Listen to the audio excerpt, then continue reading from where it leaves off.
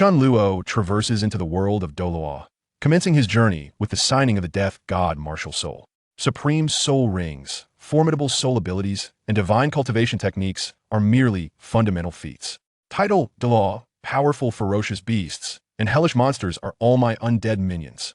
The tale begins in Holy Soul Village, specifically in the neighboring village of Grassdog.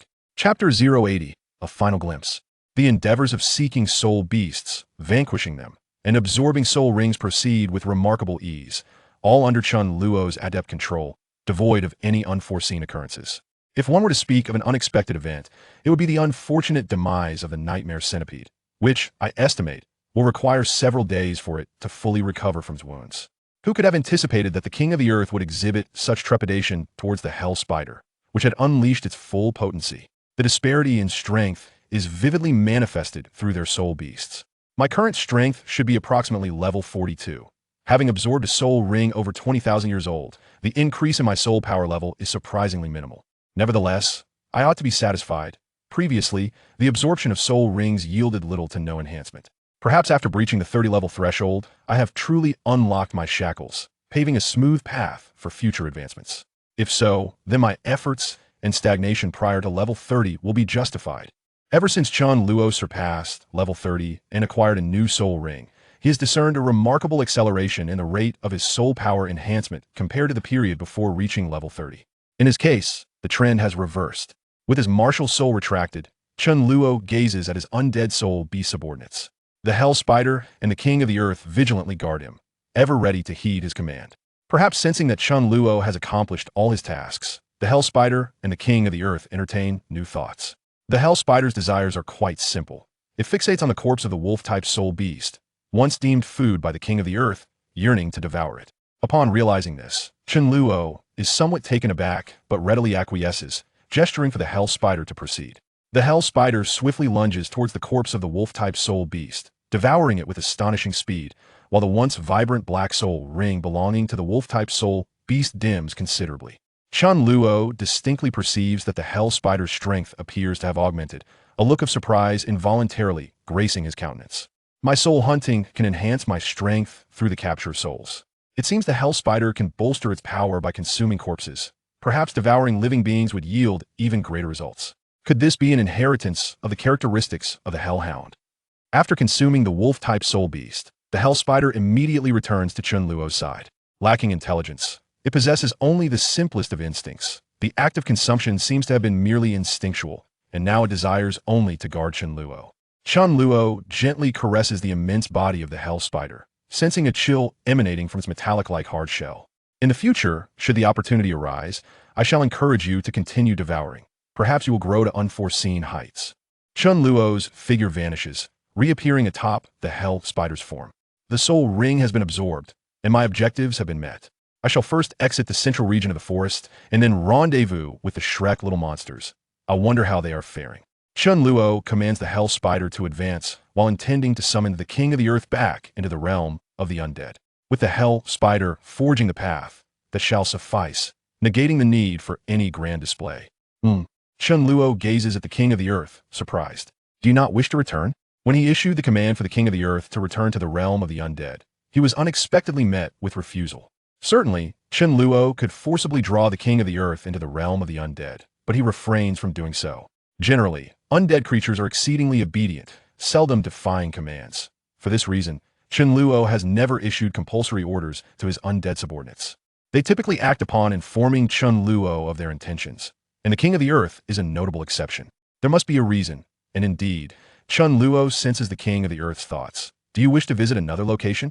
The King of the Earth's tail hook gently descends, its body subtly shifting towards a specific direction. Very well, let us proceed, Chen Luo replies with a nod. There's no rush to reunite with the Shrek group. First, he wishes to ascertain any matters concerning his newly acquired undead soul beast. Though Chen Luo could explore the King of the Earth's memories through their unique connection, he chooses not to. He seldom delves into the memories of his hunted souls and awakened subjects, as an overload of memories could impact his mental state. The King of the Earth leads the way, while Chen Luo rides atop the Hell Spider, and shortly they arrive at a cave. From a distance, Chen Luo detects a foul stench of decay, the odor exceptionally pungent and overwhelming. The cave houses the corpse of Soul Beast, and has likely been stored for some time. Chen Luo muses internally. As the king of the earth enters the cave, Chen Luo indeed glimpses a colossal soul beast corpse. By its rough exterior, he can vaguely discern that it is a pink queen. More accurately, it should be referred to as the Pink Empress. The Pink Empress bears a striking resemblance to the king of the earth, both possessing scorpion-like forms, yet entirely enveloped in pink, adorned with a fine layer of scales. This Pink Empress must be at least 18,000 years old, yet has long since perished, with a gruesome wound on its abdomen, which undoubtedly led to its demise.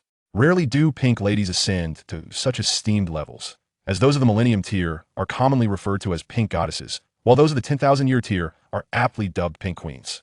Either they have encountered a formidable soul master, or they have faced a soul beast of even greater prowess, sustaining grave injuries or perhaps perishing on the spot, only to be subsequently brought back by the Earth King.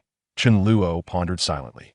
Even though his mate has departed from this world, the Earth King remains steadfast in its refusal to accept reality, continuing to guard its side as long as it still draws breath. It is uncertain how long the Earth King has sustained this state. It must have been quite some time, as the corpse of the Pink Queen has begun to decay significantly. The Earth King's reluctance to return to the realm of the dead stems from its desire to behold the Pink Queen once more. Even though an absolute bond has been established with Chen Luo, rendering betrayal impossible, the Earth King still defied one of Chen Luo's command for the sake of the Pink Queen. The Earth King yearns to glimpse the Pink Queen for the final time, even if it is merely a last glance. Huh! Chen Luo could not help but chuckle. Even soul beasts can be so infatuated. Indeed, love is the most exquisite of all sentiments, though many have tarnished this term into a mockery. Chapter 081. Forever together, the king of the earth approached the lifeless form of the Pink Queen, gazing at her for an extended period. With a gentle touch of his tail hook, he seemed to bid a final farewell. Chen Luo took a deep breath and leaped down from the hell demon spider, making his way directly to the corpse of the Pink Queen. Uncertain of the outcome, given that she had been deceased for quite some time, he still felt compelled to try. It was as if Chen Luo spoke to the king of the earth while simultaneously engaging in a soliloquy. Requiem, he declared, awakening his martial spirit. A spectral figure, visible only to him, materialized before him and merged into his being. In that instant, a colossal scythe manifested in his grasp, and 4 soul rings, 2 purple and 2 black, floated around him. Awaken! Chen Luo swung the scythe of death toward the Pink Queen's remains. In that fleeting moment, he sensed the king of the earth attempting to shield her from the impending strike, a display of misguided affection. However, due to their unique connection, the king could not genuinely intervene, and the scythe struck true, embedding itself within her lifeless form. Almost immediately, Chen Luo felt a tremor coursing through his body as his soul power began to rapidly dissipate, absorbed by the corpse of the Pink Queen. Yet this process was fleeting, lasting mere moments before it ceased. It was evident that the awakening had failed. Chen Luo had never experienced such a failure before, and this outcome was precisely what he had anticipated, despite the knowledge of its inevitability. As he sighed softly, he retracted his martial spirit. The exertion from the recent awakening was negligible. If given the choice, he would have willingly allowed his soul power to be voraciously consumed in the hope of granting the Pink Queen another chance at life. Alas, it seemed that all had been in vain, as she had been dead for far too long, making revival impossible. Chen Luo understood that both his soul hunting and awakening required specific conditions. Not all deceased beings could be subjected to such attempts. Targets that had long since departed this world were evidently beyond the reach of these unique abilities. While the outcome aligned with his expectations, a tinge of disappointment lingered. In truth, even if the Pink Queen were resurrected, it would not alter his commitment to his other undead companions. Even the now diminished nightmare centipede retained its utility and had not yet reached the point of necessitating replacement. Very well, you have observed. It is time to return to the realm of the undead. Chen Luo addressed the king of the earth. The king's tail hook drooped, preparing to enter the realm of the undead. Suddenly, the hell demon spider surged forward, ravenously devouring the corpse of the Pink Queen. Chen Luo was taken aback. How can it possibly consume her?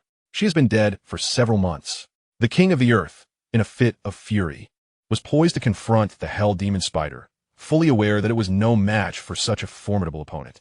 Wait, Chen Luo commanded, and though the king of the earth bristled with rage, it halted, forced to watch as the Pink Queen was consumed. The process was swift, taking mere seconds, a pace that was staggering. Fortunately, the brevity of the event spared the king from complete madness.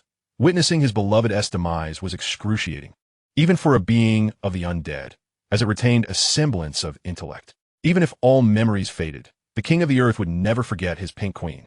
Do not be hasty. The hell demon spider consuming your wife brings no advantage, only detriment.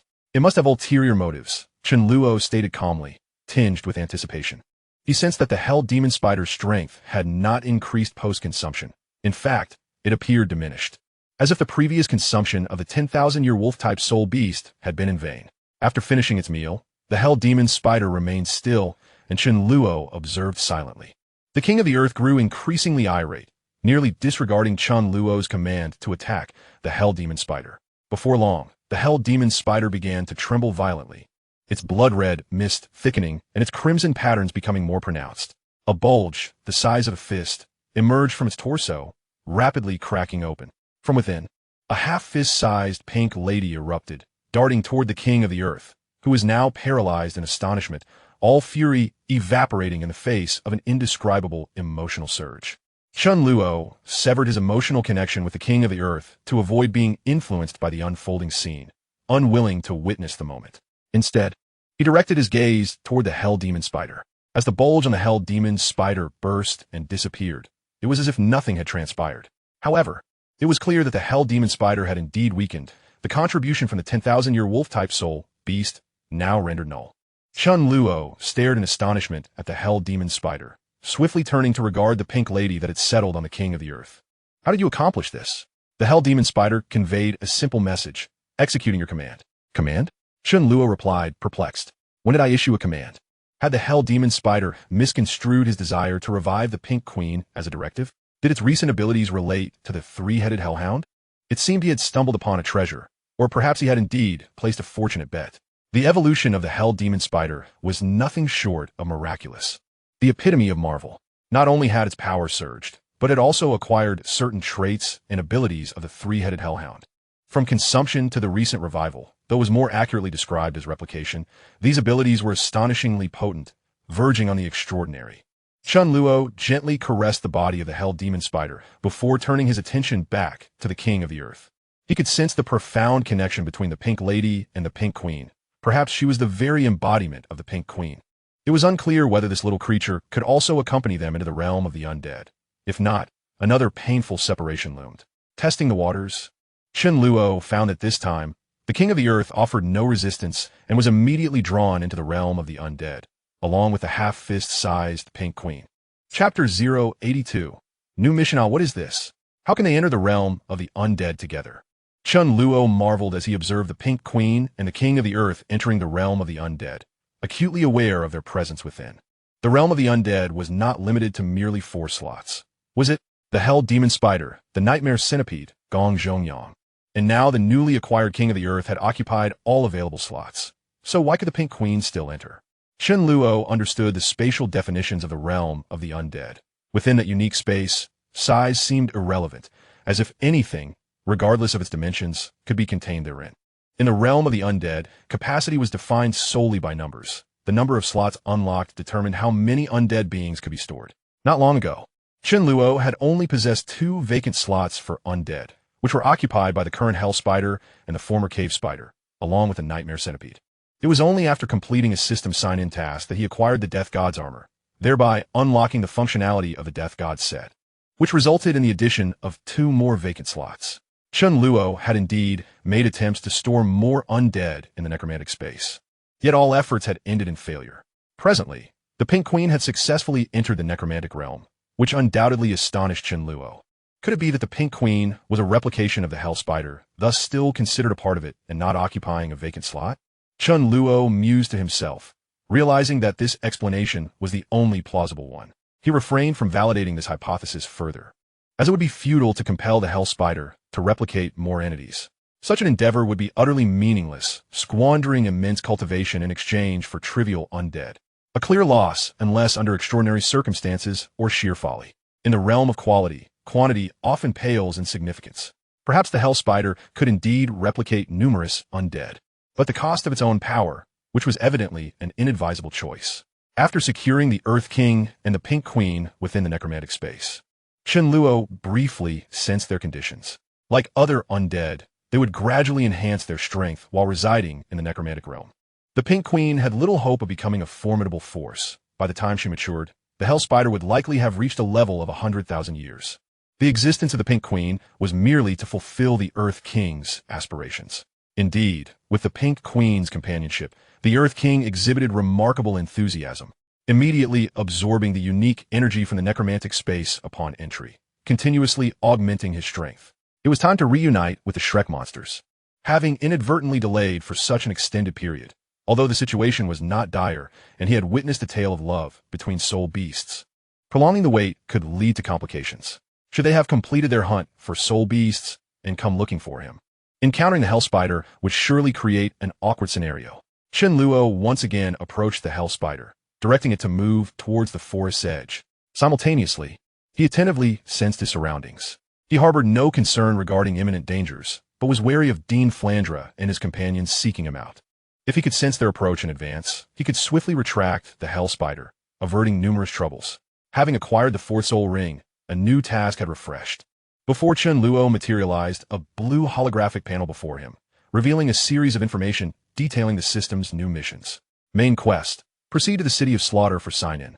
Task details: survive for 30 days and earn the title of God of Slaughter within 100 days. Side quest: participate in the elite competition of the Advanced Soul Master Academy. Task details: complete registration and ensure your team wins the championship of the elite competition. Since obtaining the fourth soul ring, Chen Luo had been preoccupied with matters concerning the Earth King and had not had the opportunity to review the new tasks. But he now found himself with the time to do so. Upon seeing the two newly refreshed tasks, a smile unconsciously graced his lips. Chen Luo had intended to seek a suitable place for training while the Shrek's 7 monsters participated in the elite competition, with the City of Slaughter being among his considerations. Now that the new sign-in task happened to be located in the City of Slaughter, it was a decision made without hesitation. As for the side quest, it was essentially a guaranteed reward, as simply informing Dean Flandra would suffice for completing the registration for the elite competition. Winning the championship for his team was merely a matter of time. Should any unforeseen circumstances arise, rendering the Shrek 7 monsters unable to proceed, he could step in and shoulder the burden himself. With his strength, defeating students from the Soul Master Academy would be akin to playing with children. Even the golden generation of the Spirit Hall would pose no challenge. Should he take action, they would all be trampled beneath his feet, clearly not on the same level. At 29 levels, he had been capable of overpowering the Soul King Yijiqiu. Even though Yijiqiu from Tsanghui Academy was considered relatively weak for a Soul King, he was still a genuine Soul King. After reaching level 30, he had even engaged in a contest of strength with the Soul Sage Zhao Wujia, who had been earnest in his efforts. Yet Chen Luo had matched him blow for blow. Frankly, those so-called geniuses were utterly inconsequential in his presence. In terms of soul power levels, they might have been comparable, but in combat prowess, Chen Luo could even toy with them without relying on his martial soul. Upon returning from the Sunset Forest, he would inform Dean Flandra of his intention to register for the elite competition and subsequently discuss matters with Xiao Wu. Eager to embark on training in the City of Slaughter, Chen Luo had made up his mind. It was unclear when exactly, but the sense of urgency within Chen Luo had intensified, driving him to seize every opportunity to grow stronger swiftly. Only by becoming sufficiently powerful could he safeguard all that he wished to protect. In truth, his current strength was already commendable. He was inherently strong and had 4 formidable undead allies, one of whom, the evil Soul Master Gong Zhongyang, was close to the Soul Sage level. Yet, Chen Luo still felt it was insufficient.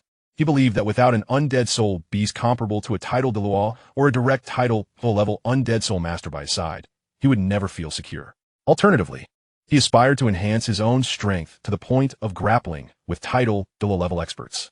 In the early stages of Douluo, any moderately strong soul master or soul beast was terrifying. However, as one progressed to the later stages, those below title Douluo level were essentially fodder, and 10,000-year soul beasts would still become prey. There was no room for complacency. Time waits for no one. Failure to strive now would inevitably lead to regret in the future. After instructing the Hell Spider to lead him away from the core area of the Sunset Forest, Chen Luo retracted the Hell Spider and continued on his solitary path, as the area no longer posed any dangers that necessitated the protection of his undead allies. Chapter 083. How did you manage that? In the Sunset Forest, amidst towering trees, a figure swiftly traversed through the undergrowth, leaving behind a trail of phantasms. Weaker soul beasts instinctively scattered at the sight. Some, gripped by fear, collapsed to the ground. Before long, The figure paused on a branch of a massive tree. Clad in a black uniform, tall and robust, with a strikingly handsome visage, he appeared youthful, yet exuded an air of composure. This person was none other than Chen Luo. Having reached the edge of the sunset forest, he had yet to find any sign of the Shrek group. This was not due to any misfortune befalling them or their return. Even if something had occurred, there would remain traces, and even in the case of their return, evidence would linger. Chen Luo had sensed nothing, indicating the improbability of either scenario. It seemed that he had taken an entirely different path from them, leading to their complete separation. However, this was not a significant issue. Now that he had arrived at the edge, it would not be long before he located them. After pausing briefly to keenly sense his surroundings, Chen Luo resumed his journey.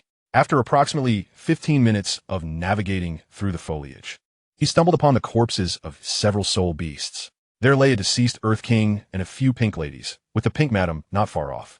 At last, he had discovered the traces left by the Shrek group. Both the Earth King and the Pink Madam were soul beasts that the Shrek monsters required. It was likely that Ma Hongjun had absorbed the Earth King's soul ring, while Oscar had claimed the Pink Madam's. Everything aligned perfectly with the narrative etched in memory. Chen Luo lingered for a moment, attuning himself to his surroundings, and upon confirming that the members of Shrek were not nearby, he summoned the Hell Spider. Although a soul beast with a lifespan of 4,000 to 5,000 years would likely provide minimal enhancement to the Hell Spider, even the smallest of morsels contributes to growth. Resources should never be squandered. Chen Luo did not need to direct its actions. The Hell Spider immediately set about clearing the battlefield, consuming all the remains of soul beasts, resulting in a slight increase in its strength. Indeed, just a modest increment. The contribution of lower-tier soul beasts to the Hell Spider's power was exceedingly limited. After retracting the Hell Spider back into the realm of the undead, Chen Luo continued his journey. Whenever he encountered the carcasses of soul beasts, and sensed that the Shrek members were absent, he would once again release the Hell Spider to clean the battlefield. Eventually, Chen Luo detected the presence of numerous soul beasts and the familiar aura of the Shrek team. At last, he had arrived. However, regrettably, he could not continue to cleanse the area, which felt somewhat wasteful.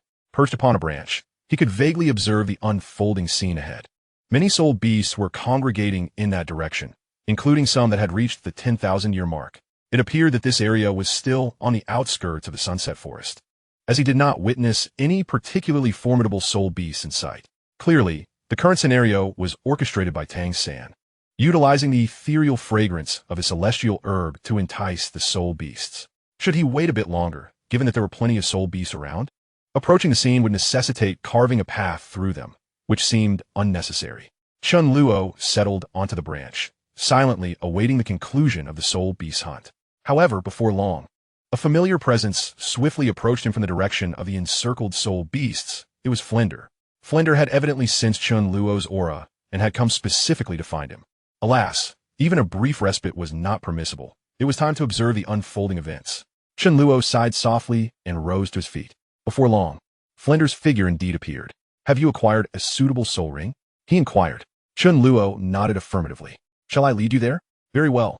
With that, Flinder guided Chen Luo to where the Shrek members were gathered. The Shrek youngsters were primarily engaged in absorbing their soul rings.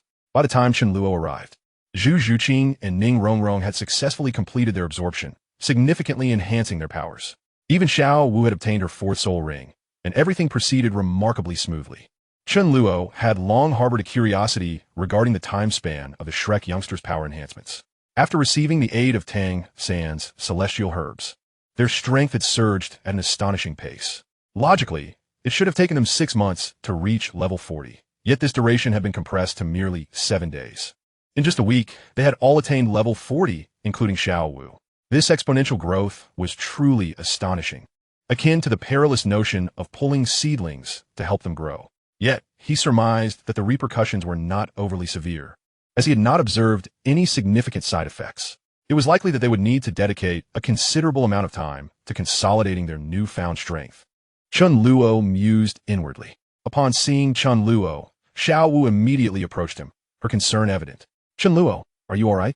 Have you obtained your fourth soul ring?" "Yes," he replied. After receiving his affirmation, Xiao Wu let out a tentative sigh of relief, although her worry persisted as she scrutinized him, ensuring he bore no injuries before finally relaxing. "What is the color of your fourth soul ring?" "I assume it must be black," Dai Mubai interjected with a grin. "Absolutely. Chen Luo's third soul ring is a black 10,000-year ring. The fourth must be at least 2,000 years. He exclaimed. Isn't that right, Chen Luo? Indeed. I knew it. Wait, really? A 2,000-year soul ring? Dying Mu Bai exclaimed, momentarily taken aback by Chen Luo's confirmation, his expression soon shifting to one of incredulity. Bro, could you enlighten me on how you single-handedly hunted a 2,000-year soul beast? He inquired eagerly. By engaging it in a one-on-one battle, Chen Luo replied. Indeed, the king of the earth faced off against it and its two subordinate soul beasts. Dai Mu Bai gulped, giving Chen Luo a thumbs up. You are truly monstrous. I feel our gap has widened yet again. It seems I shall never match your strength. Oscar and the others were equally astonished, and even Flinder's expression shifted slightly. They were not surprised by Chen Luo's ability to absorb a 2,000-year soul ring, given that his third soul ring was already above the 10,000-year mark. Once an impossibility is achieved, subsequent occurrences lose their shock value. Thus, their focus shifted to how Chen Luo had managed to defeat a 2,000-year soul beast. Last time, you were fortunate enough to find a dying 10,000-year soul beast and eliminated it to absorb its soul ring. Surely, this time, you couldn't have stumbled upon another nearly dead 2,000-year soul beast, could you? There are no titanic beings like the Titan giant ape around here, and inflicting severe injuries on a 2,000-year soul beast is exceedingly rare.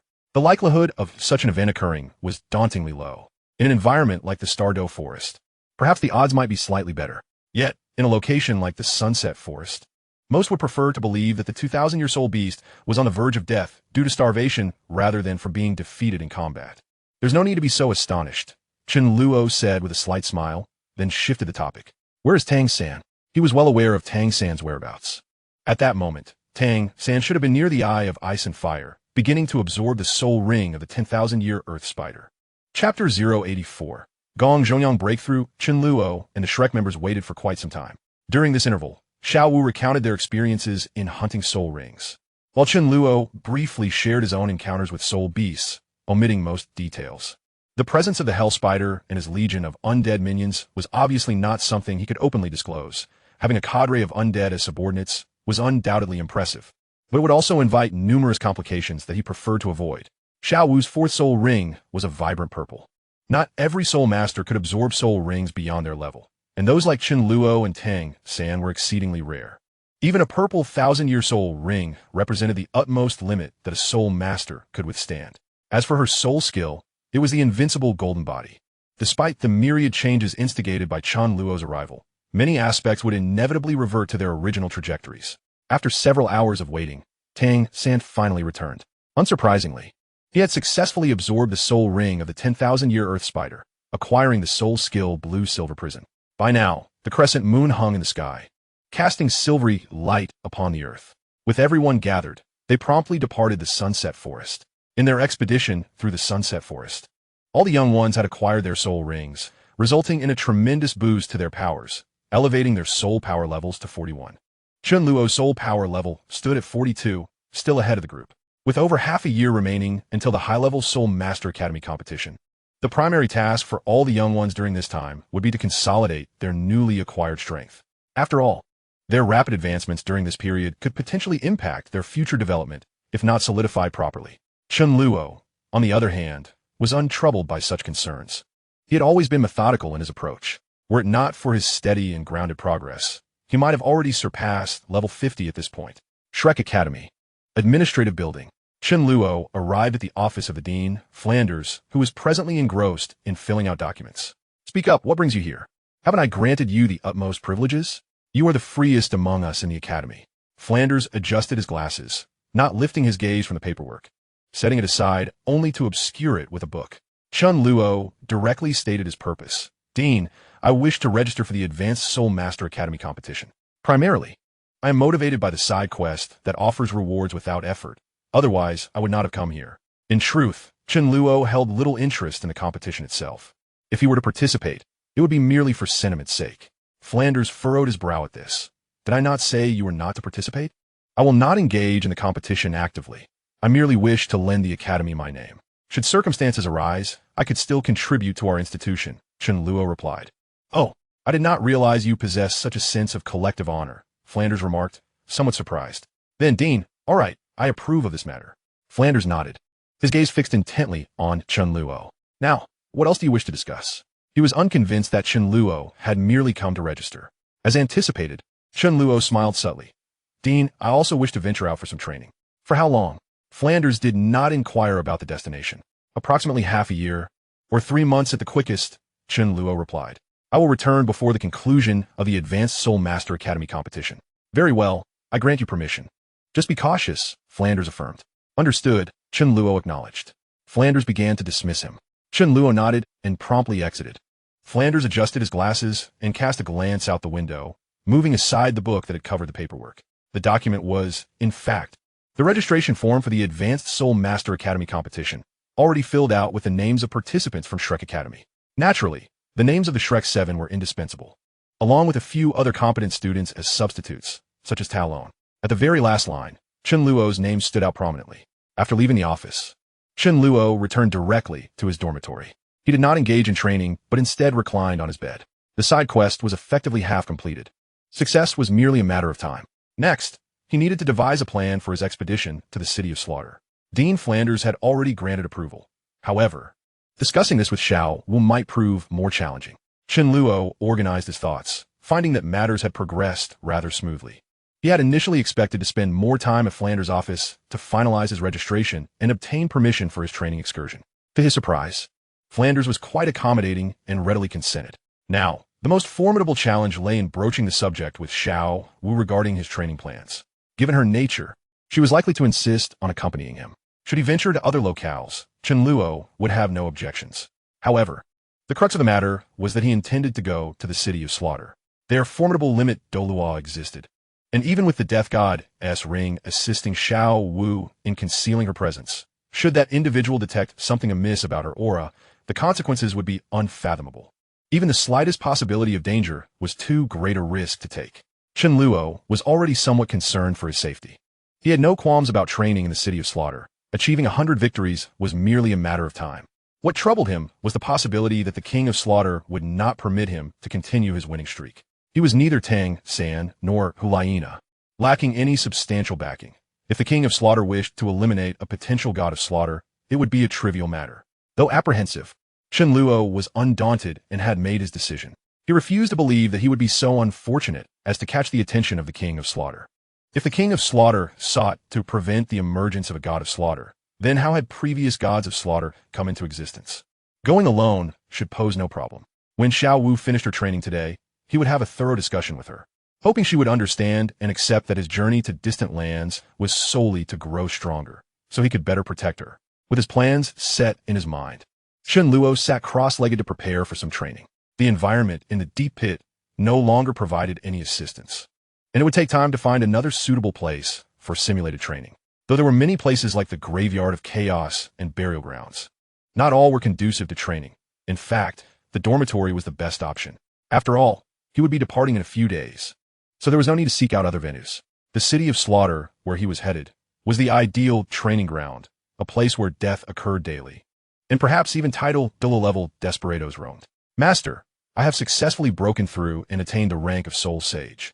As Chen Luo began his training, he suddenly heard the exuberant voice of Gong Zhongyang echoing in his mind. In general circumstances, it was rare for Chen Luo to receive proactive communication from the undead. Once they entered the realm of the dead, they either fell into slumber to recover from injuries or maintained a state of training to enhance their power. This was largely because the undead he previously possessed were soul beasts. Even those with a degree of intelligence could not communicate like humans. Gong Zhongyang, however, was different. As a human, he was evidently more adept at communication than the likes of the Hell Spider and Nightmare Centipede. Upon hearing Gong Zhongyang's voice, Chen Luo promptly ended his training session and established contact with him. He refrained from releasing Gong Zhongyang, as it was unnecessary. Should it trigger the detection of the Academy's instructors, it would lead to considerable trouble. Communicating within the realm of the dead was equally sensitive. Chen Luo gently closed his eyes, and his consciousness entered the realm of the dead. He found Gong Zhongyang in his designated spot, wearing an expression of exhilaration, eager to share his joy with Chen Luo. However, Chen Luo's attention was drawn to the 7 soul rings swirling around Gong Zhongyang. Indeed, there were 7 soul rings.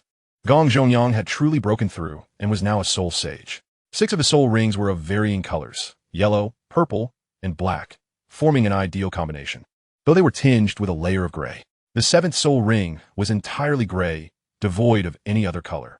Suspended before Gong Zhongyang was a black longsword, with a blood groove running along its length, adorned with many grotesque patterns that resembled hideous monsters. That was Gong Zhongyang's martial soul, the Demon Slayer sword. In fact, Gong Zhongyang could be considered a prodigy. At merely 30-something years of age, achieving such proximity to the realm of Soul Sage was exceedingly rare. Had he not perished, it was conservatively estimated that he would now be a title-level powerhouse, possibly even exceeding level 95. After all, Gong Zhongyang's martial soul was exceptionally unique. Moreover, he possessed the abilities of an evil soul master, allowing him to devour souls to enhance his strength. Of course, if Gong Zhongyang were to stray too far down the wrong path, that would be an entirely different matter. Master, I'm now a soul sage. Gong Zhongyang repeated with boundless joy. I have seen, Chen Luo acknowledged. Master, I was too excited just now and inadvertently disturbed your training. I am truly sorry. It is no trouble. Any soul master who breaks through experiences overwhelming excitement, eager to share their joy with someone immediately. Chen Luo fully understood this sentiment. Gong Zhongyang then chuckled. I never once imagined that I would be resurrected and even achieve a breakthrough to the soul sage level. This was once a significant regret of mine when I perished. I lamented why I hadn't exerted a bit more effort to transcend the bottleneck to reach the soul sage rank. Who would have thought that I would accomplish it now? I am profoundly grateful to you, my master. You have bestowed upon me the chance of rebirth, allowing me to fulfill my unachieved aspirations. You mentioned that your descendants could bring you back to life?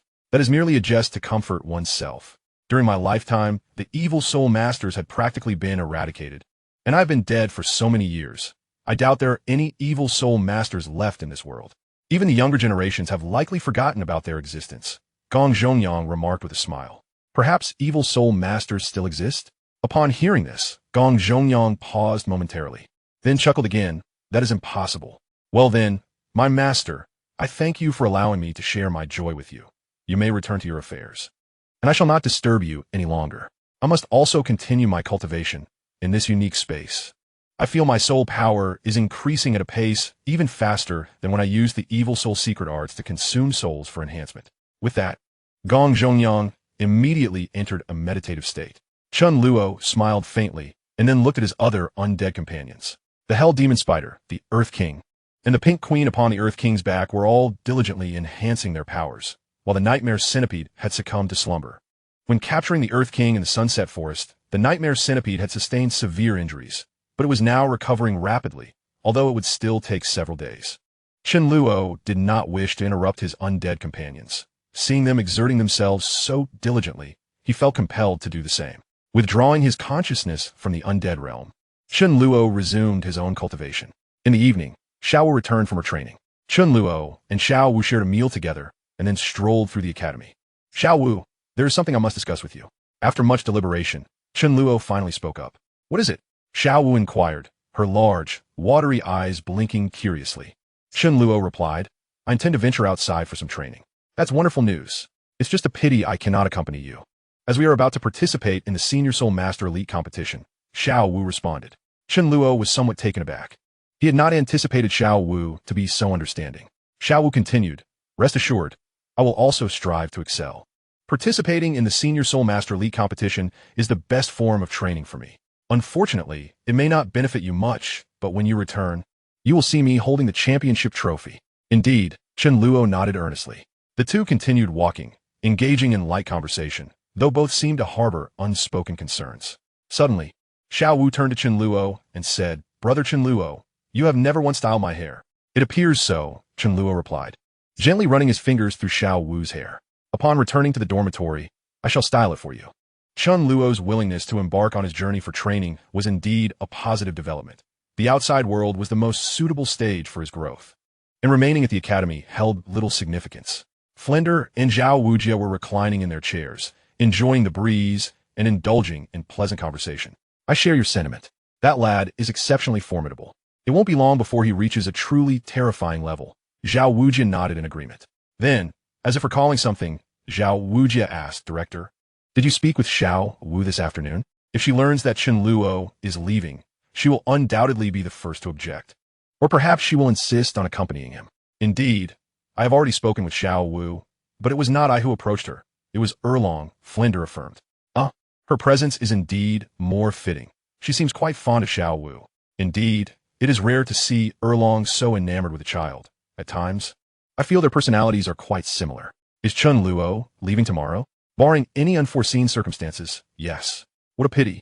I should have challenged him to a sparring match once more. Are you feeling restless or what? Would you like me to train with you?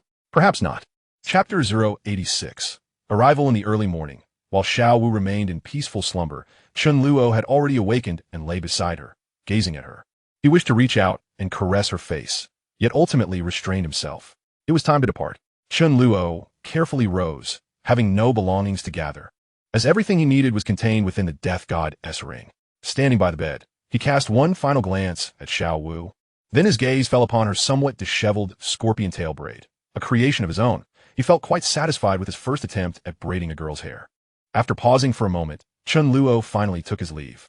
Not long after Chen Luo departed, Xiao Wu gradually opened her eyes, filled with sorrow and reluctance. She sat up and gazed at the door for a long while, the myriad of emotions in her eyes slowly fading away. I must also strive to become stronger, Xiao Wu murmured softly, before settling into a cross-legged position to enter a state of cultivation. In the small town, Chen Luo walked along the street, disregarding the cold stares of those around him, making his way purposefully towards a particular destination, ultimately arriving at a tavern. I've finally arrived. Chen Luo pushed the door open, met by an atmosphere thick with murky air, revealing an interior almost entirely adorned in dark colors.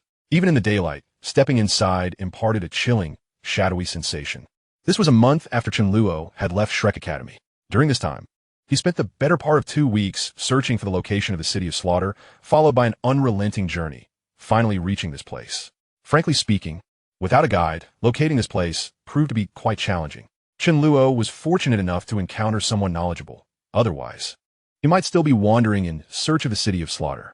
Inside the tavern, patrons were sparse, and silence reigned as they sat quietly, sipping their drinks, most of them clutching goblets filled with a crimson liquid.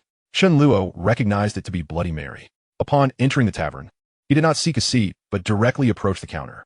The bartender, noticing Chen Luo's presence, immediately inquired, "What can I get for you?" The bartender appeared to be in his 30s, dressed in black, with an unremarkable appearance. His bloodshot eyes suggested a lack of sleep, yet his voice possessed a magnetic quality, making it rather pleasant to hear. Chen Luo shook his head slightly. "I seek nothing in particular." "Oh." The bartender seemed taken aback, but his surprise quickly faded, as if he comprehended Chen Luo's intentions. "Here, you will find what you need," the bartender stated. Chen Luo, eschewing subtlety, stated plainly, "I wish to go to the City of Slaughter." The bartender, now devoid of any surprise, responded calmly, "You are not qualified." "What constitutes being qualified? Must I kill you?" Chen Luo replied nonchalantly, then added, "Or must I eliminate everyone here?" The bartender laughed, and the other patrons in the tavern joined in, including a diminutive man who guffawed heartily. However, the small man's laughter was short-lived, for moments later, his head was forcefully pressed into the table. No one witnessed how Chen Luo had moved behind the small man. They were unable to react before his head was embedded in the stone table, leaving a large indentation surrounded by cracks as blood swiftly pooled into the fissures. The scent of blood permeated the air, further thickening the already oppressive atmosphere of the tavern. Laughter ceased abruptly, and the entire establishment fell into a deathly silence.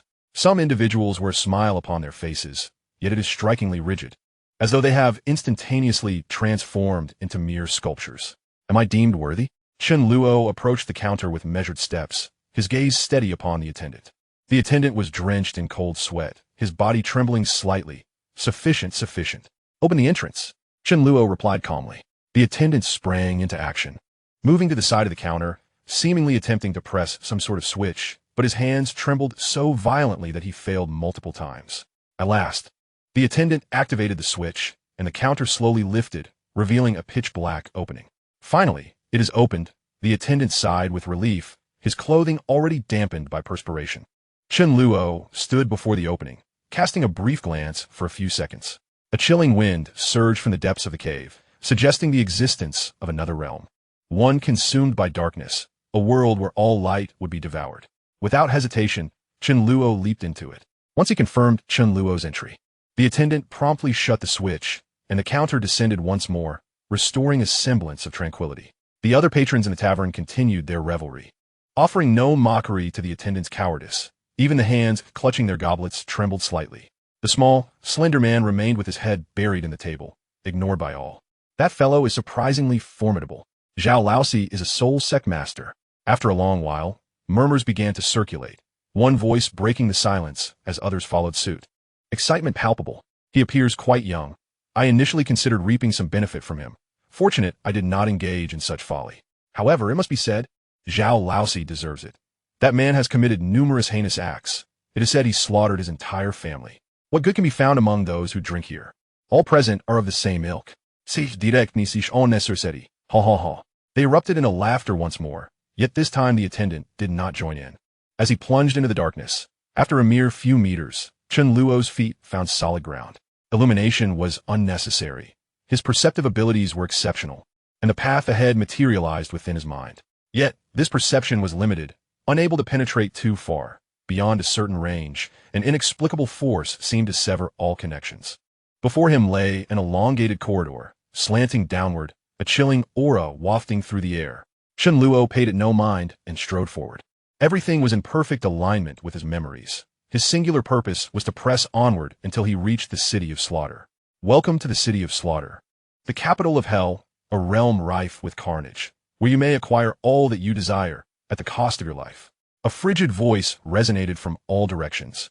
Yet Chen Luo remained unfazed, continuing his advance. Turning a corner, he beheld a glimmer of light, and upon closer inspection, discerned a grand door.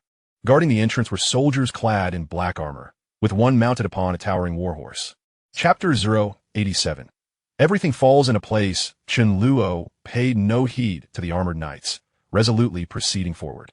He had caught sight of the outline of the City of Slaughter, a blackened metropolis with vast, towering walls, and above, a violet moon hung in the sky. Everything aligned once more with his recollections. He had not erred in his path.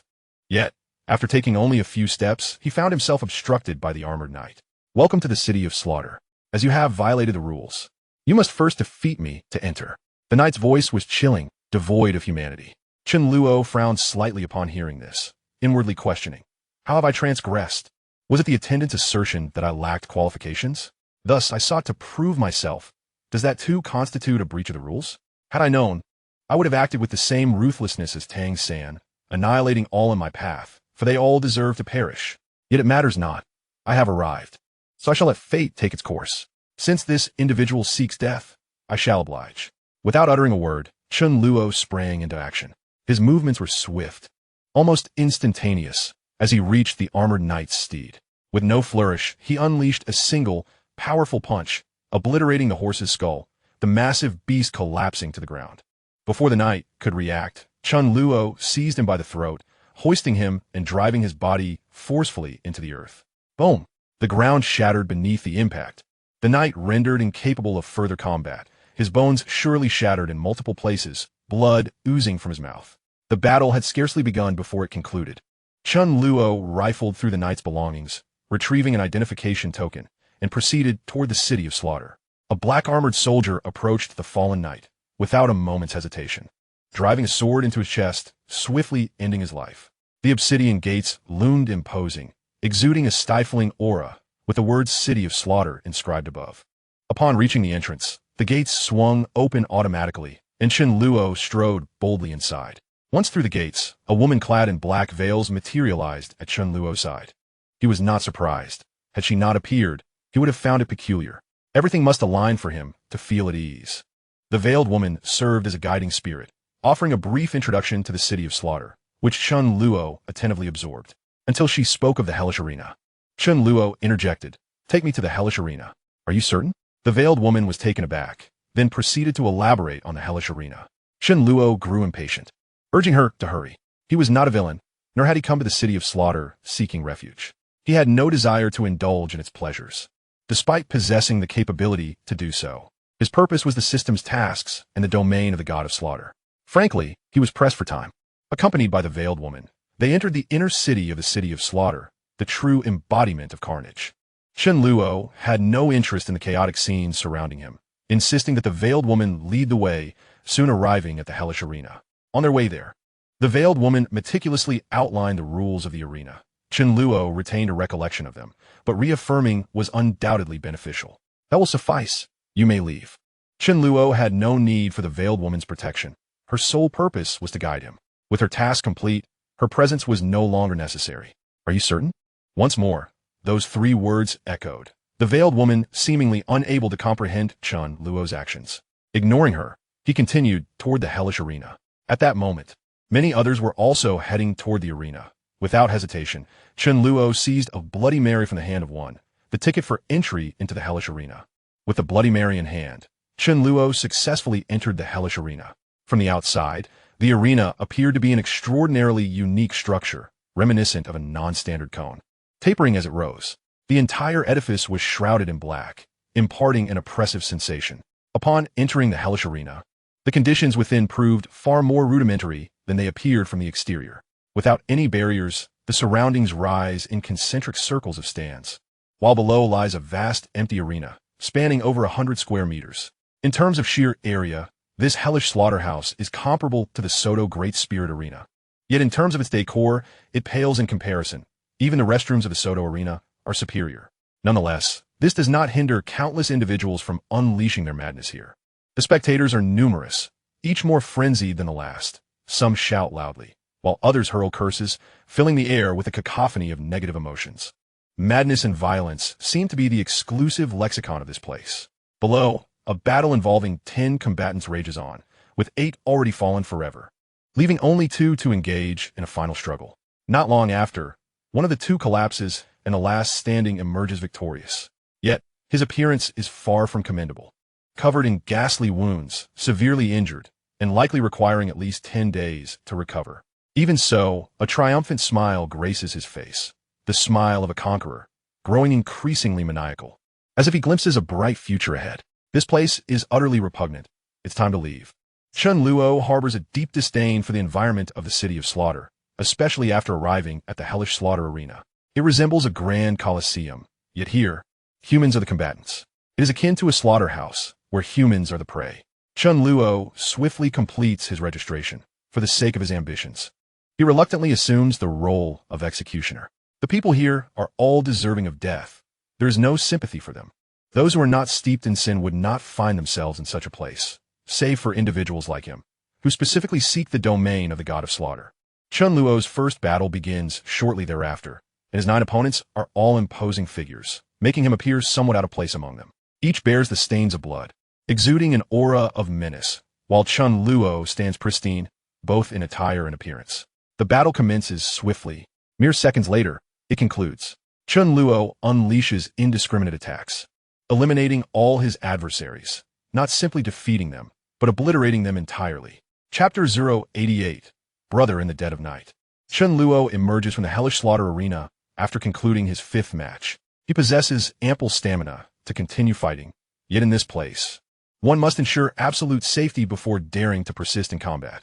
Numerous cunning individuals lie in wait outside the arena, ready to cruelly slay victorious combatants who emerge weakened from their battles.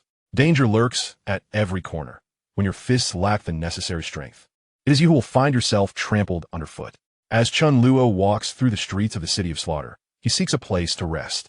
The city is more opulent than he anticipated, yet the vibrant nightlife conceals a throng of lawless villains reveling in chaos. Reflecting on his 5 matches in the hellish slaughter arena, Chen Luo feels a sense of satisfaction with his prowess, even without the use of his martial soul. His physical attributes far exceed those of ordinary individuals. His formidable strength and unparalleled speed are his keys to victory. Thus far, he has yet to encounter a worthy opponent, perhaps due to his limited participation in the contests. Among the 5 battles, the strongest adversary he faced was likely at the level of a Spirit King. Even a Spirit King using soul energy could be easily subdued by him, let alone one unable to wield such power. As he strolls, a commotion suddenly erupts ahead, with at least dozens of people gathered, accompanied by the sounds of anguished screams. Chen Luo's gaze is instinctively drawn to the scene, though he merely glances at it. Such occurrences are all too common in the City of Slaughter. Judging by the commotion, it seems several unfortunate souls are about to depart this world. Just as Chen Luo prepares to circumvent the chaos, a shadowy figure emerges from the crowd, rushing straight toward him. Help me! If you save me, my life will be yours."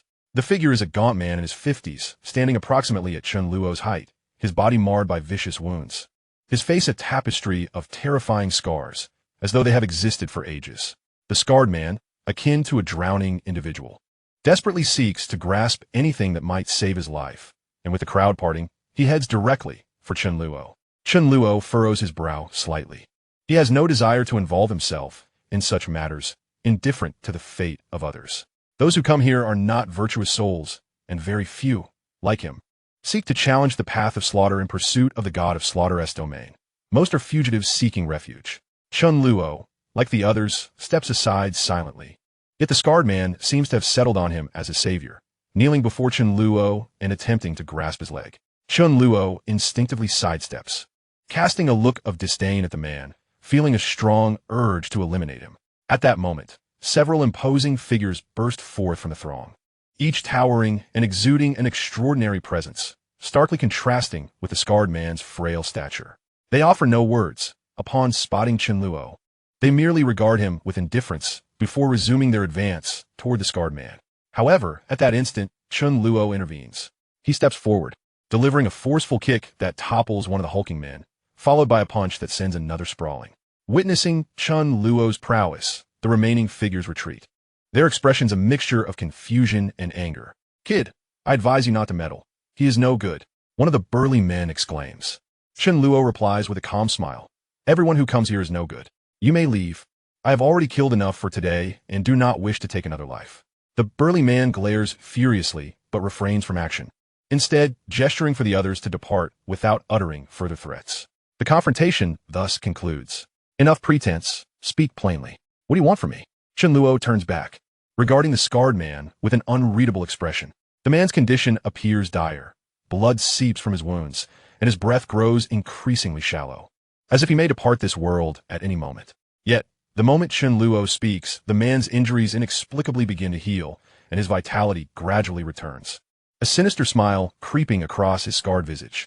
"If I had known you were this clever, I wouldn't have endured such suffering." The scarred man rises, brushing off the dust from his clothing. "Damn it, that hurt like hell.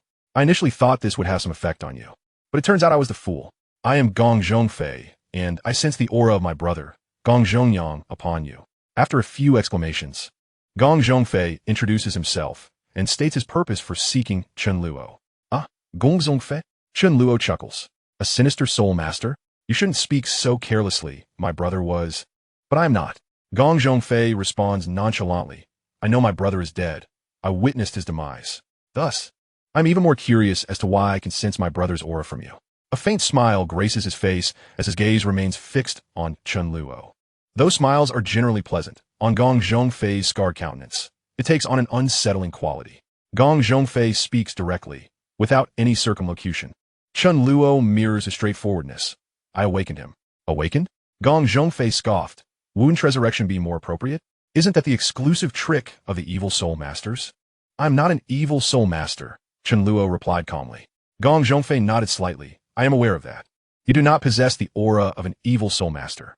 Even after decades of not encountering those loathsome individuals, I still vividly remember their presence. Much like how I forever recall the scent of my foolish brother. I initially intended to take a gradual approach to foster a good relationship with you first, then gradually extract information from your lips. I did not expect you to be so clever. Very impressive." Gong Zhongfei licked his parched lips and absent-mindedly traced the scar on his face, seemingly relishing the sensation. Before speaking, "May I see him?" "That would require his consent." Chen Luo responded. "As the elder brother, I make the decisions. There is no need to consult him." Gong Zhongfei laughed. "That little brat has always been obedient to me. But during his 20s, he suddenly lost his senses and associated with evil soul masters. He deserved to be killed and buried." Gong Zhongfei's smile was rather grotesque. As he grinned, the scars on his face contorted, eliciting a shiver from anyone who beheld him, making it hard to fathom how those scars were acquired. "He has agreed," Chen Luo stated. Upon hearing this, Gong Zhongfei paused momentarily before immediately inquiring, "Where is he?" Chapter 089. Gong Zhongfei, even a mere three-word question allowed Chen Luo to discern the tremor and excitement in Gong Zhongfei's voice.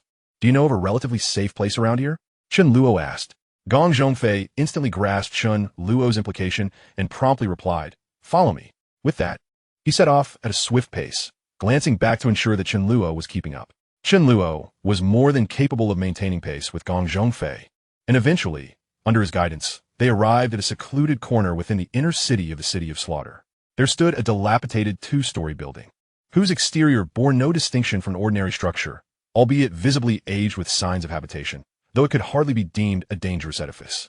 Gong Zhongfei led Chen Luo inside the small building and directly to the second floor. Both the first and second floors were furnished in a starkly simplistic manner, with scant furniture, lending an air of emptiness to the space. Upon reaching the second floor, Gong Zhongfei unleashed his full aura. A blood-red, long sword materialized in his hand, resembling the weapon of Gong Zhongyang, with a crimson groove running along the blade, adorned with numerous grotesque patterns that appeared as hideous creatures. 9 soul rings, 2 yellow, 2 purple, and 5 black, slowly ascended from beneath Gong Zhongfei's feet. In contrast to the striking blood-red sword, it was those 9 softly glowing soul rings that truly captivated Chen Luo's attention. Title Douluo, Chen Luo surmised, as he had already roughly estimated Gong Zhongfei's strength during their journey, yet he felt a surge of surprise upon witnessing it firsthand. After activating his martial soul, the overwhelming pressure emanating from the tidal Douluo burst forth from Gong Zhongfei, yet he seemed to consciously temper his aura, ensuring that only a fraction of that weight bore down upon Chen Luo. I am about to activate the God of Slaughter domain. Prepare yourself, for I fear you may not withstand it, Gong Zhongfei cautioned. Chen Luo nodded lightly. He was not surprised that Gong Zhongfei possessed the God of Slaughter domain. Aside from those designated by the King of Slaughter, only individuals who had attained the title of God of Slaughter and possessed the domain could unleash their martial souls and wield soul power within the City of Slaughter. Chen Luo could distinctly observe white patterns emerging on the blood-red sword in Gong Zhongfei's hand, accompanied by an overwhelming aura of slaughter that erupted. A chilling sensation, originating from the depths of his soul, washed over him, and the terrifying pressure momentarily made it difficult for him to breathe. The Death God's armor instinctively activated, alleviating the discomfort brought on by the God of Slaughter domain. You truly are extraordinary, Gong Zhongfei remarked, his gaze lingering on the Death God's armor enveloping Chen Luo. A faint smile gracing his features. With the activation of the God of Slaughter domain, a white barrier emanated from Gong Zhongfei, enveloping Chen Luo within, seemingly encompassing the entire building. This is sufficiently secure. Let me see him, Gong Zhongfei urged, his eyes brimming with anticipation. Chen Luo nodded gently. All right. As Chen Luo's voice faded, a black radiance erupted from his side, revealing Gong Zhongyang's form. The moment Gong Zhongyang appeared, he dashed towards Gong Zhongfei, and the two brothers embraced tightly. Brother, it has been so long.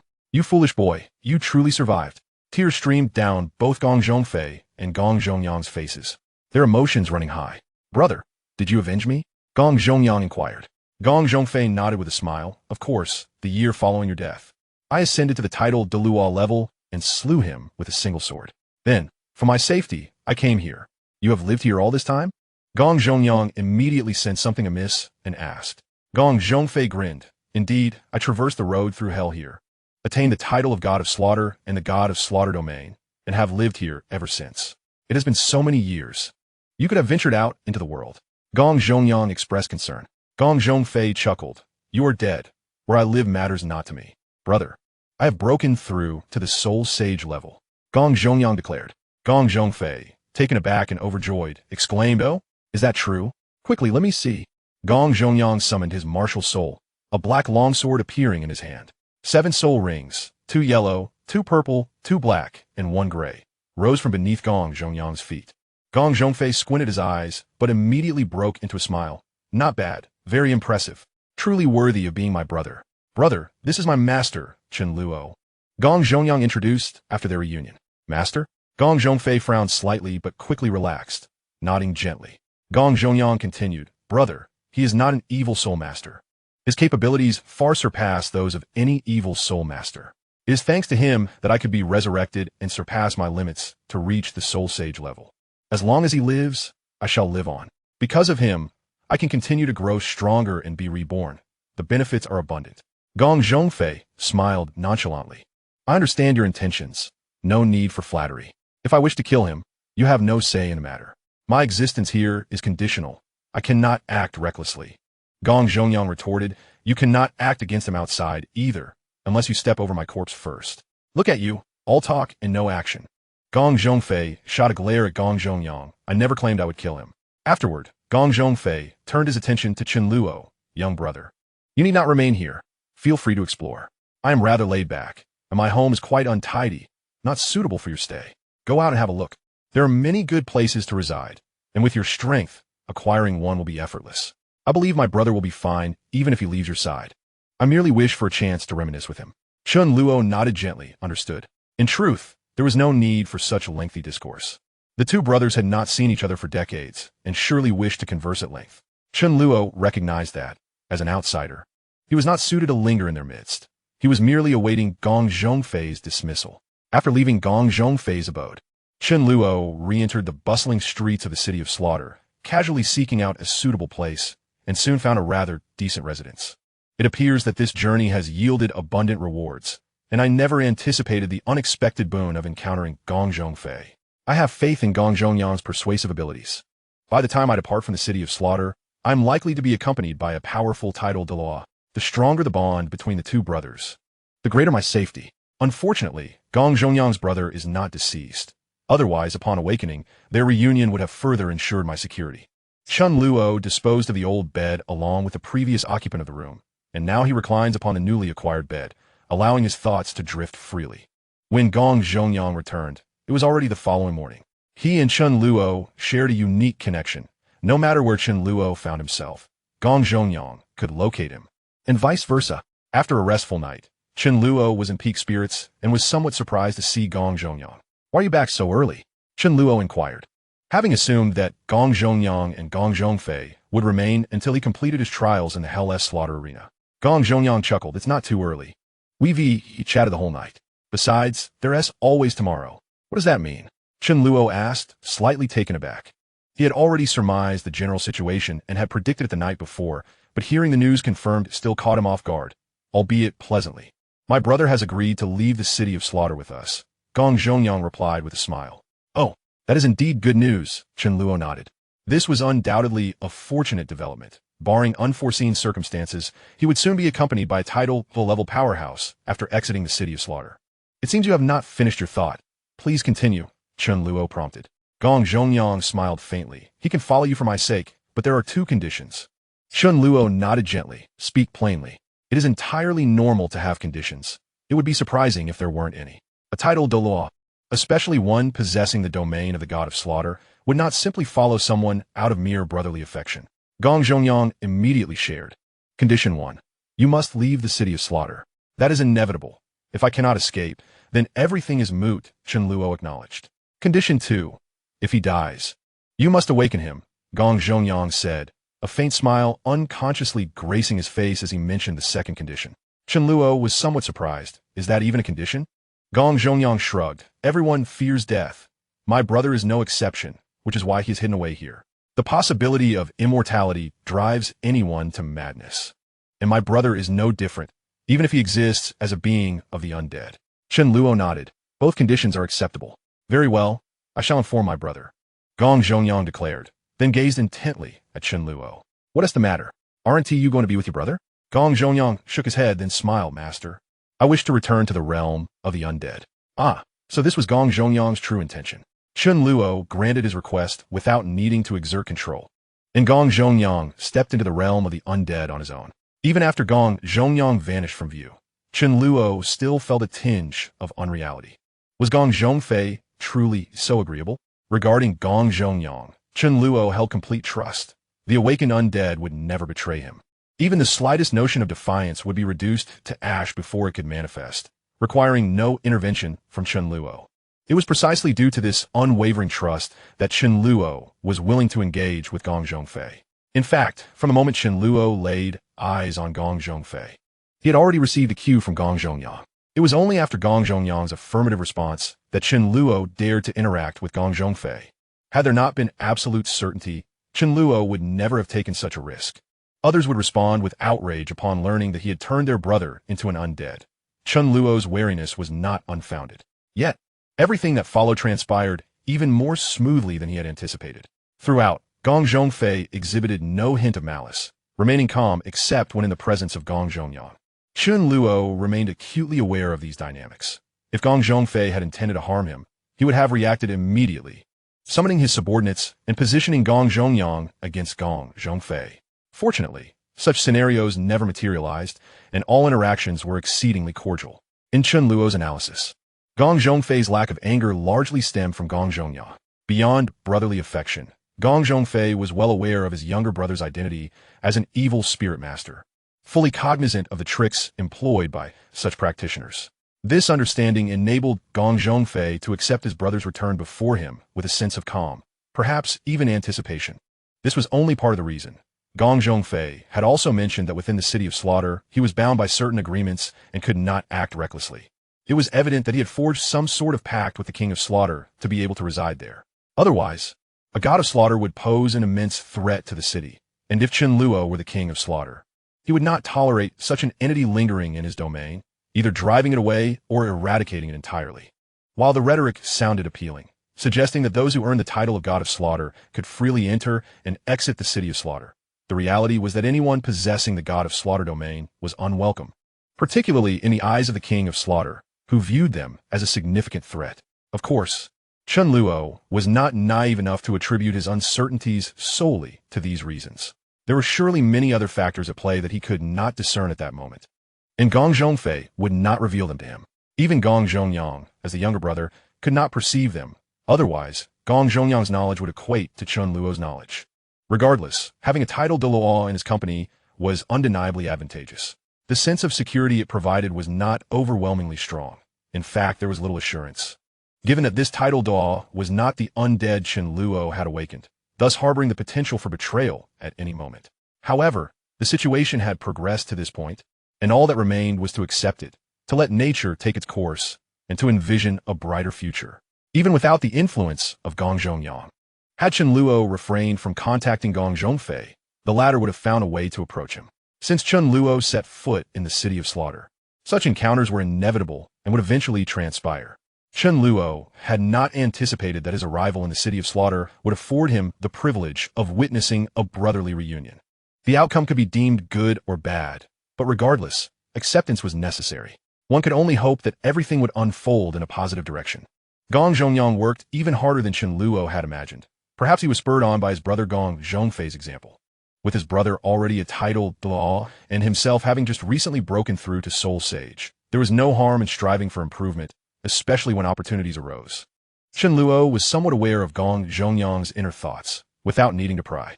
He seldom delved into the thoughts of his undead. Generally, they would report any significant matters to him. Due to their unique connection, Chen Luo could be considered quite familiar with them. As a new day dawned, he resolved to have a simple breakfast before returning to combat in the Hell Slaughter arena. Chen Luo set aside these matters, always mindful of his true purpose for being in the city of Slaughter. Chapter 091. The hellish god of death. With a click, the door swung open, and Chen Luo returned to his quarters, bearing numerous evident wounds that were not severe and were rapidly healing, thus having minimal impact on him. Tomorrow marks the final day. A single victory will secure 100 consecutive wins, granting me the opportunity to challenge the Hell Road and subsequently escape this wretched place. Chen Luo reclined upon his bed, exhaling a long sigh. Though his body bore numerous wounds, each oozing with blood, he remained unperturbed. He held firm belief in his physique. Merely days ago, he had sustained a grave injury, yet he had fully recovered by the following day, showcasing his formidable regenerative capabilities. Minor injuries were of no concern. Even wounds deep enough to expose bone were not deemed severe, for they would heal autonomously in due time.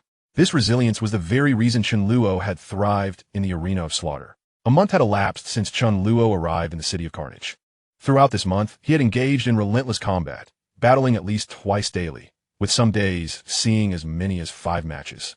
The outcome was invariably victorious, with the vanquished now comprising a part of the blood pool in the City of Carnage. Beyond the battles within the Hell Arena, Chen Luo had been compelled to engage in slaughter throughout the city for an extended period. Those deranged individuals could not abide the existence of someone as formidable as Chen Luo, launching frenzied attacks the moment he stepped out of the Hell Arena. Even on his way back, he had to remain vigilant against numerous desperate assailants, each more unhinged than the last, unwilling to relent until they had brought about his demise. Despite the harshness of his surroundings, Chen Luo not only survived but thrived, leading a relatively stable life amidst the chaos and violence that permeated the city. The days filled with slaughter did not last long. Most individuals, driven by a primal fear of death, eventually abandoned the notion of taking down Chen Luo. recognizing the futility of their efforts. To many, seeking trouble with Chen Luo was tantamount to courting death. Having endured those arduous days, Chen Luo's subsequent existence became exceedingly tranquil, almost incongruous against the backdrop of a city steeped in madness and brutality.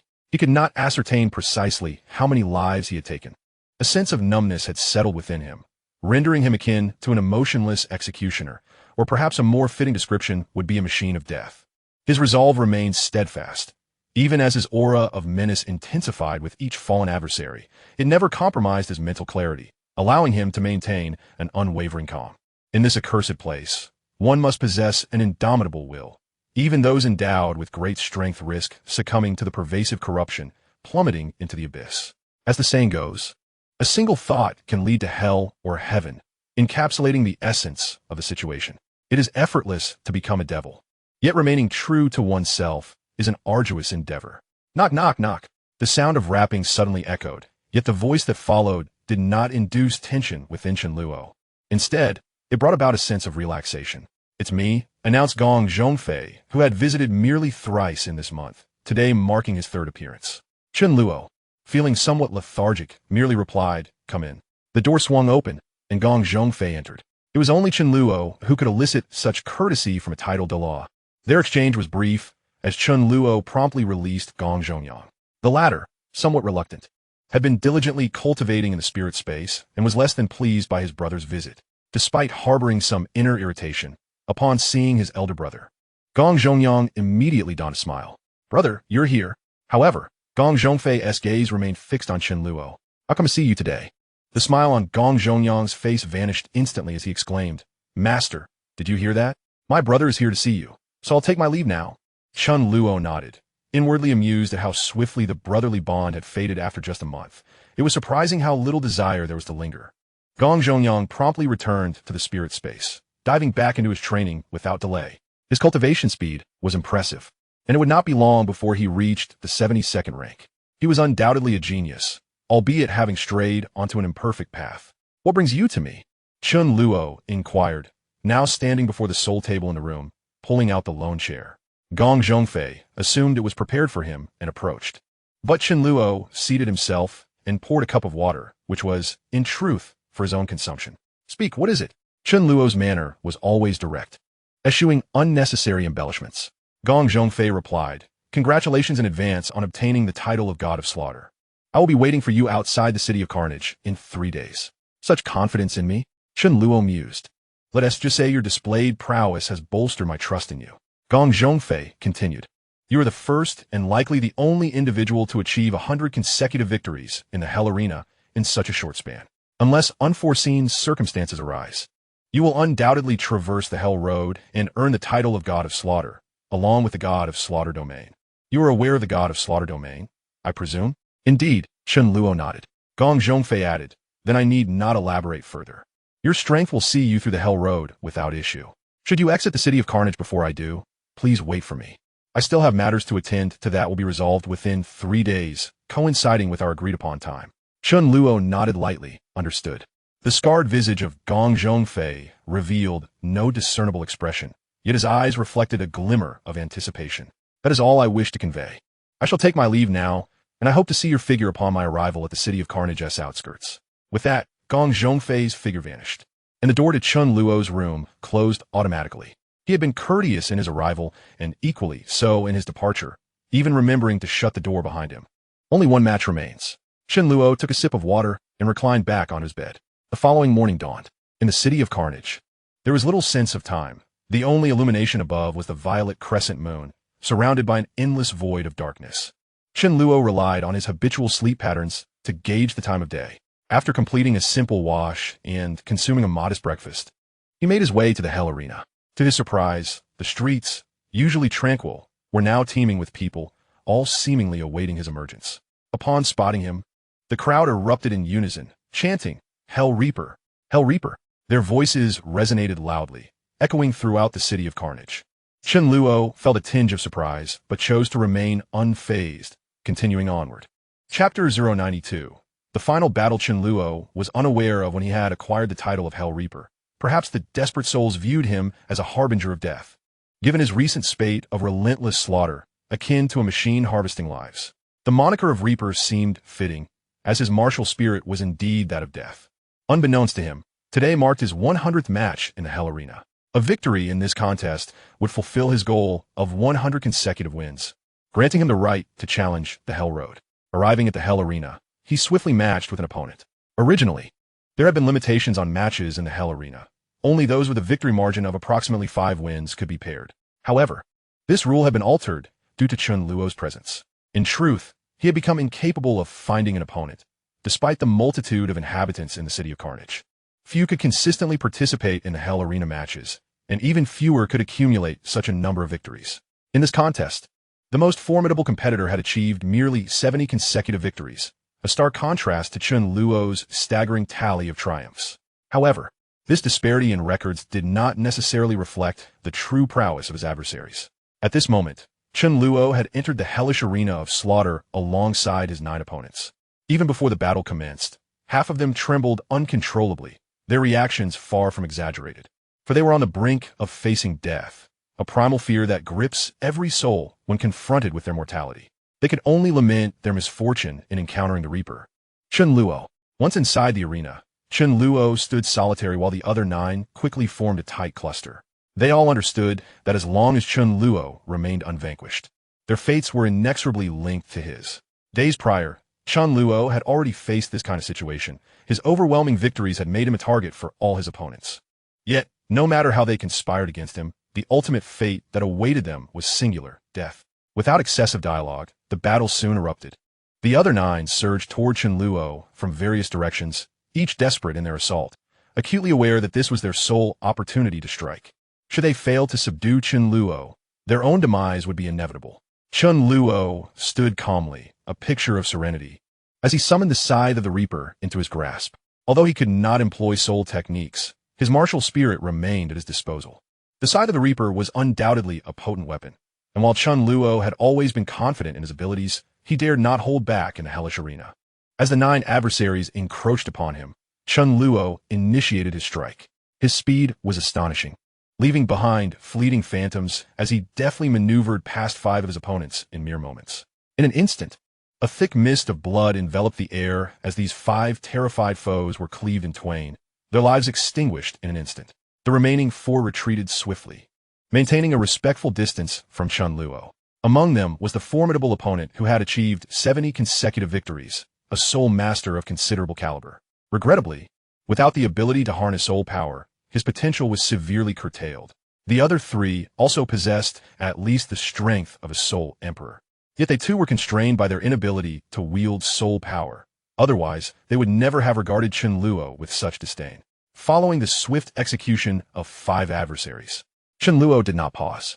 He advanced, the scythe of the Reaper gleaming ominously, as if it could sever the very essence of life. The 4 remaining opponents exchanged glances, fully aware that individually they stood no chance against Chen Luo. Thus, they resolved to unite once more and launched a coordinated assault. While Chen Luo's speed remained unparalleled, it was now within their realm of acceptability. They understood that soon, one among them would surely fall.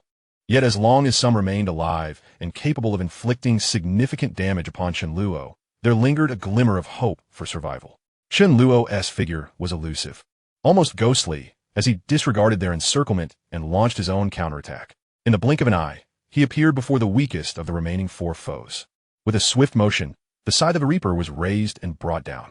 The adversary instinctively raised his hands in defense, only to have them severed, the scythe's blade plunging into his torso and instantaneously extinguishing his life. The others seized the moment, witnessing the scythe of the Reaper embedded in one of their own, and they charged at Chen Luo. But he effortlessly withdrew the scythe and with a powerful swing, cleaved another foe in half. However, this maneuver exposed a vulnerability. A soul-level opponent took advantage, launching a massive fist towards Chen Luo's head, while another, a soul saint, delivered a kick aimed at his chest. Each attack, should it land, would inflict tremendous damage, potentially resulting in a crushed skull or a punctured chest. After all, their strengths were not insignificant, in terms of sheer force. They may even surpass Chen Luo's own. Although they could not utilize their soul power, it still granted them formidable physiques and terrifying strength. Even a soul Douluo, unable to wield soul power, could easily dispatch a Soul King or even a Soul Emperor level opponent. Were it not for Chen Luo's exceptional nature, he would have long since succumbed to their onslaught. The attacks from the Soul Douluo and Soul Saint came at a rapid pace, and under normal circumstances, no one could evade their combined assault. Yet, Chen Luo was an anomaly. He swiftly retracted the scythe of the Reaper and, in a fluid motion, crouched low, shielding himself with his arms. With a resounding thud, a powerful kick struck his arm, sending him flying. The punch intended for his head missed entirely, while the kick meant for his chest collided harmlessly against his arm, allowing Chen Luo to deftly neutralize the attack from both the Soul Douluo and Soul Saint. He stumbled back a few meters before finally halting. His opponents were undeniably strong.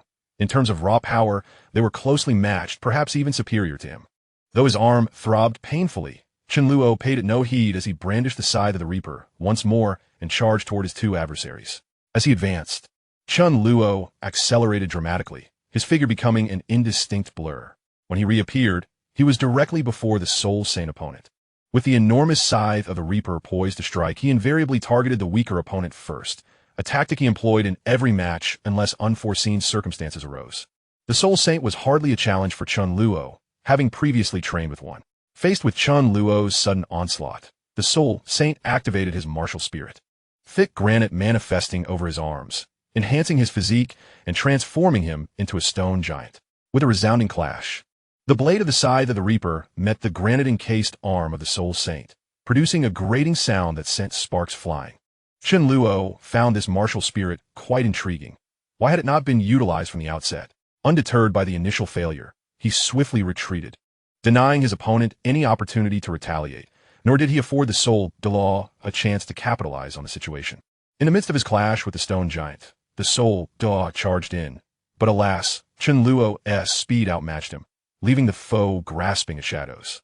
It became evident that activating his martial spirit had significantly slowed the Soul Giant, rendering him a mere tank, tough yet ineffective in offense. If Chen Luo could be struck by such a sluggish adversary, his resting place would surely be adorned with grass 3 feet high. This was a concern he could dismiss.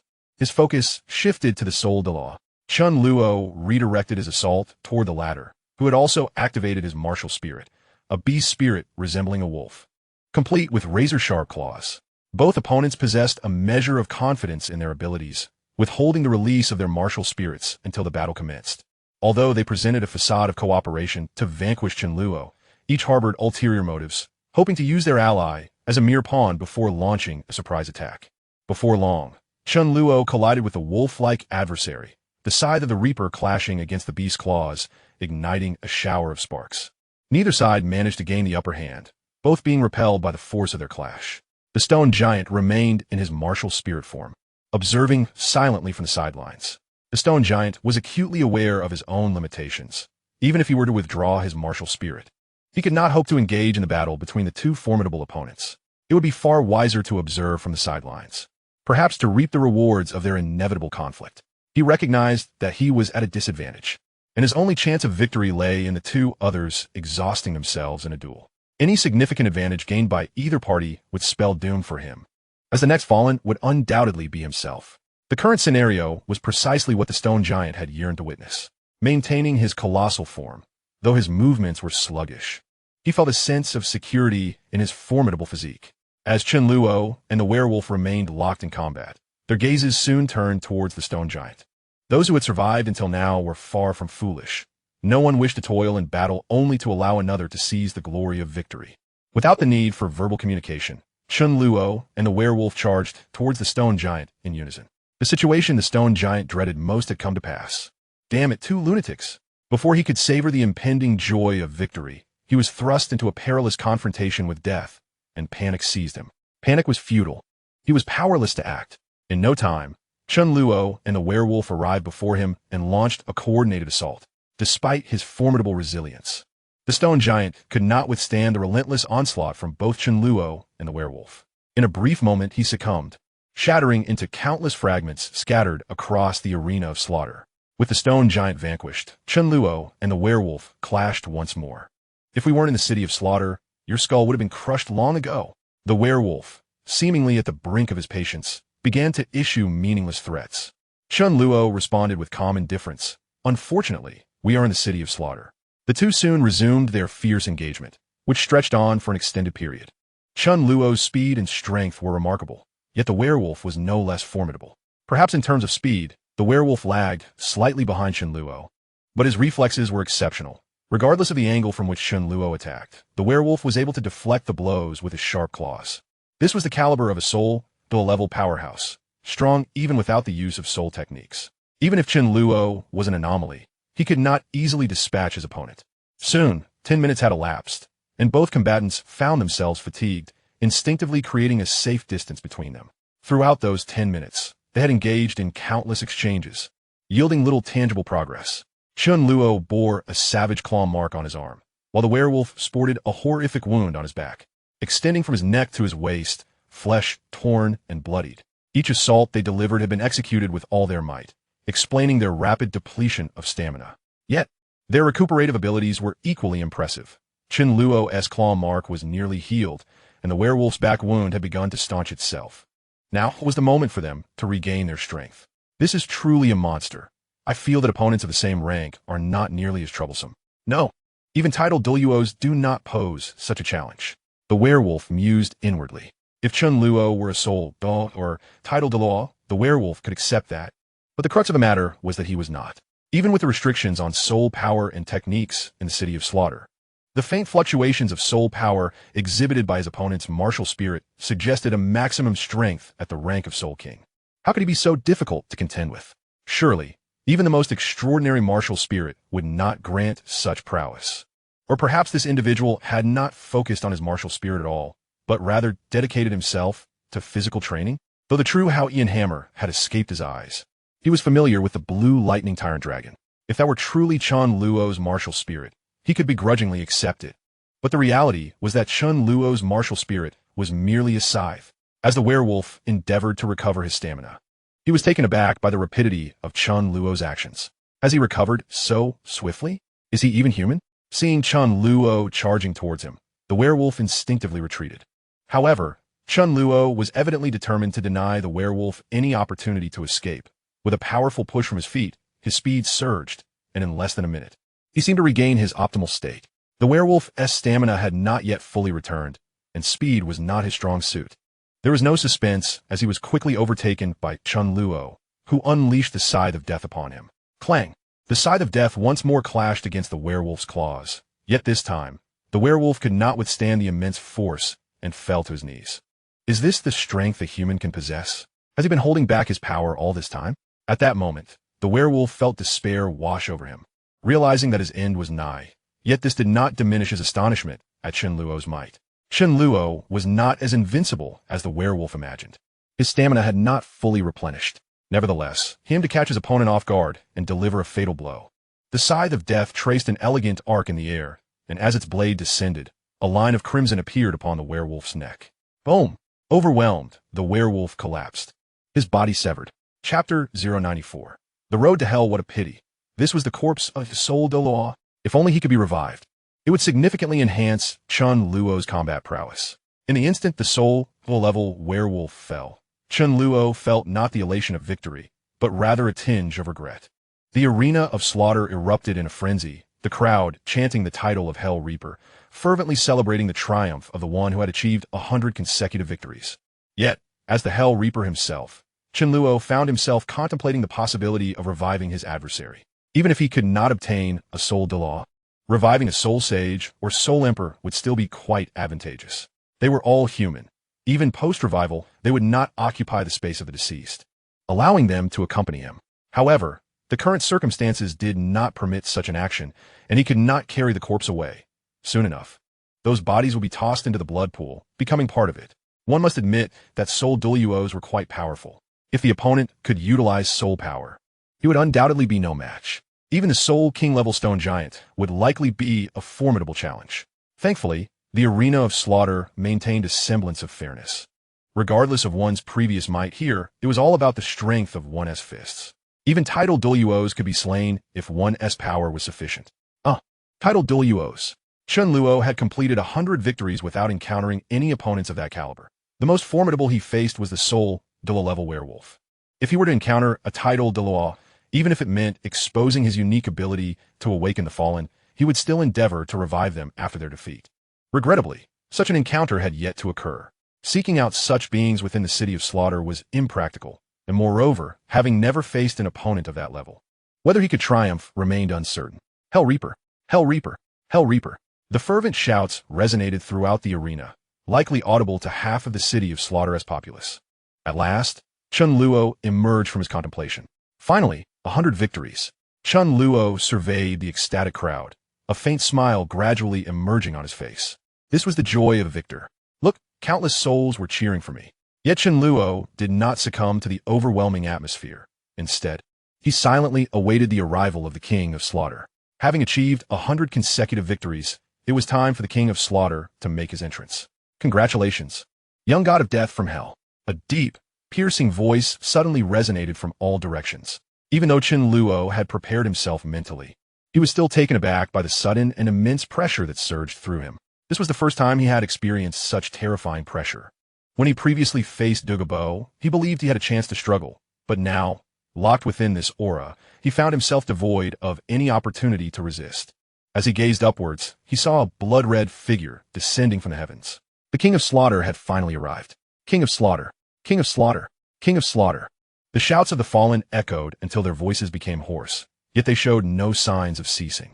The atmosphere within the hellish arena surged to an unparalleled peak.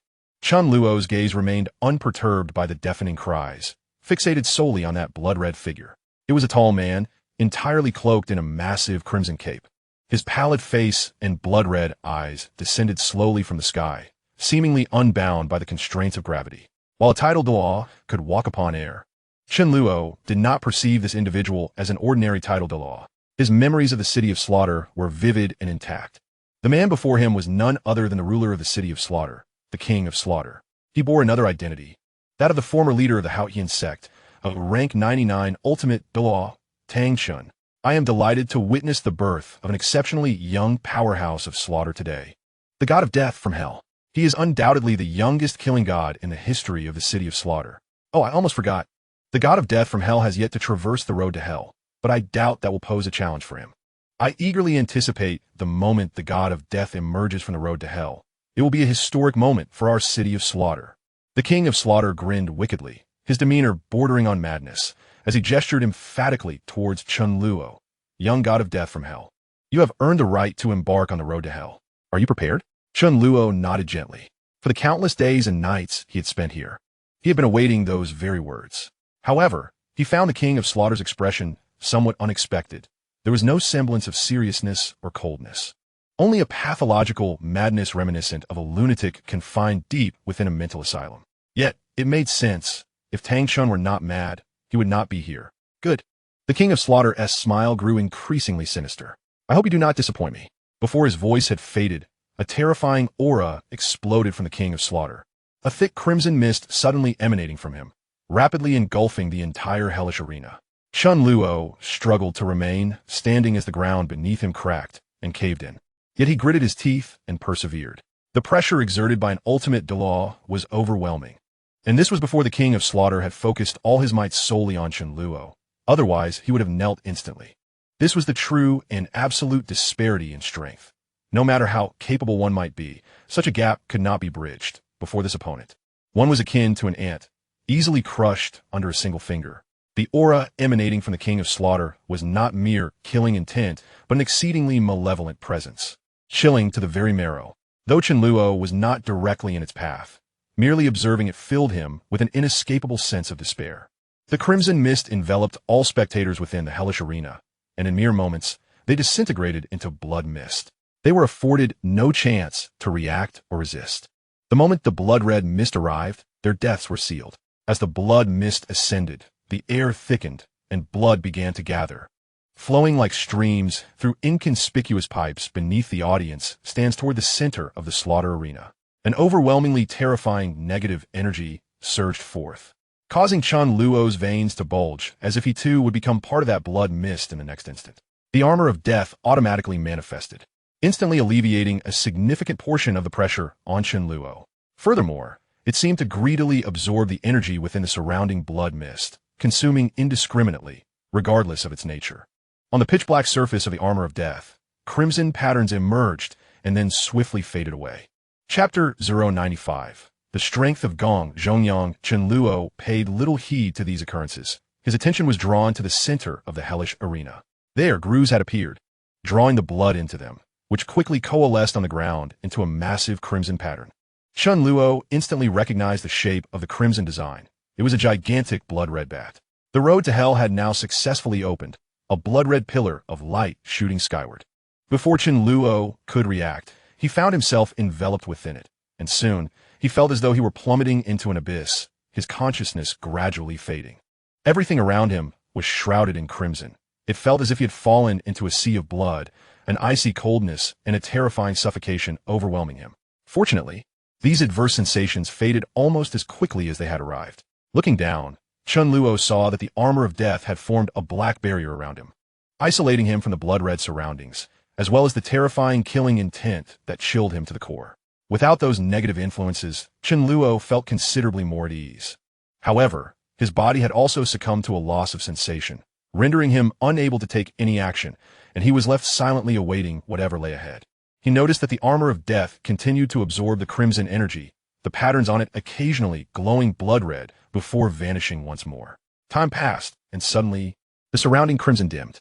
Chen Luo felt himself standing once more on solid ground, his body regaining its sensation. He surveyed his current environment, which was still enveloped in blood-red hues, sporadically illuminated by flashes of bloodlight, resembling a crimson world. He stood upon a circular platform approximately 5 meters in diameter. He had finally arrived at the road to hell. The environment matched his recollections perfectly, and Chen Luo immediately began searching for a path forward. Beyond the circular platform lay an unfathomable abyss, with a narrow path barely half a foot wide, just wide enough for both feet to stand side by side, leading into the unknown darkness. This was the only route leading out from the platform. Only by continuously advancing along this path could he escape. Soon, he would encounter the monsters of the road to hell, starting with the bats, followed by the dark golden 3-headed bat king, and culminating with the 10-headed sun serpent. Chen Luo did not rush into action. Instead, he took a moment to recall some of the challenges and intricacies of the road to hell. Once he had reviewed everything, he summoned Gong Zhongyang. The road to hell should not be under the watchful eye of the king of slaughter. Otherwise, the moment Tang San destroyed the city of slaughter, he would likely be crushed by his great-grandfather. Chen Luo could utilize the god of death's ring or the armor of death without expending soul power, as these two artifacts were directly connected to him, requiring no intermediary guidance. Once Gong Zhongyang appeared, Chen Luo promptly received contact from several other spirits. Whether it was the nightmarish centipede or the king of the earth, they all wished to emerge and contribute their strength. Only the hellish demon spider remained composed, lacking much awareness, appearing only when Chen Luo required assistance. The path is so narrow. If one of you comes out, how will the master proceed? If you're needed, why must you come to me for permission? Indeed, spirit beasts were spirit beasts. Even with a certain level of intelligence, they remained mere spirit beasts. Speaking of which, master, what do you require of me? Upon the appearance of Gong Zhongyang, he seemed to perceive the intentions of the other undead and immediately launched into a scathing mockery of them, before turning to Chen Luo with a smile to inquire. Chen Luo commanded, "Lead the way." "Certainly, my master," Gong Zhongyang replied. Chen Luo, who always favored a cautious approach, held a deep-seated confidence in his own abilities. Even if he were alone, he was assured of his capacity to traverse the path of hell. Yet, with the availability of his undead minions, why would he subject himself to unnecessary hardship? He yearned to summon all his undead subordinates to escort him. But certain factors had to be taken into account upon arriving here. As Gong Zhongyang pointed out, the path was narrow, making it impossible to release all his undead minions at once. Even the smallest hell demon spider would struggle in this space, let alone the other two. Undoubtedly, Gong Zhongyang was the most suitable choice, and his strength was commendable. At the soul sage level, he could contend with the mightiest of Chen Luo's undead, the hell demon spider. Generally, a soul sage would have no trouble dealing with soul beasts around 30,000 years old. However, the hell demon spider was indeed a unique case. At Chen Luo's signal, Gong Zhongyang forged ahead, and before long, they encountered a disturbance from a swarm of bats. A horde of blood-red bats appeared from nowhere, rushing wildly towards Chen Luo and Gong Zhongyang, emitting eerie caws that sent shivers down one's spine. As they drew near, their glimmering fangs became visible. While a handful posed no threat, the sheer number, at least 1,000, was daunting. The flapping of those crimson bats created a whirlwind. Had two ordinary individuals stood upon this narrow path, they would likely have been blown away. Even if they managed to maintain their ground, their forms would sway uncontrollably. Yet, Chen Luo and Gong Zhongyang seemed utterly unaffected by the tempest, their garments remaining undisturbed. At that moment, a black longsword materialized in Gong Zhongyang's hand, surrounded by 7 soul rings, 2 yellow, 2 purple, 2 black, and 1 gray. Perhaps due to Gong Zhongyang's identity as an undead or the peculiarity of his current power, the limitations of soul power appeared to have no effect on him, allowing him to unleash his full potential. Without even casting a glance at the blood-red bats, Gong Zhongyang deftly wielded the black longsword, unleashing a flurry of black sword energy that decimated the entire swarm. They continued onward, encountering more blood-red bats that attacked in waves. Yet all met the same fate at Gong Zhongyang's hands. Initially, he would wait until the bats entered a certain range before striking, but gradually, he seemed concerned that these grotesque creatures might tarnish his master's vision or disrupt his peace with their cacophony. He began to hurl the black longsword, his 6 soul ring glowing steadily. Following this, they were no longer harassed by the blood-red bats. It was likely that Gong Zhongyang's sword had dealt with them en route. Chen Luo, witnessing Gong Zhongyang's prowess for the first time, could not help but acknowledge the formidable strength of this dark soul master, who was undoubtedly a genius in life, albeit one who had strayed down a dark path. The weakness of the blood-red bats prevented him from showcasing more of his abilities, but even the glimpse he provided was revealing. Master, ahead lies a larger bat, dark golden in hue, with 3 heads. Its strength should surpass that of an ordinary 10,000-year soul beast. Would you consider incorporating it into the undead ranks? Gong Zhongyang remarked. The nightmarish centipede pales in comparison to that bat, and ought to be discarded. As they proceeded, Gong Zhongyang suddenly spoke up. Chen Luo could not help but chuckle. He could see through Gong Zhongyang's intentions. Is the competition among undead this fierce now? No need for that. Simply eliminate it, Chen Luo instructed. Understood, master. Gong Zhongyang nodded gently, a hint of disappointment flickering across his face, seemingly due to the inability to discard the nightmarish centipede. Master, the bat has been dealt with, Gong Zhongyang announced shortly afterward, having dispatched the creature in mere moments. Chapter 096.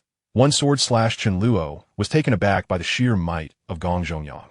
While soul sages typically handle 10,000-year soul beasts with ease, this was no ordinary 10,000-year creature they faced.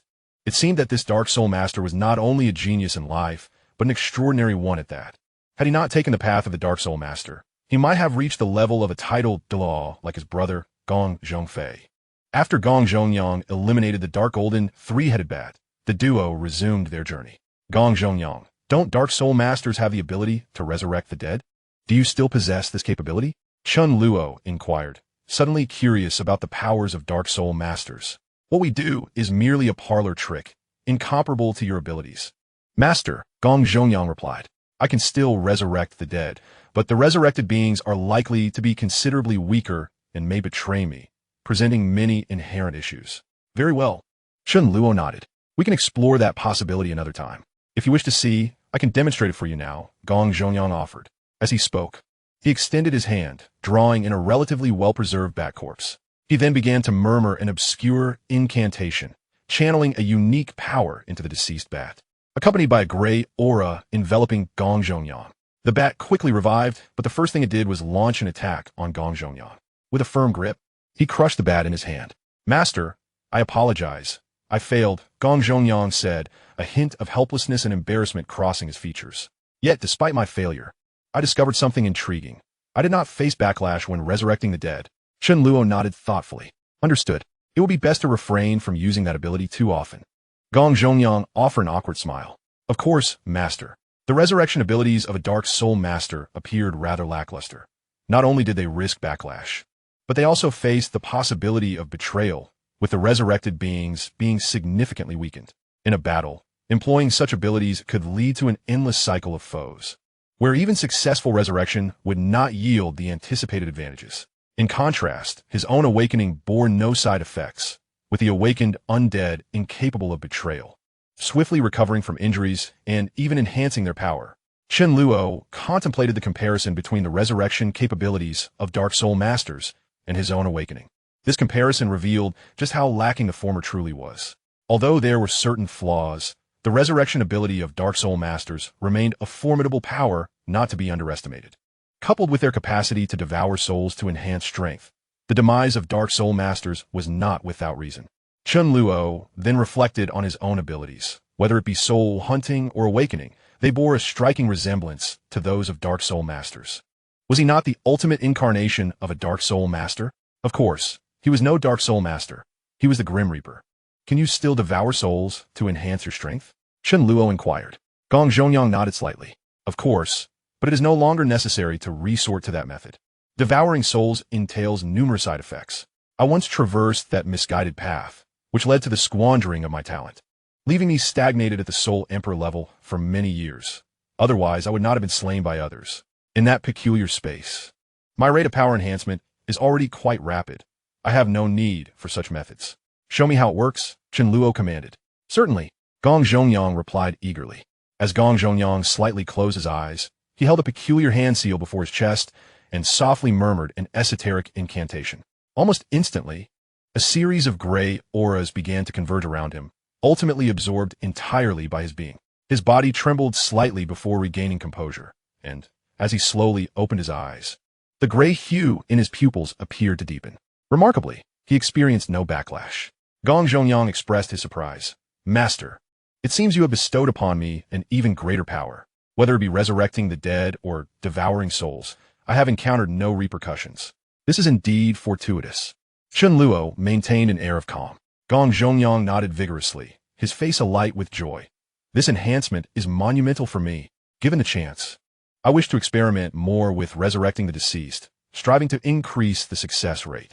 Since there are no repercussions, the worst I might face is betrayal from the revived. As long as I can stabilize the success rate, I can develop more undead minions for you, Master. Regarding soul consumption, even without side effects, I will exercise discretion. In the past, my eagerness led to my downfall. Now that I have this second chance, I shall cherish this hard-earned opportunity and diligently cultivate my strength in that special space. Chen Luo replied, It's fine. I permit you to enhance your power through soul consumption, as there are no side effects. Very well. Gong Zhongyang nodded eagerly, as though he had awaited Chen Luo's words. Chen Luo continued, As for your affairs, manage them wisely and do not act recklessly. Understood, Master. Gong Zhongyang nodded again, his expression brimming with excitement. Chen Luo inquired, How was the enhancement from devouring souls just now? Gong Zhongyang chuckled. Those lesser beings were too feeble. Their souls offered negligible enhancement. Only the soul of that larger bat provided me with a slight boost. Without a doubt, you will soon have another opportunity to consume souls, Chen Luo remarked. Hearing this, Gong Zhongyang's gaze sharpened, and he expressed astonishment. My goodness, Master, you are truly remarkable. You can sense creatures from such a distance. You exaggerate, Chen Luo replied calmly. Gong Zhongyang laughed. Master, I am not flattering you. You are the most gifted soul master I have ever encountered and are destined to reach the pinnacle of soul mastery. Ignoring Gong Zhongyang, he swiftly changed the topic. Master, I have sensed the environment ahead. The path is quite wide. After I slay that creature, you can summon the little spider to consume its corpse. The soul has already been granted to me. Chen Luo nodded lightly. All right. The two continued along the narrow path without further incident. Before long, the path widened significantly, and a massive serpent obstructed their way not far ahead. The serpent boasted a dark red body and fiery red eyes, its girth comparable to that of a table, stretching over 10 meters in length. Along its head and spine, there were 9 protrusions, each resembling a vivid red mushroom, seemingly pulsating with flowing blood. It was undoubtedly the 10-headed fiery sun serpent. Master, release the little spider. It shall feast on a grand banquet. Gong Zhongyang gazed at the serpent with excitement, licking his lips before charging towards it, sword in hand. The 5th soul ring around Gong Zhongyang suddenly glimmered, and his form transformed into a phantom, swiftly darting through the serpent. A line of blood rapidly spread from the serpent's head, although not immediately apparent on its dark red body. A careful observer would discern it. With a thunderous roar, the serpent was cleaved in two, crashing heavily to the ground, unable to react as all vitality was severed. Chapter 097. Smooth Passage Master here. After slaying the 10-headed fiery sun serpent with a single stroke, Gong Zhongyang returned to Chen Luo's side, holding a small golden red orb the size of an egg. Chen Luo accepted it directly, placing it into the storage space of the death god's ring. The golden red orb was the inner core of the 10-headed fiery sun serpent, possessing significant value. For the time being, it would be kept in reserve. Master, After presenting the spoils, Gong Zhongyang appeared impatient, rubbing his hands, eagerly gazing at Chen Luo. Chen Luo stated, "I have already granted you permission. Proceed at will." "Thank you, master." Gong Zhongyang immediately approached the corpse of the 10-headed fiery sun serpent, forming a peculiar hand seal and whispering a special incantation to begin devouring its soul. Chen Luo then summoned the hell spider. "Go, consume that serpent." The hell spider swiftly moved past Gong Zhongyang, rapidly devouring the corpse of the 10-headed fiery sun serpent. Observing this scene, Chen Luo felt a pang of sentiment. The killing, the disposal of the corpse, the handling of the soul, all executed seamlessly, akin to a comprehensive service. Chen Luo possessed the capability to consume the serpent's soul himself and even to awaken its corpse, even in its bisected state. However, such actions held little significance for him. Consuming souls would impact Chen Luo's foundation, and he typically refrained from such practices. In the past, he would lament the improperly handled souls post-battle. Now, with Gong Zhongyang's presence, he could fully utilize them. As for reviving the 10-headed fiery sun serpent, Chen Luo's current undead minion sufficed, primarily due to the constraints of the undead space. Even the weakest, nightmarish millipede held value, and there was no need for replacement at this time. The combat prowess of the Hell Spider and Gong Zhongyang was more than adequate. In a short while, the 10-headed fiery sun serpent vanished from this world, its soul nourishing Gong Zhongyang's power, while its corpse was consumed by the Hell Spider. Chen Luo stored the Hell Spider away and allowed Gong Zhongyang to continue leading the way. Gong Zhongyang smiled. "Master, I did not expect that serpent's strength to be lacking. Its soul, however, is quite potent. I have greatly benefited this time, and I estimate that after retreating to your special space for some time, I shall swiftly surpass level 71. Chen Luo nodded. "Indeed, I sensed it." The Hell Spider also reaped significant rewards, although its strength did not enhance greatly. It seemed to have acquired the fire attribute from the 10-headed fiery sun serpent. Gong Zhongyang grinned. "So that grand serpent is called the 10-headed fiery sun serpent. Master, you are truly well informed." Chen Luo replied, "It was merely a coincidence." After dispatching the dark golden 3-headed bat king and the 10-headed fiery sun serpent, Chen Luo encountered no further dangers. Nonetheless, Gong Zhongyang was still tasked with leading the way, as he always preferred a cautious approach. As Chen Luo and Gong Zhongyang advanced, the temperature around them continued to rise, and the dark red liquid flowing in the chasms on either side gradually became clearer. The air seemed to harbor a peculiar atmosphere, and an oppressive sensation grew increasingly pronounced within Chen Luo's heart, while his own murderous aura was released with even greater abandon. The Death God's armor had alleviated much of the negative energy for Chen Luo, and its heat had been significantly mitigated. However, the armor could not resolve all challenges. Some matters still required Chen Luo to confront directly. The outward expression of his murderous intent could substantially block the malevolent aura along the path to hell, but it could not entirely sever it. Chen Luo maintained his composure and unwavering resolve. Even if the malevolent aura infiltrated his being, it would not lead to his mental collapse, as his own murderous energy would swiftly obliterate it. The dark red liquid on either side loomed only about 50 meters above the narrow path where Chen Luo and Gong Zhongyang walked, and the oppressive heat had begun to char the fabric of their garments, releasing a faint scorched scent. Gong Zhongyang had been silently observing Chen Luo's transformation. Fully aware that the path ahead required Chen Luo to traverse it on his own, his presence could offer little assistance, perhaps due to his identity as a wraith. Gong Zhongyang was not significantly affected. The malevolent energies of the Hell Road that invaded his being would soon retreat, and the surrounding oppressive heat could not touch him either, as he could completely isolate himself using his powers. Chen Luo's complexion gradually darkened as he quickened his pace, propelling himself forward, and Gong Zhongyang promptly followed suit. Before long, they arrived at the end of the narrow path. The blood-red magma loomed ominously, ready to engulf the trail at any moment. The temperature here was aptly described as terrifying. Even Gong Zhongyang could not wholly negate the effects of the intense heat. Yet, Chen Luo persevered. Despite his pallor, he maintained his composure. "The exit is just ahead." Chen Luo gritted through clenched teeth. In the distance, he could already see the exit, a radiant oval of white light. Passing through it would grant them escape from the Hell Road. However, the path was blocked ahead, replaced by a vast expanse of crimson sea. Chen Luo was still at least a kilometer away from the exit. "No problem," he declared, exhibiting no hint of panic. "Gong Zhongyang, carry me through." With the Soul Saint standing nearby, there was no reason for alarm. That distance posed no challenge for Gong Zhongyang. He nodded immediately, understood. Master. Martial Soul Manifestation. Gong Zhongyang activated his martial soul, and the black longsword in his grasp transformed into an immensely colossal blade. He then stepped onto the giant sword with Chen Luo. And under Gong Zhongyang's control, they soared through the air. Is this really how we escape? Chen Luo marveled, surprised by the mode of departure Gong Zhongyang had chosen. Gong Zhongyang smiled gently. I still fall short compared to my master. This ability is a gift from you. The giant sword propelled them swiftly, and in an instant, they traversed the kilometer distance and pierced through the white light, escaping the Hell Road. As they entered the luminescent expanse, Chen Luo felt as though he had arrived in an extraordinarily unique realm. The surroundings were enveloped in a snowy void, and even the Death God's armor was forcibly retracted by an unusual power. Chen Luo found himself utterly powerless, with only the sensation of cold permeating his being. Yet, his awareness remained keen. He realized he had arrived at the final step of acquiring the domain of the God of Slaughter. The chilling sensation stemmed from the murderous aura that incessantly infiltrated his body, while the killing intent within him also surged forth. This degree of cold was trivial in comparison. Although the process was excruciating, Chen Luo could withstand it entirely, having experienced something akin before. The icy grip he felt now paled in comparison to the previous extreme cold he had endured. Time seemed to stretch indefinitely, but gradually the pain began to dissipate. Chen Luo understood this signified that the domain of the God of Slaughter was within his grasp. Chapter 098. The gift successfully signed in at the City of Slaughter. The current main quest has been completed. Reward obtained. Death God's boots.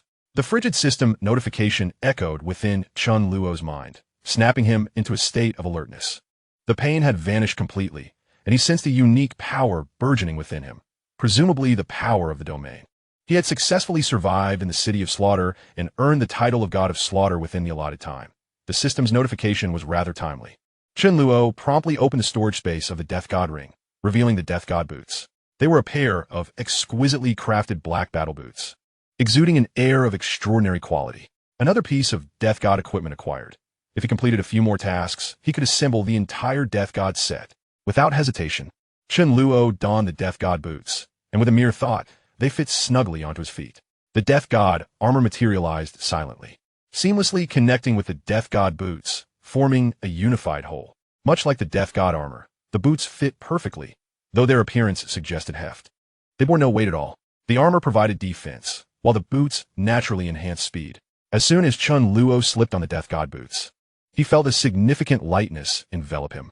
With a slight shift, he propelled himself forward a considerable distance.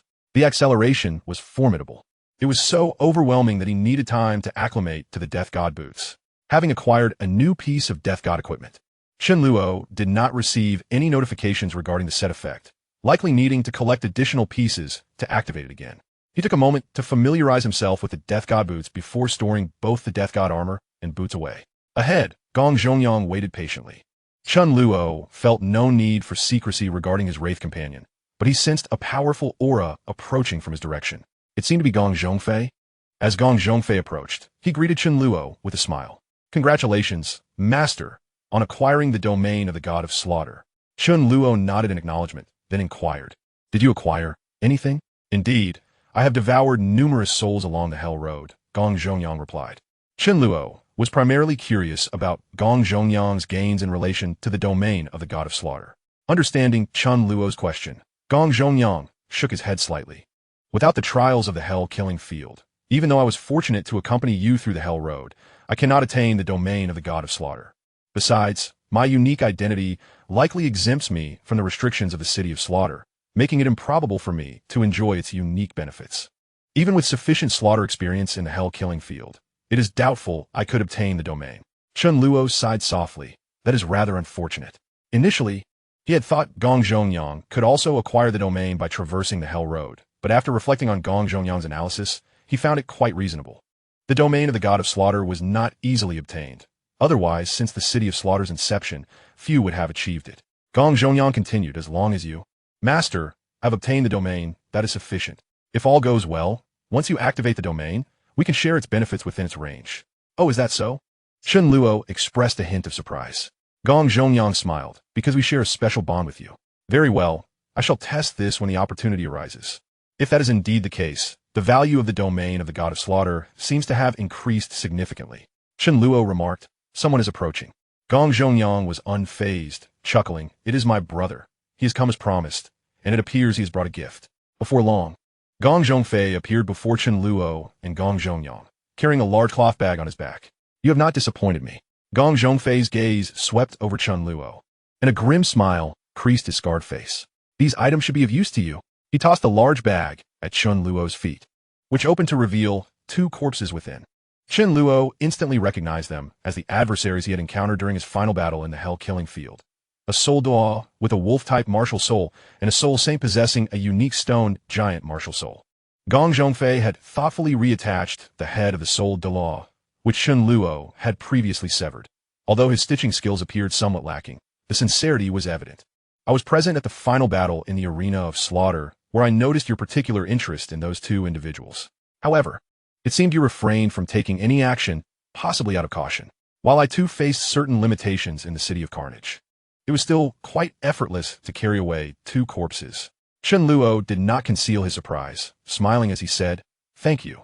"No need for thanks. We are all family," Gong Zhongfei replied.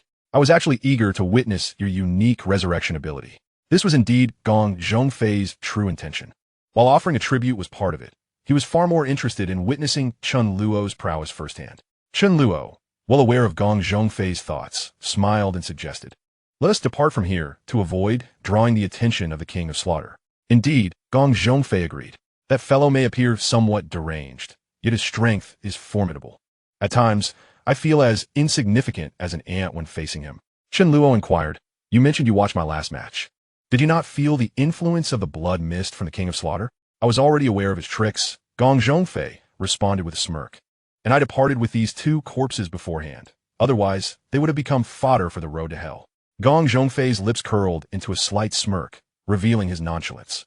"It seems you are quite familiar with the City of Carnage, having lived there for decades. Were there any other slaughter gods after me?" "Yes. A man wielding a hammer and a beautiful woman," Chen Luo replied. Before long, they had distanced themselves from the City of Slaughter, arriving at a relatively secluded foot of a mountain. Upon bringing out the corpses, the task of carrying them fell to Gong Zhongyang. However, Gong Zhongyang bore no resentment. In fact, he appeared rather excited, as he was about to welcome new companions.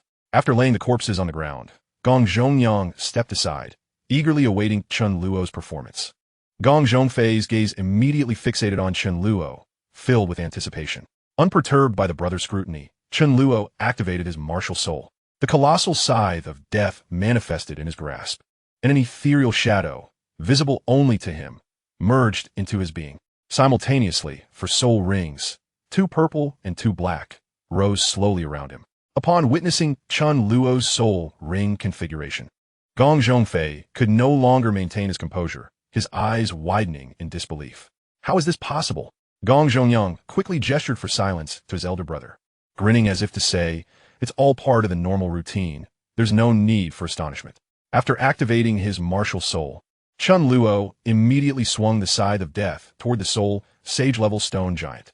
"Awaken," he commanded internally. No elaborate gestures or incantations were necessary. The scythe plunged directly into the soul sage's corpse. In the next moment, Chen Luo's soul power was violently siphoned away, to the extent that his body trembled slightly from the intensity. The entire process was brief, lasting only a minute or 2, and soon the awakening concluded. Retrieving his scythe, Chen Luo observed the soul sage gradually regaining consciousness. All the wounds on the soul sage's body vanished, enveloped in a swirling gray aura, while his eyes transformed into a shade of gray. In that instant of awakening, the soul sage appeared somewhat dazed, but quickly sensed a unique connection. Rising to kneel before Chen Luo, "Master, Huai Lianghao shall follow you for eternity." Upon seeing Chen Luo again, Huai Lianghao displayed no surprise, nor any trace of anger. Despite having been slain by him, Chen Luo nodded gently, signaling for Huai Lianghao to remain aside. Huai Lianghao understood immediately and approached the brothers, Gong Zhongyang and Gong Zhongfei. "Welcome to the team, brother," Gong Zhongyang greeted with a smile. Huai Lianghao was aware that Gong Zhongyang was also Chen Luo's spirit, merely nodding in acknowledgement before turning his gaze toward Gong Zhongfei. "Senior, why are you here as well?" Gong Zhongfei ignored him, his eyes fixated on Chen Luo. The moment Huai Lianghao awakened, Gong Zhongfei briefly glanced at him. Gong Zhongyang clapped Huai Lianghao on the shoulder.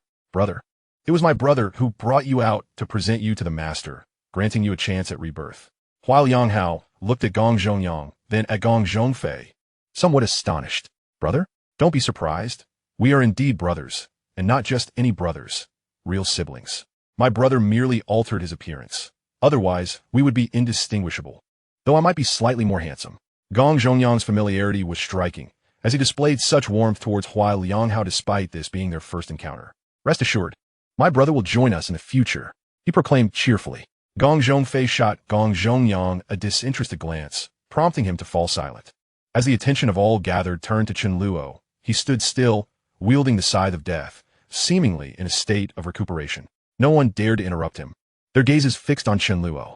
After a while, once his soul power had fully recovered, he activated the awakening once more, swinging the scythe toward the wolf-type soul master of the soul, Douluo level.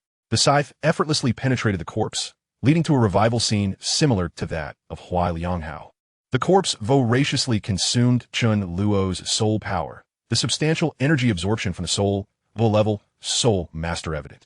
While Chen Luo trembled slightly during Hua Lianghao's resurrection, his body quaked violently as he revived the soul, Douluo, his complexion rapidly paling.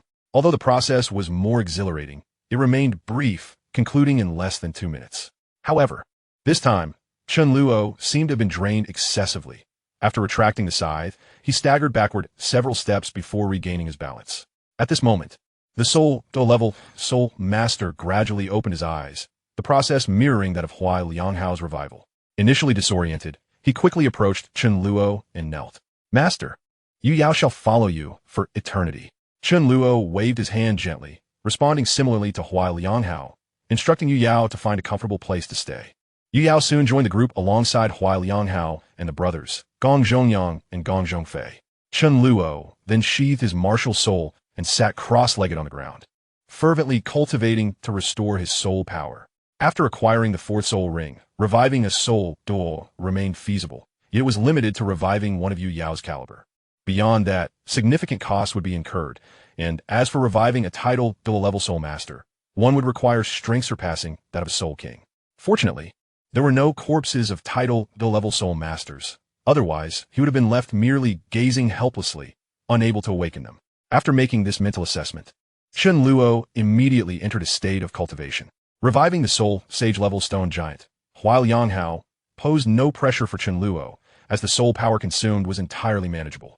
However, reviving the soul Duo-level wolf-type soul master, Yu Yao, nearly drained Chen Luo completely.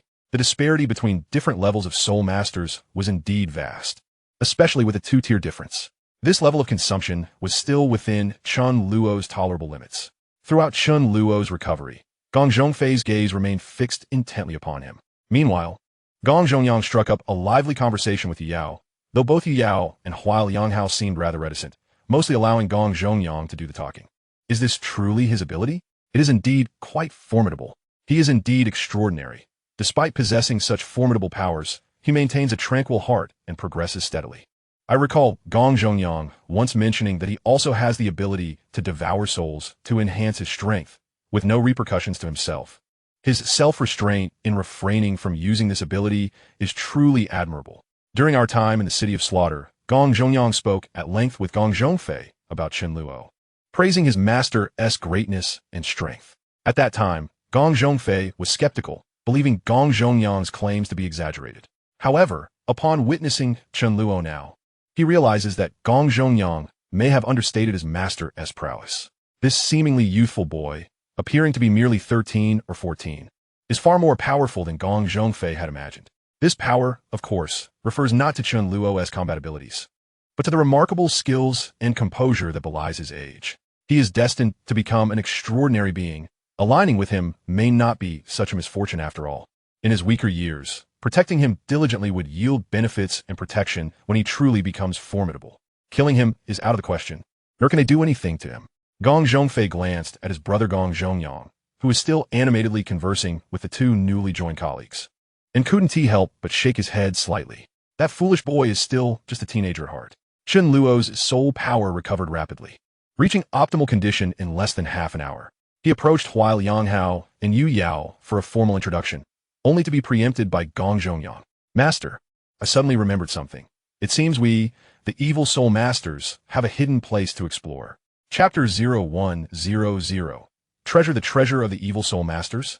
Chen Luo's expression was one of surprise after hearing Gong Zhongyang's words. Gong Zhongyang nodded vigorously. Indeed, master. When I perished, the evil soul masters were already on the brink of extinction, facing total annihilation. Although my rank among the evil soul masters was not the highest, I was considered part of the upper echelon. Before we undertook our final mission, we had prepared for all eventualities. Gong Zhongfei cast a disdainful glance at his brother, then mercilessly mocked. You, a member of the upper echelon? I think I understand the reason behind your organization's downfall. Gong Zhongfei continued, as I told you before, do not harm other organizations. The demise of the evil soul masters is at least partially your doing. Gong Zhongyang protested, brother, you shouldn't say that about me. Am I really that inept? Gong Zhongfei retorted, you are even more inept than I had imagined. Then why are you only mentioning this now? Chen Luo inquired.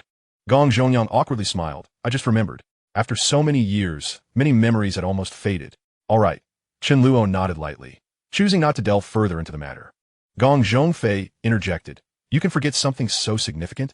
Gong Zhongyang smiled awkwardly again. Brother, you know me. I have little interest in such things. It just occurred to me suddenly and seemed useful for the master, so I mentioned it. Gong Zhongfei nodded slightly. That is true.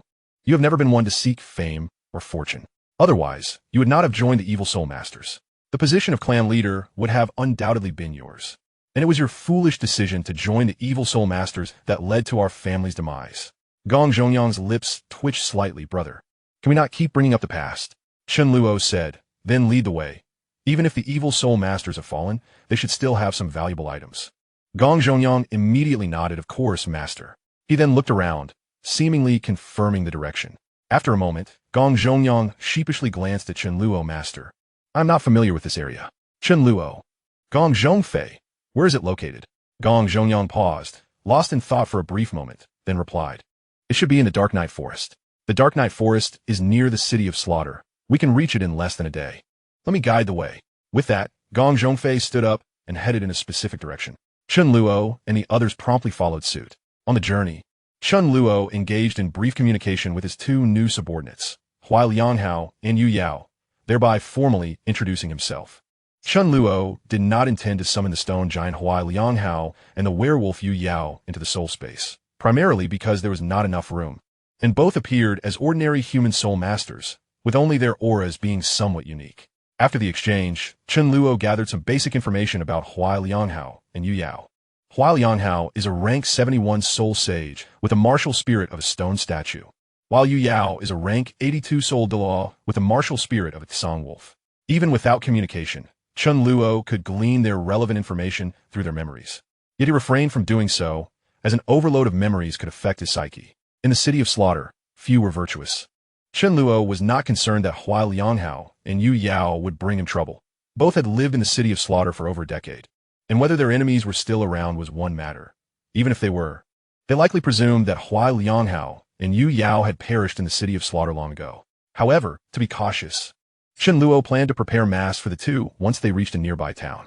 If Gong Zhongyang and Gong Zhongfei needed them as well, they could prepare together. Gong Zhongyang remained as enthusiastic as ever. After Chen Luo briefly inquired about Hua Lianghao and Yu Yao's information, he eagerly approached them again. This time, however, it seemed that Hua Lianghao and Yu Yao had plenty to discuss with Gong Zhongyang, no longer just listening to him chatter incessantly. You are actually an evil soul master? I thought they had long been extinguished. Yu Yao expressed his surprise upon learning about Gong Zhongyang's identity.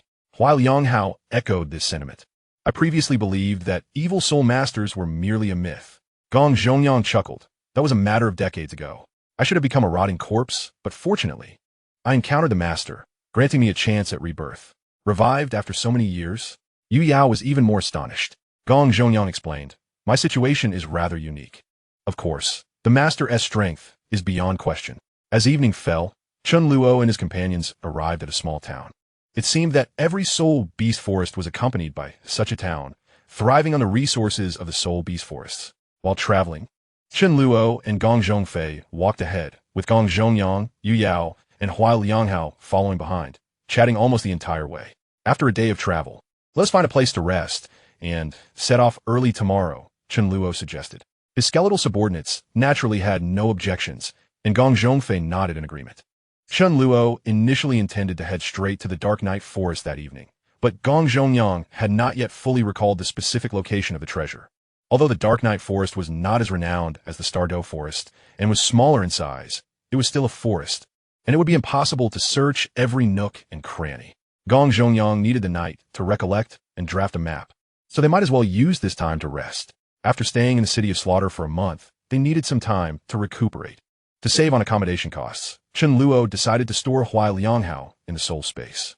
Chen Luo had originally intended to place Gong Zhongyang in there as well, as the lad had been overly exuberant lately and needed some quiet time. However, Huai Lianghao had seized the opportunity first. Presumably, during their journey, Gong Zhongyang had already brainwashed Huai Lianghao and Yu Yao. Yu Yao was quite eager to see the soul space, but he would have to wait in line. Having casually selected a hotel for lodging, Chen Luo occupied a room alone, while Gong Zhongfei did the same. Gong Zhongyang and Yu Yao shared a room. Reclining on the relatively soft and comfortable bed, Chen Luo gazed out at the night sky, and suddenly the image of Xiao Wu flickered through his mind. Unbeknownst to him, it had already been over 2 months since they parted ways, and he found himself pondering how she was faring now. At this hour, she was likely still diligently honing her skills.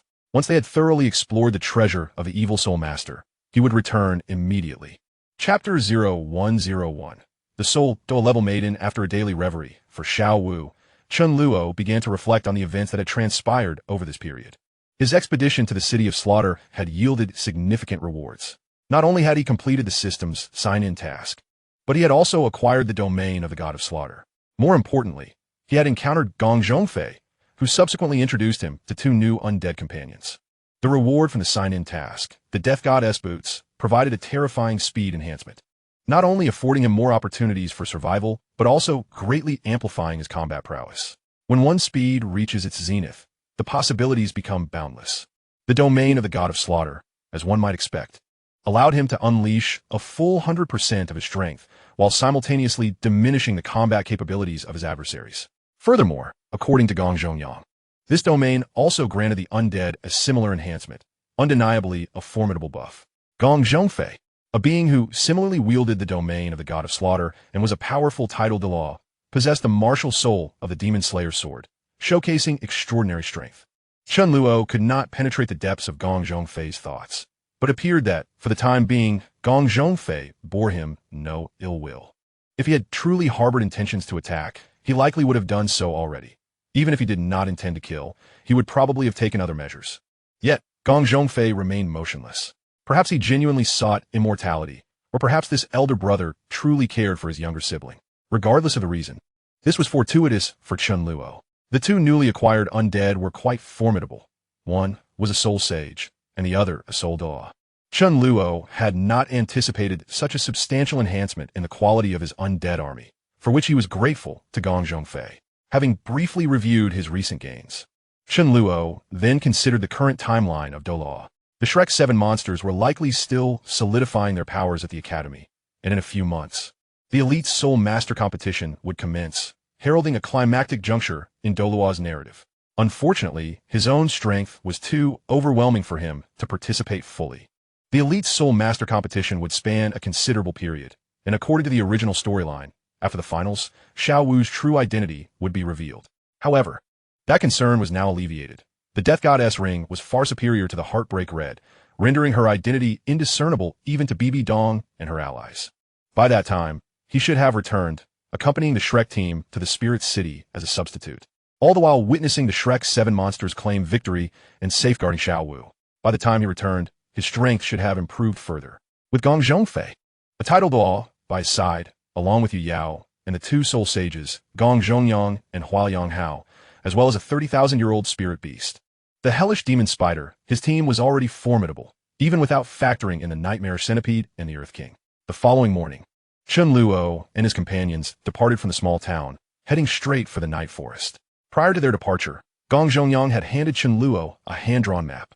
To Chen Luo's surprise, Gong Zhongyang's cartographic skills were quite commendable. The map was exceptionally clear and marked the route, though its accuracy remained uncertain. Master, I have only been there once, and that was many years ago. I am unaware of any changes that may have occurred over the years. I did my utmost with this map, Gong Zhongyang explained. He had spent the night tirelessly drafting the map, and, As an undead, he showed no signs of fatigue, appearing bright and energetic that morning. Chen Luo nodded, acknowledging, "You have done remarkably well." With a map as their guide, they no longer floundered aimlessly like headless chickens. They could proceed with clarity towards their objective. According to the map, the treasure of the evil soul master lay in the vicinity of the forest center. Upon entering the night forest, they immediately made their way towards its core, a route that required no map. The night forest was nestled within an immense chasm, the origins of which remained a mystery. The environment within the forest was quite dim. Even during the day, it imparted an aura akin to nightfall, which is how it earned its name. Each soul beast forest varies in its environment, and the types of soul beasts inhabiting them differ as well. In the night forest, most soul beasts resided in shadowy corners, appearing timid, yet some were undeniably sinister. Certain soul beasts hid in darkness to evade predators, while others lurked in the shadows for the purpose of hunting. As they advanced, Chen Luo instructed Yu Yao and the others to release their formidable auras, causing any reckless soul beasts contemplating an attack to instantly abandon their foolish intentions, trembling in their corners and thus averting numerous troubles. In any soul beast forest, soul masters would be present to hunt, some seeking soul rings for their own gain, while others aimed to assist others in obtaining soul rings. Soul beasts were the most abundant resource within these forests, sustaining countless soul master teams reliant on them for survival. Throughout their journey, Chen Luo and his companions encountered numerous soul masters engaged in hunting, and nearly all of them cast glances of awe and admiration towards them. Naturally, the majority of those gazes were directed at Gong Zhongfei and his companions. Given Chen Luo's youth and the fact that he had yet to awaken his martial soul, most perceived him as a young master from a prominent family, accompanied by a dedicated team of soul masters to assist him in hunting soul beasts for soul rings. The looks directed at Chen Luo were primarily filled with envy. Little did they know, Chen Luo was the very backbone of the entire team. Apart from the title, low-level Gong Zhongfei, the rest were his subordinates. "Master, there is a situation ahead. A low-level soul master is present. Should we slow our pace and consider an alternate route?" Hua Yanghao inquired, approaching Chen Luo's side. Though not the strongest, Hua Yanghao possessed an extraordinary perception due to his martial soul. Standing on solid ground, he could sense even the presence of a soul Douluo more acutely than Yu Yao. Throughout their journey, Hua Yanghao had been leading the way, adeptly avoiding potential troubles and ensuring they remained on the correct path. Just as Chen Luo was about to respond, Gong Zhongfei interjected. "A soul Douluo, is it? Why should we take a detour?" Gong Zhongfei remarked with a nonchalant tone. Chen Luo nodded in agreement, stating, "Let's proceed onward and take in the spectacle." Upon entering the forest, Chen Luo maintained his commitment to sustainable practices, striving to avoid harming the soul beasts, which had begun to irk Gong Zhongfei. In the eyes of those strong beings, the weak were inconsequential. Had it not been for Chen Luo's gentle persuasion, Gong Zhongfei would likely have forged a bloody path straight to the forest center. In truth, most soul beasts were intimidated and dared not act. They merely obstructed the path. Chen Luo was not a saint, and if any reckless beings dared to challenge them, he would not hesitate to strike decisively. Before long, Chen Luo and his party arrived at a ravine. Within the ravine, a young girl was battling an ugly, tortoise-shaped soul beast. The girl was indeed the soul Douluo, while the tortoise beast had an age of around 30,000 years. There are indeed evil soul masters. This aura is truly repugnant. Upon encountering the young maiden, Gong Zhongfei emitted a disdainful sound. Chapter 0102, The Existence of the Evil Soul Master. The girl possessed a strikingly beautiful visage, exuding an alluring charm. Clad in a form-fitting black battle suit that accentuated her voluptuous figure, appearing to be around 20 years of age. Numerous black markings adorned her neck, extending down to her chin, rendering her appearance exceedingly eerie. Her martial soul manifested as a long black whip, surrounded by 8 soul rings, all perfectly matched. It was truly astonishing that at such a tender age, she had already achieved the formidable power of a soul Douluo. Her strength seemed amiss. Similarly, Yu Yao, also a soul Douluo, expressed his perplexity at that moment. The colossal horned alligator's power was merely around 35,000 years, lacking any remarkable attributes. A soul Douluo should find it relatively easy to deal with it, yet the young maiden appeared to be struggling. How could one fully unleash abilities not honed through diligent effort? To contend with a soul beast of approximately 30,000 years is already commendable. Gong Zhongfei remarked nonchalantly, directly revealing the girl's identity. She was nothing more than a wretched evil soul master, having ascended to such a level through nefarious means of cultivation. and thus lacked genuine soul Douluo strength. Having discerned her identity at a glance, Gong Zhongfei mumbled to himself, unnoticed by others, yet his proclamation astonished everyone present. The most surprised was undoubtedly Gong Zhongyang. An evil soul master? Let me see. Subsequently, Gong Zhongyang scrutinized the girl with utmost seriousness, nodding in disbelief after a moment. Indeed, she is an evil soul master, but there seems to be some discrepancy. Hualiang Hao expressed his confusion. Didn't the evil soul masters perish long ago? How could one still exist? There are always a few who slip through the cracks. It would be strange if they were completely eradicated. As long as they do not reveal their unique abilities, they blend in with ordinary soul masters. It is only because my brother and I are profoundly familiar with evil soul masters and are highly sensitive to their aura that we can discern her identity. Gong Zhongyang explained. Gong Zhongfei added, you yourself are an evil soul master. Gong Zhongyang.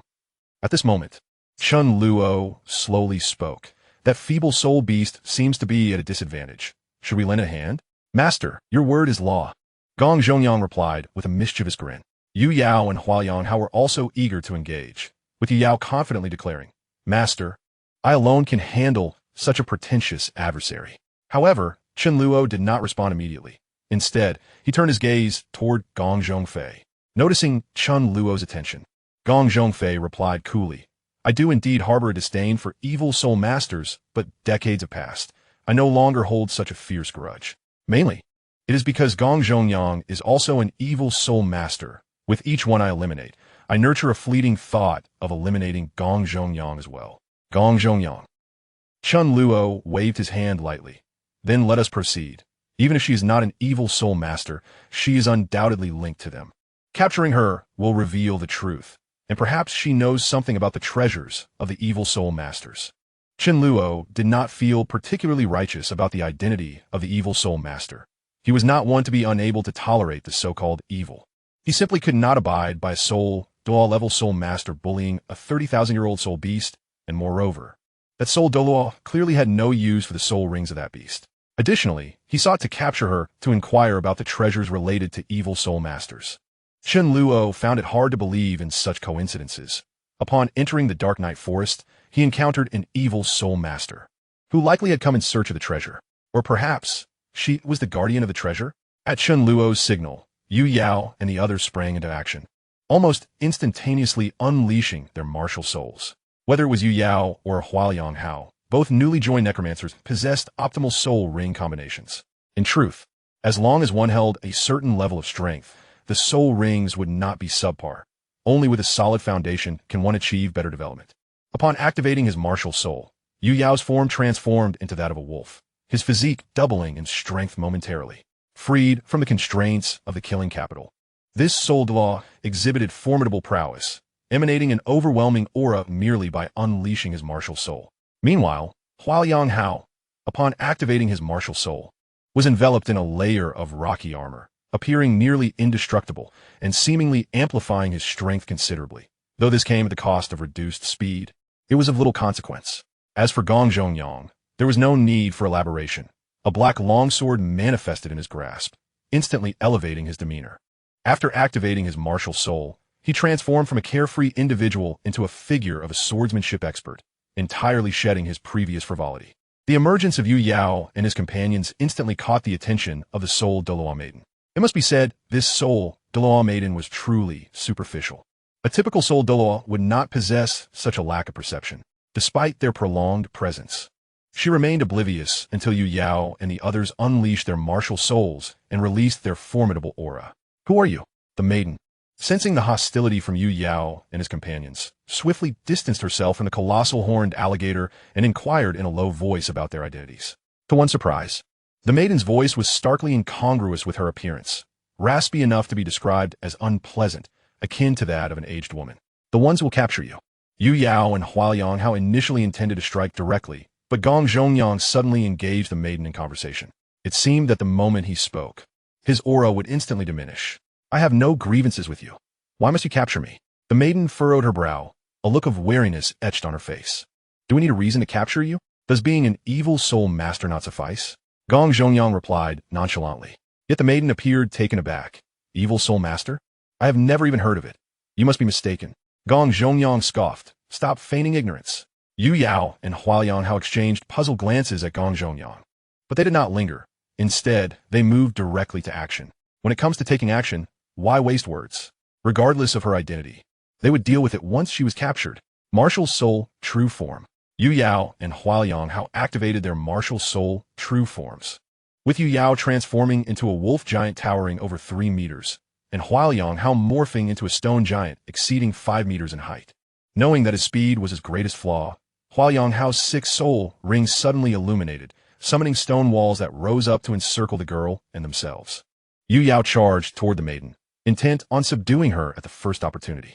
The maiden's expression darkened at once, with both opponents having activated their martial soul true forms.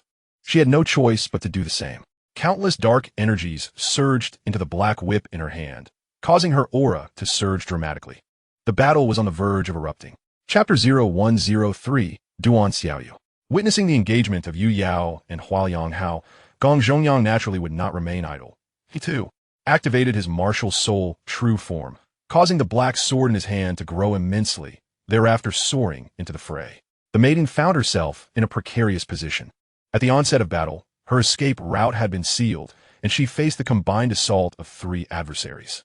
Determination flickered in her eyes, though confusion prevailed.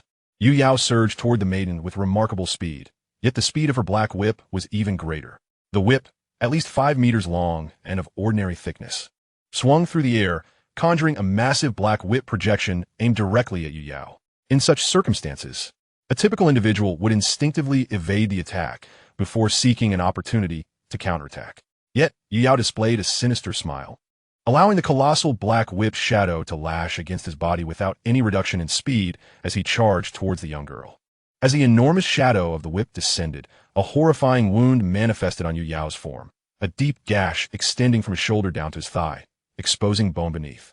Though this would be deemed a grievous injury, Yu Yao appeared utterly unaffected, his smile unwavering. In the blink of an eye, he stood before the girl, his massive wolf claw swiftly gripping her throat, lifting her effortlessly off the ground. In mere moments, the girl was subdued. The disparity in their powers too vast for Hualiang and Gong Zhongyang to intervene in any meaningful way. After seizing the girl by the throat, Yu Yao immediately reverted from his martial spirit form, yet his towering stature still kept her suspended in midair. The wolf claw had left angry, bloody marks around her neck, and with a mere tightening of his grip, her head could be severed in an instant. Of course, if Yu Yao so desired, he could easily snap her neck right then. The girl possessed the strength of a Douluo, yet the chasm between her power and Yu Yao's was insurmountable. At that moment, she had completely lost her capacity to resist. Any sign of rebellion would prompt Yu Yao to extinguish her life without hesitation. The master had merely instructed him to capture the girl, without specifying her fate. After all, the master had the ability to resurrect, and questioning the deceased might yield more reliable answers than interrogating the living. Wow, old Yu, your speed is astonishing. I've barely had a chance to showcase my skills. After Yu Yao restrained the girl, Gong Zhongyang and Hualiang promptly reverted from their martial spirit forms and approached. Gong Zhongyang wore a disgruntled smile as he gazed at the girl in Yu Yao's grasp. How about I take over controlling her? Suit yourself. As long as you possess the capability, Yu Yao replied calmly. Gong Zhongyang immediately waved his hand with a chuckle. Forget it. Even if this girl is a counterfeit Douluo, she's not something a mere soul sage, can easily handle. If she manages to escape, I'd likely be on the receiving end of the master's wrath. Don't worry, your brother is here, Hualiang reassured. Honestly, I'm not afraid of what the master might do. I'm more concerned about my brother acting foolishly. Then let's dispense with the idle chatter, Yu Yao declared, carrying the girl towards Chen Luo. Gong Zhongyang and Hualiang followed closely behind. Master, the task is complete. Yu Yao presented the girl before Chen Luo, his hand firmly gripping her throat. The girl, momentarily bewildered, cast a glance at Chen Luo and instantly recognized him as the mastermind, her eyes brimming with resentment. Roar!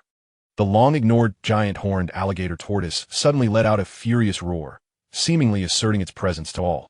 Gong Zhongyang frowned slightly, gestured with his hand, and the black sword soared into the air, transforming into a massive size, swiftly landing before the giant-horned alligator tortoise, stunning it into silence. Little turtle, you're too noisy. Hurry and scram. Your mother is calling you home for dinner. Gong Zhongyang turned back, casting a dispassionate glance at the giant-horned alligator tortoise. Do you think our strength is comparable to that counterfeit soul, Douluo? Be careful, or I might just end up cooking you. Silence, Gong Zhongyang said indifferently. He immediately fell silent and retracted his black sword, while the giant horned alligator tortoise scurried into the ravine in a panic. Now, tell me, what is your origin? Chen Luo inquired, regarding the girl with a calm demeanor. You don't need to answer. I could simply kill you and then ask. The girl retorted angrily. You're the evil soul master, aren't you? You truly have some understanding of evil soul masters, Chen Luo replied with a faint smile. The girl's furious gaze lingered on Chen Luo for a moment before it inadvertently shifted to Gong Zhongyang beside him, her demeanor instantly becoming much more subdued. I am not an evil soul master, the girl said, a hint of helplessness in her voice, which had become strained due to the pressure on her throat. Release her, Gong Zhongyang, seemingly irritated by her voice, stated. Despite having previously declared he would not intervene, he spoke up. Upon hearing this, Yu Yao did not act immediately, but turned to Chen Luo, awaiting his command. Chen Luo nodded. Since Senior Gong Zhongyang has spoken, she won't escape. Yu Yao gently nodded and released his grip from the girl's throat. As soon as the girl was freed, she attempted to flee, but in the next moment, she was enveloped by a surge of blood energy, accompanied by Gong Zhongyang's voice. You may run, but once the blood energy fully integrates into your body, it will be your demise. The girl cast a fearful glance at Gong Zhongyang, then turned her resentful gaze back to Chen Luo. She longed to eliminate the mastermind before her, but knew that the moment she attempted to act, she would become a lifeless corpse. Standing nearby were the Soul, Douluo, and two Soul Sages, who might not be able to intervene, but the title law undoubtedly had the power to stop her. After a few moments of internal struggle, the girl finally relented. My name is Duan Xiaoyu. I am truly not an evil soul master. I merely stumbled upon some artifacts belonging to evil soul masters due to an accident. It was because of those artifacts that I came to understand evil soul masters. You need not wait for Chen Luo to ask. I will confess myself, she continued. I came here primarily to seek more treasures from evil soul masters, but unfortunately, I was intercepted by that giant horned alligator tortoise. It was those treasures that allowed me to reach the level of a soul, Douluo. I was once merely a soul emperor, toiling for decades without progress.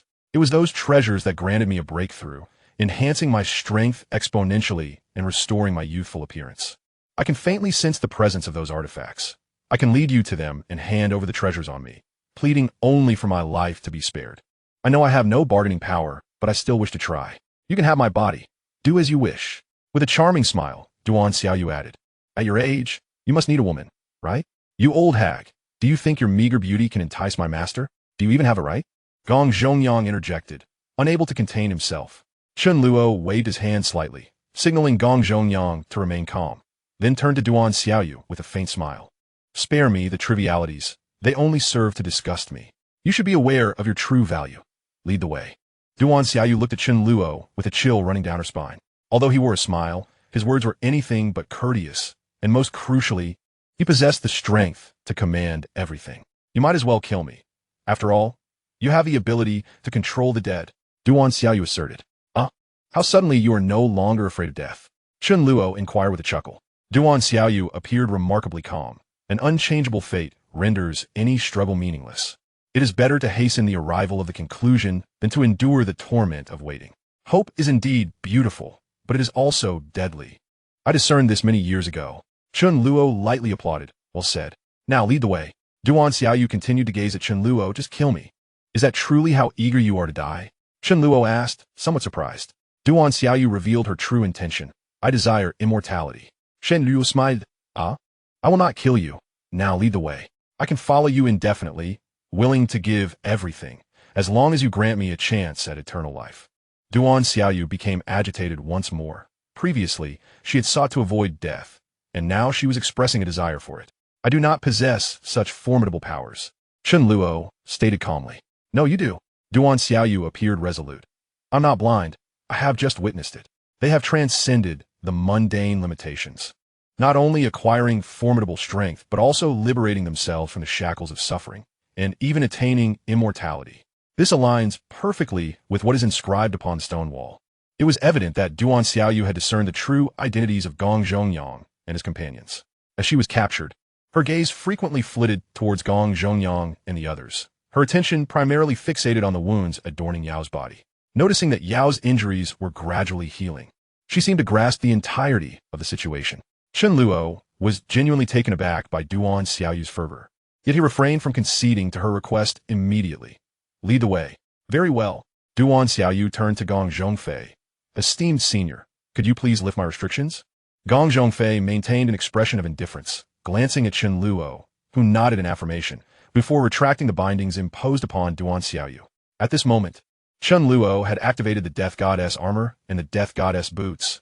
He was not inclined to trust anyone lightly, save for his own undead. Regardless of how eloquently Duan Xiaoyu spoke, Chen Luo remained vigilant.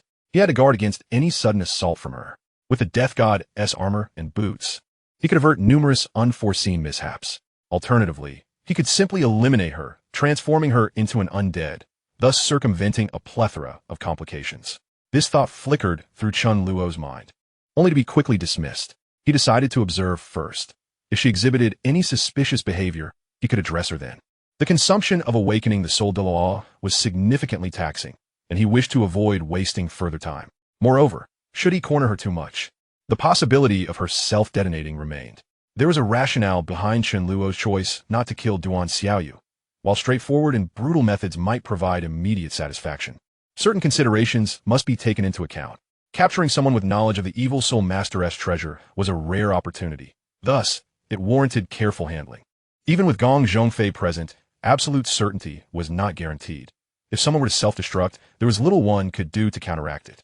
As for Duan Xiaoyu's apparent desire for death, that was even less trustworthy.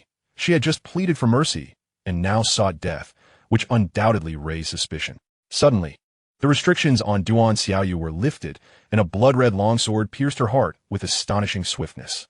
The speed was so extraordinary that not even Duan Xiaoyu nor Chen Luo and the others could react in time. The assailant was none other than Gong Zhongfei.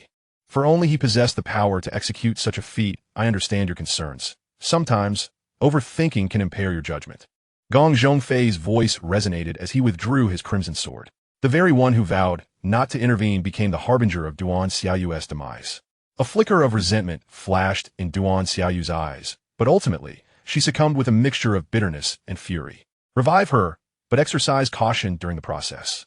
The evil soul master may not have many tricks up his sleeve, but he possesses a plethora of sinister methods regarding souls. Her previous statements contained both truth and deception. Be vigilant, Gong Zhongfei remarked, standing with his hands clasped behind his back. Gong Zhongyang, regaining his senses, shifted his focus from Duan Xiaoyu's death to the words spoken by Gong Zhongfei. Tricks of the evil soul master? I have never heard of such things. Because you are foolish, Chen Luo responded, casting a surprised glance at Gong Zhongfei. Was this the decisiveness of a titled Douluo? Indeed, he had been somewhat overly suspicious and hesitant earlier. No, it was Duan Xiaoyu who had employed some means to sway his judgment. Approaching Duan Xiaoyu's lifeless form, Chen Luo did not immediately attempt to awaken her. Rather, he placed his hand upon her head, probing with his spirit. After detecting nothing amiss, he commenced the awakening process. As the death god's scythe penetrated Duan Xiaoyu's corpse, the awakening unfolded much like previous instances. However, during the final stages of awakening, Chen Luo sensed a peculiar force launching an assault against him. Fortunately, the death goddess armor effortlessly extinguished it. In less than a minute, the awakening concluded.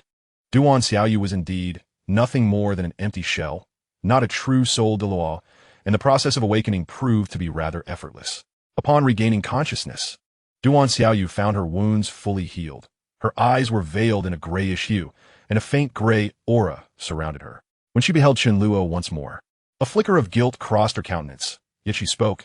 Master, Duan Xiaoyu pledges her loyalty to you. Chen Luo replied coolly. Lead the way. Yes. Duan Xiaoyu offered no further protest.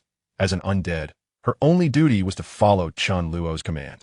Chen Luo continued. In addition, elucidate what transpired earlier? A look of shame crossed Duan Xiaoyu's face. It was my folly to harbor the misguided notion of usurping my master's body. Thankfully, my master preserved a fragment of my soul. Otherwise, I would have become nothing more than a puppet. Chen Luo inquired. When did you employ a soul technique against me? Duan Xiaoyu confessed, during our gaze lock. She added, but it hardly qualifies as a soul technique. It was merely a petty trick left behind by the evil soul master. It was merely due to your overwhelming strength that you saw through it all. Speak the truth, Chen Luo urged. Duan Xiaoyu nodded earnestly. Yes, master. She then began to disclose the nefarious thoughts that had plagued her in life, alongside the plan she had devised. My voice was not always like this. It changed after consuming a special herb, which was also left by the evil soul master, Duan Xiaoyu explained. Upon ingesting that herb, my power surged tremendously, and my voice transformed. If I intentionally guided it, I could influence others' minds through my voice. Those present are rather unique. 3 undead, 1 titled Douluo, and you, a formidable master. My voice holds no sway over the undead or those far stronger than myself. Even when directed at you, master, it did not alter your mind, merely causing a slight disarray in your thoughts. Even if it had some effect, it was trivial and did not alter my fate or fulfill my aims. One could only say, master, you are too powerful. Gong Zhongyang furrowed his brow. Why are you so adept at flattery? Duan Xiaoyu ignored Gong Zhongyang and continued. Initially, I intended to use this method to persuade you to spare me, but alas, it failed. I then sought to preserve my life by instilling greater doubt in you, buying myself more time. Naturally, what I said was not entirely deceitful. There truly is mention of immortality on the stone wall. However, that was not what I desired. Why would I wish to become a corpse when I can live well? I merely sought to obfuscate the truth and, regrettably, nearly succeeded. The might of the title Douluo was simply too overwhelming. It was only in my final moments that I realized the gravity of my situation, but alas, it was too late. I had also contemplated that if no opportunity presented itself, I would not allow you to kill me easily. For I did not wish to become an undead. Even if it meant detonating all the power within me, I would seek to destroy this corpse, regardless of whether it inflicted any harm upon you. Even if you were to slay me, I could utilize the special method left by the evil soul master to seize another body. Alas, your strength was insurmountable, and I could not launch an assault on your soul, leading to my immediate obliteration. I indeed had numerous plans, but they all ended in failure. Master, I have disclosed everything. Chen Luo nodded gently. He had anticipated Duan Xiaoyu's thoughts. His momentary confusion had led to hesitation and flawed judgment. It was worth noting that Duan Xiaoyu's peculiar voice indeed possessed an eerie quality. Had he not possessed a degree of immunity to such influences, he might have truly fallen under her spell. A voice capable of disturbing the mind is truly uncommon. The most crucial aspect is to ensure that the entire process goes unnoticed, executed with an almost imperceptible silence. At least the esteemed title Gongzhong Fei remained oblivious. As for Duan Xiaoyu's demise, the counterattack during Chen Luo's awakening indeed showcased a formidable ability, yet its application on Chen Luo appeared rather foolish. Not to mention that Chen Luo possessed an extraordinarily potent soul, adorned in the armor of death, rendering him immune to all mental and soul-based assaults. Just as Duan Xiaoyu articulated, Chen Luo had already infused a fragment of his soul into Duan Xiaoyu's corpse during the earlier phase of awakening. Otherwise, her self-destructive act would have irrevocably transformed her into a mere specter. Upon absorbing all that Duan Xiaoyu divulged, Chen Luo's interest in the treasures of the evil soul master intensified. The might of the evil soul master is indisputable, and even the remnants of their artifacts can yield tremendous benefits. With this thought in mind, Chen Luo turned his gaze towards Gong Zhongyang. This fellow is but a false evil soul master. As Duan Xiaoyu recounted her tale, she led the group upstream of the ravine, arriving precisely at their intended destination. They now stood before a small mountain lake, its surface modest in size, yet seemingly profound. Dense thickets surrounded them. Originally, no path existed here, yet Duan Xiaoyu had utilized her soul power to carve one. This is the entrance, Duan Xiaoyu explained. To be precise, it is actually an exit. During my hunt for soul beasts, I was gravely wounded and fell into the ravine, subsequently arriving in a peculiar place. Upon my departure from there, I emerged into this very lake. An entrance can also serve as an exit, and vice versa. I can no longer find the way back in. As my consciousness was hazy at the time, I awakened already here, yet I recall the route I took to leave. With that, Duan Xiaoyu brushed against an object resembling a fragrant pouch at her waist, producing 2 black orbs. These are water-repelling pearls, a unique soul guide, allowing one to breathe underwater. She extended the pearls towards Chen Luo. Gong Zhongyang immediately interjected with caution. Have you used these before? Duan Xiaoyu shook her head. I have not, and I intended to use them this time, but it seems unnecessary now. The specters no longer require breathing. Chen Luo took one of the pearls and inquired. How does one use it? Gong Zhongyang promptly replied. It must be placed directly in the mouth. That is why I specifically asked if this elderly woman had used it before. Otherwise, it could soil the master. Duan Xiaoyu nodded. Indeed. It should be held in the mouth. Then she turned to Gongzhong Fei, Senior. I do not require it. Gongzhong Fei responded indifferently. I have no need. Duan Xiaoyu offered an awkward smile, stowing the remaining water-repelling pearls. The pouch at her waist must be a storage-type soul guide. Let us proceed, Chen Luo declared. Duan Xiaoyu nodded and promptly leaped into the lake, swiftly swimming towards the depths. Chen Luo and the others immediately followed. He did not use the water-repelling pearl right away, as his current strength allowed him to remain submerged for an extended period with the aid of soul power. Upon entering the lake, the immediate sensation was one of bone-chilling cold. The water was even colder than anticipated, bordering on excruciating. Chen Luo circulated his soul power, swiftly isolating all discomfort and promptly catching up to Duan Xiaoyu. Gongzhong Yang, Yu Yao, and Huai Lianghao took on the roles of bodyguards, flanking him on either side and behind, while Gongzhong Fei brought up the rear. As they traversed the lake, the initial stretch was still visible, but as they delved deeper, visibility gradually diminished, darkness consuming everything. Duan Xiaoyu seemed impervious to the gloom, while Chen Luo was able to follow her accurately due to their unique bond. Gongzhong Yang and the others mirrored this. Gongzhong Fei, even without the special connection, had no cause for concern, as his formidable strength ensured he would not stray. It was unclear how long they had been moving. The lake appeared unfathomably deep, with Duan Xiaoyu continually descending, and Chen Luo and the others steadfastly following. Until Duan Xiaoyu transmitted a message to Chen Luo. Master, we have arrived. Before he could fully comprehend, he felt himself emerging from the water, quickly adjusting his posture to land steadily. Surrounding them, darkness still enveloped everything. Chapter 0106. Endless black vines. A sharp snap echoed, illuminating the entire environment. Everything around them was bathed in a blood-red glow, appearing somewhat eerie, yet significantly more welcoming than the endless darkness that had preceded it. The one who snapped his fingers was none other than the titled Da, Gongzhong Fei, who seemed to harbor a disdain for dark settings. Upon arriving, he immediately employed his abilities to dispel the shadows. With the crimson light casting its radiance, the surroundings became markedly clearer. Chen Luo and the others found themselves before a passageway leading into a vast cavern. Above them, a large opening revealed the lake's water swirling, with some unknown fish darting about in the distance. It appeared that a peculiar barrier had been established here, preventing the lake water from flooding the passage. The corridor stretched long, its end hidden from view, and the stone walls were adorned with numerous unique inscriptions and images. A mere glance made it evident that these depicted the evil soul master. The most powerful of evil soul masters could wield a portion of the death god's power, allowing them to awaken the dead permanently, liberating them from suffering and bestowing upon them immense strength. Though Chen Luo could not decipher the inscriptions, he was not lacking in translators. Upon seeing the carvings, Gongzhong Yang immediately selected some to read aloud. Master, it seems this old woman has not deceived you. The abilities you exhibit indeed bear resemblance to the immortality documented on these walls.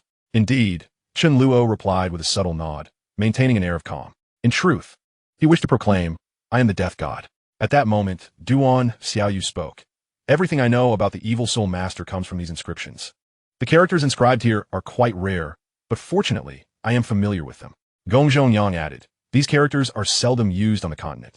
I only became acquainted with them after my encounters with the evil soul master. Chen Luo urged, continue leading the way. His interest in the evil soul master's history was minimal. What truly drew him here was the promise of their treasures.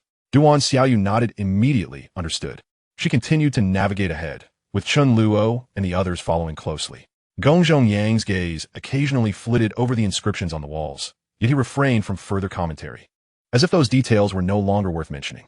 After traversing the passageway for an indeterminate duration, the inscriptions began to fade, leading them to the corridor's terminus. Before them lay a spacious area, dominated by a vast pit at its center, seemingly concealing the treasures of the evil soul master below. However, Duan Xiaoyu halted, a note of caution in her voice. Master, we must be extra vigilant from here on. Once we exit the passage, a peculiar vine-like soul beast will likely appear. When I left here previously, they did not attack me, but the current situation feels different. I sense a palpable hostility. Gongzhong Yang scoffed dismissively. Vine-like soul beasts? How formidable can they be? Can they truly endanger our lives? Oh, I misspoke. We're already dead. Can they still pose a threat to the master and my brother? Silence. Gongzhong Fei, who had remained quiet thus far, suddenly interjected. Gongzhong Yang obediently nodded, understood. Gongzhong Fei continued. I too have sensed something amiss ahead.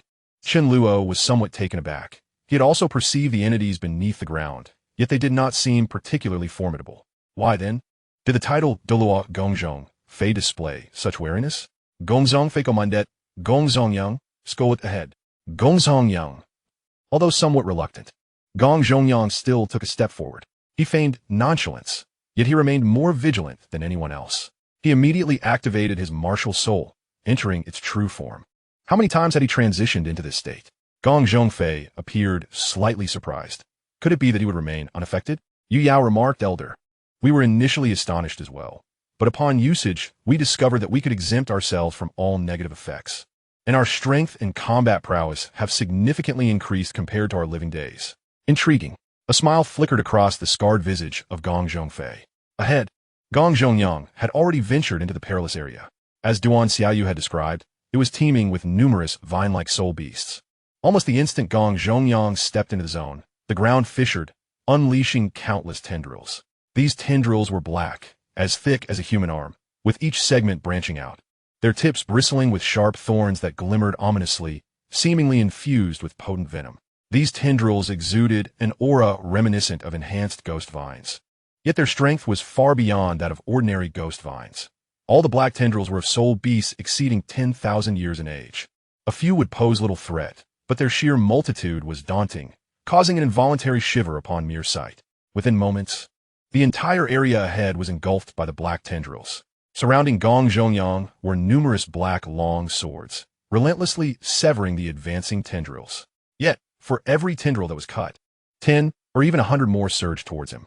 The severed tendrils, before even touching the ground, were instantly drained of all nutrients by their brethren. The sheer scale of this spectacle was truly terrifying. It was no wonder that even Gong Zhongfei, a titled Duo, furrowed his brow. Naturally, if Gong Zhongfei chose to intervene, the situation would differ entirely. At this moment, Gong Zhongyang was progressing towards the underground cavern at a snail's pace. But after moving less than a meter, he was immediately forced back by the overwhelming tide of black tendrils. Thankfully, Gong Zhongyang was in his martial soul, true form, standing atop a massive black long sword rather than on the ground. Otherwise, the situation would become even more uncontrollable.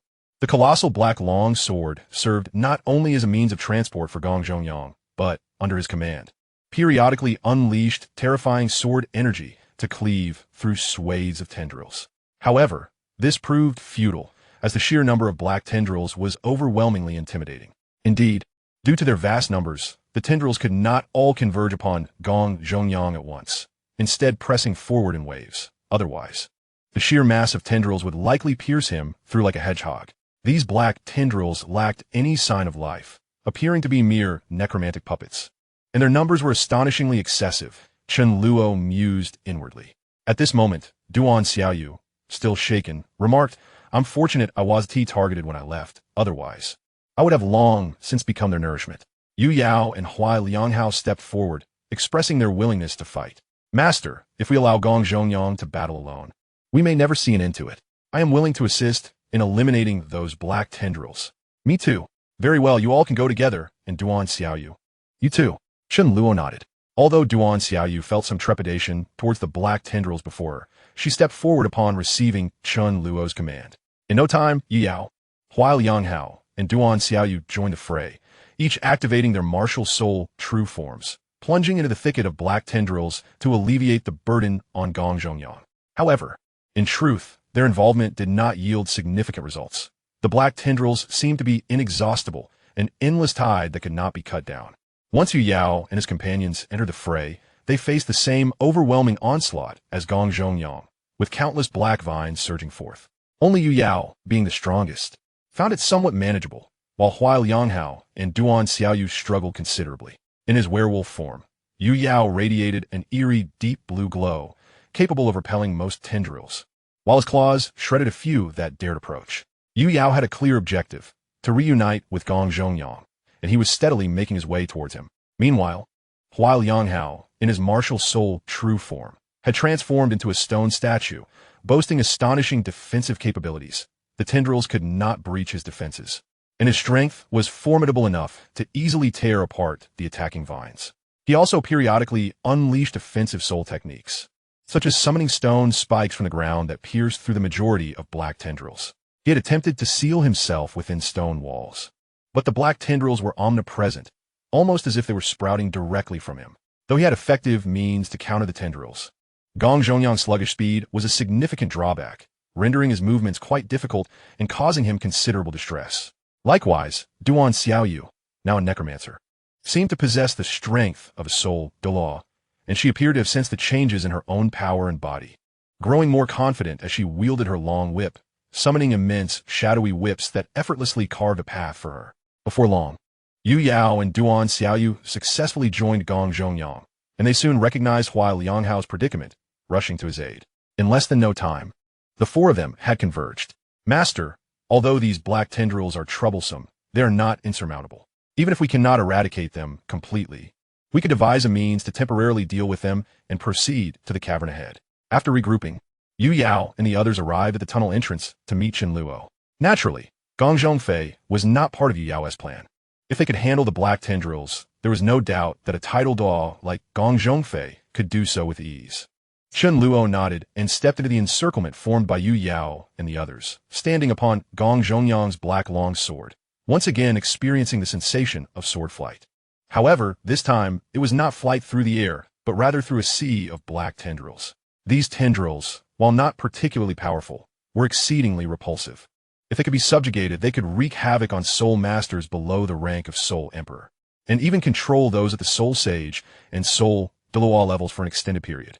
As for titled Douluos, Chen Luo pondered, glancing back at the approaching Gong Zhongfei. He smiled wryly. It seems they are of little use. Surrounding Gong Zhongfei was an exceedingly terrifying crimson aura. Any black tendril that dared approach would instantly disintegrate, utterly incapable of impeding him, let alone inflicting any harm. At this moment, Gong Zhongyang also noticed his brother's condition and could not help but retort, clearly, we could easily deal with the black tendrils, yet my brother insists on showing off alone. There is truly no reasoning with him. With Yu Yao and the others providing cover, Chen Luo smoothly arrived at the entrance of the underground cavern. Master, you go ahead. We will hold the rear, Gong Zhongyang stated. However, Chen Luo did not act immediately. Instead, he silently sensed everything around him. Duan Xiaoyu's voice chimed in, Master.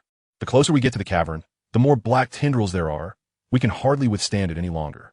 Yu Yao and Hua Lianghao were continuously severing the oncoming black tendrils, as was Gong Zhongyang, and they all appeared increasingly strained, just as Duan Xiaoyu had indicated. As they approached the cavern, the number of black tendrils increased, and their quality seemed to rise as well. If the tendrils near the tunnel were comparable to soul beasts around 10,000 years old, those closer to the cavern were at least 20,000 years old. It was truly staggering. The black vines, in their singular mode of attack, lack any discernible skills. Otherwise, how could Yao and his companions possibly withstand them? Just as a multitude of ants can bring down an elephant, sheer numbers can indeed overwhelm all. Gong Zhongfei lingered not far behind Chen Luo and the others, maintaining a deliberate distance from them. Even though the quality of these black vines had significantly improved, they still posed no threat to Gong Zhongfei. After a brief silence, Chen Luo finally spoke, but not to Gong Zhongfei or his companions. Senior Gong Zhongfei, I implore you to take action, Chen Luo stated. It appeared that Gong Zhongfei had been waiting for these very words, as he immediately nodded in agreement. Come over here. Without a moment's hesitation, Chen Luo activated his martial soul and entered an indomitable state, with the Death God's armor and Death God's boots manifesting simultaneously. In the blink of an eye, he was fully prepared. You all proceed first. I will join Senior Gong Zhongfei shortly, he instructed his undead companions, issuing a command. Despite the concern etched on Gong Zhongyang and the others' faces for Chen Luo's safety, they could only watch helplessly as he took action. With a powerful push from his feet, Chen Luo surged forward like a cannonball towards Gong Zhongfei, arriving at his side in a heartbeat, leaving Yao and the others utterly dumbfounded. Even Gong Zhongfei taken aback by his astonishing speed. It was so swift that the black vines did not even have time to strike at him. Upon entering the indomitable state, the black flames enveloping Chen Luo created a path of black fire around him. Seeing Chen Luo at his side, Gong Zhongfei, though somewhat incredulous, quickly provided him with shelter, enveloping him in a crimson aura that shielded him from the onslaught of the black vines. Where to? Gong Zhongfei inquired. Chen Luo smiled faintly. You must have sensed it as well, Senior. Good. With no superfluous words, their brief exchange reached a mutual understanding. And Gong Zhongfei immediately set their plan into motion. A blood-red longsword appeared in Gong Zhongfei's hand. With a swift stroke, he carved a path through the ocean of black vines, the crimson aura surrounding the edges preventing any from breaching. Gong Zhongfei and Chen Luo descended onto the ground and proceeded towards the direction of the passage. Indeed, they were retracing their steps. After traversing a distance, both Chen Luo and Gong Zhongyang halted. "Thank you for your assistance, senior," Chen Luo said with a smile. Gong Zhongyang nodded gently, then plunged the blood-red long sword into the ground. Instantly, a terrifying crimson aura erupted from Gong Zhongyang, and in mere moments, the black vines in the vicinity were obliterated. A piercing scream erupted from the earth, lasting only a brief instant before fading, seemingly marking the end of a life. Chapter 0108, The Beast of a Thousand Hands. The demon vine with a sudden thrust.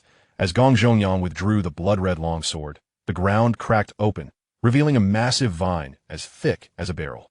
The dark liquid oozed from the earth, staining the ground extensively, while the surrounding black vines withered away. This was the root of the calamity. Chen Luo, having observed the relentless assault of the black vines, had already begun to piece together the puzzle, diligently sensing the location of the puppeteer behind these vines, and ultimately, his efforts bore fruit. The thousand-hand demon vine, a particularly unique plant beast, is the work of an evil soul master, Gong Zhongfei remarked casually. It was evident that Gong Zhongyang had long recognized the presence of the thousand-hand demon vine. He had merely been waiting for Chen Luo to speak. The perceptive abilities of a titled Douluo far surpassed those of many others, even outstripping those of the soul Do-level Yao. A beast? Chen Luo had initially assumed that the thousand-hand demon vine was a soul beast, but had not observed any soul rings manifesting. Gong Zhongfei nodded affirmatively. Indeed, an evil breed meticulously cultivated by the evil soul master. I had thought these creatures had perished along with their creator, yet here they are still extant. I can confirm that the black vines are lifeless, reanimated through a peculiar method, primarily controlled by this thousand-hand demon vine. Chen Luo shared his observations. Yes, your assessment is accurate. The purpose of the evil soul master's cultivation of the thousand-hand demon vine was to enable it to command these undead plant vine soul beasts. Under the control of the thousand-hand demon vine, the strength of these plant soul beasts can multiply, devoid of the rigidity typically associated with the undead, functioning instead as true living beings. Moreover, with the presence of the thousand-hand demon vine, these plant soul beasts can continually absorb nutrients and be reborn, which is the most repugnant aspect of it all. I once witnessed a soul-level soul master ensnared and suffocated by a plant soul beast under the control of the thousand-hand demon vine. At that time, I lacked the strength to rescue him. Of course, he brought this upon himself. As he spoke, Gong Zhongfei suddenly turned his gaze towards Chen Luo, a grotesque smile forming on his scarred face. "Do you have confidence?" "Confidence in what?" Chen Luo instinctively asked. Gong Zhongfei continued to regard him, smiling in silence. It was then that Chen Luo comprehended what Gong Zhongfei was implying and responded with a grin. "Of course I have confidence. Otherwise, I wouldn't have troubled you to bring me here." "Then you should begin. Do not keep Gong Zhongyang and the others waiting too long. If they grow impatient, they might come up," Gong Zhongfei instructed. No sooner had Gong Zhongfei's voice faded than Gong Zhongyang and the others indeed charged out from the cavern. "Master, we have arrived." They were all prepared for a fight, yet upon emerging, they found that all the black vines had withered, leaving them somewhat astonished. Gong Zhongyang feigned calmness. "I told you not to rush. My brother is right beside the master. How could the master possibly be in danger? Look, all of this is the result of my brother's handiwork. The master is just fine." Duan Xiaoyu rolled her eyes. A bit late to say that. With that, she made her way towards Chen Luo. Yao patted Gong Zhongyang on the shoulder. "You were the loudest just now." Indeed, Huai Lianghao nodded in agreement. Subsequently, both Yao and Huai Lianghao also approached Chen Luo. Gong Zhongyang awkwardly chuckled. "Wait for me." Chen Luo had never anticipated that his undead companions would rush up again. But Gong Zhongfei had accurately predicted their actions. "Do not crowd around. Stand aside," Chen Luo instructed. "Understood." All the undead complied and stepped aside, holding the death god's scythe. Chen Luo approached the corpse of the thousand-hand demon vine. What he aimed to do, and what he was confident in doing, was of course awakening the thousand-hand demon vine. Such a useful and unique beast should not be left unclaimed. The thousand-hand demon vine was estimated to possess the strength of a 2,000-year soul beast, though its mechanism was rather unique, which rendered it formidable and troublesome. Chen Luo had long been capable of awakening 2,000-year soul beasts. The king of the earth in the realm of the undead was the best proof of that. "Awaken." Chen Luo whispered inwardly, and the death god's scythe descended, instantly embedding itself into the body of the thousand-hand demon vine. A faint black glow flickered as Chen Luo's soul power was violently drained, and thin wisps of gray aura began to swirl around the thousand-hand demon vine. In less than a minute, the awakening concluded. The thousand-hand demon vine reawakened, its previously pitch-black body now adorned with several gray streaks, and a faint gray aura enveloped it.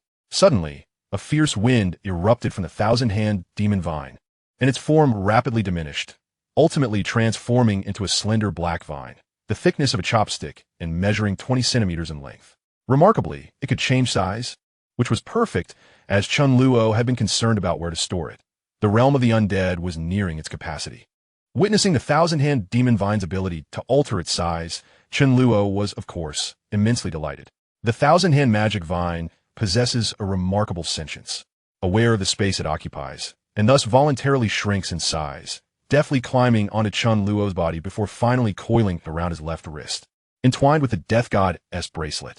Initially, the Death God's bracelet appeared rather unassuming, but with the embrace of the thousand-hand magic vine, its new appearance surprisingly became quite appealing.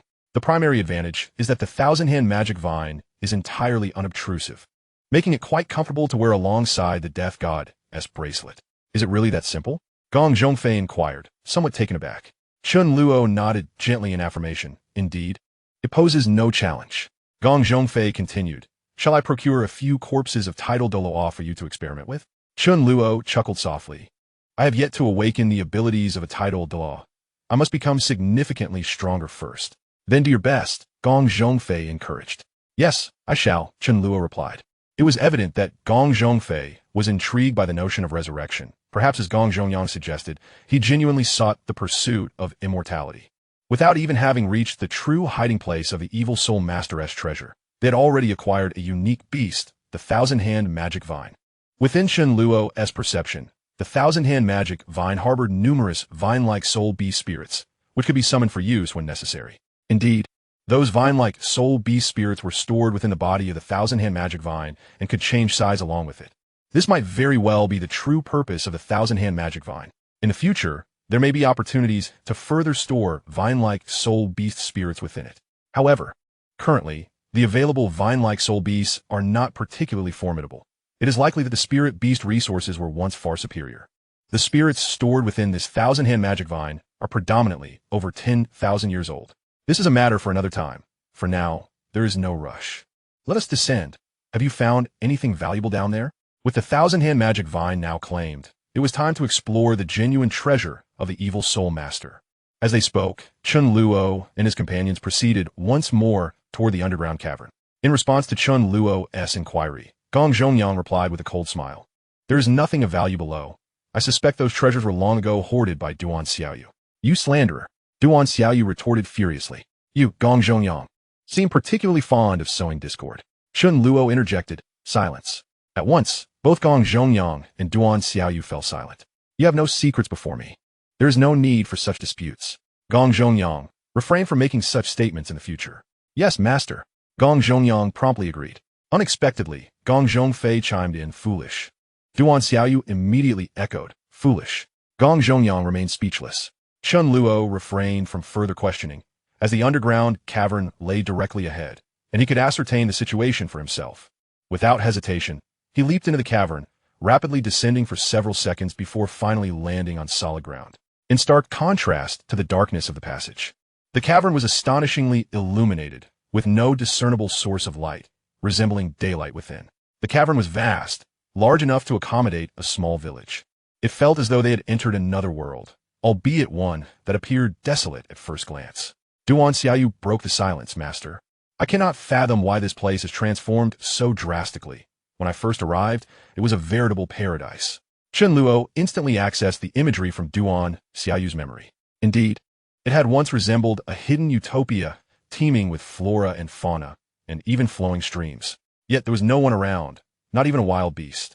The current desolation hinted at remnants of that paradise, as a riverbed lay not far ahead. The treasures I acquired were also found here, Duan Xiaoyu continued. Chen Luo once again delved into Duan Xiaoyu's memories. He witnessed her solitary journey through this paradise, captivated by a plant as dark as ink beside the river. Then, she heard a hoarse, ancient voice, "Consume it, and you shall gain formidable alluring abilities. Your voice shall be your mightiest weapon." Compelled, Duan Xiaoyu ingested the obsidian plant, only to be plunged into a prolonged agony. Chen Luo bypassed the painful memories and fast-forwarded to the moment after Duan Xiaoyu's recovery. She had indeed acquired the power of allure. Her voice became uniquely powerful, enabling her to accomplish much when she chose to harness it. Not only did she gain this extraordinary ability, but her strength also significantly increased.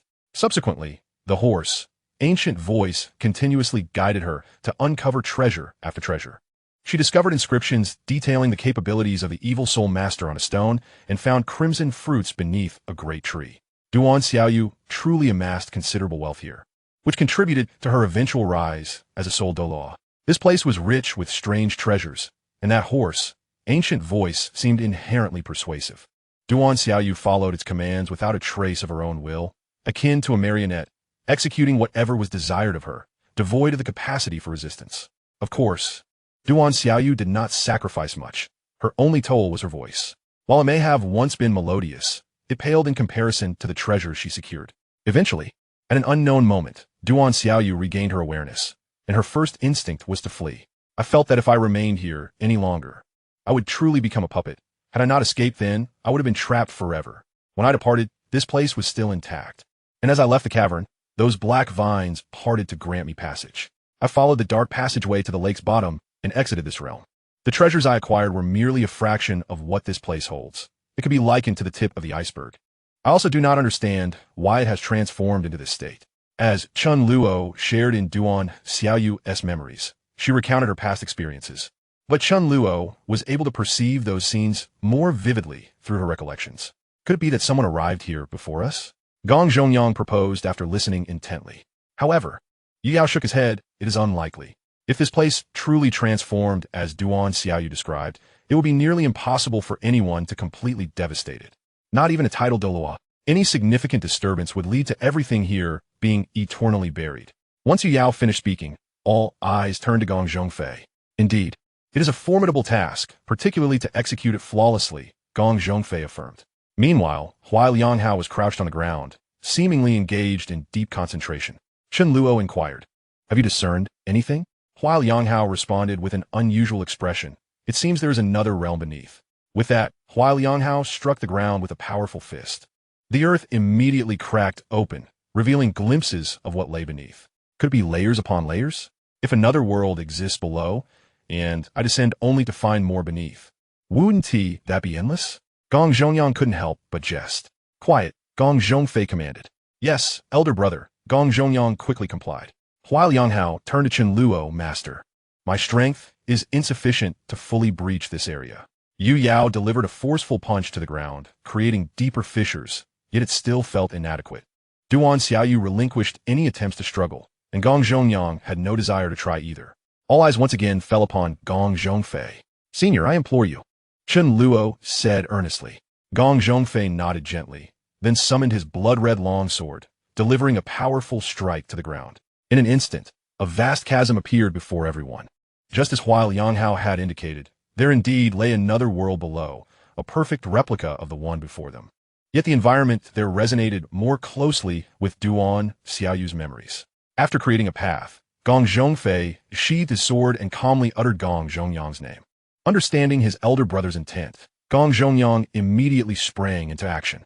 Martial soul, true form. He cast aside the black longsword in his hand, unlocking his martial soul, true form. And as his aura surged, the black longsword grew to an immense size. "Let us descend." Gong Zhongyang leaped onto the enormous black sword, with the others following suit at his beckoning. Meanwhile, Gong Zhongfei leapt into the chasm alone, rushing downward at a remarkable speed. "Wait for us," Gong Zhongyang called out with a smile. Chapter 0110. The treasure vault through the fissure. Chen Luo and the others swiftly arrived in the underground realm, which truly resembled the idyllic paradise described by Duan Xiaoyu. However, the atmosphere here was rather dim, with a nearby thicket shrouded in darkness. The trees, though not particularly dense, seemed to devour all sources of light. Speaking of light, no one could discern where it originated. Gazing upward revealed only a blanket of darkness, with a faint outline of the descending fissure visible. Yet, light still existed here, as if it materialized from thin air. Indeed, this is the place. Upon arrival, Duan Xiaoyu affirmed immediately. Chen Luo nodded gently. He had gleaned the imagery from Duan Xiaoyu's memories, and everything before him indeed matched that vision. With spirit grass. It is indeed with spirit grass. Just as the environment was confirmed, Gong Zhongyang's voice echoed with excitement. Master, I have spotted a plethora of wood spirit grass in the thicket ahead. He exclaimed. Wood spirit grass? Chen Luo had never heard of such a thing. Yu Yao interjected. It is a rather unique herb, said to extend human life and even restore youth. I'm not entirely sure of the specifics, merely passing on what I have heard. Gong Zhongyang eagerly continued. This herb vanished many years ago. Who would have thought there would be so much here? In stark contrast to Gong Zhongyang's enthusiasm, Gong Zhongfei maintained an air of composure, standing with his hands clasped behind his back, eyes partially closed as he sensed the surroundings. Hua Lianghao promptly utilized his abilities, entering a state of heightened awareness to perceive everything through the earth. I have long asserted that this place harbors numerous treasures. Had it not been for that terrifying voice that nearly ensnared me as a puppet, I would not have fled, intending to take as much as possible from here.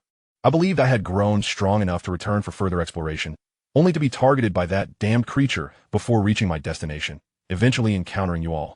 I am uncertain whether this is a blessing or a curse. While I did not acquire the treasures of the evil soul master, I have attained immortality. Chen Luo responded calmly. Ultimately, all mortals shall pass away, myself included. The implication of his words was clear. Should he perish, they too would face doom, rendering the notion of immortality moot. Duan Xiaoyu smiled. We firmly believe that you, Master, can transcend human limitations and attain true immortality. Master, let us hasten to gather the wood spirit grass. Regardless of anything else, those herbs are priceless treasures. We are undead and have no use for them. But you certainly do. Gong Zhongyang stated plainly, if you can extend your life by 2 years, it means we too may live 2 years longer. Such directness was rather blunt. Duan Xiaoyu's words were far more eloquent. Chen Luo replied, act freely, but remain vigilant. They had spent some time in this place without encountering the eerie sounds from Duan Xiaoyu's memories, and no threats loomed nearby. Gong Zhongyang, possessing the strength of a soul sage, would face no issues acting alone. Even in the event of trouble, his elder brother, the titled Daw, was present. With Chen Luo's permission, Gong Zhongyang swiftly advanced toward the dark thicket. For those with considerable strength, darkness posed no obstacle. Gong Zhongyang, however, remained exceedingly cautious. Activating his martial soul and employing his sixth soul skill, a swarm of black blades encircling him, poised to strike at the first hint of danger. Once Gong Zhongyang entered the woods, Gong Zhongfei slowly opened his eyes, and Hua Lianghao also concluded his martial soul state. You speak first. Noticing Hua Lianghao's gaze upon him, Gong Zhongfei spoke with a calm demeanor. Hua Lianghao immediately replied, the woods ahead feel off. There is a palpable danger lurking beneath. Chen Luo turned his attention to Gong Zhongfei, who nodded. I sense the presence of a sealing array. Something formidable is bound below, and the array is on the verge of collapse. The fact that even Gong Zhongfei, a titled Daw, described it as formidable indicated the peril that lay beneath the thicket. Then why did you allow your foolish brother to proceed? Duan Xiaoyu couldn't help but inquire. Let him scout ahead. Are you not concerned he might perish within? He won't die. Very well. Gong Zhongyang had effectively become a mere tool, even his own brother perceiving him as such. However, moments later, Gong Zhongyang emerged from the thicket, brandishing a large handful of plants that glimmered faintly with a green hue, resembling blue silvergrass, his face alight with excitement. Indeed, there is an abundance of wood spirit grass. Let us all enter and collect it. Gong Zhongyang approached Chen Luo, offering the wood spirit grass to him. Here, consume it, and you shall prolong your life. Chen Luo smiled faintly, refraining from taking it. Suddenly, Yu Yao struck, his martial soul manifesting as a massive wolf claw that pierced through Gong Zhongyang's chest. A look of shock crossed Gong Zhongyang's face, swiftly replaced by an expression of deep hatred. In the next moment, he disintegrated into a puddle of sludge, the wood spirit grass transforming into a swarm of small black insects, which perished alongside him. Gong Zhongyang typically calls you master. Why do you address him so formally? Are you fearful we might not recognize something amiss? Yu Yao remarked disdainfully, retracting his martial soul and smirking at the puddle of goo. The gaze of the others then fell upon Gong Zhongfei. I know he is met with misfortune. Gong Zhongfei appeared unfazed, his scarred visage revealing no trace of emotion. "I will not intervene. You may handle it as you see fit," he stated. Duan Xiaoyu frowned slightly. "He is your own brother. My brother has long since perished. He is but a wraith." Following Gong Zhongfei's declaration, the others turned their attention to Chen Luo, awaiting his command.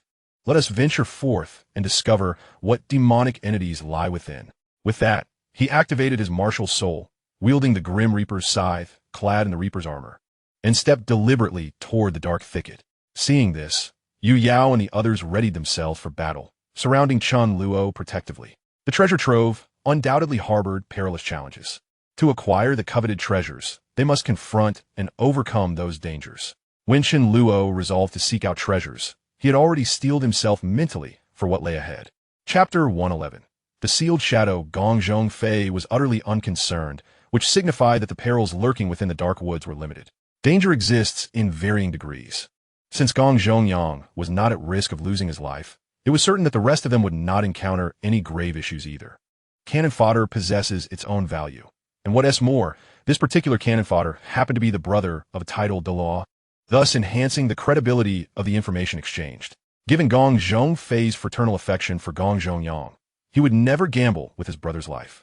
Having already faced death once, the prospect of another demise would mean absolute finality. Under the protection of Yu Yao and the others, Chen Luo stepped into the dark woods. In truth, this forest was not particularly conspicuous in this subterranean realm, as numerous areas were shrouded in darkness, precisely the aspect that Gong Zhongyang found appealing. Upon entering the woods, Chen Luo was immediately struck by a chilling sensation, as if an icy breath were whispering down his spine. Nevertheless, there were no other distinct feelings accompanying this eerie atmosphere. The fresh scent of moist earth mingled with the peculiar aroma of the trees wafted towards him. It was not an entirely pleasant fragrance, yet it was not offensive either. In the face of darkness, Chen Luo found it almost negligible. His unique physique, including his extraordinary eyesight, allowed him to perceive the surroundings even in such obscurity. Coupled with his formidable sense of perception, the darkness seemed to vanish, rendering everything startlingly clear. After cautiously traversing a path within, Chen Luo soon spotted the figure of Gong Zhongyang. He stood there, lost in a foolish grin, his gaze vacuous. This was undoubtedly Gong Zhongyang. No one could mimic his particular brand of silliness. Chen Luo attempted to communicate with Gong Zhongyang through their unique bond. Initially, he sensed a slight resistance, but with a mere focus of his mind, that barrier dissipated effortlessly. Soon, Chen Luo was privy to the visions that occupied Gong Zhongyang's mind. He was reveling in the joy of having just broken through to become a titled Douluo, with his brother, Gong Zhongfei, standing nearby, lavishing him with praise, his face alight with pride and happiness. It seemed Gong Zhongyang was desperately seeking his brother's approval. Chen Luo snapped his fingers gently, and Gong Zhongyang abruptly awakened from his reverie. After a moment of surprise, he looked at Chen Luo and the others with astonishment. "Master, what brings you here? I thought you had perished, so I came to see if I could collect your remains," Duan Xiaoyu replied, nonchalantly, her tone suggesting a particular animosity towards Gong Zhongyang, as she immediately began to bicker with him. Gong Zhongyang pouted, "I never asked you." "But that doesn't prevent me from responding," Duan Xiaoyu retorted. Chen Luo chose to disregard the exchange between Gong Zhongyang and Duan Xiaoyu, directly inquiring, "What has happened?" Gong Zhongyang smiled sheepishly. "Master, didn't you see it all?" "I'm not referring to that," Chen Luo clarified. Gong Zhongyang suddenly realized, "Oh, I saw a shadow, and then I inexplicably fell into a dream. The dream felt incredibly real." "I can see that," Chen Luo nodded. Gong Zhongyang looked a bit embarrassed. "Master, I feel like we have no privacy in front of you." Chen Luo responded candidly, "That is indeed the case. But I seldom delve into your memories. Otherwise, I would not need to ask you. I could simply look myself. It was unavoidable just now." "Understood, Master." Gong Zhongyang chucklet. "Did you discern the appearance of that shadow?" Chen Luo inquired. Gong Zhongyang pondered briefly, seemingly searching for the right adjective, before finally saying, "No. I felt it was merely a shadow." "A shadow?" "Indeed, just a shadow," Gong Zhongyang affirmed. Chen Luo turned his gaze towards Hui Lianghao, who appeared somewhat bashful. "Master, my abilities are limited." "Very well." Chen Luo's attention returned to Gong Zhongyang. "What about the wood spirit grass you were searching for?" Gong Zhongyang immediately scanned his surroundings, then smiled awkwardly. "It has all fled." "Does grass grow legs and run away?" "The wood spirit grass is akin to caterpillar fungus. The grass does not flee, but the insects do. They are alive and exceedingly cunning." Chen Luo nodded lightly. I cannot sense their presence at all. They have already escaped, making it difficult to locate them again. Gong Zhongyang looked increasingly embarrassed. There is nothing else of value here. Let us explore elsewhere. Chen Luo agreed, as he had indeed felt no peculiar presence aside from some unique force emanating from the underground. At that moment, Hualiang Hao spoke up, Master, it is about to emerge. No, it has already emerged, Chen Luo replied. It had been below just moments ago, but now was no longer there. It was the formidable entity that Gong Zhongfei had referred to. Indeed, a ceiling formation existed here, and Chen Luo discerned some clues. On the way, he had observed unique energy patterns etched into the ground, which serve as the foundation of the formation. As Gong Zhongfei had mentioned, the formation was failing. Yet Chen Luo had not anticipated its collapse to occur so swiftly. Damn it, everything seems to have been meticulously calculated. Everyone, stay alert. There is no need to worry about me, Chen Luo said calmly, activating his immortality, his focus intensifying. If possible, he even wished to draw all these undead minions into the realm of the dead. For he had already deduced that the formidable presence from below was the very shadow that Gong Zhongyang had described. Chen Luo had just sensed the shadow's existence. Though not exceptionally powerful, its abilities were formidable. Just outside the woods, the false Gong Zhongyang served as the best evidence of this. Chen Luo was unconcerned about the shadow impersonating his undead minions, as he maintained a direct connection with them, effortlessly distinguishing between the real and the counterfeit. However, Gong Zhongyang and the others were different. They could only discern between true and false Chen Luo, but lacked the capacity to differentiate between allies. Even though there existed a certain unique bond among them, it was not potent enough to enable them to discern the authenticity of their companions. Chen Luo's concern lay in the possibility of them inadvertently turning against one another. Gather around me. Without my command, none are permitted to act independently, Chen Luo instructed. Understood. Gong Zhongyang and the others replied in unison. The shadow lurked nearby, concealed in the darkness, refraining from striking immediately. Much like a venomous snake poised to strike from the shadows, the threat of its concealment was far more daunting than an immediate assault. Chen Luo could not ascertain the precise location of the shadow. Even Hualiang Hao, with his keen perception, was unable to do so. The shadow was exceedingly cunning. Master, let us depart. There is no need to waste time with this entity, Hualiang Hao suggested. Depart? Why should we leave? A somewhat sinister smile crept across Chen Luo's face. The greatest treasure here is the shadow. It seemed the shadow had heard Chen Luo's words as it began to retreat. Chapter 112. The special soul entity Chen Luo would not allow the shadow to escape so easily. He propelled himself forward with great force, dashing towards the shadow's location at an astonishing speed, leaving a trail of afterimages in the air thanks to the enhancement of the Death Goddess boots. Gong Zhongyang and the others quickly reacted, following closely behind Chen Luo. They were somewhat astonished to find that their master, whose strength was far inferior to theirs, was actually faster than them, leaving them momentarily unable to keep up. In no time, Chen Luo caught up with the shadow, and without a moment's hesitation, he swung the Death God's scythe towards a point in the darkness. Soul Hunt. The scythe seemed to pierce through something, and with Chen Luo's low shout, an immensely terrifying force was drawn into his body through the scythe. Gong Zhongyang and the others finally caught up with Chen Luo, witnessing his actions, and they immediately retreated a distance, creating ample space for him. Moreover, they each entered a heightened state of alertness, aware that their master was at a crucial juncture. A peculiar force continuously surged into Chen Luo's being, leaving him enveloped in a chilling sensation, yet he experienced no remarkable feelings thereafter. There were no adverse effects. Indeed, the memories of the shadows did not intrusively manifest in his mind, akin to a hefty tome resting before him, allowing him the liberty to peruse or disregard it at will. Chen Luo's strength escalated rapidly, swiftly reaching level 45, climbing several tiers in succession. But it plateaued at that point, refraining from any further excessive enhancement. His composure had always been formidable. He never sought fleeting achievements, displaying a remarkable steadiness. Once his power ascended to a certain threshold, he preferred to consolidate his strength rather than pursue immediate elevation. It was unclear how much time had passed until Chen Luo could no longer absorb power, marking the conclusion of the soul hunting process. He retracted the scythe of death, and the shadow within the darkness vanished entirely. The gains were substantial. His soul power level had ascended to 45. Yet he would need to dedicate time to fortify his foundation, for any further hastened advancement could lead to dire consequences, which he could ill afford. Chen Luo exited his indomitable state, subsequently retracting the scythe of death, though the armor and boots of death remained visible. Master, has it concluded?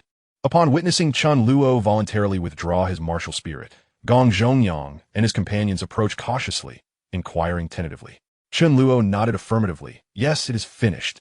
Without waiting for further questions, he elucidated the recent events. The shadow was a soul entity, not a solitary one, but rather a conglomeration of numerous souls, likely a creation of the evil soul masters. Its inherent strength was feeble, yet its capacity for illusion was formidable, capable of conjuring powerful phantasms. Regrettably, its abilities bore no utility for us. More precisely, they were ineffectual against me. My capacity to accurately locate its position stemmed from my unique martial spirit, which provided me with guidance. As for the scene you witnessed, you must have an inkling. It was another of my exceptional abilities, soul hunting, akin to the soul harvesting of the evil soul masters, yet significantly more potent. That encapsulates the situation. Do you have any further inquiries? Initially, Chen Luo too was uncertain of the shadow's whereabouts. As he mentioned, it was through the scythe of death that he sensed it, which seemed particularly attuned to such unique soul entities. Regarding the shadow's special abilities, Chen Luo was immune to them. He shared a unique bond with the undead, enabling him to discern its true nature despite any facades. Illusions held no sway over him, for the armor of death could nullify all mental and soul-based skills.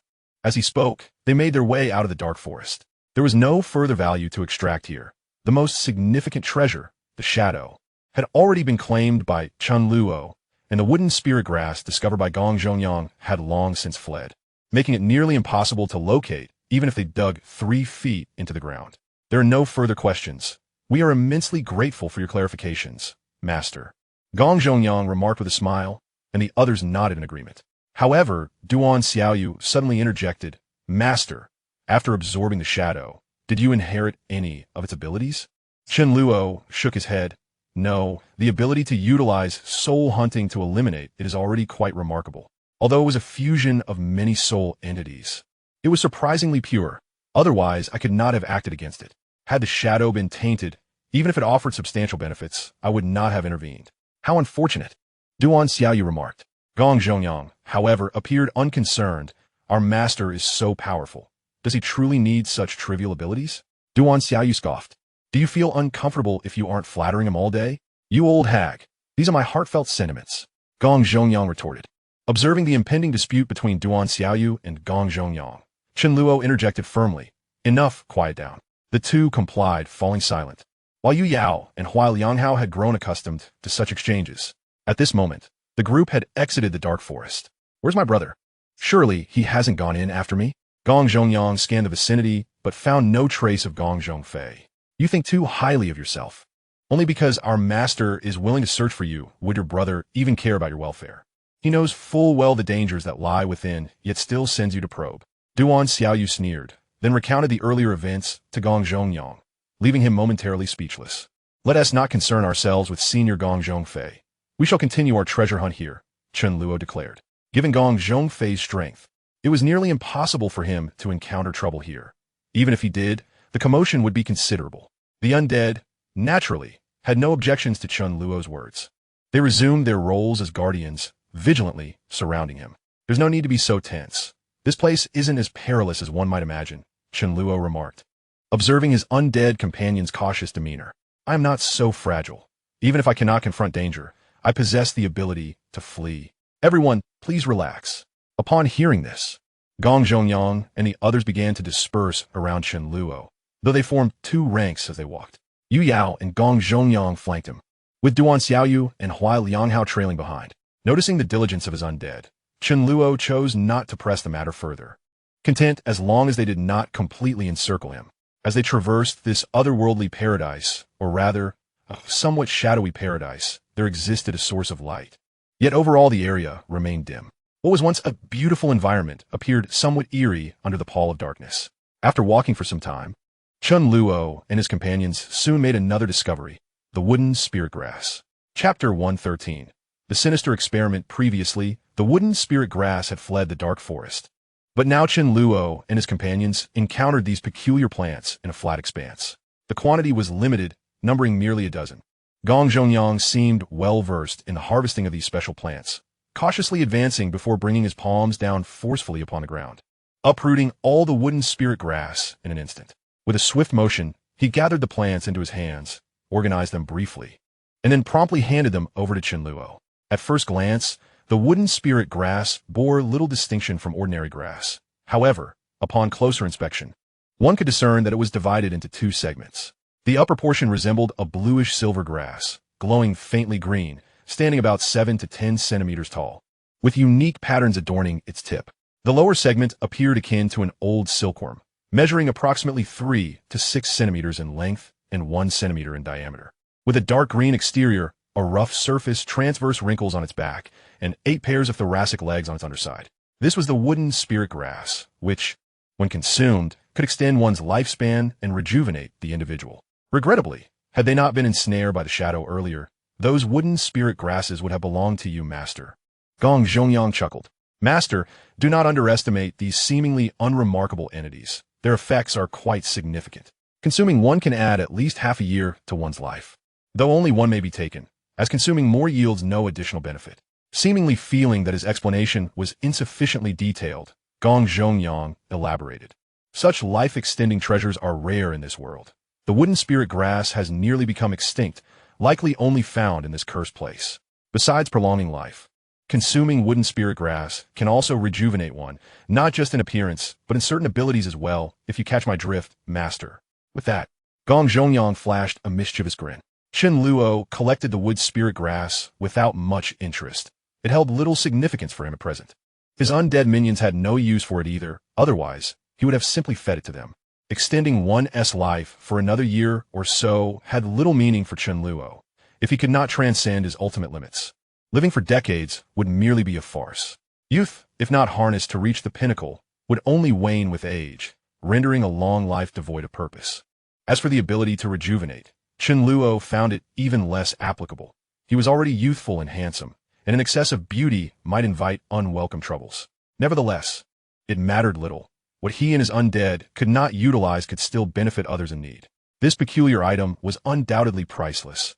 If it were to grace the market, it would surely incite a frenzy among many. After acquiring the wood spirit grass, Chen Luo and his companions pressed onward. They had scarcely walked when they all furrowed their brows. The air was thick with a pungent scent of blood, and large patches of black blood stained the ground ahead. Chen Luo was certain that this blood was not of human origin. Were there other creatures lurking here? Surprised at the thought, he could not help but chuckle. Why use the word surprised? It was entirely normal for such strange entities to exist in this place. With the emergence of the thousand-hand demon vine and shadows, it was only fitting that even more peculiar beings might appear. The presence of oddities was precisely what Chen Luo desired. He had feared that this locale might be too tranquil, and merely foraging for herbs would be utterly tedious. His goal was unequivocal. Since this was the treasure trove of the evil soul master, it must inevitably harbor items related to them. What captivated Chen Luo were souls undead, and the unique creatures cultivated by the evil soul masters. As for souls, the shadows encountered earlier were indeed a noteworthy acquisition. The thousand-hand demon vine certainly counted among the special entities. For now, Chen Luo had only encountered those undead vine-like soul beasts manipulated by the thousand-hand demon vine, and many more resided within it. He had already made significant progress towards his objectives. Yet, as it is with human nature, desires are insatiable. Having gained something, one invariably yearns for more. This place, rich with treasures, was aptly named the Evil Soul Master's Trove. Merely observing the bloodstains yielded no useful information. So Chen Luo and his companions continued onward. Even when the bloodstains vanished, the air still reeked of the metallic scent. Following the trail of blood, Chen Luo soon discerned its source. A heap of half-orc corpses lay strewn across the ground, featuring various hybrid monstrosities such as bull-headed and pig-headed beings. Each towering nearly 3 meters tall, their physiques remarkably robust. Were these the creations of the evil soul master? Chen Luo frowned, recalling that half-orcs did not exist in his memory of the Douluo world. Gong Zhongyang nodded solemnly. Indeed, when I was alive, I heard those fiends speak of a peculiar experiment to merge certain soul beasts with humans using arcane methods. I never imagined they would actually follow through. Truly, they deserve the epithet of evil. Duan Xiaoyu interjected coldly. No surprise there. They're indeed worthy of such a title. Gong Zhongyang sighed. I never thought they would go this far. Otherwise, I would have intervened. Chen Luo trusted Gong Zhongyang's words, for he was himself a false evil soul master. With his understanding of the evil soul masters before arriving here, he had believed them to be vilified primarily due to their grotesque abilities. Even their low-tier versions of soul hunting and awakening were exceedingly perverse, leading society to ostracize them. However, encountering the scene before him instilled in Chen Luo a newfound perspective. Perhaps they truly were a malevolent bunch, deserving of annihilation. In any world, conducting experiments that entwined humans and beasts would undoubtedly draw the ire of society. Let no one claim it was for the sake of noble scientific inquiry. It was merely to satiate their twisted desires. The creations of the evil soul masters were surely meant to yield greater power. Were those subjected to experimentation willing participants? Duan Xiaoyu inquired. Gong Zhongyang chuckled awkwardly. Who would wish to become a monster? Would you? He quickly changed the subject. Let us set aside this topic for now. The half-orcs have not been dead for long. Who could have dispatched them? Chen Luo asked. Gong Zhongyang replied immediately. It wasn't my brother. He would never resort to such crude killings. The wounds on the bull-headed and pig-headed corpses appeared haphazard. Even fatal injuries seemed casually inflicted, with all cuts made by sharp blades. This accounted for the copious amounts of black blood that filled the air with its foul stench. From a physical standpoint, the combat prowess of the bull-headed and pig-headed beings was undoubtedly formidable, and their tough hides made it no easy task to vanquish them. Let's proceed. We should soon encounter the culprit, Chen Luo declared. Chapter 0114. Truth and Illusion Wait. Just as Chen Luo was about to take a step forward, Duan Xiaoyu's voice suddenly rang out. All eyes turned to her as she furrowed her brow and began to speak. Master, don't you find these entities rather peculiar? She refrained from using the terms bull-headed or pig-headed, instead referring to them simply as things.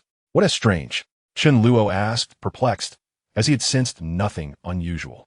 Duan Xiaoyu seemed uncertain as she approached the corpses of the half-orcs, only to pass straight through them. Were those corpses mere phantoms?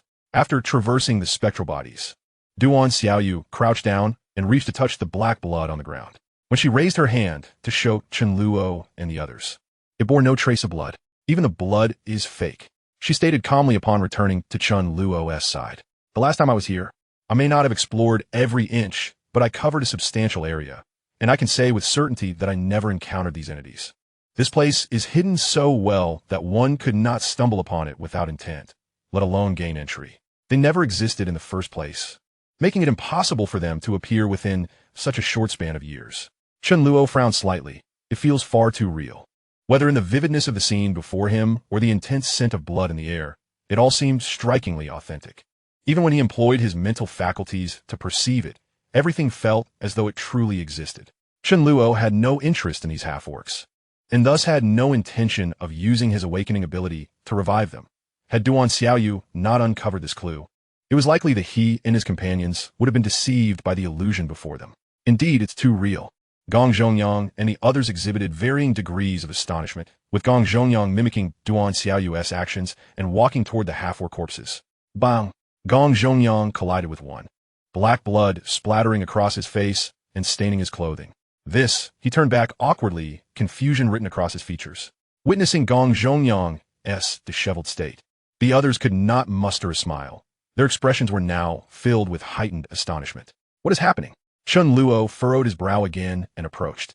He too passed through the illusion, and when he glanced back at Gong Zhongyang, the black blood was entirely absent from him. Was it all an illusion? Yet, such a vivid illusion was hard to fathom. There was no use in dwelling on this matter. They would follow the clues to uncover the truth. Chen Luo issued command with resolve. He was not one to hesitate. If action was possible, he preferred not to squander time and place. Upon hearing his words, Duan Xiaoyu and the others immediately nodded in agreement. Gong Zhongyang, still subconsciously touching his face and patting his clothes, murmured, "Why do I feel like there are still traces of that black blood on me?" The acrid scent of blood lingered in the air, intensifying as Chen Luo and the others continued their search, enveloping them in a palpable miasma of gore. The situation before them grew increasingly bizarre. At times, they glimpsed swirling black blood mist, and scattered at intervals lay the corpses of various half-beasts. The previously encountered minotaurs and pig heads appeared to be the lowest tier of these creatures. Soon, they beheld beings that were half-human and half-snake, with human torsos and serpentine lower halves reminiscent of a mandragora. There were also half-human, half-spider forms, with human upper bodies and the lower halves of monstrous spider creatures. In summary, an array of peculiar entities existed, all hybrids of human and soul beasts. Without exception, they exuded immense power, even in spectral form. Their formidable presence could be palpably felt. Setting aside moral and ethical considerations, one could only marvel at the ingenuity of the evil soul masters who studied such aberrations. During their journey, Chen Luo and his companions had not returned empty-handed. As Duan Xiaoyu had previously described, treasures of the evil soul masters were strewn about. In addition to some unidentified herbs, they discovered several fragmented notes belonging to evil soul masters and a handful of unique soul-guiding devices. They collected 3 herbs, each distinct from the others. Only one was familiar. It was the black herb Duan Xiaoyu had consumed before, which granted a powerful hypnotic voice. She recalled it vividly, certain it would remain etched in her memory for a lifetime. The other 2 resembled each other, akin to its spirit grass, with the upper as being grass and the lower as being insects, albeit in extraordinary colors. One bore blood-red leaves with a black centipede, while the other had deep purple leaves with a dark green scorpion. Even Gong Zhongyang could not identify these peculiar variants of its spirit grass, only vaguely guessing that they were likely poisonous. It was evident to all. As for the fragmented notes, they consisted of a piece of parchment inscribed with many incomprehensible symbols. Gong Zhongyang could only grasp the general idea, failing to discern any clear meaning. The notes seemed to document insights into a special formation, though they were only half complete, and the translation's accuracy was questionable, leaving them to be studied at a later time. The 4 unique soul-guiding devices, all in disrepair and of various shapes, were unidentifiable to Gong Zhongyang, who had never encountered such items. Gong Zhongyang, your brother was right. You are indeed a faux evil soul master. No, perhaps a failed one. You joined their ranks, yet seem not to belong. I find myself perplexed about what you have been doing all these years.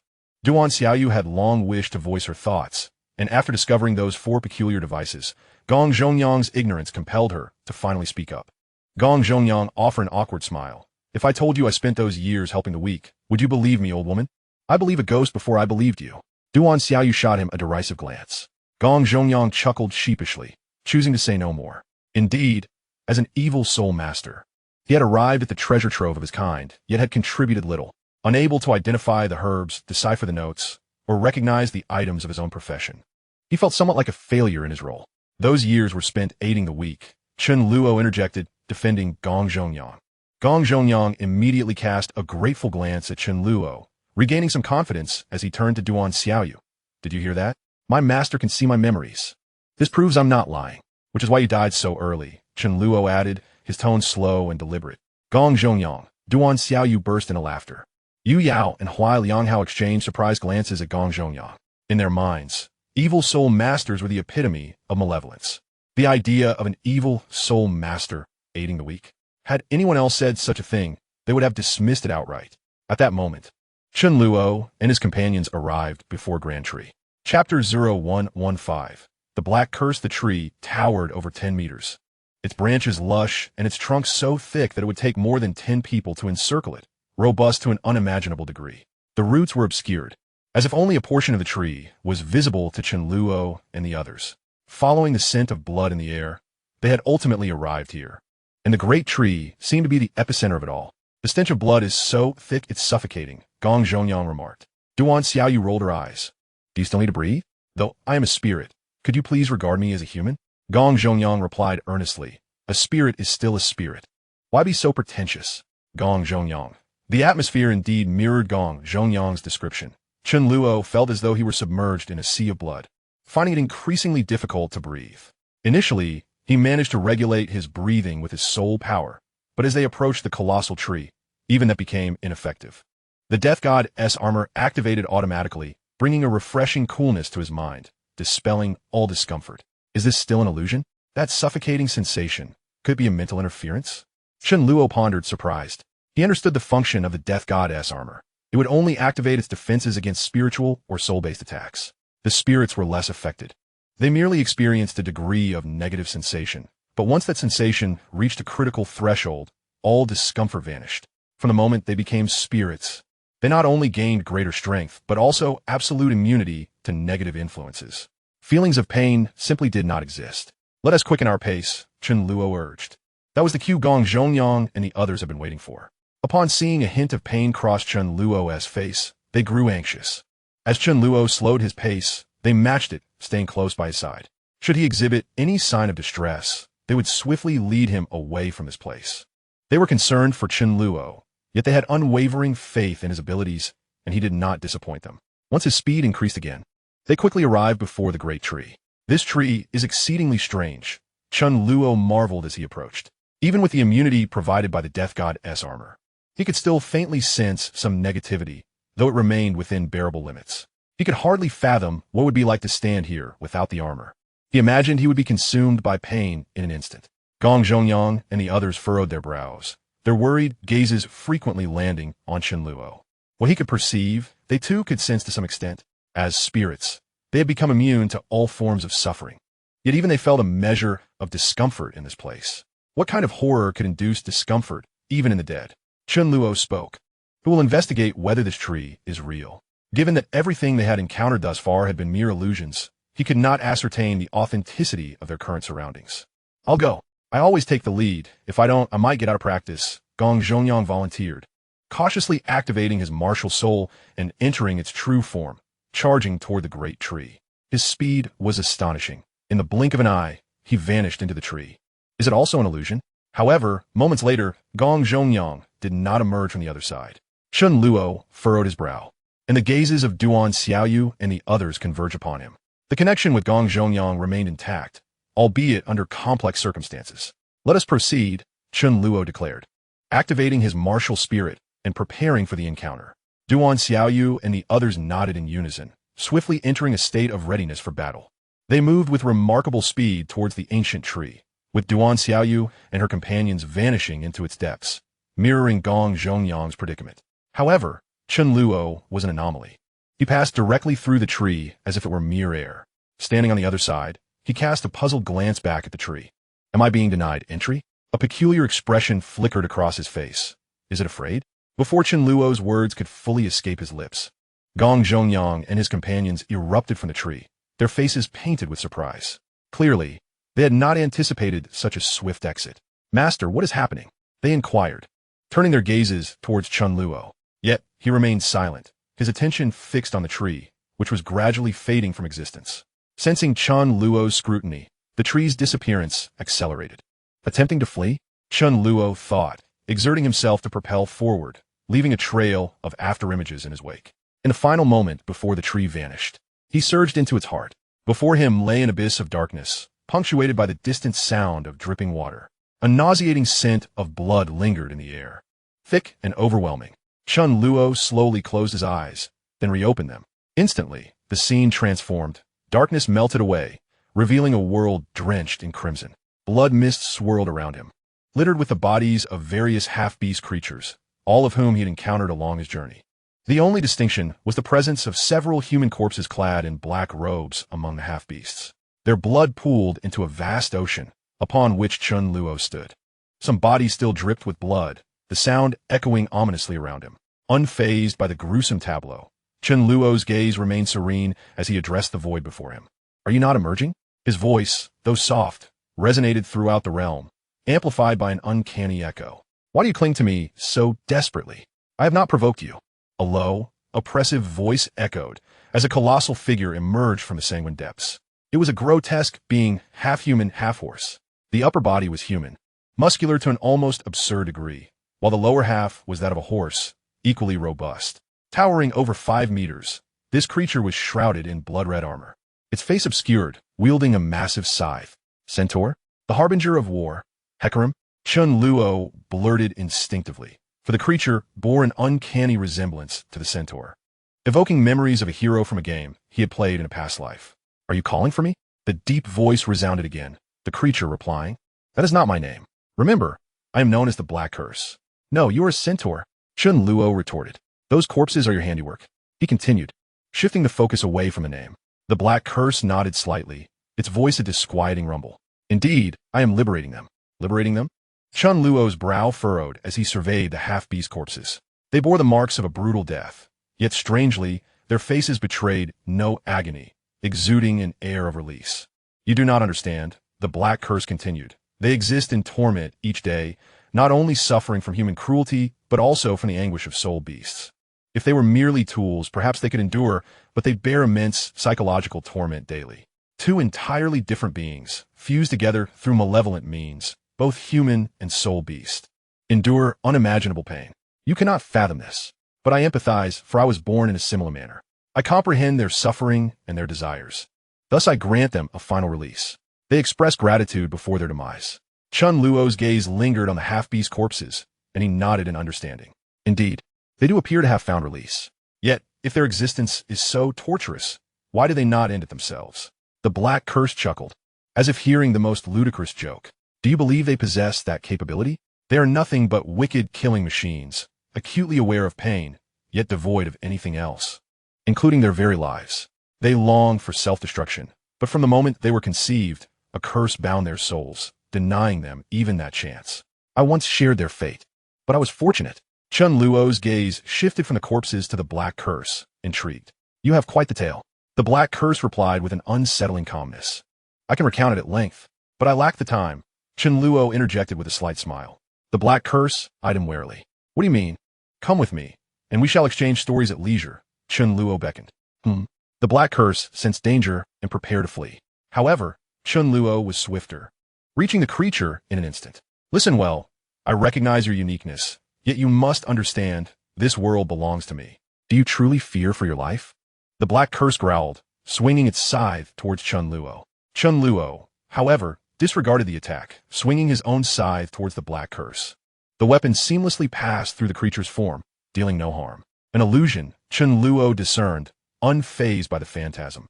The scythe then pierced the Black Curse's essence, which had previously existed as a mere specter. The moment the blade made contact, the Black Curse's form solidified. Awakened, the Black Curse froze, robbed of its ability to resist, and began to curse Chen Luo vehemently. Were it not for the sealing of my powers, I would surely slay you. You wretched little fiend, you shall regret this. Soon, you will face retribution and meet a miserable end. How naive you are, bordering on foolishness. I am but a lifeless entity. Resurrection is beyond my reach. Please, spare me, I beg you. In the midst of its curses, the Black Curse devolved into frantic pleas, yet Chen Luo remained unmoved. Guided by the scythe, the power within Chen Luo was rapidly siphoned away, while the Black Curse's form grew increasingly corporeal. The process seemed to stretch indefinitely until the scythe finally extracted itself from the Black Curse's essence. Success at last. Had I failed, I might have been drained dry. Chen Luo exhaled in relief. Though his complexion paled, his body weakened to the brink of collapse. The scythe dissipated, and he could no longer maintain the state of his martial spirit. With excitement, he gazed at the centaur-like Black Curse, smiling. Welcome to the fold. Why? Why have you done this? The Black Curse murmured, bewildered. Chen Luo smiled and said, I am merely assisting you in finding liberation. You cannot remain ensnared in the past perpetually. It is high time you moved on. However, the Black Curse retorted, I would rather dwell in the past. Why must you insist on dragging me back to reality? Chen Luo shrugged, exuding an air of authority. There is no need for further explanation. I acted simply because I wished to. Ultimately, the Black Curse chose to acquiesce, recognizing that he possessed no real choice in the matter. You bear a striking resemblance to him, the Black Curse remarked. Chen Luo, taken aback, inquired, Who is he? My former master, the Black Curse replied. Chen Luo asked, Is he the one who created you? No. Our existence has nothing to do with him. He rescued me, which afforded me the opportunity to save them. The Black Curse clarified. In what manner do I resemble him? Chen Luo questioned. If the Black Curse's master were indeed a malevolent soul master, there might be some semblance of similarity in terms of abilities, yet the Black Curse's words suggested otherwise. That unyielding disposition, the Black Curse stated. Let's depart. We must leave this place, Chen Luo declared. The Black Curse nodded, casting one final glance at the corpses of the half-beasts before emitting a piercing scream. In an instant, everything vanished, and before Chen Luo could comprehend the situation, he and the Black Curse found themselves outside the great tree. It's him. Upon seeing the Black Curse, Gong Zhongyang and the others charged forward, eager to confront him. Clearly, they had encountered each other within the tree and had clashed previously. Everyone, remain calm. The Black Curse is now our ally, Chen Luo interjected. Ally? Gong Zhongyang and the others furrowed their brows, gazing incredulously at the half-human, half-horse Black Curse. However, they soon sensed the faint, unique connection, gradually lowering their hostility towards him. Master, how did you manage this? His power is on par with that of a titled Douluo. Gong Zhongyang exclaimed. Chen Luo explained, What you witnessed earlier were mere illusions. Although the Black Curse indeed possesses strength surpassing that of a title Douluo, most of his power is sealed away. The only aspect he can exhibit is his illusionary abilities, which deceived you all. His illusions had no effect on me. Chen Luo succinctly summarized the previous situation, providing the reason in his final statement. Illusions held no sway over him, thus allowing him to easily subdue the Centaur Black Curse. It seemed the Black Curse had sensed something amiss with Chen Luo and had considered fleeing upon their first meeting. Yet, once Chen Luo set his sights on him, escape was no longer an option. Externally, Chen Luo appeared composed, but internally, he was elated. For when the Black Curse awakened, all of his seals had been completely lifted. Chapter 0117. Departure. The Black Curse is a remarkably unique entity, akin to a soul body. It resembles the shadow encountered previously in the dark woods. Yet in contrast to that shadow, the essence of the Black Curse is far more pure, devoid of any amalgamation. However, the Black Curse is not merely a soul body. Otherwise, Chen Luo would have employed soul hunting rather than awakening. The Black Curse retains a degree of corporeal existence, which is precisely what renders him so extraordinary. In truth, Chen Luo was uncertain if he could awaken the Black Curse. He merely approached it with a mindset of experimentation, never anticipating such a resounding success. Not only did he succeed, but he did so with remarkable finesse, restoring the Black Curse's body entirely and lifting the seals on his power. The Black Curse had endured numerous tribulations, and Chen Luo was reluctant to delve into his memories. It would be best for the Black Curse to recount them at his own pace in the future. Excessive memories can have a profound impact on a person, a fact that Chen Luo remained particularly mindful of. Although he refrained from examining the Black Curse's memories, he could discern through the Black Curse's aura that his power was undoubtedly superior to that of an ordinary title Douluo. According to the information relayed by the Black Curse, he was capable of contending with a title Douluo at level 96 in his prime. As for whether he currently stands at his pinnacle, that remains uncertain. However, Chen Luo had finally acquired a formidable ally at the title Douluo level, enabling him to confront the likes of Douluo without trepidation. Upon awakening, the Black Curse's physical form did not undergo significant alteration. After all, he is both beast and human, and his size did not expand like that of a death spirit beast. Nevertheless, a gray aura enveloped him, reminiscent of Chen Luo's death spirit, which can be summoned and retracted without compromising his identity. Naturally, an entity like the Centaur Black Curse is best kept within the realm of death spirits. Currently, Chen Luo's realm of death spirits has 4 vacant spots, 3 of which are occupied by 3 distinct death spirit beasts: the 30,000-year hellish demon spider, the 20,000-year Earth King, and the 10,000-year nightmare centipede. Originally, 1 vacant spot was meant for Gong Zhongyang, but now that he is capable of accompanying them outside, that space can be allocated to the Centaur Black Curse. Should Chen Luo encounter more powerful soul beasts in the future, he might consider replacing the nightmare centipede and Earth King, as the principle of survival of the fittest applies universally, including within the realm of death spirits. Sentimentality cannot persist indefinitely. If Chen Luo once believed that the nightmare centipede's nightmare abilities held some merit, with the Centaur Black Curse now adept in creating nightmares, the value of the nightmare centipede has diminished significantly. Retaining the nightmare centipede for so long was primarily out of sentiment. Death spirit masters, in comparison to death spirit beasts, are relatively easy to arrange. They can simply follow along, saving a considerable amount of space within the realm of death spirits. However, if one desires to execute a surprise attack, it is evident that the available slots in the realm of death spirits remain insufficient, necessitating Chen Luo's continuous efforts to enhance his strength. Ultimately, the number of death spirit slots expands with the growth of his power, along with the effects of the death god set. In contrast to the latter, it is clear that improving one's own strength is a more reliable approach. Perhaps it is due to his own tendency toward contentment that Chen Luo felt a sense of fulfillment after acquiring the Black Curse. The allure of the malevolent soul master's other treasures seemed to hold little fascination for him now. Of course, if there are opportunities to collect, why not seize them? The more the merrier. In fact, Chen Luo even contemplated removing the great tree, but after assessing his strength against the tree's size, he ultimately abandoned that notion. After departing from the great tree, Chen Luo and the others took a moment to rest before embarking once more on their treasure hunting expedition. Black Curse, you are the top-tier presence living here. You must be quite familiar with this place, right? Gong Zhongyang inquired with a grin. The Black Curse's deep voice resonated. I have been trapped within the tree for so long that I have not ventured outside in ages. Had I been able to perceive the outside world, I would have fled long before my master arrived here. Flee? Where'd you possibly go? You just said you're trapped inside the tree, Gong Zhongyang retorted. The black curse replied, that tree is extraordinary. It could carry me away with it. As he spoke, the black curse turned, and Gong Zhongyang and the others also glanced back. The massive tree they had just seen had vanished without a trace. Indeed, that is the truth, the black curse affirmed. Gong Zhongyang nodded with a smile. It seems you both have existed for quite some time. I have been a malevolent soul master for a considerable duration.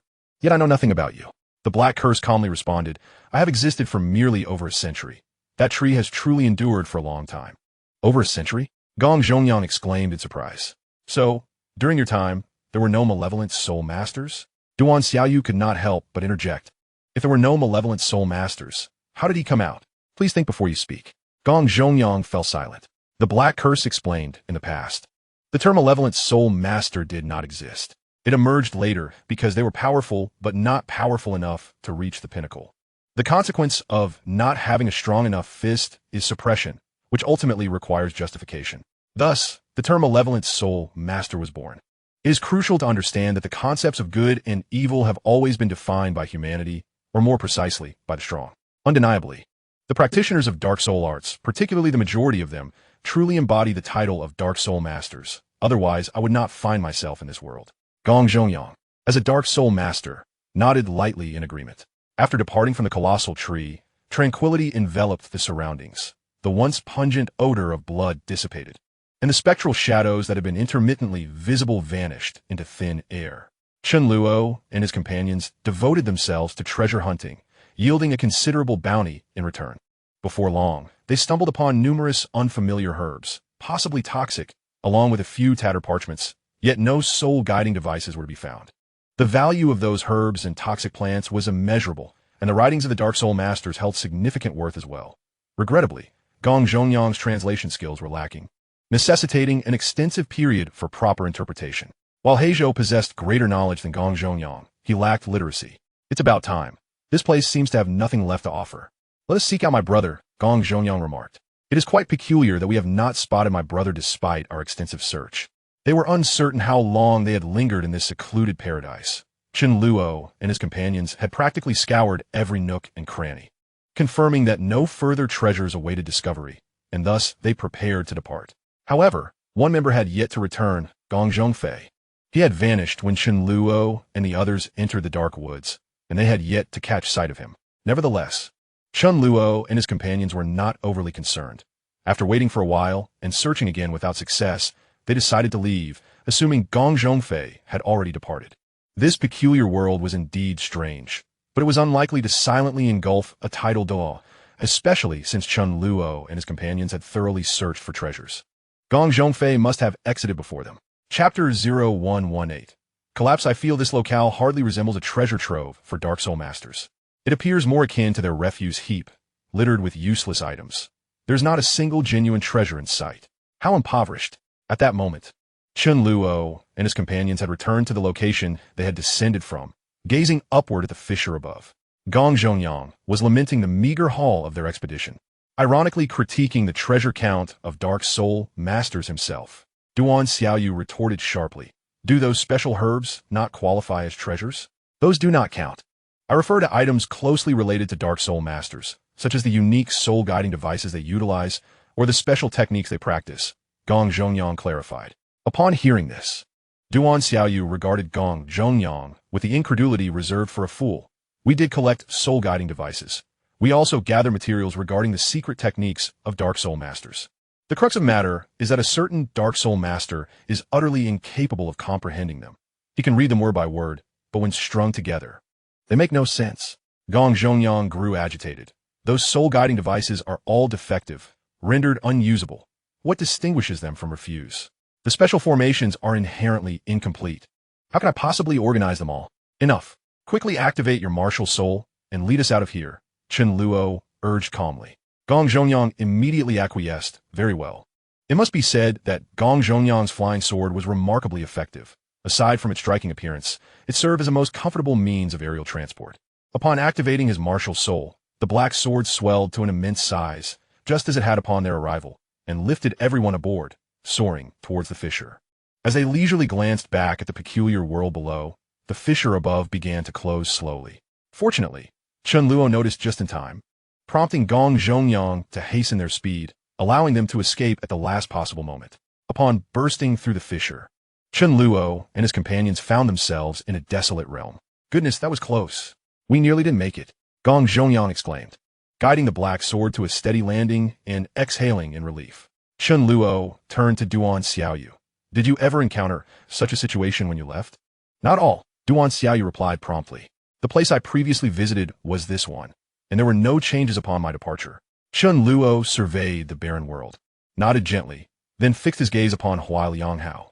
Activate your martial soul and sense if there is any trace of senior Gong Zhongfei. Understood, master, Huai Lianghao responded. Upon activating his martial soul, he became largely encased in stone, which significantly enhanced his defense and strength. Most crucially, his formidable sensing abilities were augmented. To better perceive their surroundings, Huai Lianghao promptly crouched down, allowing the stone upon him to connect with the ground. Master, we must retreat at once. As soon as he crouched, Huai Lianghao sprang to his feet, eyes wide with terror, instinctively moving closer to Chen Luo, as if to shield him with his own body. Chen Luo and the others were taken aback, but quickly sensed something amiss, all dashing towards the cave entrance, eager to escape. Just as they reached the cave's mouth, a crimson beam of light erupted from the ground, cleaving a massive gash in the earth. From within emerged a familiar figure, Gong Zhongfei. Upon his arrival, Gong Zhongfei did not pause for breath but charged straight towards the cave entrance, urging Chen Luo and the others, "Hurry, this place is collapsing." Before Gong Zhongfei's warning had fully registered, he was already at Chen Luo's side, seizing him and racing outside, disregarding even the life of his own younger brother, not sparing him a glance. Of course, Gong Zhongfei and his companions possessed their own capabilities for escape, having ascended to their current level. Each had undergone numerous brushes with death. Even Duan Xiaoyu, the most dubious of title Douluo, had danced on the precipice of mortality multiple times. They were all exceedingly decisive, without an ounce of hesitation, quickly following in Gong Zhongfei's wake. Under Gong Zhongfei's leadership, the group burst forth from the cave, leaving the desolate world behind. They swiftly plunged into the tunnel, racing towards the lake's bottom. The entire endeavor could only be described as a race against time, with a singular goal: escape. There were no extraneous movements. Each individual exhibited remarkable agility, exhibiting no signs of hesitation. Before long, they arrived at the tunnel's entrance, plunging directly into the lake. The frigid waters surged toward them, yet Chen Luo was enveloped by a layer of crimson protection, completely isolating him from the lake's chill. Even at this juncture, Gong Zhongfei did not release Chen Luo, practically carrying him as he swiftly ascended towards the lake's surface. Gong Zhongyang and the others closely followed, equally frantic in their flight. There was no time to waste. With Gong Zhongfei, a title Douluo, moving at such a rapid pace, how could they remain calm? In mere moments, Gong Zhongfei propelled Chen Luo out of the lake, continuing to dart further away. Both Gong Zhongfei and Chen Luo were shrouded in a thin mist of crimson, seemingly enhancing their speed, allowing them to flee like meteors from the lake's vicinity. Gong Zhongyang and the others soon emerged as well. Witnessing his elder brother's frantic pace, Gong Zhongyang hurriedly activated his martial soul, swiftly carrying Duan Xiaoyu and the others to safety. Almost simultaneously, as Gong Zhongyang and Duan Xiaoyu stood upon the black sword, the entire lake suddenly began to sink. Indeed, the entire expanse of the lake and the surrounding land rapidly cracked and subsided, as if an enormous chasm had opened below, voraciously consuming everything above. The commotion was tremendous. The very moment those objects began to sink created an ear-splitting cacophony that was beyond mere description. The most terrifying aspect was the presence of an ominous and formidable gravitational pull within that vast expanse, which continued to spread and engulf everything in its vicinity. Fortunately, Gong Zhongfei and his companions managed to flee in time. Had they delayed even a second longer, they would have been instantaneously consumed, rendering flight futile. A few unfortunate flying soul beasts that happened to pass overhead plummeted like cannonballs, disappearing into the earth along with dirt and debris. 5,000 meters from the lake, atop a towering mountain, Gong Zhongfei finally set Chen Luo down. He remained silent, gazing into the distance.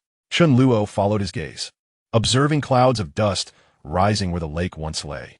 As the dust settled, it revealed an immense and gaping chasm at the lake's center. Chapter 0119.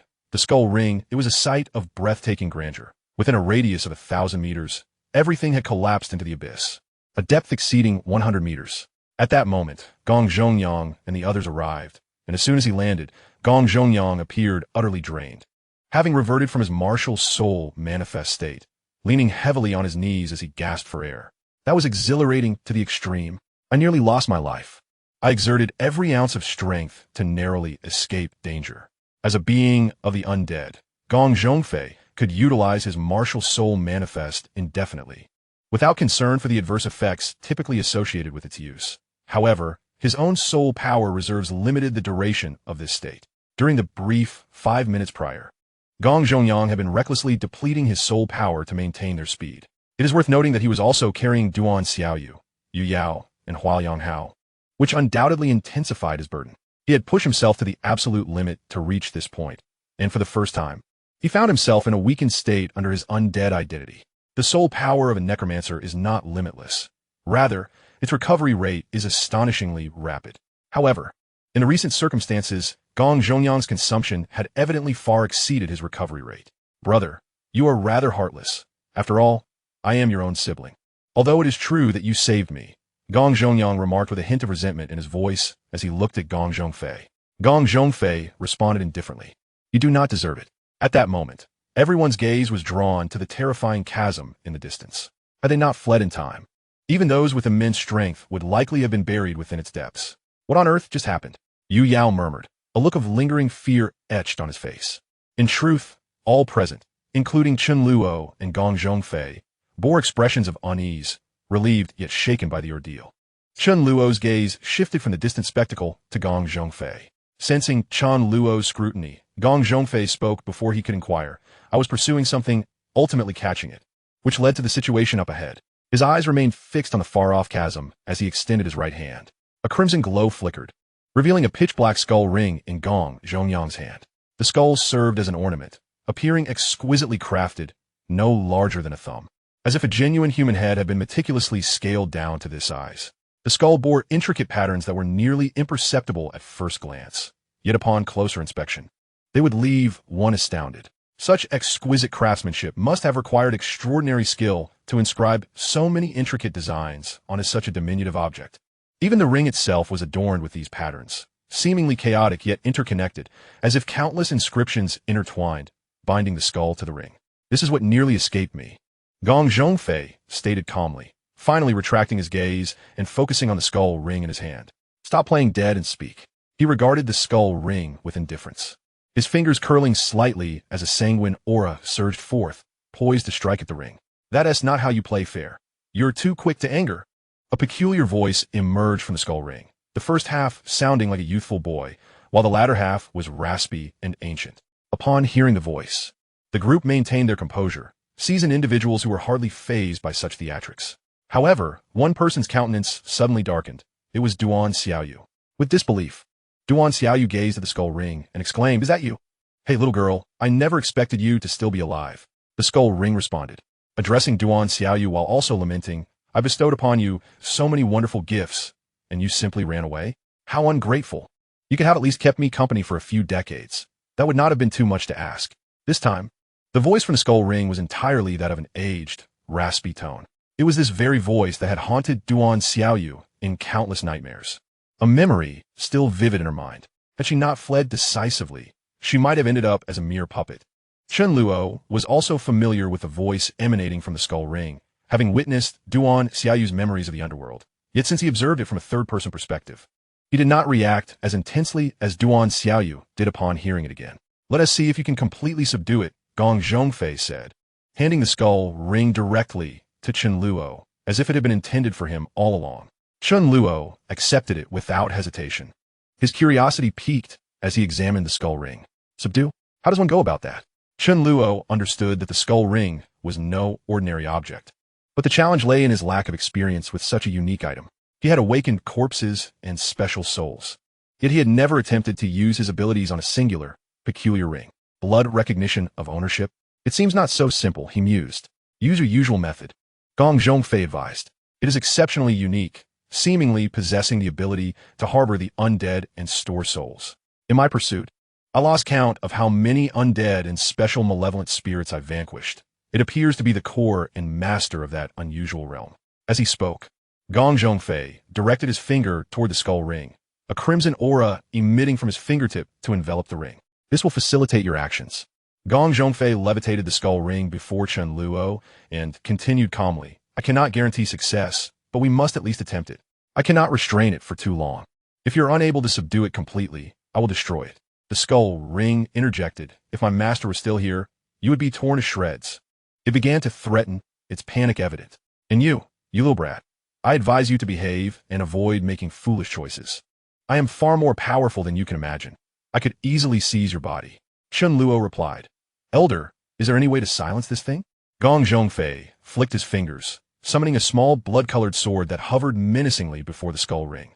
The skull ring exclaimed. Chen Luo was not one to dither. He promptly activated his martial soul, the scythe of death appearing in his grasp, the phantom of the Reaper materializing before him. Merging with his form, perhaps due to his enhanced strength, Chen Luo noticed that the Reaper's silhouette appeared to grow clearer. Should he reach a certain level of growth, he might fully discern the Reaper's visage. With the scythe of death in hand, Chen Luo readied himself, preparing to strike at the skull ring. However, before he could act, the skull ring, disregarding the threat posed by the blood-colored sword, emitted a frantic and terrified scream. The sound of the skull ring trembled, perhaps due to overwhelming excitement, as the tender voice and the ancient voice alternated with such frequency that it rendered the sound exceedingly peculiar. You, who on earth are you? Chapter 0120. I am waiting for you. Everyone cast surprised glances at the skull ring, for its quivering voice did not seem feigned. The skull ring continued. Your aura is too familiar. No, that is not right. Your aura is 1,000 times more potent than his. As the skull ring uttered the question of identity, Chen Luo was still somewhat bewildered.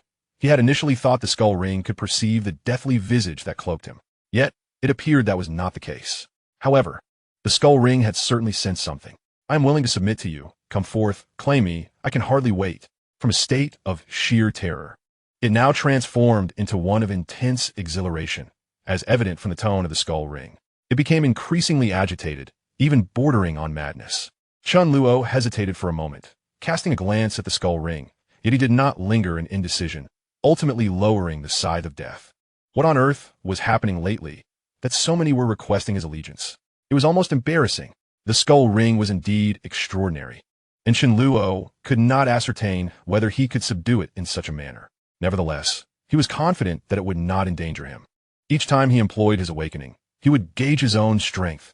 While he could not guarantee a complete evasion of peril, he could at least sense the presence of danger, a unique ability he possessed. As Chen Luo initiated his action, the gazes of Gong Zhongfei and the others fell upon him, surprised by his decisiveness. There was evidently something amiss with the skull ring, yet Chen Luo proceeded undeterred. Of course, everyone had faith in Chen Luo's abilities, so they were not overly concerned. The tip of the scythe of death soon made contact with the skull adorning the ring. Unlike previous instances of awakening, the scythe did not merge into the skull ring. Yet the awakening was nonetheless successfully activated. Chen Luo's soul power was swiftly extracted, though the reaction was not as intense as he had anticipated. The speed of extraction was slower than the recovery of his soul power, yet this process persisted, indicating that the awakening was ongoing. The duration of this process exceeded Chen Luo's expectations. He had never undergone such an extended awakening before. The unfolding situation also left Gong Zhongfei and the others in astonishment. It was worth noting that Chen Luo had revived the soul level Yu Yao in mere minutes. Yet utilizing such a unique ability on the skull ring took so long? How formidable must the skull ring be? In truth, Gong Zhongfei and the others had misunderstood. Only Chen Luo truly understood the situation. If his previous awakening process could be likened to using a massive pipe to siphon water from one pond to another, with the suction being extraordinarily powerful and efficient. The current scenario was akin to drawing water with a considerably smaller pipe. Although the suction force remained unchanged, the size of the pipe ultimately constrained the efficiency of the extraction. Chen Luo was uncertain why the pipe had shrunk. It must have had something to do with the peculiar nature of the skull ring, perhaps necessitating the construction of such a unique channel. Or it could be a trick played by the skull ring itself. An hour passed. 2 hours elapsed. The sky darkened, and the sun rose again, marking yet another cycle. Gong Zhongfei and the others vigilantly remained by Chen Luo's side, constantly monitoring his fluctuations in aura. Seeing that Chen Luo was unharmed, they were not excessively anxious. But their curiosity about the skull ring only deepened. It was not until noon on the third day that the awakening process finally came to an end. Chen Luo retracted the scythe of death and sat cross-legged on the ground, gradually closing his eyes. Gong Zhongfei and the others presumed Chen Luo had overexerted himself and was now recovering his soul power. In reality, however, Chen Luo had entered the realm of consciousness. Cold. So very cold. It felt as though he were submerged in ice water. Once again, he experienced that accursed sensation. Chen Luo opened his eyes, only to find himself enveloped in complete darkness. Waves of chill incessantly penetrated his being, causing him considerable discomfort. The awakening of the skull ring had concluded, yet he was now guided by a peculiar force to this place. It must be the work of that skull ring. Everything unfolded as he had anticipated. Chen Luo was aware that the skull ring harbored some sinister plot, yet he had chosen to proceed, eager to discover what tricks such a diminutive ring could conjure. He sensed an eerie and powerful aura radiating from the skull ring. His compliance was driven by a desire to uncover the identity of the entity behind the ring. The skull ring itself could not wield any notable power. It merely served as a conduit, attempting to utilize the one who lurked behind it for some purpose. Chen Luo silently awaited the emergence of the being behind the skull ring, confident that they too had arrived in this place. And it was precisely because of them that he found himself here. Yet, all he could do was wait, for he was unable to act, as if ensnared within this abyss of darkness.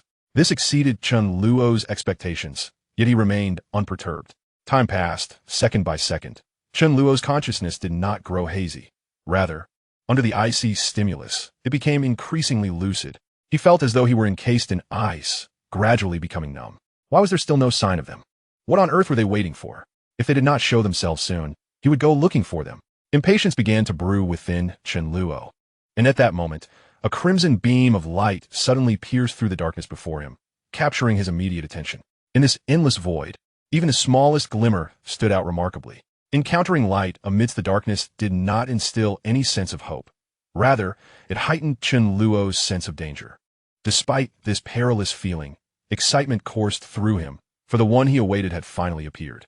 The crimson light surged towards Chen Luo, and as it drew nearer, its brilliance expanded, yet was not blinding. In no time, the crimson light stood before him, allowing Chen Luo to finally discern its true nature. It was a figure, radiating a blood-red glow. The face remained obscured, the body indistinct, yet it was undoubtedly human. Your consciousness has not dissipated? You are far stronger than I had imagined. The gravelly, magnetic voice of a man resonated, tinged with a hint of excitement. Who are you? Chen Luo yearned to speak, yet found himself utterly incapable. Upon witnessing this peculiar entity and hearing its words, his excitement intensified. Indeed, it was exhilaration. At long last, he had waited for this moment. No matter how thrilled he felt, he had to feign fear. He must not scare this being away so easily. Chapter 0121. This is my world. I am the evil god by Chen. It must be a century hence, or else it would not have been able to awaken me. I must admit, I am somewhat surprised. Despite its profound hatred for me, it has chosen such a fitting vessel. The gravelly, magnetic voice echoed once more, as if the speaker could hear the thoughts within Chen Luo's heart. Yet, it could only perceive Chen Luo's voice, unable to fathom the true intentions that lay within. This represents a remarkably unique mode of communication, yet does not imply that Bai Chen can directly penetrate Chen Luo's innermost thoughts. Selecting an appropriate vessel? Chen Luo remarked, "Very well, I understand now. This is an endeavor to seize control. Quite intriguing." Seize control? Bai Chen replied with an indifferent smile. That term is aptly chosen. The entity you mentioned, it must be that skeletal ring, correct? Are you its creator? Chen Luo inquired. Bai Chen chuckled softly. No. Its creator perished long ago, killed by it. I merely imprisoned it and granted it even greater powers. And then you intend for it to become my tool. Am I right? Chen Luo asked with a smile. Bai Chen nodded unabashedly. Indeed, that is its purpose for existence. Chen Luo chose not to dwell on this topic. Shifting to another question, are you a god, as you claim, or do you truly possess divine status? A god? Bai Chen laughed. Close, very close. Just a hair's breadth away. Yet he had the audacity to deem me unworthy, forcing me back to square one just as I was about to take the final stride. How pitiable indeed, Chen Luo chuckled. At this moment, Bai Chen sensed something amiss and, with a hint of confusion, asked, "Why are you not afraid?" Chen Luo laughed heartily. "Why should I be afraid? You are on the brink of your demise." Bai Chen reminded him. Chen Luo burst into laughter. "You dare to tell me I am about to die in my own realm? Who granted you such audacity? Suddenly, Chen froze, realizing he was not intimidated by Chen Luo's words. Rather, he distinctly heard Chen Luo's voice, not through sensing Chen Luo's heart, but through actual auditory perception. Simultaneously, under the crimson glow emanating from Bai Chen, a figure gradually materialized from the endless darkness. It was Chen Luo. What a liberating sensation it is to break free from constraints. Chen Luo marveled. Bai Chen, now in a state of shock, stammered, "How is this possible? I have clearly claimed dominion over this place. You should only await your complete annihilation. How can you reappear? This is inconceivable, absolutely inconceivable." Chen Luo surveyed his hands and then glanced around at the enveloping darkness before fixing his gaze back upon Bai Chen, who radiated a blinding crimson light. In this boundless void, Bai Chen's brilliance was overwhelmingly striking. Listening to Bai Chen's words, Chen Luo could not help but smile. "Is this a realm you can occupy? Everything you can accomplish is merely what I have allowed.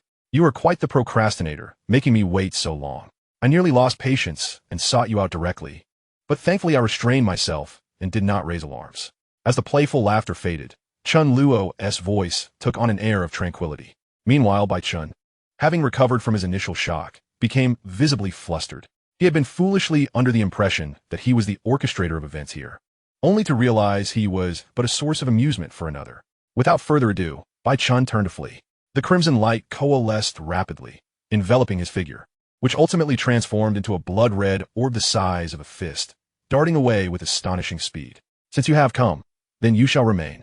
Chen Luo smiled nonchalantly, extending his right hand and grasping the air. The blood-red orb, which had already retreated a considerable distance, suddenly halted. Before Chen Luo could make his next move, the orb erupted with a brilliant light, illuminating a vast expanse of darkness. A colossal icy hand seized the blood-red orb, mirroring the posture of Chen Luo's right hand, only magnified several hundred times. Aside from this immense icy hand, everything else around was enshrouded in frost, rendering the scene akin to a realm of ice. As the blood-red orb emitted its dazzling radiance, it simultaneously released terrifying heat, causing the gigantic icy hand to quickly dissolve and form a hole. The blood-red orb continued its escape without a hint of hesitation. "In my body, you wish to escape? On what grounds?" Chen Luo scoffed, then snapped his fingers. The orb, having just evaded the colossal icy hand, was once again ensnared, this time in another massive icy hand. Soon after, countless larger icy hands enveloped it. The blood-red orb once again burst forth with intense light, attempting a final struggle. Yet, ensnared beneath layers of gigantic icy hands, every effort proved futile. Chen Luo silently observed this spectacle until the radiance of the blood-red orb began to wane. Moments later, an icy hand, roughly the size of Chen Luo's own, grasped the blood-red orb and presented it before him. By this time, the orb had diminished to the size of a thumb, emanating a faint glow. "Is this all? I expected something far more formidable," Chen Luo exclaimed, feeling a tinge of disappointment. He glanced at the blood-red orb one last time before swallowing it whole. "You are the most precious treasure I acquired from the evil soul master's trove. Such a pure soul, even a mere fragment, is immensely powerful, brimming with alluring strength." Upon consuming the blood-red orb, Chen Luo's body underwent a profound transformation. His entire being was enveloped in crimson, particularly around his abdomen, which seemed ablaze with an inferno, radiating terrifying heat. Yet, Chen Luo's expression remained remarkably calm, even somewhat indulgent. This phenomenon did not persist for long and soon subsided. Chen Luo returned to his original form, licking his lips and remarking, "What a warm sensation, though regrettably brief." Gently patting his stomach, a chill suddenly crept across Chen Luo's face. "You dare to play tricks with me? Do you not realize whose body you inhabit? On what grounds? Everything you possess, I have reluctantly accepted." Behind Chen Luo, a colossal spectral figure loomed, wielding an immense scythe in one hand and grasping a blood-red shadow in the other, which he promptly consumed. As tranquility returned, Chen Luo felt elated, pausing momentarily in the dark realm before finally succumbing to laughter. "Is this truly my world? I must extend my gratitude to that vile god for allowing me to arrive here. I hope he possesses greater wisdom in his next life and refrains from such foolishness." Alas, he has no next life. Chen Luo stretched lazily. "There is an abundance of energy within me. I shall take a proper rest to digest some of it, and the remainder I shall absorb gradually later." With that, Chen Luo leaned back and disappeared into the darkness. Chapter 0122. 6 months later, Chen Luo maintained his meditative posture, while Gong Zhongfei and others stood vigil nearby. As for the skeletal ring, it vanished after Chen Luo awakened, presumably claimed by him. Chen Luo's duration of cultivation exceeded what Gong Zhongfei and the others had anticipated.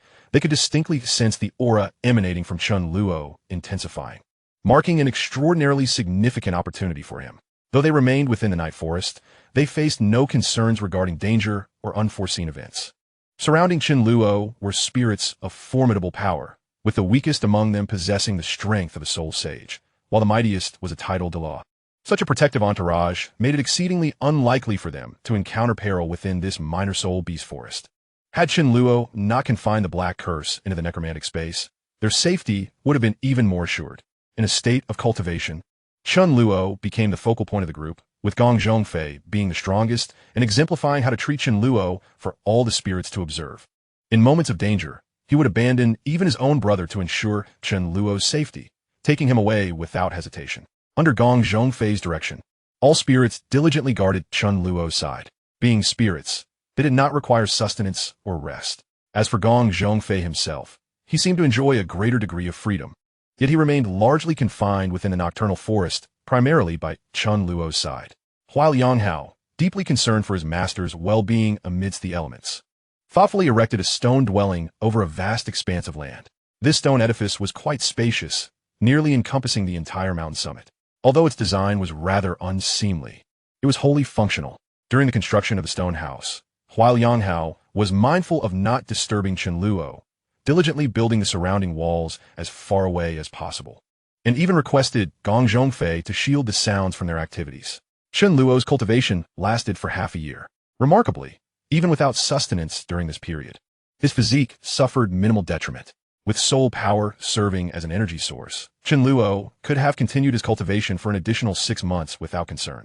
When he concluded his meditative state, there was no significant disturbance. It felt akin to the conclusion of a typical training session. He had ascended to level 49. In just half a year, his soul power had surged several levels, bringing him tantalizingly close to the realm of Soul King. Chen Luo was not taken aback by this. It was entirely within his expectations. However, he had not anticipated that his cultivation would extend for such a duration. He had originally believed he had only practiced for 10 days to a fortnight, yet half a year had slipped by in an instant. As he emerged from his cultivation, the first sight that greeted Chen Luo was his own undead minions, who seemed to have sensed his awakening and were waiting expectantly before him. After a brief exchange of pleasantries, Chen Luo stretched, his joints cracking delightfully, and then rose to his feet. Casting a glance around the vast stone dwelling, a smile crept across his face as he mused.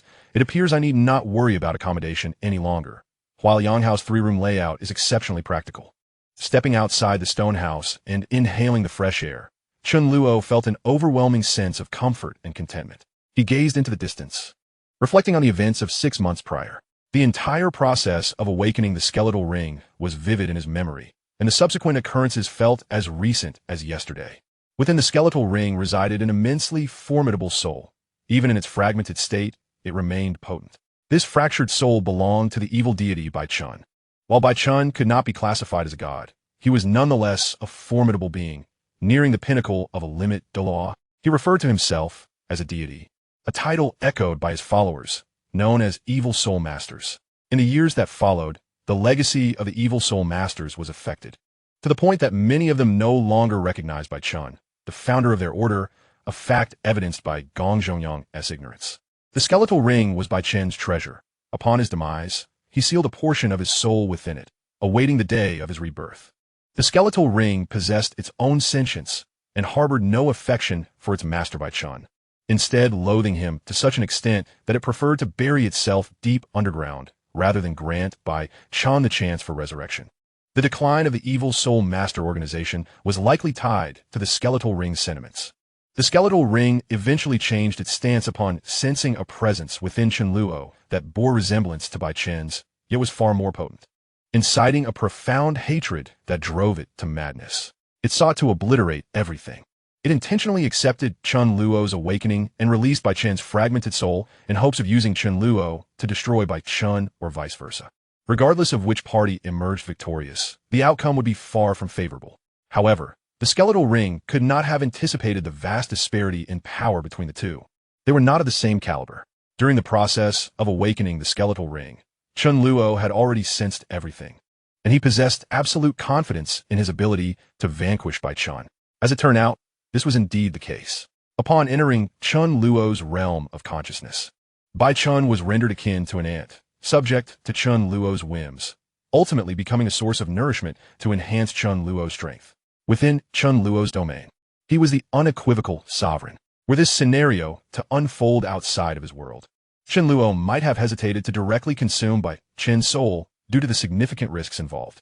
A limit Douluo's soul, even in its fragmented form, contained an exceedingly terrifying energy, and such a soul was remarkably resilient.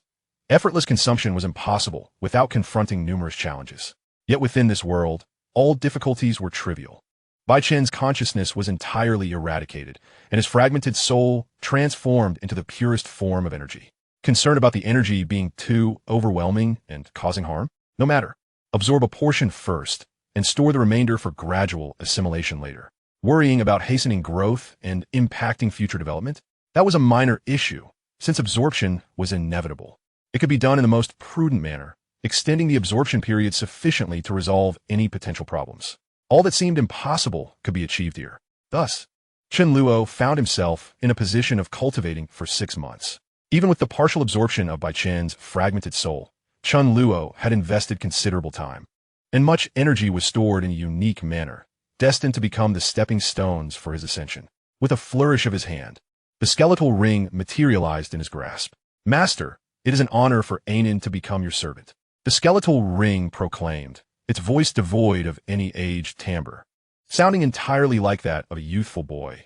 Perhaps this was its truest voice. "I sincerely thank you for granting me a second chance at life," Anin declared. Chapter 0123. The journey home. Anin was a unique spirit, forged through a particularly cruel process, and had been imprisoned within the skeletal ring for an extended period.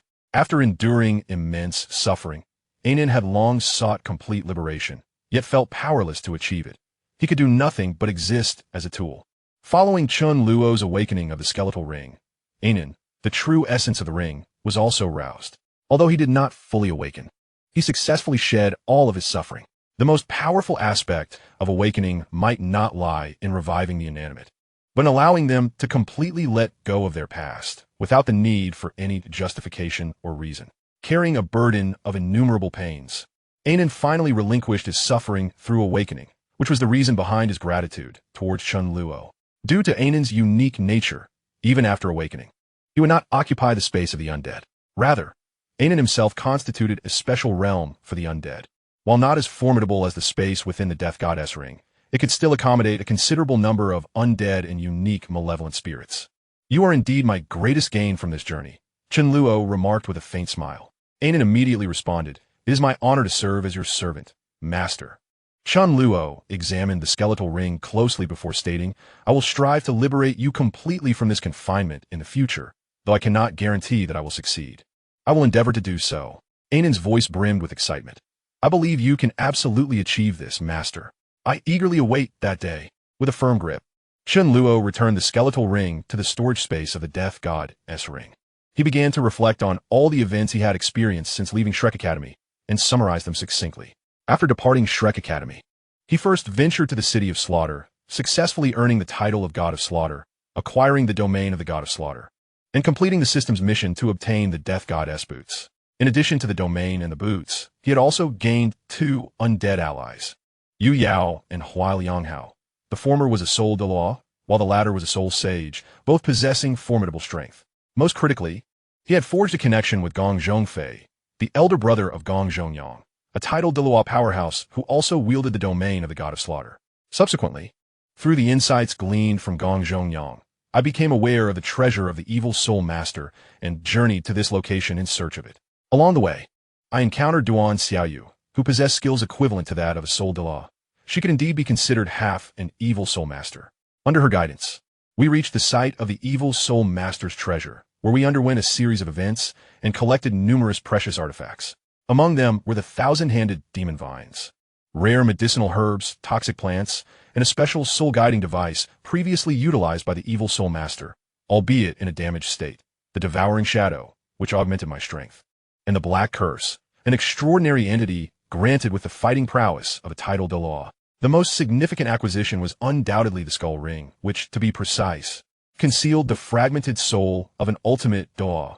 This provided me with direct assistance, resulting in a substantial enhancement of my abilities. Benefits I would relish for a considerable time to come. Beyond the elevation of my powers, I also gained access to vivid memories from the ultimate Douluo, which meticulously documented the formidable formations and powerful unique soul techniques employed by the evil soul master. These were the true treasures. Typically, soul hunters cannot directly acquire the abilities and skills of their targets, but can learn from others through the examination of memories. In most instances, others possess little insight beyond their own martial souls, and how many can truly create their own soul techniques. As for the soul techniques derived from their soul rings, those cannot be learned or utilized. The formidable formations and unique soul techniques of the evil soul master are priceless assets. If one were not sufficiently powerful, they could not have left behind such treasures. It was time to return. The elite competition for senior soul masters must have commenced by now. My departure from Shrek Academy was intended to strengthen myself. Initially, I had planned to return after 6 months, yet nearly a year has passed. The journey to the city of slaughter consumed a considerable amount of time. Searching, traveling, and living within the city of slaughter all required significant investment of time. Additionally, I spent a great deal of time at the treasure site of the evil soul master, followed by 6 months of rigorous cultivation. Of course, the rewards I garnered far exceeded my expectations. The domain of the god of slaughter, the boots of the god of death, Duan Xiaoyu at the level of a soul Da, Huai Yanghao at the level of a soul sage, the thousand-handed demon vines, numerous rare herbs, the black curse at title Douluo level, and the skull ring, along with a tremendous enhancement of strength. I initially emerged at just over level 40. Yet I am now nearing level 50. It is astonishing to consider that even a 10-level increase over a span of 1 to 3 years is remarkable, especially given that Chen Luo's rate of improvement is unparalleled. These are tangible gains, and there is one uncertain acquisition, Gong Zhongfei at the title Douluo level.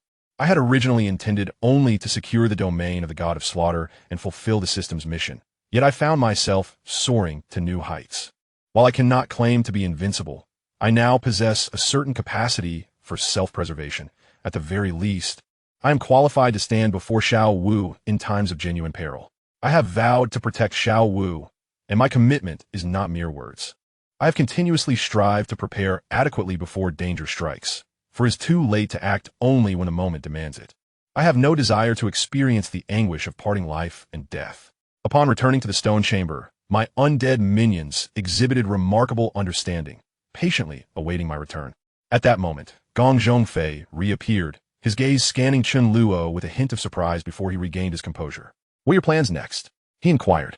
"To go back," Chen Luo replied. "Very well. I have some matters to attend to. I shall seek you out later," Gong Zhongfei responded. "What a pity. I cannot accompany you." Chen Luo discerned the implication in his words. A grimace of a smile formed on Gong Zhongfei's scarred face. "Indeed, it is somewhat regrettable. It's nothing of great consequence. I will resolve it swiftly," he assured. Chen Luo nodded gently and then asked, "Do you know where I am?" "I do. That lad Gong Zhongyang informed me. Even if you depart from Tiando City, I will still be able to locate you," Gong Zhongfei answered. "Let us dispense with pleasantries. I hope to see you again soon. Since we are both departing, I shall take my leave first." Gong Zhongfei remained as direct and decisive as ever. A true action-oriented individual, and before his words had fully dissipated, he transformed into a wisp of crimson mist and vanished. Chen Luo turned to his undead minions. "He has left. We too must return." "Yes, master," they replied in unison. Chapter 0124. Departure to Wuhuan City. Boom. Wind Xiaotian, with his wings severed, crashed heavily to the ground, skidding for over 10 meters before finally coming to a halt, leaving a trail of blood in his wake. Ultimately, Wind Xiaotian had faced defeat. He struggled to rise, his bloody form appearing tragic and ghastly, his gaze fixed in shock and tinged with a sense of desolation as he stared at Tang San. "Dual martial souls?" Wind Xiaotian coughed violently, expelling a mouthful of blood, and struggled to ask, "What is that hammer?" "The hammer is named Hao Qian." Tang San, having overexerted himself, found himself in a weakened state. Yet it was evident that he fared far better than Wind Xiaotian. "Ha ha ha." Wind Xiaotian couldn't help but laugh, followed by another bout of violent coughing, blood frothing from his mouth, though this time he did not spit blood again. It seems I have lost without grievance. A complex smile emerged on Wen Xiaotian's face. A mixture of relief, despondency, and unwillingness. A smile also graced Tang San's face, not laden with much meaning. Merely a gesture of respect for his opponent. You are indeed powerful. It was merely unfortunate that your self-created soul technique happened to be countered by mine. Otherwise, the outcome of this match would have been far less certain. How is it that after your praise, I feel even worse? Wen Xiaotian retorted. Quickly go rest. I look forward to our next battle. Do not forget your previous wager, Tang San urged. Rest assured, I, Wen Xiaotian, am a man of my word. With the match concluded, Tang San emerged victorious. Soon, the news of Shenkong Academy's concession was disseminated. Wen Xiaotian honored his promise. The opposing team in the final match against Shrek Academy, recognizing their disadvantage, chose to forfeit, concluding the tournament for Shrek Academy. With 14 matches and 14 victories, Shrek Academy claimed the top rank among the 15 teams, securing the best position in the Tiando Empire subdivision. At Shrek Academy, in the dormitory, Xiao Wu, is there still no news from Chen Luo? We are to depart for Wuhuan City in 3 days to participate in the finals of the Continental Advanced Soul Master Elite Competition, Lu Erlong inquired. During Chen Luo's absence, Lu Erlong frequently visited Xiao Wu, as their personalities were quite similar, fostering a good relationship. Xiao Wu slightly shook her head, a hint of melancholy in her expression. No, there hasn't been any. That rascal has been away from the academy for almost a year, and yet there is no word from him. Does he not realize how much I miss him? Lu Erlong sighed. Xiao Wu's cheeks flushed slightly, yet she remained silent, gazing ahead, lost in thought. You need not worry excessively. His strength is formidable, and with his cautious nature, it is unlikely he will encounter danger. Even if he does, he can handle it with ease. I suspect he has encountered some fortuitous event, which is why his return has been delayed. It's not as if he's been gone for a full year. Perhaps he will return soon, Lu Erlong reassured her. We are about to participate in the finals. Do not let this matter distract you.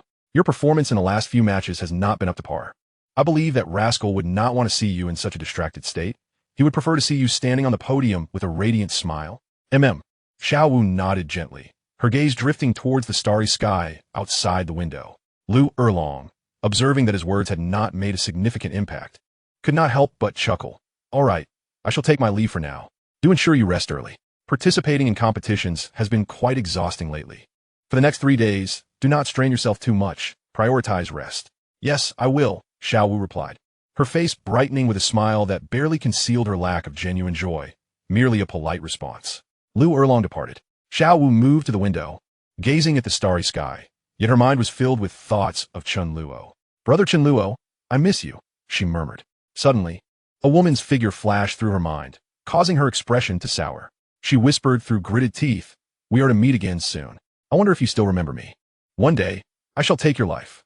3 days later, Prince Xue Qinghe of the Tiando Empire set forth as an envoy, accompanied by 15 elite teams from the Tiando Empire, bound for the Soul Master City at the border of the 2 great empires to partake in the finals of the Continental Soul Master Elite Competition. To ensure the competitors could rest adequately, the Tiando Empire had invested a substantial sum to craft 15 luxurious giant carriages exclusively for the participants' comfort. Moreover, a protective escort was indispensable, comprising 500 royal knights to accompany them, though their actual utility was minimal, as each academy had formidable teachers accompanying them, rendering the soldiers superfluous in times of danger. Despite this, the ostentatious arrangements remained a necessity. On the exclusive carriage of Shrek Academy, the group gathered to discuss matters pertaining to Chen Luo. Even after nearly a year since his departure, conversations about him had never ceased within the academy. The Shrek's 7 monsters, particularly familiar with Chen Luo, would invariably bring him up whenever they convened.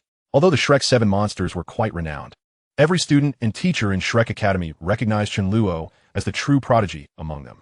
Many had witnessed the fierce duel between Chen Luo and Zhao Wujin, and the images of that match were etched indelibly in their memories. I wonder how Chen Luo is faring now. When will he return? I am eager to know his current soul power level. I feel I have become somewhat complacent lately, Ma Hongjun remarked. Dai Mubai chuckled. Fear not. He is undoubtedly stronger than us. Dai, must you be so forthright? Just as I felt I was catching up to Chen Luo, your words shatter that illusion. Ma Hongjun sighed. Xiao Wu, still no news of Chen Luo? Ning Rongrong whispered in Xiao Wu's ear. Xiao Wu gently shook her head, a resigned smile gracing her lips. None. Very well, do not dwell on it too much, Ning Rongrong offered softly. Xiao Wu nodded.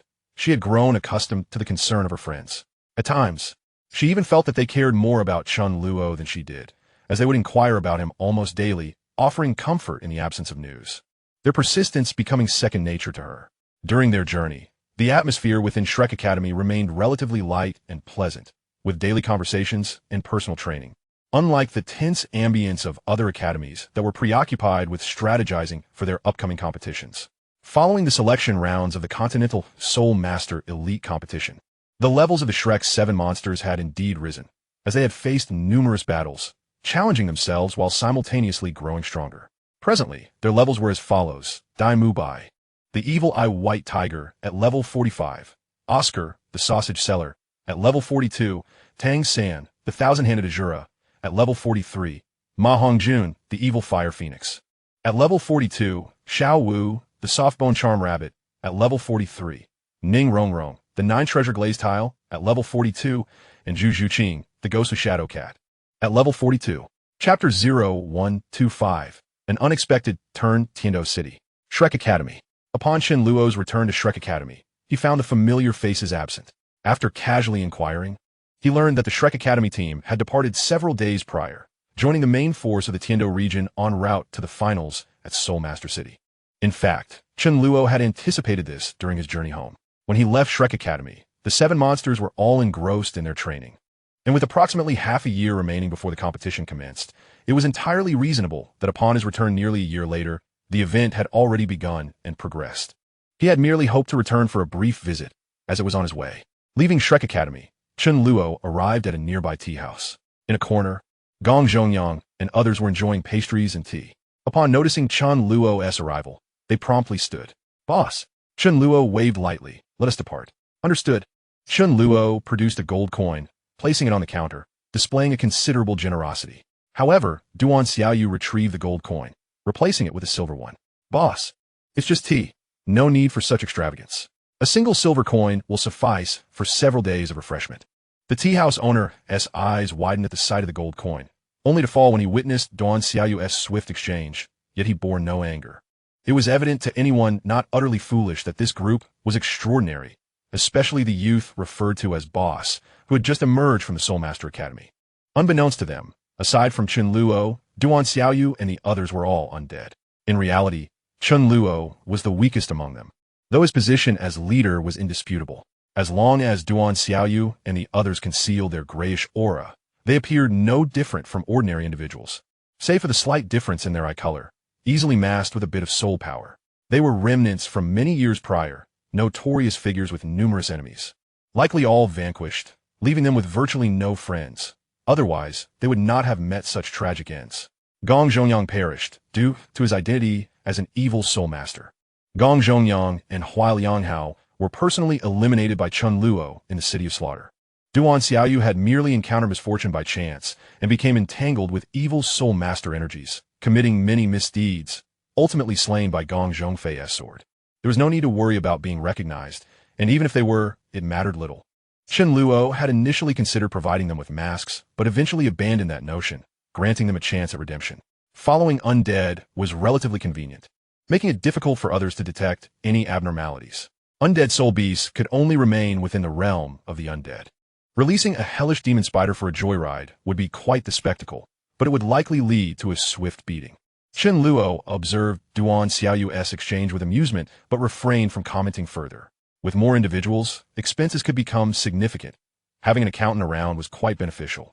No matter how powerful one was, they still needed to live, and living required money. Of course, money was not a concern for Chen Luo. Yet the feeling of thriftiness remained. If one truly regarded money merely as numbers, life would lose much of its joy. After leaving the tea house, Chen Luo and his companions departed Tiando City, pursuing the Tiando Empire's Soul Master teams towards Soul Master City. The journey from Tiando City to Soul Master City spanned approximately 20 days. Chen Luo was confident he could catch up within that time, despite their head start of several days. Shortly after their departure from Tiando City, a tall and robust figure arrived at the tea house they had previously visited. "Chen Luo, that rascal, has returned yet failed to pay me a visit, and now he has left again." The newcomer is none other than Zhao Wujia, accompanied by a student in his early 20s from Shrek Academy. Zhao Wujia turned to the student and inquired, "Are you certain Chen Luo has returned?" Absolutely. The student replied with a vigorous nod. He even asked me for directions. With a hint of indignation, Zhao Wujia waved his hand dismissively. That insufferable brat. Does he not realize how much his teacher, Zhao, misses him? When he returns, I shall give him a proper lesson. Whether I can still contend with him remains to be seen. Between the two mountains lies a narrow path. Though modest in width, it is sufficiently spacious to accommodate sizable carriages. At this moment, the Spirit Master team from the Tiando Empire is traversing this path. This route leads directly to Wuhuan City, and taking it saves them several dozen kilometers compared to the longer route. However, opting for the shortcut inevitably entails risks. Should they be ambushed here, they would find themselves in an utterly passive position. Nevertheless, such occurrences are rare. Even if they were to happen, it hardly matters. Despite the mere 1,000 or so souls present, they remain undaunted even in the face of thousands of adversaries. All are spirit masters, and none would be foolish enough to assault such a formidable assembly. It would require an enormous force, one that even two great empires could not readily summon. Yet, no one anticipated that someone would dare to launch an attack here, and it was evident that the assailants had come well prepared. The first assault came in the form of falling boulders from the mountains, but these posed no threat to the Spirit Master team, as the Royal Knights easily dealt with them. Following the barrage of stones, thousands of figures clad in black descended, their intentions unmistakably aimed at the Spirit Master team on the path. These black-clad assailants, each swift as the wind, charged towards the Spirit Masters below. Those who made it this far are far from inept. They are elite Spirit Masters, meticulously selected. Even when faced with sudden peril, they remain composed, promptly activating their martial spirits and preparing for battle. In an instant, a dazzling array of colors erupted from the Spirit Masters as various martial spirits were unleashed, and soul rings shimmered brightly, creating a breathtaking spectacle amidst the mountains. The battle was imminent. In a one-on-one confrontation, the black-clad assailants would undoubtedly fall short against the elite Spirit Masters. However, they were cunning, operating as a well-trained unit, exploiting their numerical advantage to the fullest, often surrounding a single Spirit Master with 2 or 3 attackers, employing a reckless strategy that left the elite Spirit Masters beleaguered. The combat prowess of the black-clad assailants was significantly superior to that of ordinary individuals, with many among them being Spirit Masters themselves, including 30 individuals at or above the 50-level threshold leading the charge. This formidable display instilled a sense of despair. Of course, the elite Spirit Master team comprised not only students, but also accompanying teachers. While the students' capabilities were limited, the instructors were far more formidable. Among them, Shrek Academy boasted a particularly impressive lineup, featuring a Soul Sage and a Soul Douluo. Flandra and Lu Erlong could alleviate much of the pressure, as their status as Soul Kings instilled considerable dread in the students. Yet before the two of them, the adversaries could only anticipate a severe beating. However, their favorable circumstances were short-lived, as 3 formidable opponents emerged from the ranks of the black-clad assailants, 1 Soul Douluo and 2 Soul Sages, making a beeline for the Shrek team. Soon, the 2 Soul Sages engaged Flandra and Lu Erlong in fierce combat, while the Soul Douluo charged towards the Shrek 7. The primary target of the Soul Douluo was Tang San, who had previously decimated the ordinary black-clad assailants surrounding Shrek Academy with his hidden weapons. The Soul Douluo took note of Tang San's prowess, understanding that if he continued unimpeded, the situation could escalate unfavorably. He resolved to eliminate this peculiar boy without delay. As the Soul Douluo advanced towards the Shrek 7, Tang San and his comrades were already aware of his approach. Retreat, Tang San commanded in a low voice. Without hesitation, the other 6 members withdrew, while Tang San swiftly produced 6 mother and child soul-devouring pearls, hurling them at the Soul Douluo before retreating himself. The Soul Douluo, overconfident, disregarded the soul-devouring pearls, fixated solely on dispatching Tang San. Consequently, the 6 pearls collided mid-air, releasing a dense cloud of toxic mist that concealed countless needle-like projectiles. Forged from iron, yet as fine as hair, imbued with lethal poison, an overwhelming surge of spiritual energy erupted, as the myriad of poison needles surged toward the Soul Douluo. Taken aback, he had never encountered such an unusual skill before. He immediately summoned his spirit power for defense and hastened his escape from the toxic haze. While the poison and needles did not inflict substantive harm upon the Soul Douluo, they left him drenched in cold sweat. Had the boy's strength been greater, his escape might not have been so effortless. It was clear that future endeavors must be approached with greater caution. Today, he had narrowly avoided disaster. Moreover, this boy must be eliminated. Bursting forth from the toxic mist, the Soul Douluo surged towards Tang San, activating his martial spirit's true form. A brilliant golden light radiated from him, as his arms transformed into golden wings. A grand golden eagle materialized behind him, and, as the wings took shape, his arms morphed into sharp eagle talons, while his body began to shrink and reshape, increasingly resembling the majestic golden eagle. 8 dazzling soul rings encircled him, 3 yellow, 2 purple, and 3 black. An impressive configuration indeed. A terrifying aura emanated from the colossal golden eagle, quickly enveloping the Shrek 7, bringing with it an almost suffocating sense of dread. The moment granted by the soul-devouring pearls was fleeting, and Tang San lamented his insufficient strength in the face of such a powerful adversary, feeling a profound sense of helplessness. He glanced back at his comrades, and without further hesitation, resolved to delay the Soul Douluo as long as possible, even if it meant his own demise. As he withdrew, Tang San unleashed various hidden weapons, though they proved negligible against the Soul Douluo. Despite his efforts to employ his soul skills, they had little effect. In the face of overwhelming strength, his so-called control was nothing short of a farce. If only he were present, he could protect them all. Suddenly, a familiar figure flashed through Tang San's mind, and as he turned to face the Soul Douluo, he steeled his resolve. In your absence, I shall be their guardian. Should you wish to harm them, you must first step over my corpse. The Shrek 7 were no cowards, seeing that retreat was no longer an option. And witnessing Tang San's determination to fight to the death, they too readied themselves for a final stand, fully aware that hope was but a distant dream. Lu Erlong and Flandra were in a state of utter anxiety, but their plight was futile. The 2 soul sages were intent on delaying them. Once one reaches the soul sage level, a decisive outcome is only achievable if the disparity in strength is not too pronounced. I told you to bring Zhao Wuji along, but you refused to listen.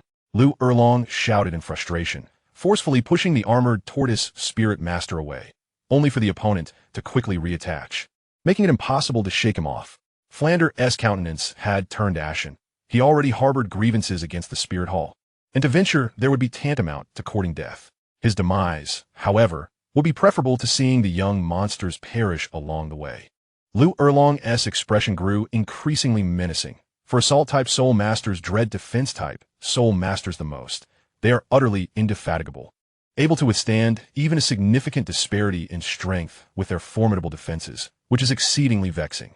At this moment, Flander once more confronted his adversary, growling, "Are you truly going to stand idly by?" The Soul Douluo was drawing ever nearer to the Shrek 7 monsters, and soon would catch up with them. As for the resistance of a Shrek 7, it was nothing short of ludicrous. Following Flander's roar, a slender old man suddenly materialized before the Shrek 7 monsters. Effortlessly gripping a staff that exceeded 4 meters in length, his expression grave, with 8 soul rings shimmering around him. "Long time no see, Brother Eagle. I trust you have been well." Upon the elder's arrival, a gentle aura emanated from him, alleviating much of the pressure on the Shrek 7 monsters. As he bore a faint smile, gazing up at the immense golden eagle overhead.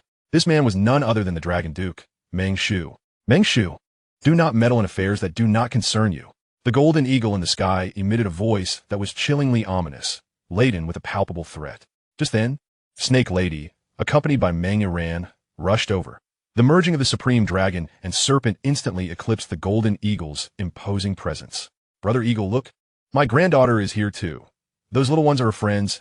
I must intervene," the Dragon Duke stated calmly. The golden eagle refrained from further discourse with the Dragon Duke, for the latter had made his intentions clear to interfere. Wasting words was futile. It launched an assault, akin to a golden blade piercing straight towards the Dragon Duke. "You shall regret this." The golden eagle exhibited no fear of the supreme dragon and serpent. It had no intention of engaging in a fatal confrontation with them, merely seeking an opportunity to eliminate the young ones. Iran joined forces with Tang San and the others. The Snake Lady thrust Meng Iran backward, propelling her into the midst of the Shrek 7 monsters, before immediately uniting with the Dragon Duke to combat the Golden Eagle. Both the Snake Lady and the Dragon Duke were acutely aware of the Golden Eagle's origins, knowing that, following this encounter, they would invite endless troubles upon themselves. Yet, regardless, they felt compelled to act. This was not merely for the sake of righteousness. It was purely driven by self-interest. They understood the immeasurable potential of those young monsters behind them, and such a rare opportunity to forge goodwill was not to be squandered. Once they grew stronger, rekindling ties would likely be an insurmountable challenge. In truth, The Dragon Duke had hesitated, but upon hearing Flanders' voice, he cast aside any doubts. If they did not act, others certainly would. As the Supreme Dragon and Serpent engaged in battle with the Golden Eagle, a white figure suddenly appeared before the Shrek 7 monsters, a strange, melodic laughter escaping the lips of the figure clad in white. I never anticipated such a thrilling day. Chapter 127. Reunion with an old friend. The appearance of the figure in white momentarily stunned the powerful beings present. The Supreme Dragon and Serpent displayed an expression of sheer terror, instinctively wishing to turn and protect their granddaughter and the Shrek 7 monsters. However, the Golden Eagle would not grant them that opportunity. The Shrek 7 monsters and Mengaran, who had just joined the ranks, felt the terrifying aura emanating from the figure in white, their faces turning to despair. This individual was no mere soul sage or soul Douluo. He was an exalted Douluo. The figure in white strode towards the Shrek 7 monsters, and they found themselves unable to retreat even instinctively, the oppressive pressure threatening to suffocate them. Only one person instinctively began to withdraw, drawing the attention of the figure in white. "Oh, you can actually disregard my barrier?" The figure in white remarked with surprise, a glimmer of delight igniting in his eyes. The Heartbroken Red, indeed, it is the Heartbroken Red. The figure in white left a fleeting shadow in the air, instantly appearing before Xiao Wu, their emotions escalating to an indescribable fervor. Heavens, it truly is the Heartbroken Red. Before the exultant declaration could fully escape, the figure's hand shot toward Xiao Wu. In an instant, numerous cold flashes erupted as Tang San frantically unleashed various hidden weapons in a desperate struggle. The figure in white waved his hand, effortlessly sending Tang San and his projectiles flying. Had the figure in white exerted even a modicum more force, Tang San would have been reduced to a mist of blood. The prowess of an exalted Douluo was no jest. Even the mightiest of soul sages appeared as mere insects before them. Tang San managed to delay the figure in white for less than a second. Yet the figure's hand was already poised before Xiao Wu, who found herself immobilized, her eyes wide with terror as she gazed at the figure. Suddenly, a fierce gale surged towards the figure in white, a massive black sword descending from the heavens. The figure instinctively retreated. This was not a confrontation he could easily handle. Clang! The black sword struck the very spot where the figure had stood moments before. Had he not retreated, he would have been gravely injured in mere moments. In truth, the figure in white had intended to take Xiao Wu along, but the instant the black sword appeared, several 2-meter-tall stone giants suddenly materialized around Xiao Wu, protecting her like knights. A black whip soared in from the distance, wrapping around Xiao Wu's waist with gentle force, whisking her away in an instant. A shadowy figure silently appeared atop the giant sword, while before the stone giants stood an even larger stone statue. A graceful figure, wielding a black whip, swiftly advanced from behind. The figure in white regarded the sudden arrival of these three with a mixture of confusion and astonishment. Before the figure in white could react, a colossal wolf claw erupted from the ground, nearly grasping him. More. As he retreated, the figure in white instantaneously activated his martial spirit. Purple radiance enveloped him, and a massive chrysanthemum emerged in his grasp, the exotic chrysanthemum of heaven, encircled by 9 soul rings, its terrifying aura spreading forth. As the figure in white departed, a massively built werewolf surged from the earth. The shadowy figure atop the giant sword and the stone statue both bore 7 soul rings that symbolized their soul sage strength. Yet the colors of their rings were tinged with gray, particularly the 7th ring of the shadowy figure, which was entirely gray, appearing exceedingly peculiar. The graceful figure wielding a whip and the werewolf, on the other hand, were adorned with 8 formidable soul rings, their aura even more powerful. Suddenly, 2 soul sages and 2 soul Douluo made their appearance, causing the figure in white to wear an exceedingly grim expression amidst his surprise. At that moment, a hazy figure suddenly materialized beside the white figure, a cool voice resonating. "This is becoming increasingly interesting. How dare you speak? Had you emerged sooner, everything would have been resolved." Yuan spoke sternly. Gue Mei chuckled coldly. "Do you think I wish to remain hidden? Those fellows did not act. Had I shown myself, they would undoubtedly intervene. Yet you, just moments ago, had a splendid opportunity that you squandered." Yuan replied nonchalantly. "Then why have you appeared now? What is your intent?" Hui Mei inquired. "Is it not evident that you have encountered an insurmountable dilemma? I cannot simply watch you perish before my eyes." "Huh, you think they stand a chance?" Yuan dismissed. Gue Mei appeared earnest. "Indeed, they do stand chance. Do you not sense the peculiar aura emanating from them?" "I sensed it. No need for you to tell me," Yuan replied, still unconvinced. Gue Mei spoke solemnly. Then let us cease this idle chatter and act together. We must resolve this before those individuals make their appearance, lest our mission be in vain. During the conversation, Yu Guan and Gue Mei had already engaged in combat. Or rather, had been compelled to do so. Gong Zhongyang wielded the demon-slaying sword as he charged towards Yu Guan alongside Duan Xiaoyu, who brandished a black whip, while Hualiang Hao and Yu Yao rushed towards Gue Mei, igniting a fierce battle. Meanwhile, Xiao Wu stood dazed in the background, her mind struggling to comprehend the swift turn of events that had rendered the danger seemingly nullified. At that moment, a towering figure approached her side, and a gentle yet familiar voice resonated. "I have returned." Upon hearing this, Xiao Wu trembled slightly before whirling around. There stood Chen Luo, clad in a black combat uniform, gazing at her with a faint smile.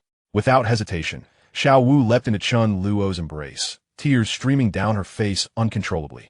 Chen Luo gently caressed her back, reassuringly saying, "It's all right. I am back. No one can harm you." Xiao Wu lifted her tear-streaked face to Chen Luo, her voice choked with emotion as she confessed, "I missed you so much." To which Chen Luo replied, "I missed you too." Both understood that this was not the time for romantic exchanges. After their heartfelt embrace, they turned their attention back to the unfolding situation ahead. At that moment, the other members of Shrek Academy, along with Meng Iran, rushed over, their faces alight with joy and excitement at Chen Luo's return. As an outsider, Meng Iran silently observed the touching reunion between Chen Luo and the Shrek monsters. Injured Tang San, having recovered significantly after consuming Oscar's sausage, greeted Chen Luo with an apologetic smile. "I couldn't protect everyone well. You have done remarkably well." Chen Luo reassured him. However, the danger had not yet dissipated. The time for pleasantries was limited, as the black-clad assailants continued their relentless assault. Although the Shrek team had evaded the peril of the tidal Douluo, they still had to confront the overwhelming numbers of their adversaries. Chen Luo's presence undoubtedly bolstered the morale of Shrek's little monsters, enhancing their combat prowess significantly, primarily due to the inspiration they drew from him. Chen Luo engaged the ordinary black-clad foes without even summoning his martial spirit, effortlessly dispatching even those of soul respect and soul sect levels. It was only when faced with soul kings that he activated his martial spirit. Yet even then, he obliterated them with ease, demonstrating a combat prowess far beyond the ordinary. In stark contrast to the battles on Chen Luo's side, the confrontation between Gong Zhongyang and the black-clad Yu Guan and Gue Mei was truly intense. Gong Zhongyang and his comrades fought with reckless abandon, their soul power and injuries recovering at an alarming rate, much to the chagrin of Yu Guan and Gue Mei. It was only then that Yu Guan began to believe Gue Mei's assertions. Had Gue Mei not appeared, he might very well have perished alone against these frenzied adversaries. Yet, the power of the tidal Douluo was undeniable. The combat capabilities of two tidal Douluo were exponentially more terrifying, not merely additive but multiplicative. Yu Guan and Gue Mei maintained a firm advantage against Gong Zhongyang and his cohorts, and given them enough time, they could undoubtedly eliminate these foes, albeit at a considerable cost. What they lacked most at that moment was time. The battle did not endure for long, as additional combatants soon entered the fray. First appeared the formidable Douluo, transformed into the Emerald Phosphor Snake King, followed by Chen Xin, clad in white and wielding a longsword. They had finally decided to take action. Douluo had long contemplated intervening, yet he was acutely aware of his disparity in strength compared to Yu Guan and Gue Mei. He knew that without a suitable opportunity for a surprise attack, he too might meet a grim fate. Nevertheless, should Tang Xin find himself in absolute peril, he would undoubtedly step forward. When Yu Guan attacked Tang Xin, Douluo had already discreetly siphoned off much of his power. Otherwise, Tang Xin would not have risen so easily. Upon seeing Douluo, especially with Chen Xin's entrance, Yu Guan and Gue Mei wasted no time in withdrawing from the fight. "Huh, so you're now fearless? We will remember this debt. It will not be long before we settle it." Yu Guan laughed with rage, retreating alongside Gue Mei, prompting all the black-clad assailants to withdraw in unison, as if swept away by a tide. Gong Zhongyang, initially eager to pursue, ultimately halted his advance under Chen Luo's orders. It was unwise to chase after a tidal Douluo. The unpredictability of such a pursuit was far too great, and the risks were unwarranted. Furthermore, had Douluo and Chen Xin not intervened, the outcome of the confrontation could have been entirely different. After the battle subsided, Gong Zhongyang and the others returned to Chen Luo's side, and to everyone's surprise, Douluo and Chen Xin approached as well. Douluo's presence was understandable, given his friendship with Tang San, but Chen Xin's intentions remained unclear. Was he here to see Ning Rongrong? Not quite. Under the watchful eyes of the crowd, Chen Xian strode directly towards Gong Zhongyang, halting before him. Gong Zhongyang. Chen Xian's voice trembled with emotion, revealing his agitation. While others observed this scene with mild curiosity, Ning Rongrong was utterly astonished. It was the first time she had witnessed her grandfather, Sword Master, display such emotional intensity.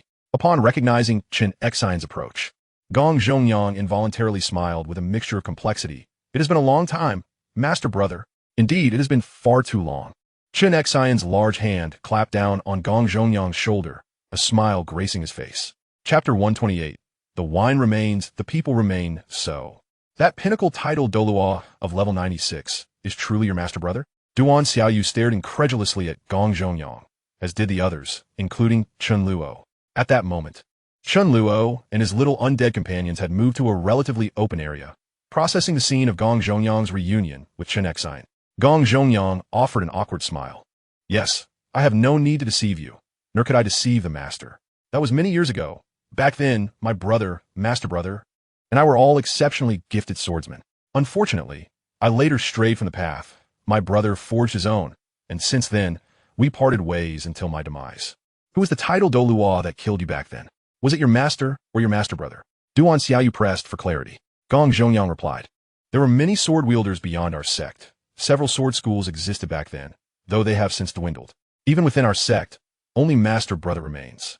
The one who killed me was the leader of another sect, a man who detested evil with a passion. One could barely call him a good person, though he was somewhat inflexible. Otherwise, I would not have fallen to his hands, nor would he have met his end at my brother's hand. Did your Master Brother not come to your rescue? He was in seclusion. Had he been present, it is likely I would not have perished. Well then, I didn't expect someone like you to have so many powerful allies, Duan Xiaoyu remarked with a dismissive pout. Gong Zhongyang shrugged. Had I not died back then, I would certainly be at least a title Douluo by now. Old woman, in terms of talent, I surpass you by countless measures. Too bad there are no ifs. Duan Xiaoyu retorted with indifference. But my master has given me another chance. Even as a being of the undead, I can still reach the pinnacle. Just you wait and see, old woman, Gong Zhongyang declared, clenching his fist. Duan Xiaoyu smiled. Then you should strive for it. Gong Zhongyang turned to Chen Luo, Master. I have said all I needed to. I wish to spend some time with my Master Brother. Go ahead. Do not think of yourself as a true undead. As long as you do not cause trouble, you have absolute freedom out there. Chen Luo gestured. Gong Zhongyang cast a grateful glance at Chen Luo before heading off in a direction that suggested he had arranged to meet with Sword Douluo Chen Xian. Watching Gong Zhongyang's departing figure, a subtle smile graced Chen Luo's face. Chen Luo never anticipated that the necromancer he unexpectedly acquired would possess such immense power. Initially, he had been living in the city of slaughter and had obtained the title of Douluo as the god of killing. And then there was his formidable senior brother, the Sword Douluo. Goodness, he had fared the worst among them and had even managed to lose himself. Had Gong Zhongyang not come into contact with the evil soul masters in the past, perhaps he could have truly become a title Do-level powerhouse. Gong Zhongyang's talent was clearly evident. When he awakened, he was merely a soul emperor. And now he had ascended to the rank of a soul sage at level 73 in such a short time, a truly terrifying rate of advancement. Once a genius of the sword, one could only look forward to his growth, bringing his wandering thoughts back. Chen Luo's gaze fell upon Duan Xiaoyu and the others. When we meet up with those individuals later, please do not refer to me as master or boss. Just call me by my name. Understood? Duan Xiaoyu and the others nodded in unison. Each of them harbored a remarkably intricate past, and reflections upon it often revealed a myriad of complex emotions. Gong Zhongyang was equally surprised upon encountering Chen Xian. He had never imagined that he would reunite with his senior brother, let alone in such a manner.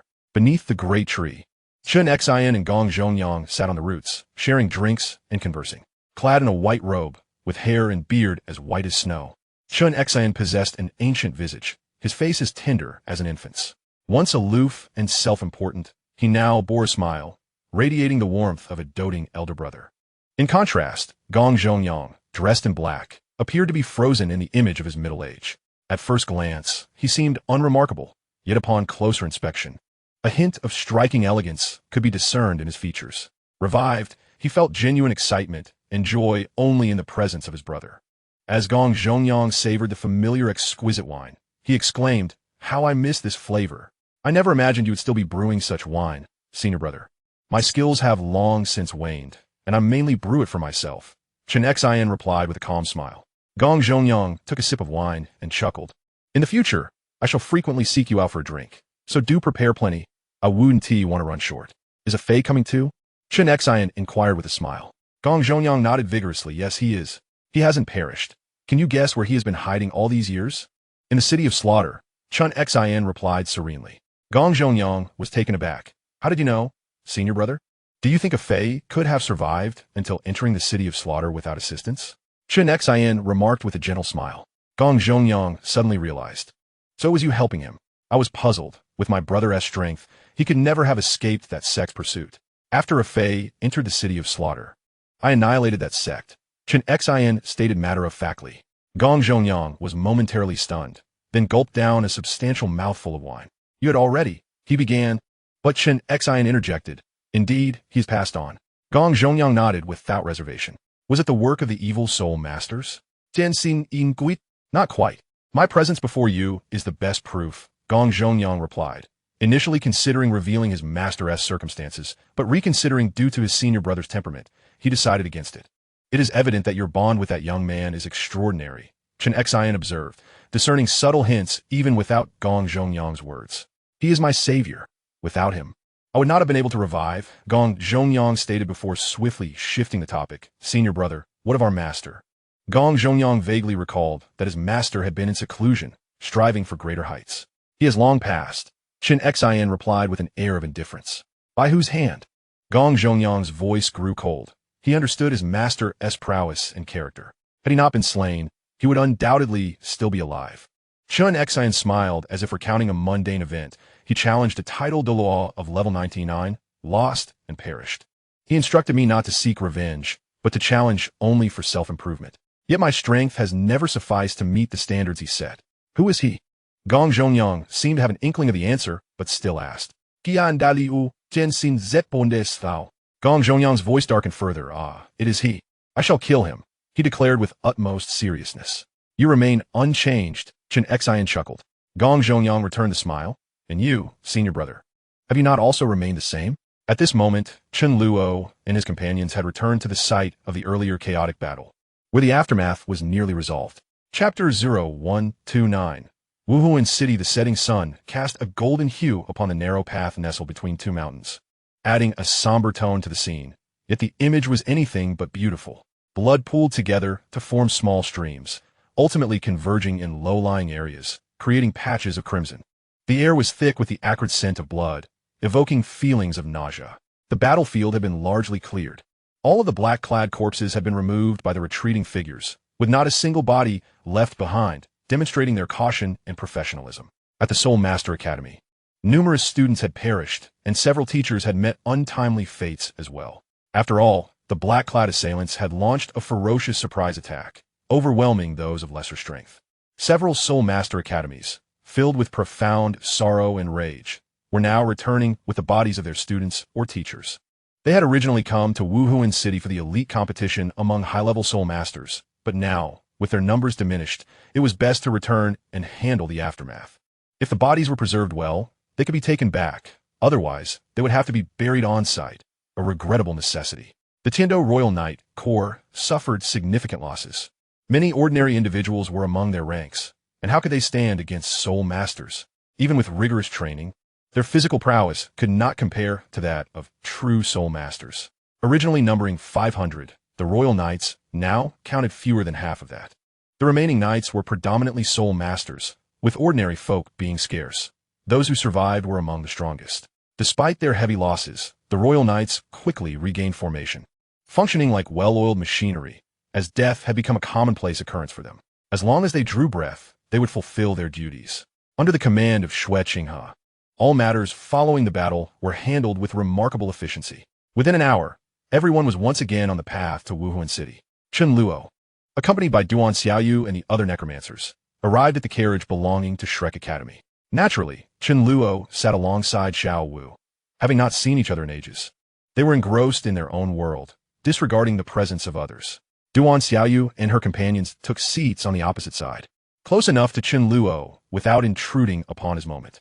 It must be said that this specially designed carriage was quite spacious, even with so many passengers. It hardly felt cramped.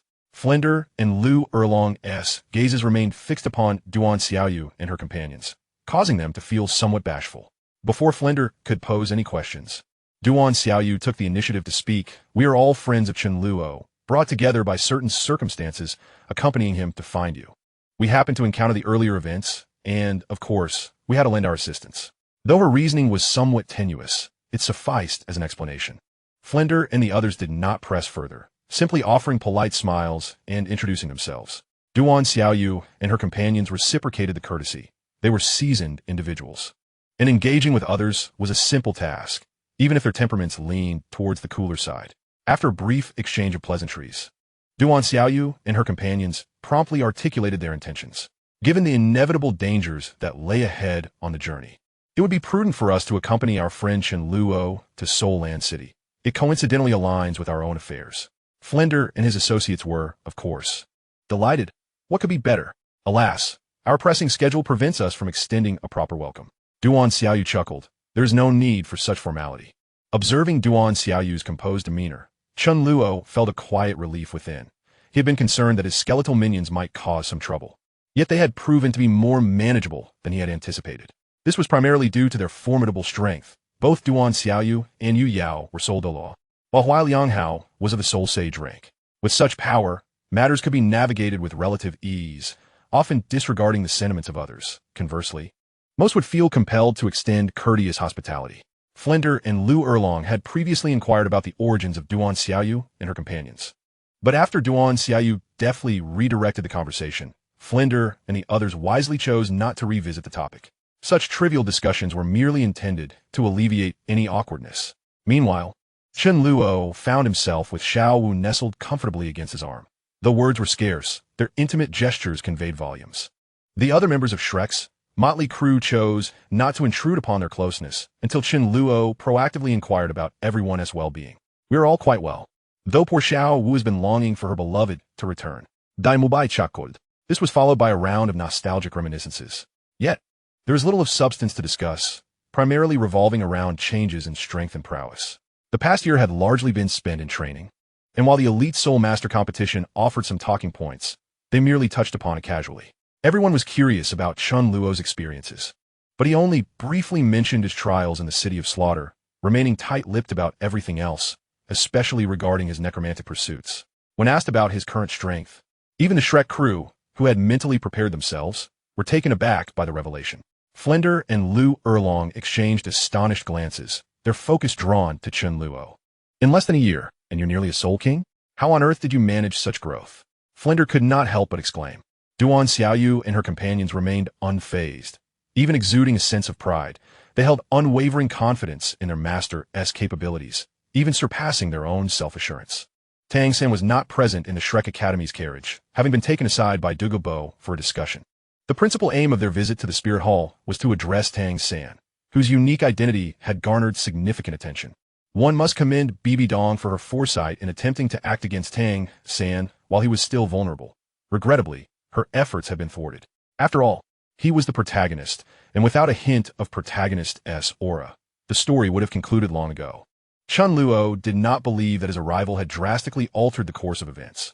Even if he had not intervened, it was likely that Douluo, the poisoned Douluo, and Chen Xen, the sword Douluo, would have acted regardless, as fate would have it, unless Tang San were to foolishly confront Moonlight and Ghost Shadow alone. Frankly, Chen Luo had never been overly concerned about Tang San's safety. His primary worry was for Xiao Wu. As it happened, had he delayed any longer, Xiao Wu might have fallen under Moonlight's control. Upon reuniting with the group, Chen Luo also spotted Shui Qinghe amidst the crowd. Shui Qinghe appeared even more delicate than he had imagined. Chen Luo was well aware of the true identity concealed behind Shui Qinghe's visage, Qianren Shui. He refrained from revealing this truth, recognizing that some matters are best left unspoken until the appropriate moment. The following morning, Gong Zhongyang returned, clearly having enjoyed a pleasant conversation with his senior brother, radiating an aura of happiness. Throughout the journey thereafter, Tang San did not return to Shrek Academy, but was instead accompanied by Douluo and Chen Xen. Ning Fengji possessed an astute eye, adept at making precise judgments. Even in opposition to the Spirit Hall, he remained vigilant in safeguarding Tang San.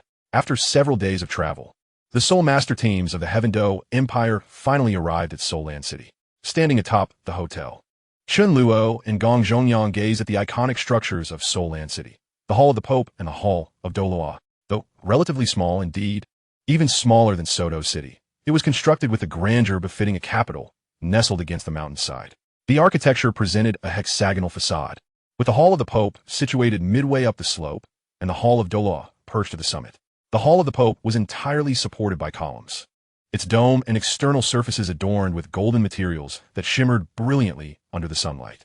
The Hall of the Pope was undeniably the most striking feature, even from a distance. Its magnificence was palpable. However, Chen Luo and Gong Zhongyang's attention was primarily drawn to the Hall of Douluo at the mountain's peak. The architectural style of the Hall of Douluo bore resemblance to that of the Hall of the Pope, albeit in a more subdued white exterior and lacking the latter's grandeur. Chen Luo was acutely aware of the Hall of Douluo's true purpose, as was Gong Zhongyang. Only the deceased title Douluo were permitted to rest within its hallowed grounds, which could essentially be deemed the final resting place of these illustrious figures. Within the Hall of Douluo resided the formidable Douluo, the most powerful entity in the Spirit Hall and among the most formidable across the continent, serving as the Hall's master. The Hall of Douluo was indeed a veritable treasure, though Chen Luo pondered whether the fallen title Douluo could ever awaken again. To lie within the Hall of Douluo were all title Douluo, were they to rise once more. Chen Luo would undoubtedly ascend as the mightiest being. The prospect of resurrecting the title Douluo to serve as his formidable allies thrilled him.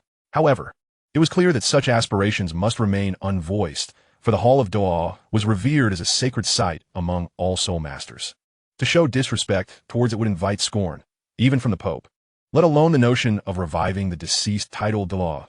Such an act would be deemed the height of madness, likely provoking a united front against him from all soul masters across the continent. Nevertheless, Chen Luo had not entirely relinquished this ambition, despite the formidable challenges it entailed.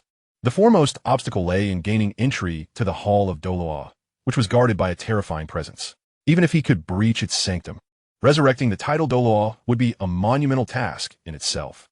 Yet, this endeavor was not entirely beyond the realm of possibility. If Chen Luo were to become sufficiently powerful, awakening the title Douluo could become a straightforward affair. After all, the continent would soon descend into chaos, providing him ample opportunities to infiltrate the Hall of Douluo. As long as he moved swiftly and the title Douluo could be revived, he would be invincible. Should the title Douluo truly awaken, even the Spirit Hall would have to yield, and what could the discontented soul masters do? As long as one's strength was formidable enough, silence could be enforced. It was quite possible that many of those interred within the Hall of Douluo were former elders of the Spirit Hall. Perhaps even the previous Pope, Qin Shuanji, lay within. While Chen Luo contemplated the corpses of the title Douluo within the Hall of Douluo, Gong Zhongyang's thoughts were fixated on the true foremost figure of the Spirit Hall, Douluo. One day, I will slay you. Gong Zhongyang clenched his fists. Master, when will you have an opening for me? I have not returned to train for quite some time. Gong Zhongyang turned his head, having fully processed his emotions, now regarding Chen Luo with a gentle smile. Chen Luo furrowed her brows slightly, admonishing, mind your words. I have already stated that you must not refer to me as master. If someone were to overhear, it would be quite embarrassing. Gong Zhongyang appeared unfazed, chuckling. It's of no consequence. There's no one around. Chen Luo cast a glance around, and though the area seemed deserted, she still employed her soul power to respond in a voice only Gong Zhongyang could hear. What? Do you long to return to the realm of the dead? Is the outside world not to your liking? Gong Zhongyang, too, modified his voice using soul power.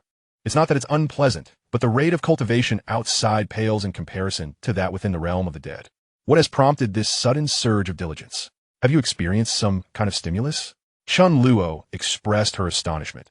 She had no habit of delving into her necromantic memories. Thus unaware of the conversation between Gong Zhongyang and the sword Douluo, Chen Xian. I have always been striving diligently, you know. Gong Zhongyang laughed. Chen Luo regarded him with a hint of skepticism before replying. We shall discuss this later. Very well, he nodded in agreement.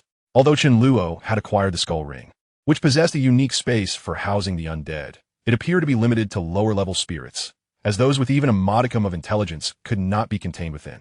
This meant that the nightmare centipede, the Earth King, and the Black Curse could not be stored in the skull ring. Only the faceless demon spider, devoid of any sentience, could be accommodated. However, Chen Luo had no intention of placing the hell spider within the skull ring. as this rapidly evolving unique undead beast must continue to enhance itself within the realm of the dead. Indeed, it was time for an upgrade. The lowly nightmare centipede was no longer sufficient. Yet, sometimes Chen Luo found it amusing to think that a soul beast of such ancient caliber could only be categorized as low-level in her presence. Beyond the limitations of storing undead, the process of placing them within the skull ring was also quite cumbersome. Even with Ainan's assistance, it remained a complex endeavor that required significant time. It would be best to postpone this until after the conclusion of the high-level Soul Master Elite Tournament, as there was no immediate urgency. After spending some time on the rooftop, enjoying the breeze, Chen Luo and Gong Zhongyang returned to the hotel. This establishment had been specifically arranged by the Spirit Hall for the Soul Master team of the Tiando Empire, where all services were rendered by Soul Masters, with even the attendance being of the great Soul Master level. The environment was rather pleasant, albeit situated slightly off the beaten path. It was said that the Soul Master team from the Star Luo Empire had also arrived at the Spirit City, but they had been assigned to an area on the opposite side. Upon returning to her room, Chen Luo found Xiao Wu engaged in her cultivation to maintain peak condition, as the final phase of the high-level Soul Master Elite Tournament was set to commence in 3 days. Naturally, Xiao Wu resided with Chen Luo, while the other Shrek little monsters had been allocated their accommodations as well. Chen Luo's few undead companions were also provided with rooms. Gong Zhongyang, Yu Yao, and Huai Lianghao shared one, while Duan Xiaoyu occupied a room of her own, all at no charge. Initially, they could have each had their own quarters, but Gong Zhongyang and the others insisted on staying together, with their rooms located in close proximity to Chen Luo's. Tang San was given special treatment. Placed in the safest position, flanked on one side by Ning Fengji and the Sword Awe, Chen Exine, and on the other by the poisoned Luo, Dugabo. Chen Luo and her companions were not far from Tang San, ensuring that they could swiftly respond should any unexpected incidents arise. Thus, Tang San became the focal point of their protective efforts. In truth, there was no need for such tension. The most perilous places often proved to be the safest. Unless the Spirit Hall personnel were utterly foolish, they would not dare to act against Tang San within the Spirit City. They could fool everyone once, but they would not have a second chance.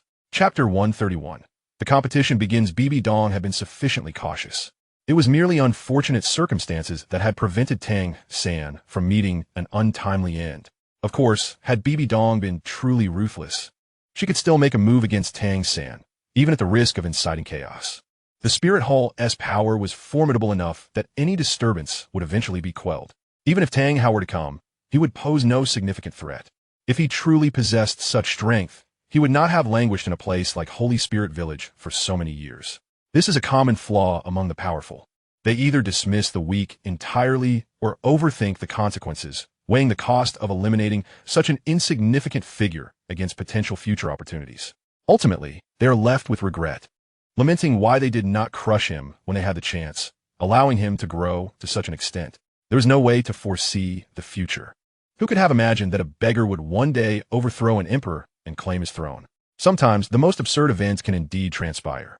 Perhaps BB Dong believed that Tang San would pose a threat to the Spirit Hall in the future, and she had even orchestrated a large-scale assassination attempt against him, which ultimately failed. Now, she still wished to eliminate Tang San, yet various reasons prevented her from acting, prompting her to bide her time. If she delayed any longer, Tang Hao might appear and whisk Tang San away. Chen Luo was aware of all these developments, yet she could not approach BB Dong to reveal the future events. Even if she did, BB Dong might not believe her. A boy with blue silvergrass, who would ultimately be the one to slay her. It was laughable. She merely perceived Tang San as a potential threat, not to the extent of necessitating such extreme measures. During the subsequent 3 days, the little monsters of Shrek enjoyed a well-deserved rest, as did the other Soul Master teams. While the conditions of the other teams remained unknown, the Shrek little monsters chose to replace rest with cultivation, striving to maintain their optimal state. The high-level Soul Master Elite Tournament was of great significance to them, and they had invested tremendous effort to reach this stage. Thus, they were determined to proceed with caution. In terms of self-discipline, the little monsters excelled. Chen Luo spent nearly all her time with Xiao Wu, and when Xiao Wu concluded her training, the two would eagerly share stories from the past year or venture out for a stroll. During Xiao Wu's training sessions, Chen Luo took her undead companions on excursions around the Spirit City, allowing them to experience the vibrancy of human life. Gong Zhongyang, having been dead for decades, and Yu Yao and Huai Lianghao, who had lived in the City of Slaughter, had rarely seen the light of day. Duan Xiaoyu, too, had nearly lost her way. Before becoming undead, their worlds had been shrouded in gray, with Gong Zhongyang devoid of any world at all. Since they had been granted a second chance at life, they were determined to live it fully. Duan Xiaoyu seemed to relish this new way of life, enjoying shopping for clothes and indulging in delicious food like an ordinary girl. However, her voice left much to be desired. Had she possessed a lowly or mature voice, or even a most commonplace feminine tone, it would have vastly improved her image. For Duan Xiaoyu's youthful appearance was indeed charming. Yu Yao and Hua Lianghao were still adjusting. They had been with Chen Luo for some time, but most of that time had been spent in her company.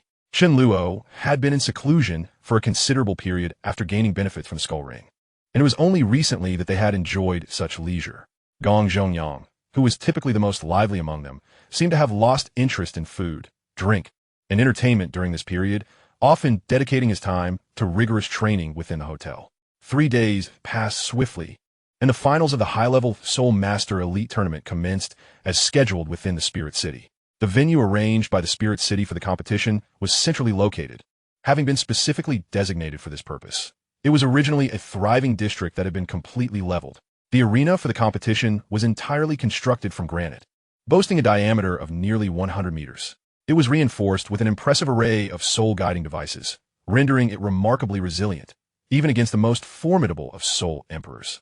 While the Spirit Master City may not be exceptionally prosperous, it is a hub for soul masters, where every inch of land is incredibly valuable. Nevertheless, the city did not hesitate to invest in the most precious real estate. The construction of the competition grounds was executed without regard for cost, leaving even the two great empires gasping in astonishment. This is what one refers to as extravagance. The majority of the residents of the Spirit Master City congregated to witness the competition, creating a vibrant atmosphere. The city was notably generous, charging no admission fees. All spectators could attend free of charge. However, for other necessities, such as food and beverages, exorbitant prices were applied, leaving it to the audience to decide whether to purchase or bring their own. Most inhabitants of the Spirit Master City were relatively affluent and seemed acutely aware of the considerable expense incurred in erecting such a competition venue, leading many to purchase items for the event to express their appreciation. The event commenced without any elaborate opening ceremony. The host merely provided a brief introduction before swiftly transitioning to the competition's main content. The first order of business was the drawing of lots, where Shrek Academy was matched against the Blazing Fire Academy, which promptly forfeited. Chen Luo, accompanied by his skeletal companions, arrived at the competition venue, absorbing the ambience of the event. Although Chen Luo was technically part of the competitors, serving as the perennial substitute for Shrek Academy, who had never seen the field due to his prolonged absence and the overwhelming strength of the Shrek 7. He found little interest in the other Soul Master team's matches. He had only briefly monitored Shrek Academy's situation before departing midway through their contest. Despite Chen Luo's current strength not being particularly formidable, he was undoubtedly on a different level from those competing, akin to observing children in a brawl. He had no intention of scouting talent among the Soul Masters, as he could not view the matches with an appreciative eye. The news of the merger between the Blazing Fire Academy and the Wind God Academy failed to pique his interest. In truth, he had nearly forgotten most of the details of the Soul Master Tournament. If he were to force himself to recall, he might remember some aspects, but he deemed it unnecessary. Soon, Shrek Academy approached the third round of matches, marking their first battle against the Royal Academy of the Star Luo Empire. Meanwhile, the Spirit Hall team was contending with the Tiando Royal Academy. Chen Luo diverted his attention from Shrek to observe the match involving Spirit Hall, eager to witness the prowess of their golden generation. The Spirit Hall team was prepared for battle, and the roster had undergone a change, with 3 young individuals adorned with purple book-like insignias entering the preparation area. Upon their appearance, Chen Luo's gaze was immediately captivated. 2 young men and a woman, all in their early 20s, had attained the rank of Soul King, with the strongest among them at level 52 and the other 2 at level 51. Clad in the standard white uniforms of Spirit Hall, the girl sat at the far side. "Boss, I've gathered their identities. They are indeed the golden generation of Spirit Hall. The girl beside me is named Hulaina. The black-haired youth is Xieyu, her half-brother, and the red-haired young man is Yan.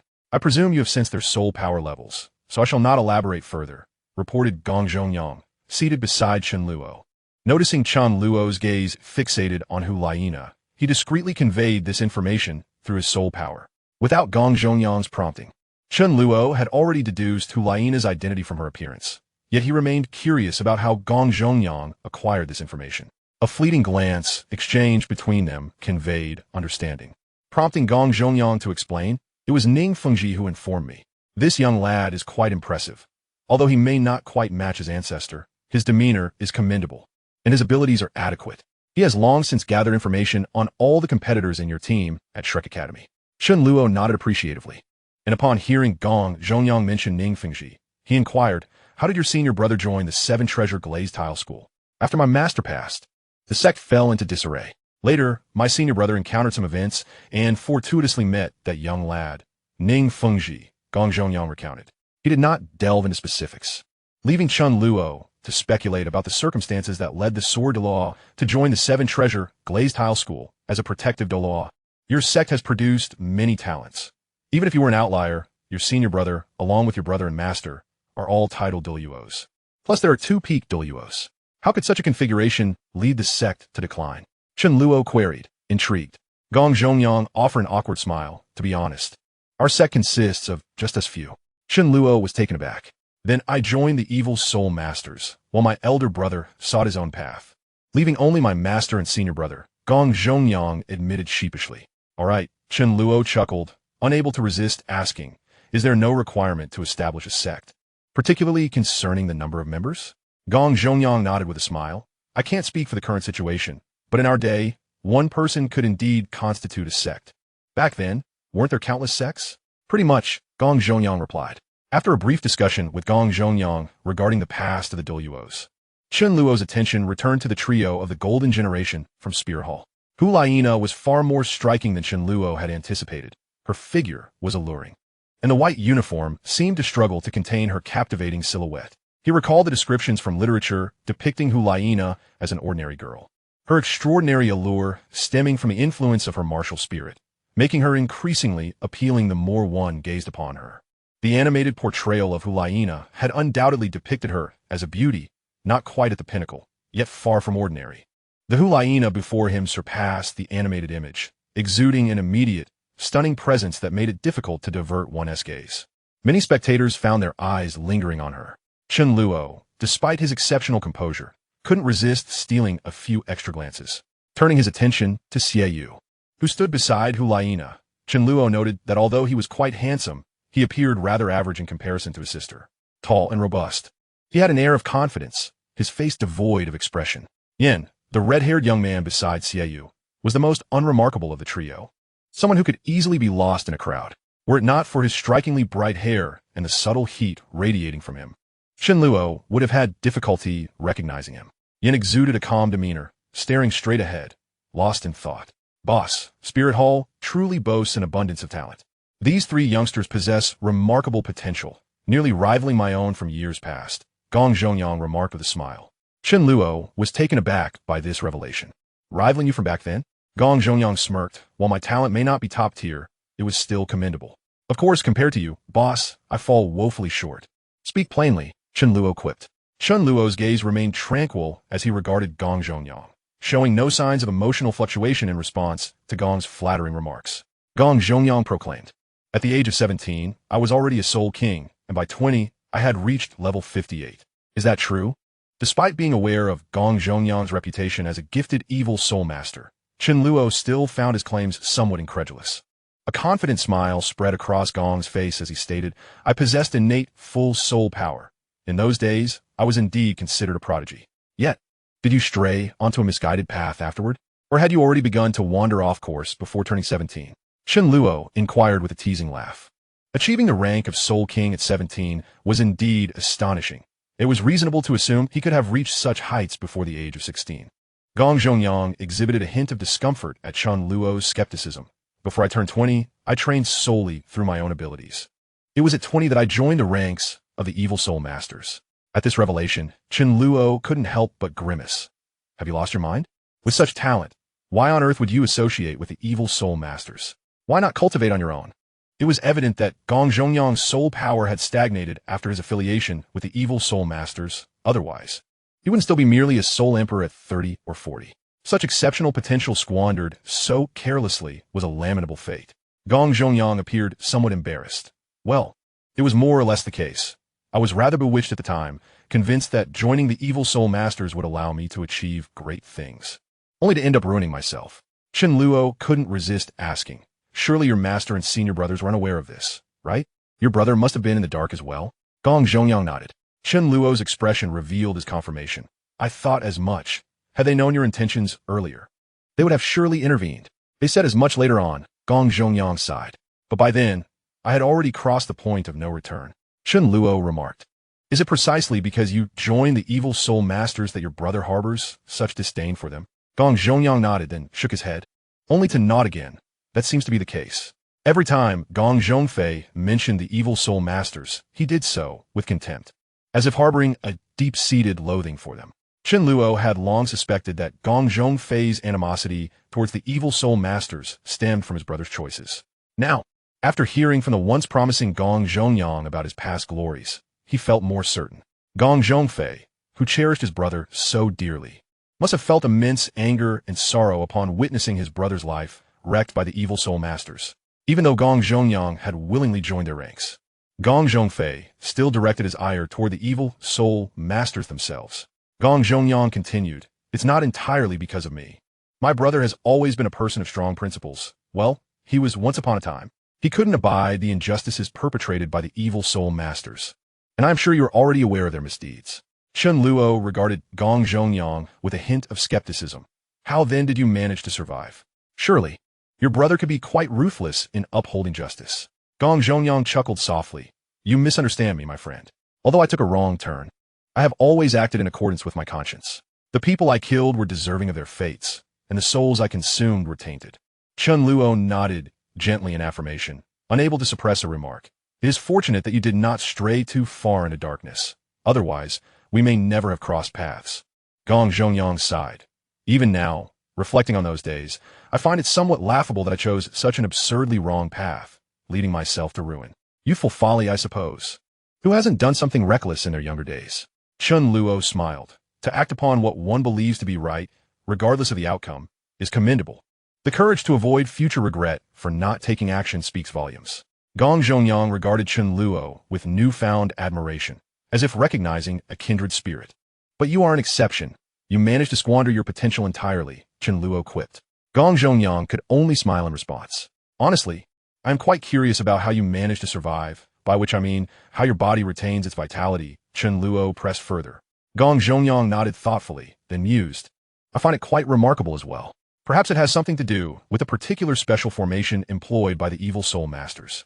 It seems my colleagues had planned from the beginning to preserve me, draining their own lives to ensure my corpse remained animated. Of course, the most crucial factor is you, my friend. Without your intervention, I might have been reduced to dust long ago," Gong Zhongyang added earnestly. "A special formation of the evil soul masters?"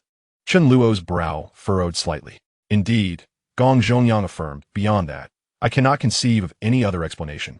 Chen Luo countered, "But when your colleagues were slain, they could not have controlled the positioning of their corpses. How could a formation be constructed?" Gong Zhongyang smiled faintly. "Some formations do not require specific placements. They simply need to establish connections within the body, which activate and maintain themselves under certain conditions." "Do you know how to do that?" Chen Luo inquired. "I do not, but I have witnessed it before," Gong Zhongyang replied. "However, you, my friend, might glean insights into those formations through that skeletal ring of yours. Mastering them would undoubtedly enhance your strength. The evil soul masters utilize these special formations to extend their lifespans. Some, like me, preserve their corpses, while others exist for offensive and defensive purposes. They are quite adept at manipulating these mechanisms." "Have you not learned any of them?" Chen Luo asked, adding those formations. It was clear that Gong Zhongyang had acquired a fundamental understanding of the evil soul master's primary abilities. Otherwise, he would not have been able to join their ranks. Gong Zhongyang's embarrassed smile returned. "I never took the time to study them." Chen Luo found himself at a loss for words. "You truly are a charlatan among evil soul masters." As Gong Zhongyang's words sparked Chen Luo's curiosity regarding the special skills of the evil soul masters, he resolved to delve into research upon returning home that very night.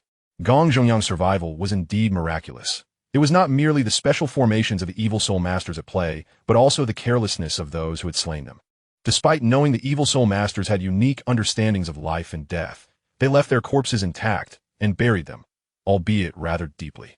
Gong Zhongyang seemed to sense Chen Luo's thoughts and added, "The one who killed us back then deliberately preserved our bodies, burying us in a deep pit, ostensibly to lure more evil soul masters to their doom."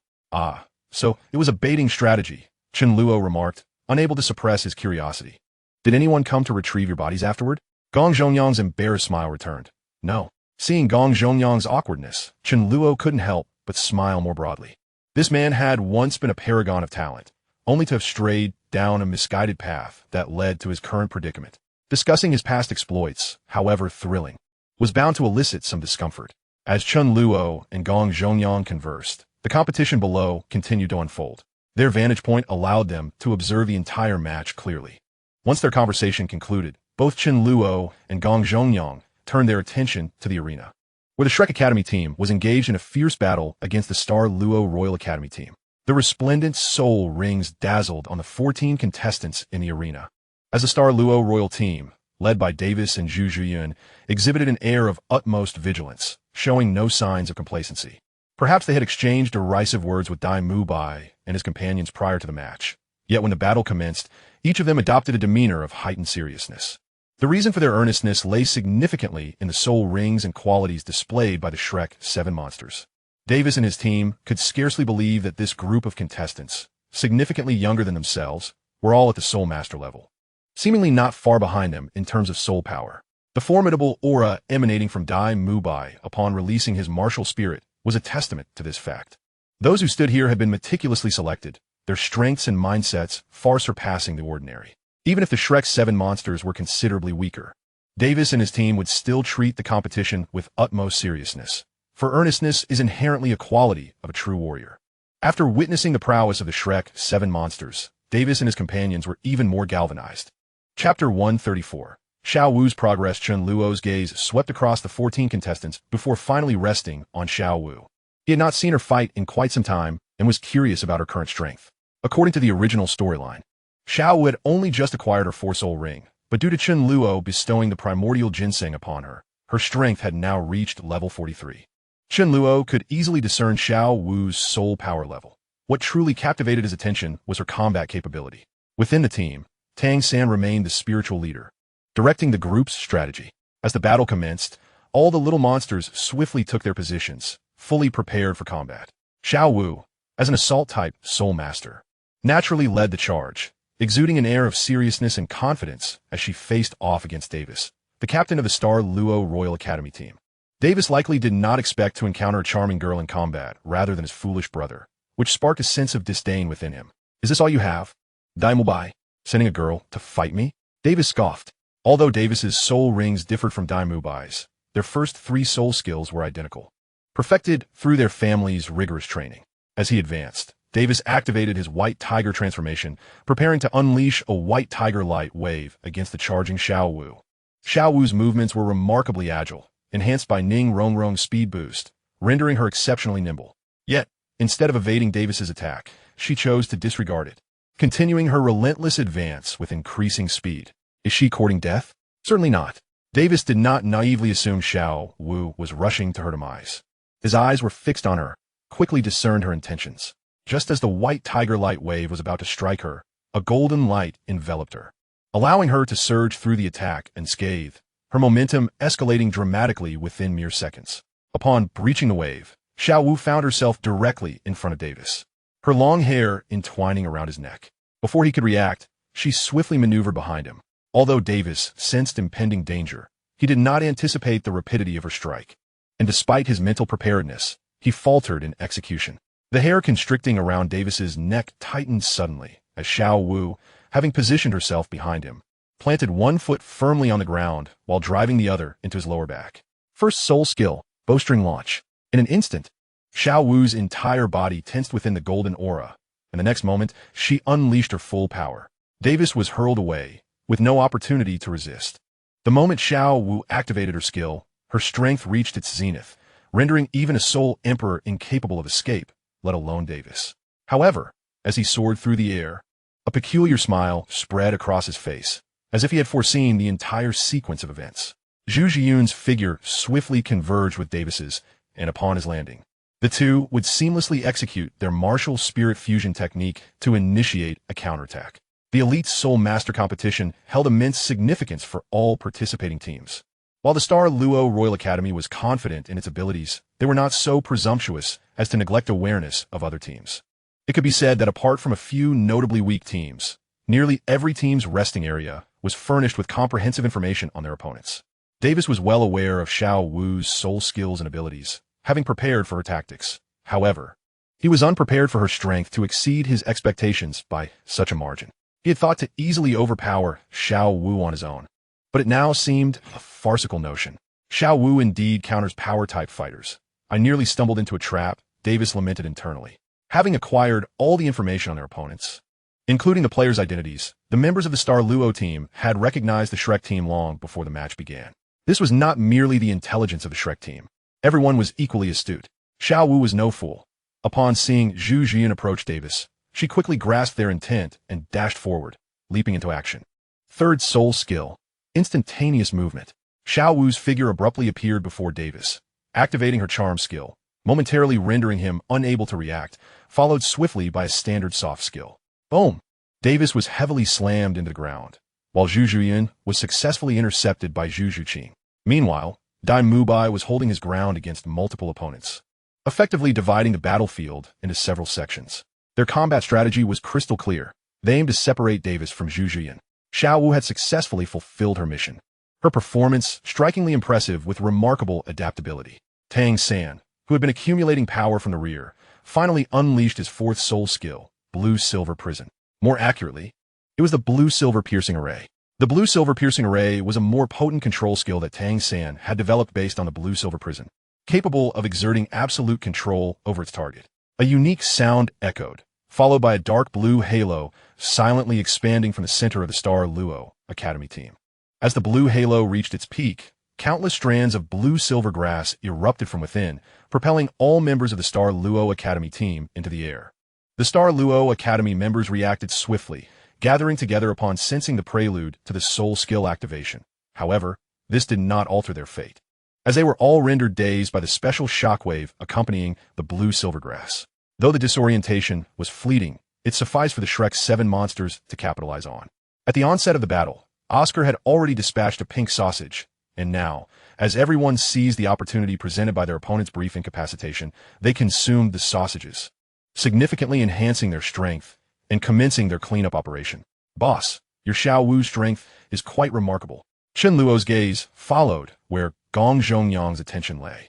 And as the battle appeared to be reaching its conclusion, Gong Zhongyang could no longer contain his thoughts. She exuded an air of confidence, a quality that proved particularly vital in the heat of battle.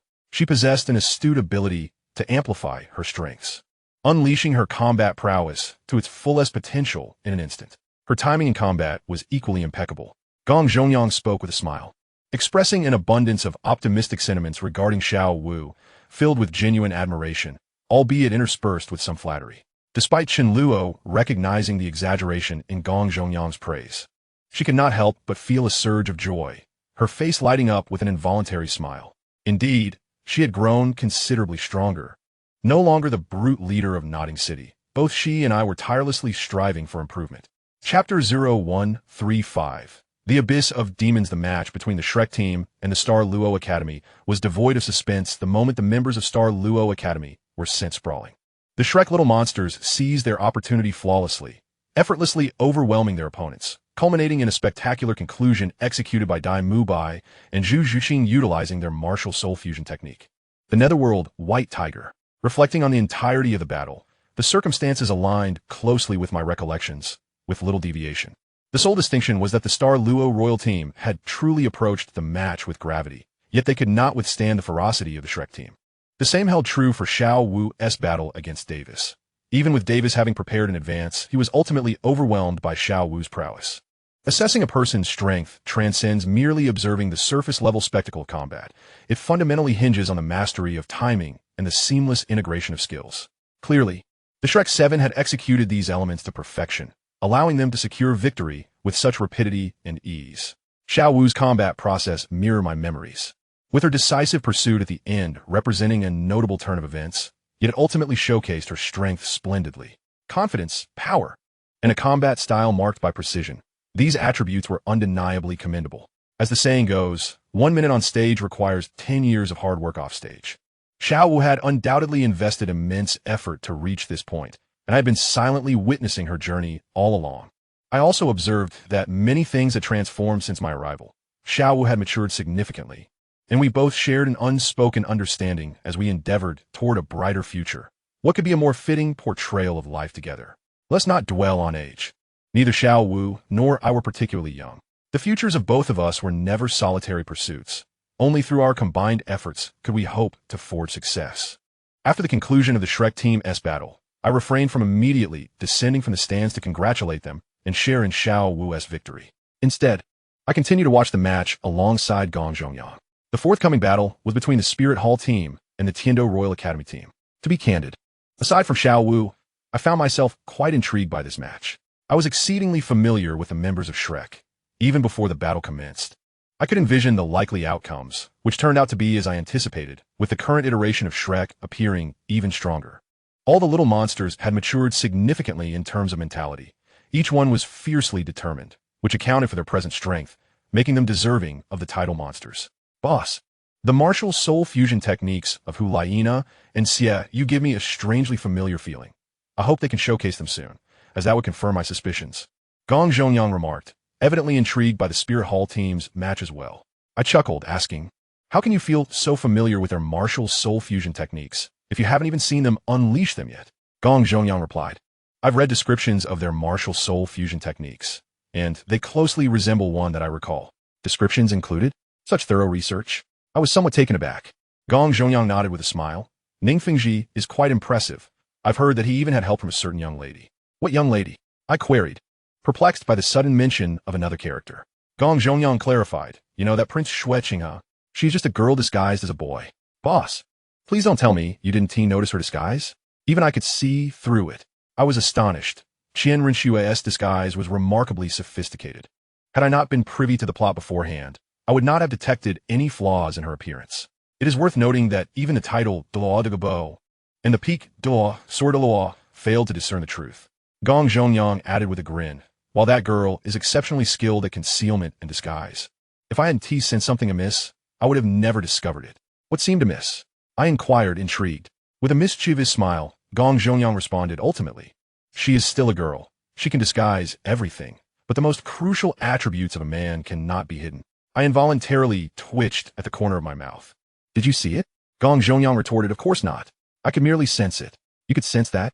I asked, astonished. He shrugged. Perhaps that is one of my peculiar abilities. It was always this outrageous, but after becoming undead, my senses have sharpened. I was once deceived by a similar trick from a girl, so I'm more sensitive to it now. I gazed at Gong Zhongyang with great curiosity. What other stories do you hold? He chuckled. There are plenty. Although I've only lived for a few decades, I've experienced a great deal. If you wish to hear, I can recount it all, but you might find it more immersive to discover it for yourself. I gently shook my head. Let us pass on that for now. You can share when the time is right. Boss, soon there will be stories to tell, he declared. Suddenly, an eerie red light burst forth from the arena, enveloping the entire area and immediately capturing Gong Zhongyang's attention. My gaze shifted from him to the battlefield. We had promised to watch the match, yet I found myself engrossed in his various tales. The battle between the Spirit Hall team and the Tiando Academy team had officially commenced, and everything unfolded as I had anticipated. The Spirit Hall had brought Hu Laiina, Xie Yu, and Yin, their golden generation, onto the stage, intent on swiftly concluding the fight. As soon as Hu Laiina and Xie Yu entered the fray, they activated their martial soul fusion technique, Demonic Charm. The crimson light blanketed the arena, transforming Hu Laiina and Xie Yu into a single entity wielding a blood-red crescent blade. Demonic Charm. Within the control range of this skill, all sensory perceptions would be diminished by 50%, soul power suppressed by 50%, and all actions delayed by 50%. This martial soul fusion technique was undeniably formidable. Even I considered Demonic Charm to be somewhat overpowering. However, Gong Zhongyang appeared unimpressed. Utterly inadequate. It inherits less than a tenth of the effects of the Abyss skills. I truly cannot fathom how this martial soul fusion technique was passed down. It seems to degrade with each generation. With a hint of disappointment, Gong Zhongyang remarked, Boss, I've remembered. This Demonic Charm skill is merely a lower tier version of the Abyss skill, not even deserving of the term lower tier. Abyss? This time, I did not express surprise. Merely gazing at Gong Zhongyang calmly, he began to speak slowly, decades ago. Chapter 0136. Once great decades ago, during my travels for training, I encountered a couple who were both titled Douluo level experts. I was merely 30 years old then, with a soul power level of 62. The husband was around 40, with the wife being slightly younger. They had both recently broken through to title Douluo, their martial souls being Darkblade and Black Fox. Their martial soul fusion technique is named Demon Abyss. The enchanting figure before them bears a resemblance to the Demon Abyss, though its coverage is more extensive, radiating a pure black light. The couple has not fused into one entity. Instead, they exist together within a colossal shadow of darkness. Within the control range of the Demon Abyss, the sensory perceptions of all enemies are diminished by 90%, their soul power is suppressed by 90%, and all actions are delayed by 90%. The shadow they jointly manipulate possesses the combat prowess of a peak Douluo, which is truly formidable. Gong Zhongyang sighed, as if all past events transpired merely yesterday. Chen Luo's expression of astonishment deepened with every word Gong Zhongyang uttered, and finally, unable to contain himself, he exclaimed, "Is it truly that exaggerated?" Gong Zhongyang smiled and nodded, adding a few more remarks. "I'm unaware of their actual ages, but they appear to be around 40. They must be quite advanced in years. Those who can break through to title Douluo before the age of 40 are exceedingly rare across the world. Although they do indeed seem powerful, I sense they are not among that select few. My encounter with them was due to the evil soul master organization setting their sights upon them. I merely went to observe. The martial soul fusion technique, Demon Abyss, is even more extraordinary than I described. Yet it appears to have limited control over beings of peak Douluo strength and above." Chen Luo inquired. "In the end, did the evil soul master succeed?" Gong Zhongyang nodded. "Yes, otherwise you would not be seeing me now." "Indeed, I asked a superfluous question," Chen Luo remarked. "Did you not say that the evil soul masters had already declined in your era? Are there still entities capable of battling that couple?" Gong Zhongyang chuckled sheepishly. "Perhaps my exposure was insufficient. The evil soul masters still possess some depth, particularly regarding the necromantic puppets they control. Yet, for reasons unknown, they eventually fell into complete decline. When that couple activated the Demon Abyss, their combat power was at least at the peak Douluo level, and the entity they fought was merely a necromantic puppet of the evil soul masters. A puppet capable of contending with a peak Douluo must possess strength at least equivalent to that level, if not greater." Previously, when Gong Zhongyang spoke of the evil soul masters past, Chen Luo always regarded them as a rather pitiful organization. However, after hearing Gong Zhongyang's brief description, Chen Luo's perception of the evil soul masters underwent a profound transformation. "I should not be so surprised," Chen Luo mused inwardly, recalling his encounters with the undead at the evil soul master's treasure site. Initially, Duan Xiaoyu, who casually acquired some benefits from the evil soul masters, managed to grow to the level of a soul Douluo. Though it was illusory, it still represented a soul Douluo. The subsequent gains from the treasure site reflect the formidable nature of the evil soul masters. Not to mention, the existence of a title Douluo level curse is the strongest testament to their might. The peak combat power of the curse, it seems, was also at the peak Douluo level. It has been proven that the evil soul masters indeed possess some formidable attributes. Chen Luo refrained from inquiring about the evil soul masters' intentions towards that couple, as it was evident they sought to acquire more powerful puppets. "Did you ultimately succeed?" Chen Luo asked. Even if they managed to capture that couple, it would not guarantee their successful transformation into necromantic puppets. Gong Zhongyang shook his head with a smile. "It seems they failed.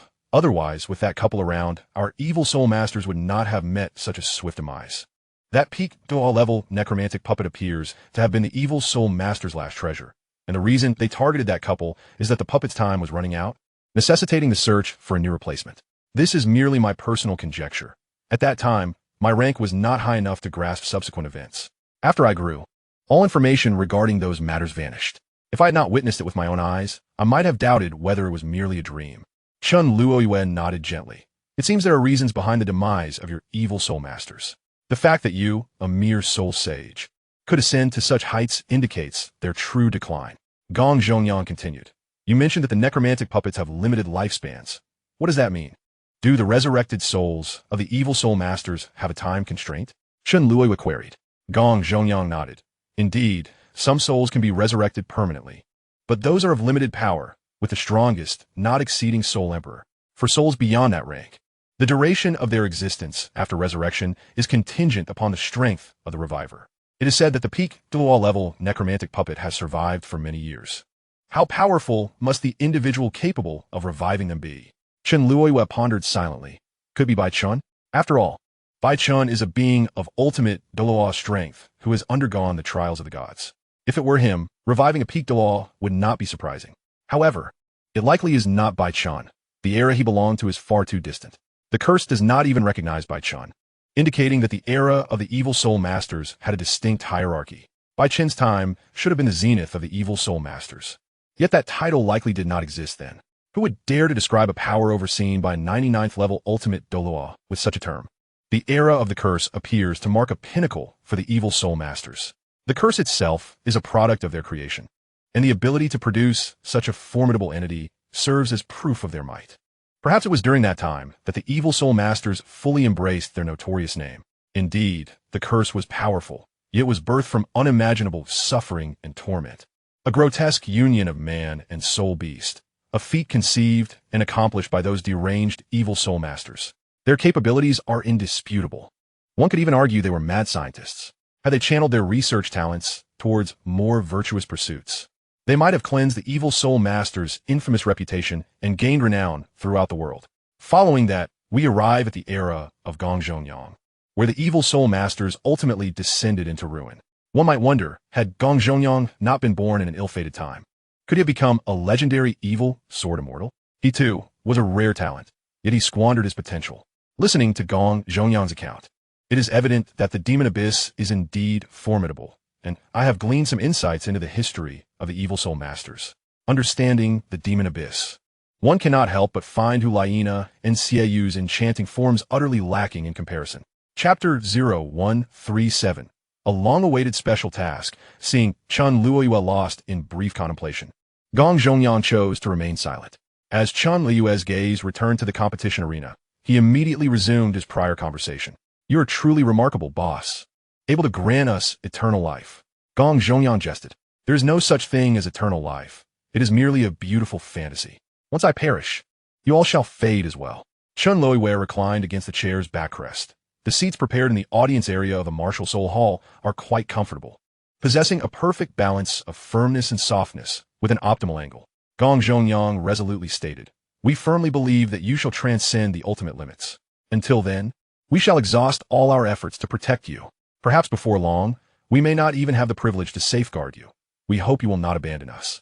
As he spoke, Gongzhongyang's voice lowered, and his demeanor turned somewhat somber. Chen Luo's lips curled into a slight smile. "Rest assured, you occupy no space."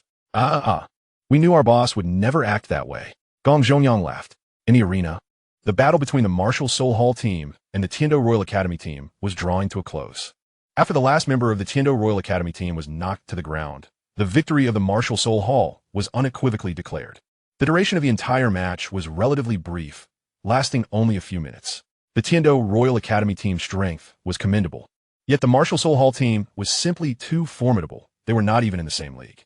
From the outset, the Spirit Hall battle team had planned for a swift resolution. Once Hulaina and Xieyou activated their enchanting forms, they unleashed a veritable massacre, leaving Yu Tianheng and his companions with no opportunity to react. As the match concluded, Chen Luo and Gongzhongyang rose from the spectator stands, feeling that there was little of interest left in the ongoing competition, and it was time to extend their congratulations to the Shrek Little Monsters. The two swiftly made their way towards the team's resting area, fortuitously encountering the members of the Spear Hall team. Chen Luo's gaze lingered on Hulaina for a brief moment, reciprocated by her own. Observing Hulaina up close, her unique allure became even more pronounced.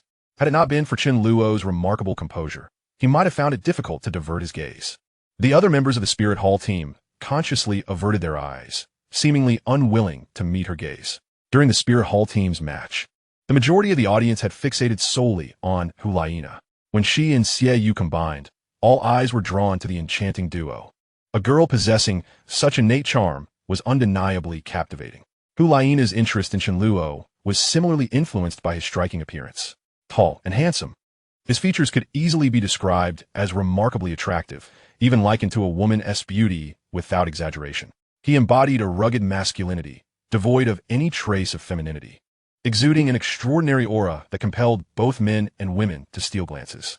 The corridor was spacious enough for the group to walk side by side without feeling cramped. The resting area of the Spirit Hall team lay in another direction, and soon they parted ways, with Ulaina glancing back at Chen Luo as they separated. Boss, if I had half your handsomeness back in the day, I'd likely have a full house by now. That girl from Spirit Hall was staring at you. She has probably already smitten. Gong Zhongyang chuckled softly. Chen Luo remained composed, replying, she merely glanced a few times. It's not as exaggerated as you suggest. I also looked at her a few times, but I have no interest in her. Right. Gong Zhongyang nodded in agreement. Upon reaching the Shrek team's resting area and exchanging simple greetings and congratulations with the little monsters, Chen Luo engaged in a brief conversation with Xiao Wu, encouraging her to continue her efforts before making his exit. It wasn't that he wished to avoid the Shrek little monsters. Rather, he had other matters to attend to. As he encountered the Spirit Hall team in the corridor, Chen Luo's gaze fell upon Ulaina, prompting an unexpected notification from a system. Special mission detected. Would you like to accept? Without hesitation, Chen Luo chose to accept, which was the primary reason for his momentary fixation on Ulaina. He was in the process of accepting a mission. Special mission accepted. Completing this mission will grant a chance for exceptional rewards. Special mission, the Abyss. Chen Luo was somewhat taken aback by the notification regarding the special mission, though he maintained an outward calm. It had been a considerable time since he last received a special mission, the last one seemingly dating back to his days at the Nodding City Intermediate Soulmaster Academy. Gong Zhongyang, do you recall the location where you encountered the Abyss? Chen Luo queried immediately upon exiting the competition venue. At that moment, a holographic panel, visible only to him, materialized before Chen Luo, displaying the details of the Abyss mission. Special mission, the Abyss mission objective. Uncover the secrets of the Abyss and awaken Li Feng and Bian Lu. Mission hint, death does not signify an end, but merely a slumber. They have been awaiting awakening. From the mission details, it was evident that Li Feng and Bian Lu were the couple who had perished at the hands of the evil soul masters. Their potential for awakening indicated that the special mission had merit. The hint, however, seemed somewhat trivial, akin to stating the obvious. In Chen Luo's perspective, after their demise, it was likely that the evil soul masters had attempted to resurrect them to create undead puppets. Now it was clear that their efforts had failed. Otherwise, it would not have fallen to him to take over this task. To locate Li Feng and Bian Lu, Gong Zhongyang was an indispensable ally. After a moment of contemplation, Gong Zhongyang responded, Boss, that event occurred many years ago. I will need time to recall it. It would be best if I could draw a map to facilitate your search. Without mentioning Chen Luo's objective, Gong Zhongyang focused solely on executing the task by remaining at Chen Luo's side. Very well, let us head back to the hotel and get that map drawn promptly. We shall investigate from there, Chen Luo instructed. Gong Zhongyang nodded affirmatively, understood, boss. With a slight bow, he departed. Shortly after Gong Zhongyang's exit, Duan Xiaoyu and the others approached Chen Luo. Boss, what are your orders? Chen Luo replied, I have a matter to attend to. You all remain here in Spirit City to protect Xiao Wu until I return. Understood. There were no objections. They were ever obedient to Chen Luo's directives. Duan Xiaoyu and Yu Yao were both soul Douluo level, while Huai Yanghao was a soul sage, ensuring that Xiao Wu would be well protected. Xiao Wu possessed the Death God S ring. Even if Bibi Dong stood before her, she would remain undetectable. Unless Xiao Wu were to act recklessly and remove the Death God S ring, no unforeseen events would arise. While the Scarlet Heartbreak Flower served as a secondary safeguard. According to the narrative, this peculiar celestial herb would eventually manifest, but that was inconsequential. It was not entirely reliable. Chen Luo placed greater faith in the Death God S ring. The only potential complication was Tang Hao. Chapter 0138. The Valley of Death. Tang Hao was a lingering concern for Chen Luo, beyond himself. The only human soul master aware of Xiao Wu's true identity was Tang Hao. Who would have guessed that a tidal Douluo would reside in such a remote place as Holy Spirit Village? Xiao Wu's misfortune lay in her choice of location, specifically Nodding City. This was a question for the author, as the narrative of Douluo contained many peculiarities. The first reading may seem straightforward, but subsequent readings often raise numerous questions. Yet, as a novel, it is meant for enjoyment. Overanalyzing detract from the experience. Due to insurmountable circumstances, it was inevitable that Xiao Wu would end up in Nodding City, and so too would Tang San, with Tang Hao following closely behind. It was likely that Xiao Wu's presence near Nodding City had already captured Tang Hao's attention. A 10,000-year soul beast holds a fatal allure for any soul master.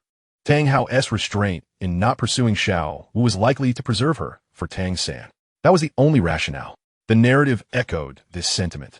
And one should not assert that the two children had any romantic inclinations. From the outset, Tang Hao regarded Xiao Wu as a potential soul ring and soul bone for Tang San, despite the growing bond between Tang San and Xiao Wu. Only when their relationship reached a certain depth did Tang Hao relinquish his lethal intent. To be honest, even this reasoning feels somewhat tenuous. Chen Luo understood that his presence or absence would not significantly impact the early stages. However, he remained committed to ensuring Xiao Wu's safety, maintaining a close relationship with Tang San since their vacation in Nodding City. Chen Luo had been diligently working to strengthen himself, fully aware that the moment Tang San could absorb a 10,000-year soul ring would coincide with Xiao Wu's most perilous moment. He must become sufficiently strong before Tang San reached that level, at least possessing the ability to contend with Tang Hao. Tang Hao was exceedingly formidable, almost unfathomably so. His family seemed to possess extraordinary advantages. Tang Hao's previous achievements clearly demonstrated that this Douluo was indeed an exceptional force. Even the former pope of the Spirit Hall, Chen Luo, met his downfall at the hands of Tang Hao. Although he was not directly vanquished by Tang Hao, his demise was intricately linked to him. One might argue that Chen Luo was inept, yet he undeniably surpassed Tang Hao in soul power. As a peak Douluo is not easily outmatched by a titled Douluo, such a notion is preposterous. Was his martial spirit inferior? Others wielded angelic spirits. Did he lack resources? As the Pope of the Spirit Hall, he had the backing of an ultimate Douluo father. How could he possibly be lacking in resources? Yet, this seemingly invincible being was decisively struck down by Tang Hao, and not in a one-on-one confrontation, but rather in a tumultuous battle. Is this not akin to cheating? Even though Tang Hao currently does not stand at his pinnacle and bears injuries, Chen Luo does not dare to underestimate this Douluo. However, Chen Luo possesses a firm confidence in safeguarding Xiao Wu. His own abilities have yet to reach a level where he could contend with Tang Hao. Yet the resources at his disposal are just sufficient for a clash with him. With Yu Yao and Duan Xiaoyu as soul Douluos, and Huai Lianghao and Gong Zhongyang as soul saints, even though Huai Lianghao and Gong Zhongyang, being soul saints, may appear as mere cannon fodder before Tang Hao, the soul Douluos Yu Yao and Duan Xiaoyu can at least stall for a while. Furthermore, Chen Luo harbors the formidable Black Curse as his ultimate weapon. The Black Curse once possessed combat prowess on par with a peak Douluo. Even if it cannot unleash such overwhelming power now, it remains an exceedingly terrifying entity, more than capable of dealing with a severely weakened Tang Hao. Tang Hao has been quietly observing Tang San's growth from the shadows, and it is likely that he has also noted Chen Luo's advancement. However, this Douluo cannot possibly divert all his attention from his beloved son to focus solely on Chen Luo. At most, he may only keep a cursory watch. Even if he witnesses Chen Luo's alarming rate of growth, Tang Hao would not take action against him, nor would he regard Chen Luo as a threat. The bond between Chen Luo and Tang San, while not reaching the depths of brotherhood, nonetheless constitutes a solid friendship. They could never be enemies. During Tang San's solitary journey of growth, it was always Chen Luo and Xiao Wu who offered companionship, leaving Tang Hao with no justification to act against Chen Luo. Unless Tang Hao possesses knowledge of the Douluo plot, for there were times when he was absent, he could not perpetually protect Tang San, or else Douluo would have perished countless times while attempting to capture him. On the road to Spirit City, they encountered peril, and Tang San teetered on the brink of life and death, yet Tang Hao did not intervene. He could not gamble with Tang San's life to provoke the sword Douluo Chen Xian. It is possible that he was simply not present at that moment. Absence at times does not equate to perpetual absence. According to the natural progression of events, this Douluo is soon to make his grand appearance, with his true form set to re-emerge in the Hall of the Pope. Perhaps unforeseen circumstances may arise. After all, Xiao Wu's identity cannot be revealed without reason.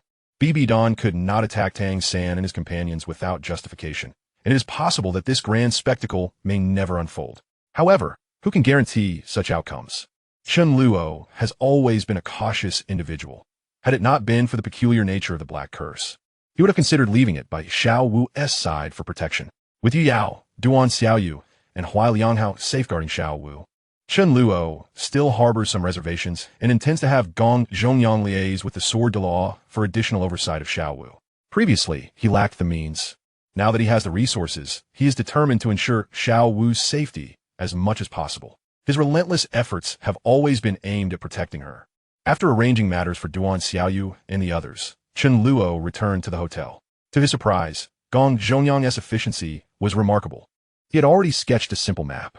Upon seeing Chen Luo's arrival, Gong Zhongyang immediately surmised his thoughts. Boss, the trip to this place won't take long. It's not far from Spirit City, just a 2 to 3 day round trip. It's somewhat concealed, making it hard for most to locate, but with my guidance, there won't be any issues, Gong Zhongyang said with a smile. Chen Luo nodded lightly. That's good. Had the distance been greater, requiring more time, Chen Luo would have contemplated waiting until after the Soul Master Elite competition to embark. However, if it is indeed nearby, they might as well go directly. After all, the competition will continue for some time, ensuring Xiao Wu remains relatively safe during this period. Tang Hao would not create a ruckus at the Spirit Hall without cause. If he truly intended to do so, he would have acted long ago. Special missions typically require little time, albeit they are fraught with danger. If all goes smoothly, completing the Mo Yuan task in just a few days, with Li Feng and Bian Lu as combatants, the sense of security would be significantly heightened. Boss, when we set off, Gong Zhongyang inquired with a grin. Chen Luo replied, let us depart now. Before leaving Spirit City, Chen Luo made all necessary arrangements. Handing the skeletal ring to Yu Yao, this peculiar treasure could prove useful in critical moments. Gong Zhongyang also had a word with the sword Douluo, who expressed no objections. One must admit, this former swordsmanship prodigy's network is quite impressive. Chen Luo was not overly concerned for his own safety. He still possessed the Black Curse. And if that could not mitigate danger, then having Yu Yao and the others nearby would hardly make a significant difference. Chen Luo understood well that the success of this expedition ultimately relied on his own abilities. Boss, the place we are heading to is called the Valley of Death. As their journey commenced, Gong Zhongyang began to elucidate the Valley of Death to Chen Luo. Chapter 0139. The illusion, the Valley of Death has existed for many years. It is said that within the valley lies an exceptionally unique power capable of obliterating all living beings, rendering all entities within the valley as mere remnants. Gong Zhongyang elucidated. At this moment, Chen Luo was already aboard Gong Zhongyang's demon-slaying sword, with Gong Zhongyang maintaining his martial spirit's true form, propelling the sword at astonishing speed. Using the martial spirit's true form for travel is a luxury that perhaps only Chen Luo's necromancy could afford. Gong Zhongyang did not unleash his full strength, but rather controlled his power to prolong the duration of his martial spirit, as their destination was not one they could reach in a mere instant. The undead are advantageous, as there is no need to worry about adverse effects, and the recovery speed of soul power is astoundingly rapid. Chen Luo gazed down at the sword's blade. The long sword, entirely black, was adorned with peculiar patterns, which were now emitting a faint glow, sustaining their journey. Boss, is my demon-slaying sword still up to par? Gong Zhongyang, noticing Chen Luo's gaze, inquired with a smile. Chen Luo nodded gently. It's quite impressive. I think so too. I find my demon-slaying sword far more striking than my brother's demon-slayer's sword.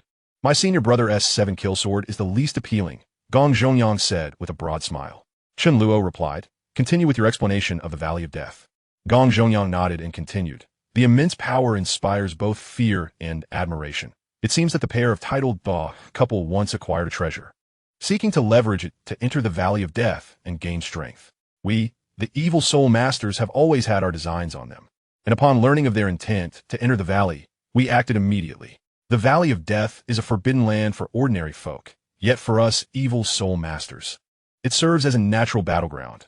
We have long discovered its existence and conducted experiments with undead puppets, which are not devoured by the unique powers within the valley and can even grow stronger because of it.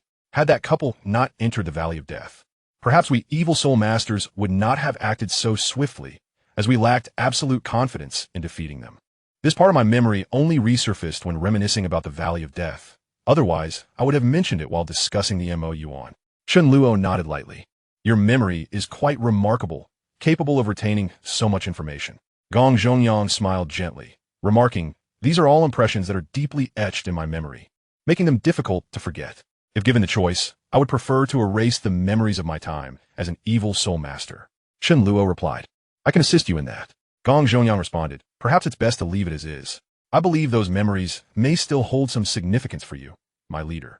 Indeed, Chen Luo nodded. Having a knowledgeable companion is truly advantageous, facilitating various endeavors. Had Gong Zhongyang not met an untimely demise, he might have had a better understanding of the secrets of Douluo, Chen Luo felt that the reason he triggered the unique task of the abyss was largely due to Gong Zhongyang's influence. Should he successfully complete this special task, Gong Zhongyang would undoubtedly deserve a significant share of the credit. It was Gong Zhongyang who mentioned the abyss, remembered the task's location, and even thoughtfully sketched a map. He was well informed about the details concerning the task site. With such a capable ally by his side, Chen Luo felt quite at ease. Under Gong Zhongyang's guidance, they swiftly approached the vicinity of the Valley of Death. Decades had passed, yet the alterations here were minimal, even where changes had occurred. Gong Zhongyang could immediately discern the correct path. They did not waste much time on their journey, though they did meander slightly, but it was of little consequence. Here lies the Forest of Death, where the Valley of Death is situated. It used to be called the Forest of Death. I am uncertain what it is named now. Gong Zhongyang explained. It was in this very forest that I witnessed the formidable power of the abyss. After they ventured into the Valley of Death to fight, I lost sight of them. To my recollection, the Valley of Death is nestled in a corner of the Forest of Death. Since that incident, news regarding the valley has become increasingly scarce. This is all I know. Chen Luo surveyed the Forest of Death, which resembled an ordinary spirit beast forest, and nodded gently. This is already quite commendable. If left to my own devices, I likely wouldn't have found this place. As he spoke, Chen Luo summoned the Black Curse and the Hellish Spider.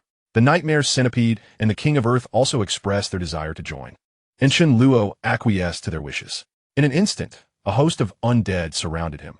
The blood-red centaur, Black Curse, at the titled Douluo level, the nearly 40,000-year-old Hellish Spider, the over 20,000-year-old King of Earth, and the Nightmare Centipede, with over 17,000 years of age. Alongside them stood the Soul Saint Gong Zhongyang, representing the entirety of Chen Luo's current power. Chen Luo had already sensed that there was no one nearby.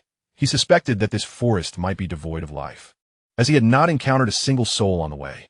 He released Black Curse and the others not merely to allow them to stretch their limbs, but primarily because he sensed a looming threat, positioning them close for protection against any unforeseen circumstances. He even manifested the Death God's armor and the Death God's boots, prepared to respond to any potential dangers. My leader, this place is rather peculiar. It seems we have entered an illusion. Black Curse's voice resonated, his expertise in illusions making him acutely aware of the subtle signs. Try using your special ability to break through the illusion, Black Curse advised.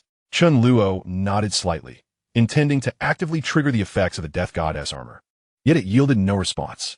It appeared that the armor only activated in moments of imminent danger, rendering him immune to all soul and spiritual attacks. An illusion? Gong Zhongyang seemed to recall something and immediately chuckled. That indicates we are not far from the Valley of Death. We too entered an illusion back in the day. The title Douluo couple and our peak level undead puppets fought within that illusion, and it was only after that battle that we entered the Valley of Death. At that time, I was merely a minor player, and these peculiar circumstances were related to a soul level evil soul master, entering an illusion and fighting within it. Ultimately, did we enter the Valley of Death within the illusion?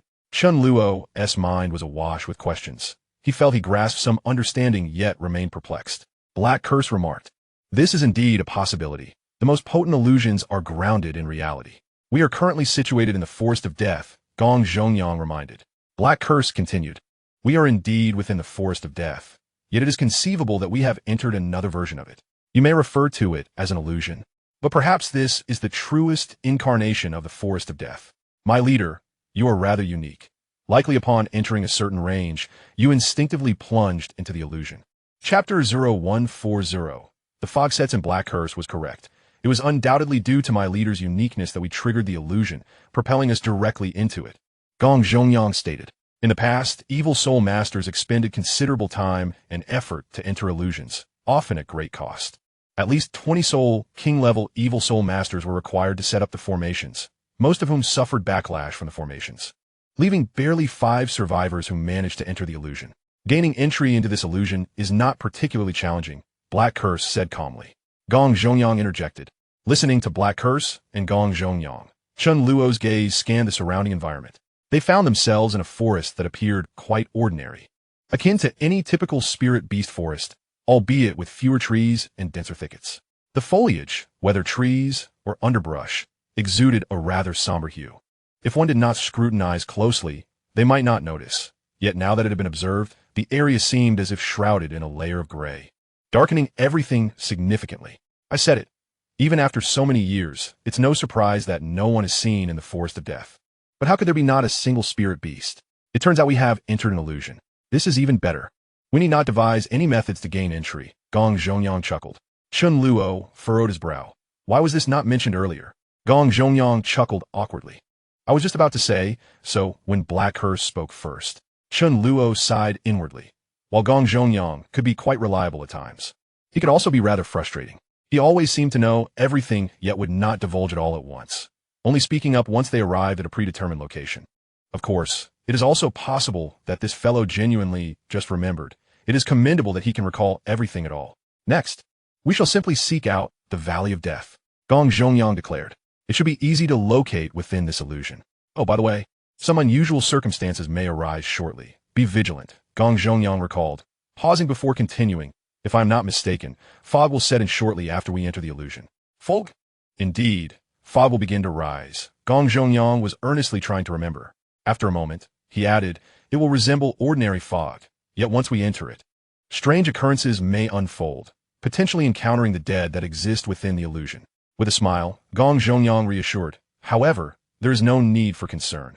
The likelihood is low, and it is quite rare to encounter anything. Most people who enter the fog experience no unusual events, and merely have to wait for the fog to dissipate. As I did, Chen Luo turned to Black Curse, the expert in illusions.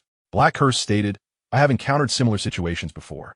The so-called fog is a unique medium that connects the illusion to reality, and it can indeed lead to bizarre occurrences, which are quite perilous. One may either not encounter anything, or if one does, it becomes exceedingly difficult to escape. The illusion and reality are oppositional. One may perceive the illusion as reality, or reality as an illusion, depending on one's choice. Regardless of whether it be a mirage or reality, there exists a singular, extraordinary passage connecting them. Within this passage lurk lifeless entities or other terrifying creatures, which, upon encounter, lead one to a state of relentless confrontation, an unyielding struggle for survival.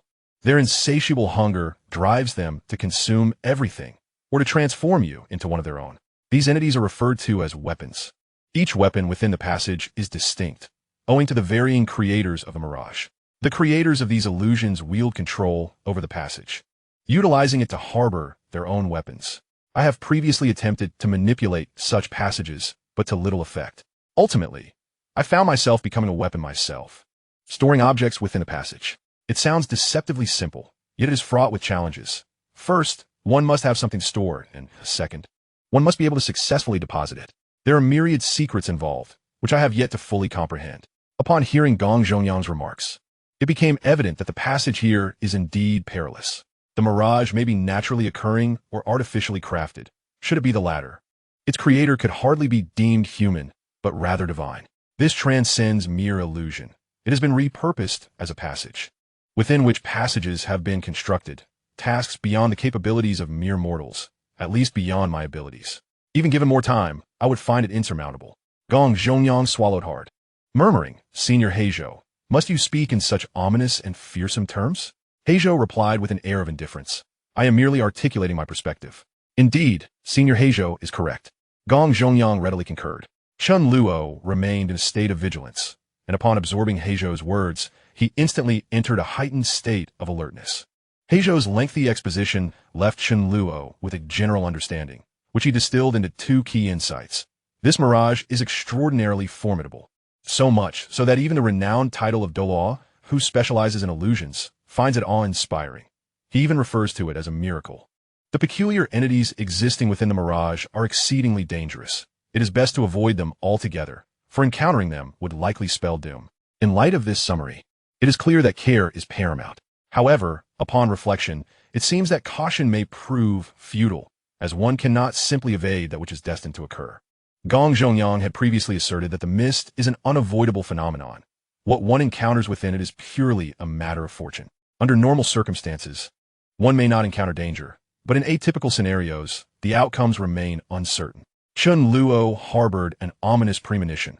As soon as he entered the mirage, he sensed the presence of danger, feeling a significant likelihood of being the unfortunate one. Waiting idly was not a viable option, so he commanded the undead to guard him closely as they advanced slowly towards the heart of the death forest. The mist would come as it may, and he would face it with composure. Not long after they commenced their advance, the mist indeed materialized. As Gong Zhongyang described, it resembled ordinary mist. Yet there was something unsettling about its sudden appearance, as if it had materialized from thin air. Once it appeared, it thickened instantaneously, obscuring all visibility and imparting a damp sensation. Even with the undead surrounding him, Chen Luo could not see them. He couldn't even perceive his own body, despite having always held great confidence in his vision. Seeing nothing was one matter, but at least Chen Luo could still sense Heizhou's presence. However, a chilling sensation soon crept upon him, as he found himself unable to sense the undead any longer, as though the unique connection between him and the undead had been severed. Chapter 0141.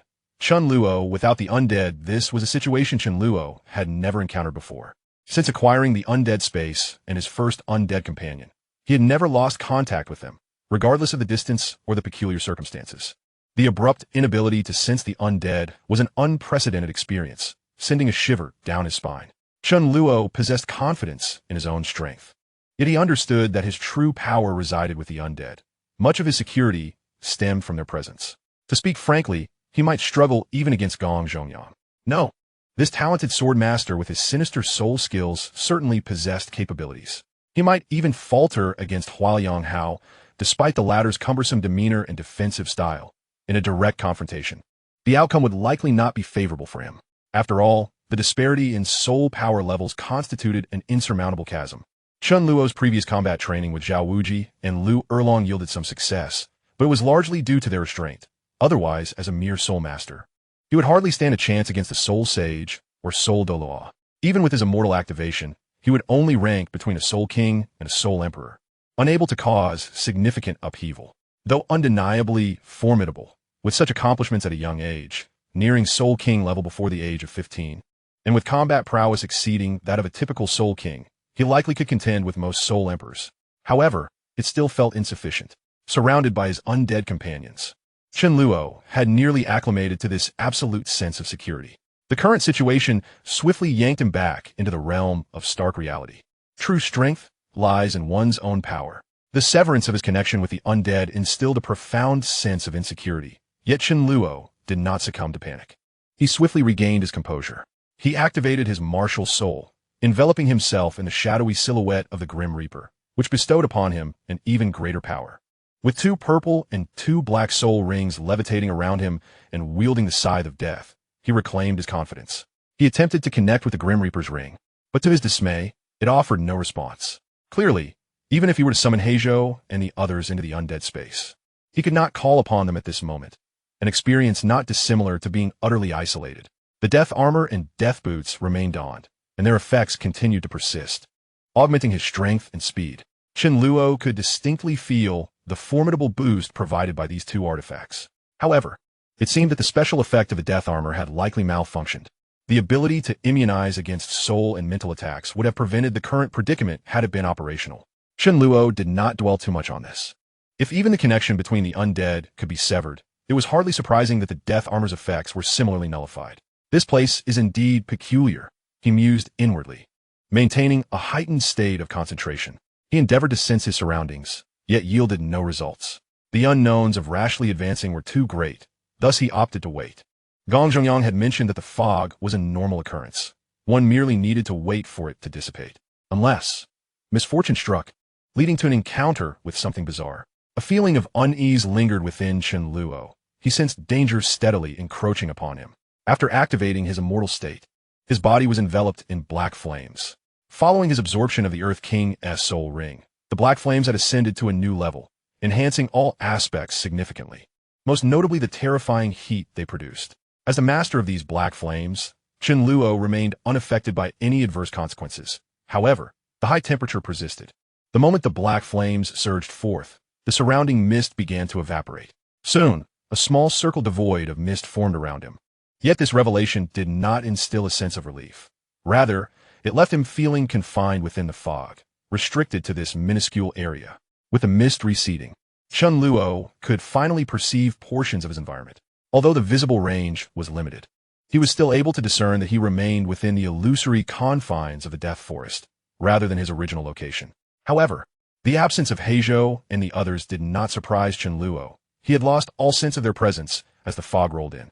It was entirely reasonable that their disappearance coincided with the onset of the mist, which had severed what had previously been an unbroken connection. Although the environment suggested he was still in the same place, Chen Luo felt a peculiar sensation, as if he had transcended into another realm, or perhaps another illusion. If one were to consider the normal death forest as the reality, then the version he and the undead had entered was but a mere mirage, devoid of both human and soul beasts, save for the trees and thickets that populated the forest. At that moment, this solitary death forest of his own was yet another illusion. Chen Luo was uncertain of the origin of this feeling, yet it surged within him. Since the black flames could evaporate the mist directly, he decided to expand this constricted space. Channeling all of his soul power, the black flames surrounding him intensified. With a swing of the death goddess scythe, his second soul ring glimmered brightly, activating his second soul skill, Inferno Eruption. There was no need to make contact with the target. Simply invoking the soul skill would suffice for the flames to erupt forth. The terrifying black flames surged from the scythe, instantly dissipating the surrounding mist. The effectiveness of the flame skill was indeed remarkable, although it consumed a significant amount of soul power. Fortunately, Chen Luo's recovery rate of soul power was astonishing. He could unleash dozens of skills without depleting his reserves, and even pausing momentarily allowed his recovery to outpace consumption. This was the qualitative transformation he experienced after ascending to Soul Sovereign. While others had to be wary of their consumption, Chen Luo was entirely unconcerned. In this respect, he felt a kinship with the undead. Upon awakening his martial soul, he had sensed the fluctuations of his soul power within, and although this peculiar environment was strange, it seemingly did not hinder the usage or recovery of his soul power. Otherwise, he would not have activated his immortality ability. Currently, he could maintain this state for an almost infinite duration, yet the soul power it consumed was formidable. Without recovery, activating immortality would swiftly deplete his reserves. Even though he possessed an extraordinary quantity of soul power, far exceeding that of his peers, such reckless expenditure was unsustainable. As long as the recovery of soul power remained unaffected, he had little to fear. With the aid of the Death Goddess technique, Chen Luo's recovery speed was already remarkable, and coupled with the assistance of the Death Goddess armor, his recuperation was nearly invincible. After utilizing Inferno Eruption over a dozen times to clear the mist, he soon realized his efforts were in vain, for the fog had already reappeared. Surroundings became increasingly discernible, and Chen Luo grew ever more certain that he remained in the same place. It was identical to what he had witnessed before being enveloped by the mist. Not far ahead lay a thicket of dense shrubs, while to his left stood a tree slightly smaller than the others. These unmistakable landmarks were readily visible to him. Prior to the arrival of the fog, he had taken note of certain features in his surroundings, and now they proved useful. While the environment remained unchanged, it did not imply that he was still in his original location. He felt as if he had entered yet another illusion. Just as this thought solidified in his mind, it was quickly overshadowed by the notion of entering another illusion, which resurfaced with an insistent fervor. Rustle, rustle, rustle. Although there was no wind, Chen Luo felt a chill approach him, accompanied by faint, peculiar sounds. The noise was strange, reminiscent of numerous insects scurrying rapidly. Perhaps a single or two insects wouldn't produce such a clamor. It was their sheer number that created the audible disturbance. As the sound intensified, it drew closer to him. Simultaneously, a profound sense of danger washed over him. Yet, Chen Luo did not panic. He gripped the death god's scythe tightly, maintaining a heightened state of focus as he gazed ahead, aware that the unusual sounds originated from just beyond the thicket. The noise grew nearer, now just behind the shrubs. Through the slight gaps in the foliage, he caught a glimpse of something gray flitting by. Was it gray? He could not be certain, but soon enough, his suspicions were confirmed. It was indeed gray. This time he observed it clearly, yet what it was remained a mystery. One thing was certain. Danger lurked within their presence. Rustle, rustle, rustle. The increasingly dense sounds converged at the rear of the thicket, and Chen Luo felt an insatiable curiosity to investigate what lay beyond the shrubs, but ultimately, he refrained.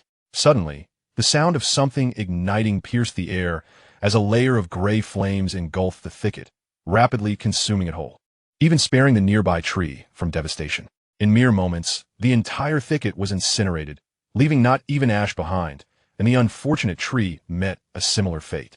The speed of this occurrence was almost indescribable, happening so swiftly that one could hardly react.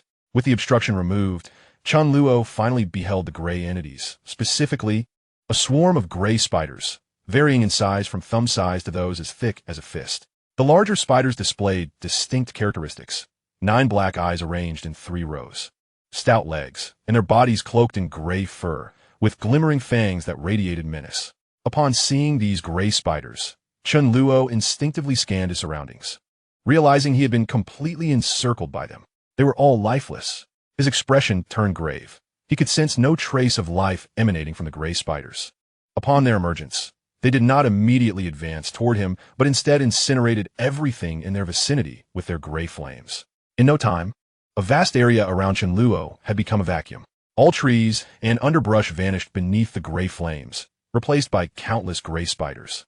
Once the area had been cleared, some of the spiders began to approach Chen Luo at a steady pace, their movements synchronized and deliberate. At that moment, Chen Luo swung the Death God's scythe forcefully toward the ground, activating his 4th soul ring. His 4th soul skill, Black Flame Impact. The scythe's blade easily penetrated the earth, unleashing a formidable force accompanied by terrifying heat that surged from a wide area around him. Black flames erupted from the ground like a tide, consuming countless gray spiders and reducing them to mere ash within an instant. Black Flame Impact, acquired after obtaining the Earth King's soul ring, allowed him to unleash black flames in a vast area surrounding him. The temperature of these flames was exceedingly high, imbued with all the properties of the black flames he wielded. The paralyzing toxicity of the poison flame and the explosive force of the inferno combined. This 4th soul skill was undeniably powerful, though it required a brief charge time. In his previous days, Chen Luo had always been guarded by formidable undead, scarcely affording him the opportunity to utilize his soul skills. Now, facing everything alone, he could finally practice those abilities he had not employed in some time. Even as the gray spiders appeared, he had already begun charging his Black Flame Impact. He would not foolishly wait for the gray spiders to attack him first. After the Black Flame Impact was unleashed, a vast expanse around Chen Luo was cleared of the gray spiders. Yet an incessant tide of these creatures continued to surge towards him. Rather than succumb to despair, Chen Luo took the initiative to strike back. He wielded the Scythe of Death, conjuring wave after wave of searing flames, as the black fire mercilessly consumed the approaching gray spiders. However, despite his relentless efforts, he found himself unable to eradicate them all.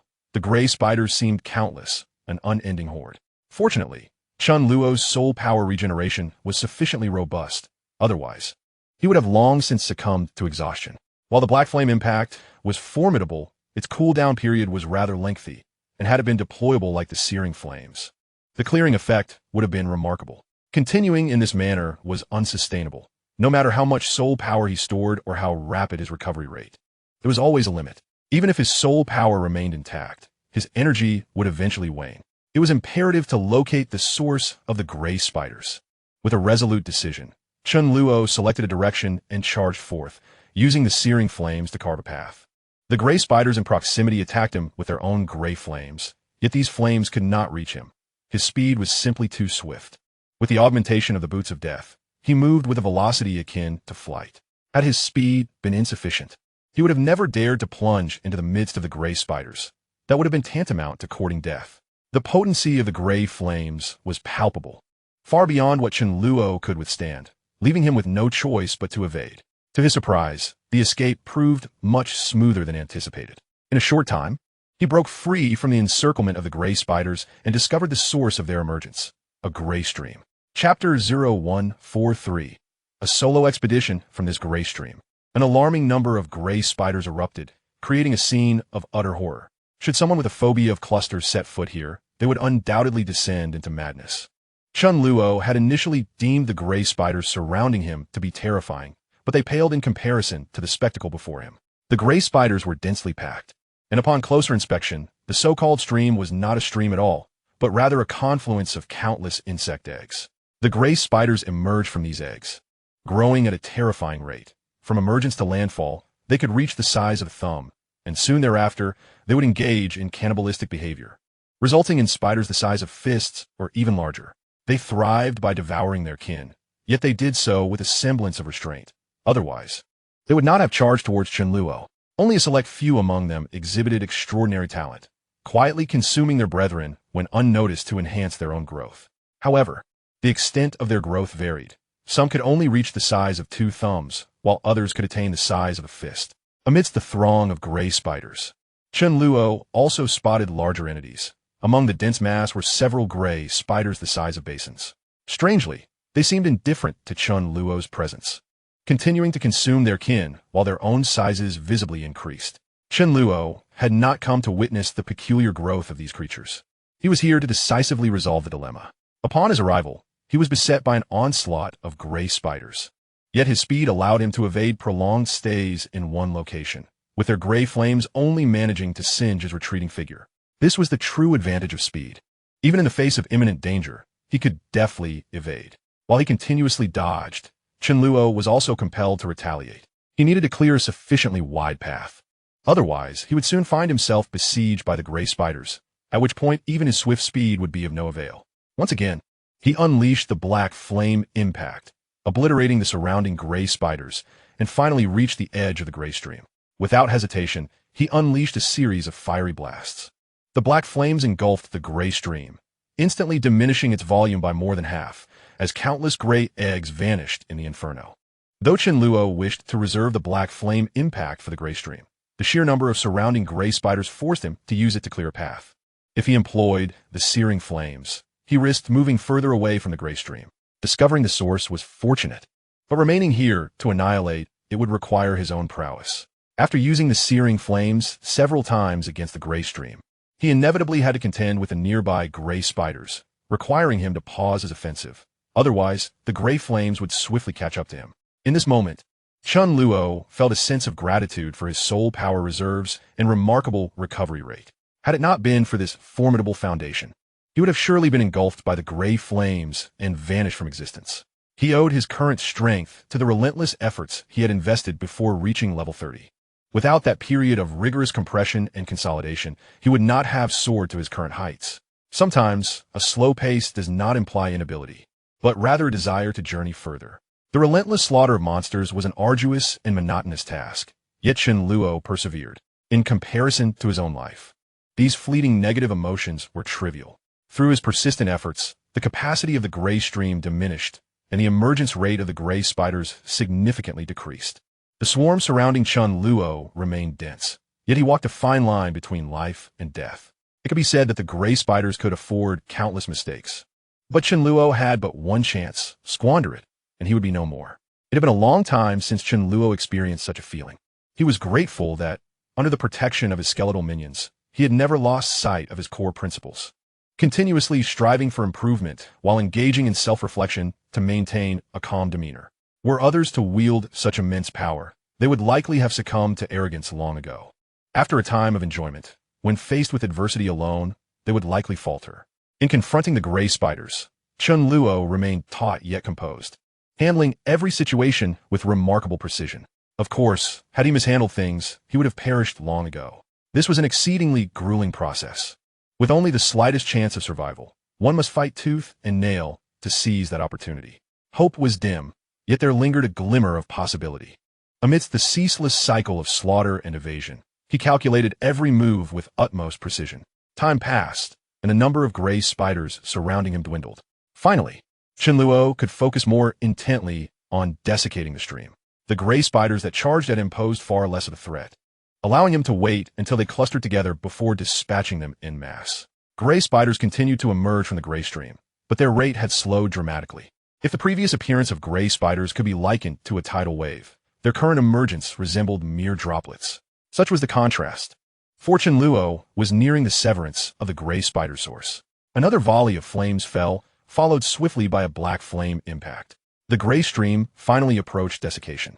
Yet despair soon gripped Chen Luo as the stream rapidly refilled. Chen Luo's relentless efforts seemed to have been in vain, as everything reverted to its initial state. Upon witnessing this scene, despair welled within him, yet he found himself compelled to persevere, if only to survive. Amidst the assault of the gray spiders, he fortuitously passed by a gray spider the size of a table, and a glimmer of hope flickered in his eyes. This spider, of considerable size, did not retaliate. Instead, it was fixated on a singular purpose: to consume its kin and grow ever larger.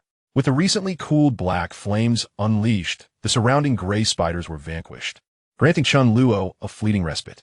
Seizing the moment, he wielded the scythe of death and struck decisively at the table-sized gray spider, the blade effortlessly penetrating its form. Awaken! Chen Luo silently urged, eagerly anticipating the unique process of awakening. Soon, he felt the drain of soul energy, and the awakening commenced. A spark of surprise flickered across his face, which quickly intensified into profound delight. The process concluded with astonishing swiftness, far exceeding his expectations. With a vigorous gesture, the newly awakened gray spider immediately turned its aggression towards its fellow kind. And the terrifying gray flames no longer surged towards Chen Luo, but instead engulfed the other gray spiders. Even the progenitor of the gray flames could not escape their own creation, as a vast number of gray spiders were reduced to nothingness in an instant. Chapter 0144.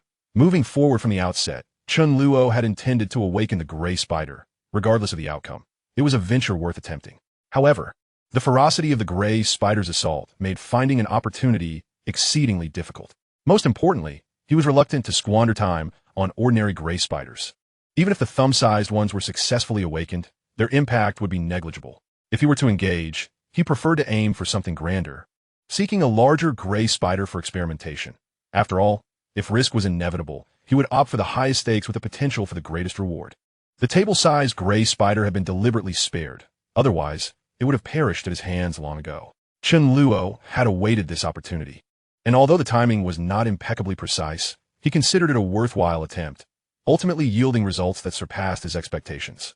Frankly, when awakening the table-sized gray spider, Chen Luo felt no assurance. He feared a failure in awakening, given that gray spiders were lifeless and quite peculiar. Furthermore, he worried that the awakening process might take too long, risking encirclement by the other gray spiders, which would place him in dire straits. The duration of the black flames was exceedingly limited, leaving him little time for the awakening. As fate would have it, just as he completed the awakening of the table-sized gray spider, the other gray spiders surged towards him. Fortunately, the timing was just adequate. Otherwise, his predicament would have been quite dire. Let us call you Little Gray. Now we shall seek out your brethren. He casually named the table-sized gray spider and commanded it to forge a path towards the other colossal gray spiders. Little Gray's presence alleviated much of Chen Luo's burden. Not only was it formidable in size, but its strength was also impressive. Gray flames erupted from Little Gray's maw, incinerating the oncoming gray spiders, rendering them powerless against Chen Luo. Before long, Chen Luo and Little Gray approached another giant gray spider, which he had also intentionally spared. It was now time to reap the rewards. Commanding Little Gray to clear the surrounding gray spiders, Chen Luo promptly initiated the awakening process on a massive spider before him. The results mirrored those of Little Gray. The duration was remarkably brief, and everything proceeded smoothly. You shall be called Little Gray too, Chen Luo decided, opting for numbers over names, as they all bore striking resemblance, with only slight variations in size. With the addition of new members, Chen Luo found himself liberated from direct confrontation. Little Gray 1 and 2 could effortlessly dispatch the surrounding gray spiders. Under Chen Luo's guidance, they swiftly captured the remaining giant gray spiders. 3 more members joined their ranks, designated as 3, 4, and 5. Names felt somewhat arbitrary. It sufficed to refer to them as that one. Curiously, these giant gray spiders, like Little Gray, did not initiate attacks, even when faced with danger. Instead, they continued to consume. Upon awakening, they exhibited no resistance, driven solely by an instinct to devour and grow.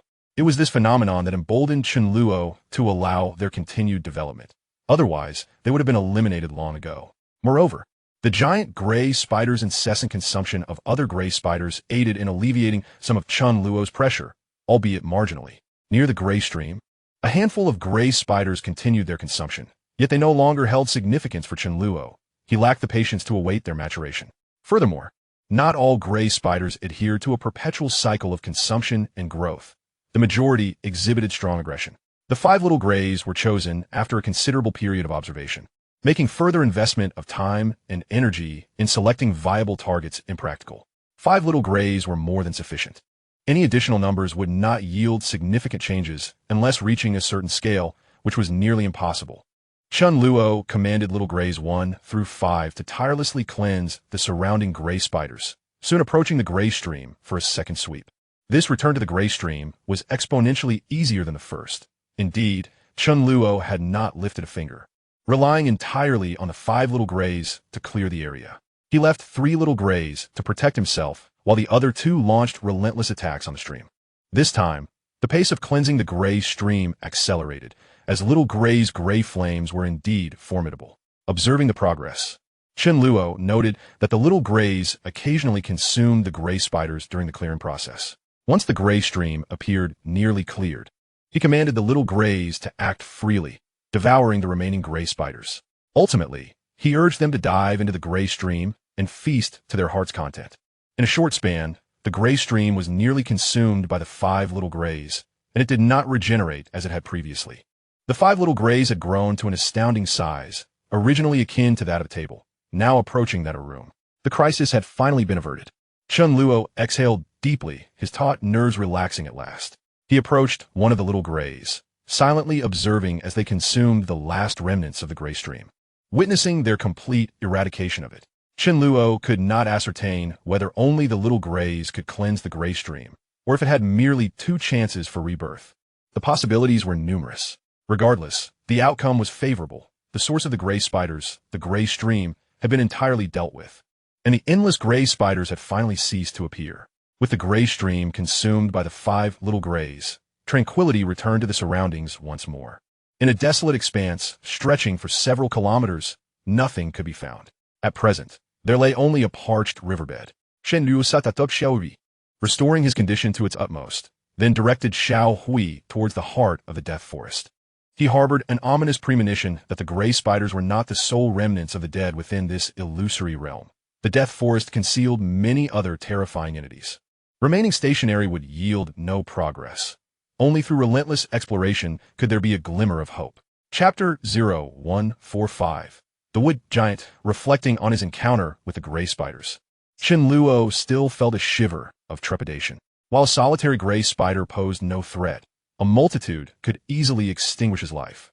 Recalling the earlier descriptions from Gong Zhongyang and Heizhou regarding the aftermath of the fog and the illusion, he realized their accounts were not exaggerated in the least. Encountering such bizarre creatures was a matter of life and death. With 5 Xiao Hui providing protection, Chen Luo regained a semblance of security, yet he remained vigilant, perpetually prepared for battle. Everything here was exceedingly strange. His once proud senses proved of little use, and danger could strike at any moment. Before long, Chen Luo ventured into an area dense with trees and thickets, persistently advancing towards the forest's center, no matter the nature of the illusion. Chen Luo steadfastly believed that the heart of the forest held the answers he sought. The Valley of Death lay at the center of the death forest. Perhaps once he reached this core, he could directly enter the valley and escape the current horror of the illusion. With no better alternatives, he could only proceed step by step, for only through action could he glimpse hope. He could not afford to remain idle. Upon entering the forest, Chen Luo felt no compassion for the trees and commanded the 5 Xiao Hui to carve out a broad path, reducing everything to nothingness. The death forest was not vast. As long as he encountered no further obstacles, he could reach the center within an hour. It was evident that this journey would not be tranquil, as the gray spiders he had first encountered were merely an appetizer. After traversing a distance, Chen Luo and the 5 Xiao Hui arrived before an exceptionally dense thicket of trees. The trees before them were remarkably stout and towering, the shortest standing at 14 or 15 meters. They were so closely packed that the distance between them was less than a meter, making passage exceedingly difficult, especially with the 5 Xiao Hui in tow. However, Chen Luo had no intention of navigating through the trees without his explicit command. The Xiao Hui instinctively unleashed gray flames to clear the obstacles. Yet, to their astonishment, the infallible gray flames failed to have any effect this time. Simultaneously, the 5 Xiao Hui released their flames, engulfing most of the trees, yet they only left behind charred marks on the massive trunks. How could they not be incinerated? Just as Chen Luo hesitated in confusion, the towering trees emitted creaking sounds, seemingly stirred by the gray flames, and miraculously animated into towering wood giants. Before Chen Luo's very eyes, all the trees transformed into giants standing over 10 meters tall. The wood giants retained the fundamental characteristics of trees. Their skin was rough bark, a brownish yellow, adorned with intricate patterns. Their bodies were incredibly robust, muscles bulging like unyielding basalt. The metamorphosis of the trees into wood giants transpired with astonishing speed, so swift that Chen Luo could barely comprehend it. In what felt like mere seconds, all the trees had morphed into colossal wood giants. upon their emergence. The giants wasted no time, charging ferociously towards Chen Luo, seemingly intent on pulverizing him into fragments. Realizing the peril, Chen Luo immediately commanded Xiao Hui to flee. The wood giants, due to their immense size, appeared somewhat clumsy in their movements, at least on the surface. However, their colossal stature allowed them to cover vast distances with each stride, giving Chen Luo a significant head start. Though Chen Luo was swift, quickly establishing a safe distance. The five Xiao Hui were not as quick, and soon fell victim to the giants. In his frantic flight, Chen Luo attempted to summon the Xiao Hui into the realm of the undead, but to no avail. Otherwise, he would not have fled so decisively. The wood giants did not require elaborate attacks. A single punch from one was sufficient to reduce a Xiao Hui to mere rubble. Just moments ago, the Xiao Hui had seemed formidable, yet before these wood giants, they were rendered utterly helpless, unable to even delay Chen Luo for a second. All five Xiao Hui met their demise, crushed by the giants. They had attempted to retaliate, yet their gray flames proved ineffective against the wood giants. Logically, fire should conquer wood, yet the current situation entirely upended this notion. Witnessing this scene, Chen Luo was drenched in cold sweat, fleeing with all his might. There was no room for hesitation. He was no match for the wood giants, appearing as insignificant as an ant in their presence, both in strength and stature. If their flames could not harm the giants, his black flames would be even less effective. Even if he could inflict damage, how would it matter? He could swiftly slay one giant, only to be encircled and crushed by others, as evidenced by the fate of the five Xiao Hui. Even a momentary lapse in speed could result in capture, with no opportunity for resistance, only awaiting the arrival of death. At this juncture, Chen Luo had no intention of awakening the wood giants. He estimated that even approaching them would lead to his immediate demise. Even if he had the chance to get close, the other giants would not remain idle. He would have no time to awaken them. The earlier encounter with the gray spiders had already caused him considerable distress, but facing the wood giants instilled in him a profound sense of despair. Against the gray spiders, Chen Luo still possessed a fighting chance, bolstered by a measure of confidence in his abilities. Yet before these wood giants, he harbored no desire to fight at all. Was his entry into this realm destined to be a dead end? While he was confident in evading the pursuit of the wood giants, perpetually fleeing was not a viable solution. Should he encounter new dangers, he would face certain death. A sense of profound unwillingness enveloped him. How he wished his undead allies were present. Their strength would undoubtedly suffice to contend with the wood giants. Perhaps even a single presence of He Zhou could effortlessly dispatch all the wood giants, yet regrettably, they were absent, leaving not even a trace of awareness. If only his own power were greater, he would have a better chance, at least an opportunity to engage the wood giants. He felt woefully inadequate. Then he must continue to flee. Chapter 0146. The slaughter of the thousand-handed demon vine. In a brief span, Chen Luo found himself near the gray stream, which had not reappeared since its disappearance. At this moment, he stood in a barren wasteland, and as he passed through, memories of the fallen five Xiao Hui resurfaced. They had struggled to grow to such size, only to become mere cannon fodder. The fleeting sense of safety he had just begun to accumulate had now dissipated into nothingness. How is it that little gray seems so fragile? They do not appear lacking in strength. Yet could it be that the might of those wooden giants is simply too overwhelming for them to endure? Chen Luo could not help but sigh in despair. He had entirely abandoned the notion of counterattack, primarily due to his own lack of capability. Sacrificing half his life to strike at a wooden giant simply did not seem worthwhile. Although Chen Luo's soul skills were fairly impressive, their limitations were evident, and it was likely that he could not inflict any harm upon those colossal beings. Before he could even react, the massive arm of a wooden giant reached out, forcefully pinning him to the ground, denying him even the privilege of friction akin to squashing an ant. If there had been only one wooden giant, Chen Luo might have felt a glimmer of hope, but the sheer multitude of them was utterly despairing. To maneuver, one must have the space to do so. As Chen Luo continued to flee, the wooden giants relentlessly pursued him. It appeared that once they emerged, their singular intent was to obliterate him. The wooden giants were far more frenzied than the previous gray spiders. The spiders would clear any obstruction in their path, and even consume their kind. The wooden giants, however, had eyes only for Chen Luo, intent on annihilating him and everything associated with him. Chen Luo even contemplated that had he not allowed Little Gray and the others to attack the wooden giants with their gray flames, perhaps these giants would have remained in their tree forms. Yet, a far more terrifying outcome loomed. If he and Little Gray ventured into the realm of the wooden giants, awakening them all, he would truly be left without hope, with no chance of escape. After fleeing for some time, Chen Luo discovered that the wooden giants were still hot on his heels. Strangely enough, despite his efforts to escape toward the forest's edge, he found himself unable to break free from its grasp. Fortunately, he did not encounter any new undead creatures. Otherwise, the prospect of being caught between two threats was enough to make one's skin crawl. As for instigating a battle between the two undead, the likelihood seemed slim. He was the true target of these abominations. The gray spiders had sought him, and now the wooden giants did as well. Was he truly destined to flee endlessly? If he ceased his flight, death awaited him.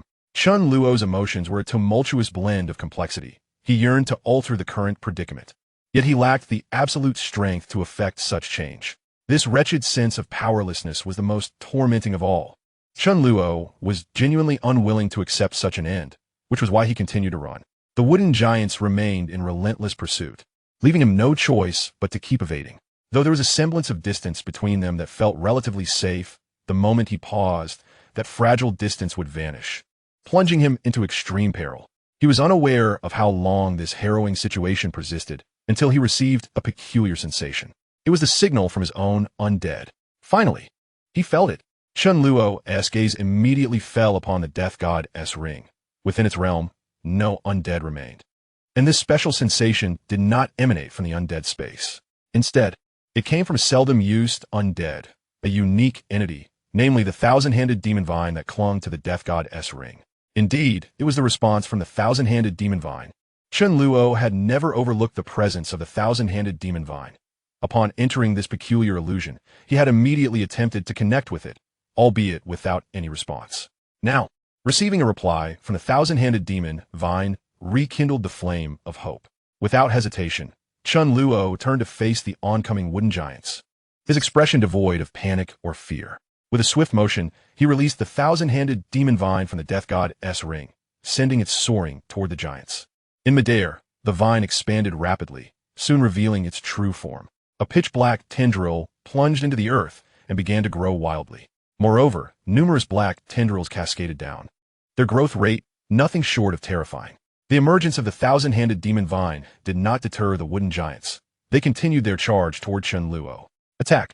Chen Luo commanded, and the thousand-handed demon vine unleashed a terrifying assault upon the wooden giants. It was important to note that the vine harbored numerous vine-like plant soul beasts, and the black tendrils descending from it were indeed them, the reason for the vine's astonishing growth rate. All the tendrils surged toward the wooden giants as though they had spotted a delectable meal, each tendril brimming with excitement and frenzy. In Chen Luo's eyes, a black ocean unfolded, an innumerable mass of tendrils engulfing the wooden giants in an instant. Hiss, hiss, hiss. The wooden giants, impervious to the gray flames, were effortlessly pierced by the tendrils. Their brown blood gushed forth, but before it could touch the ground, it was ravenously consumed by the black tendrils.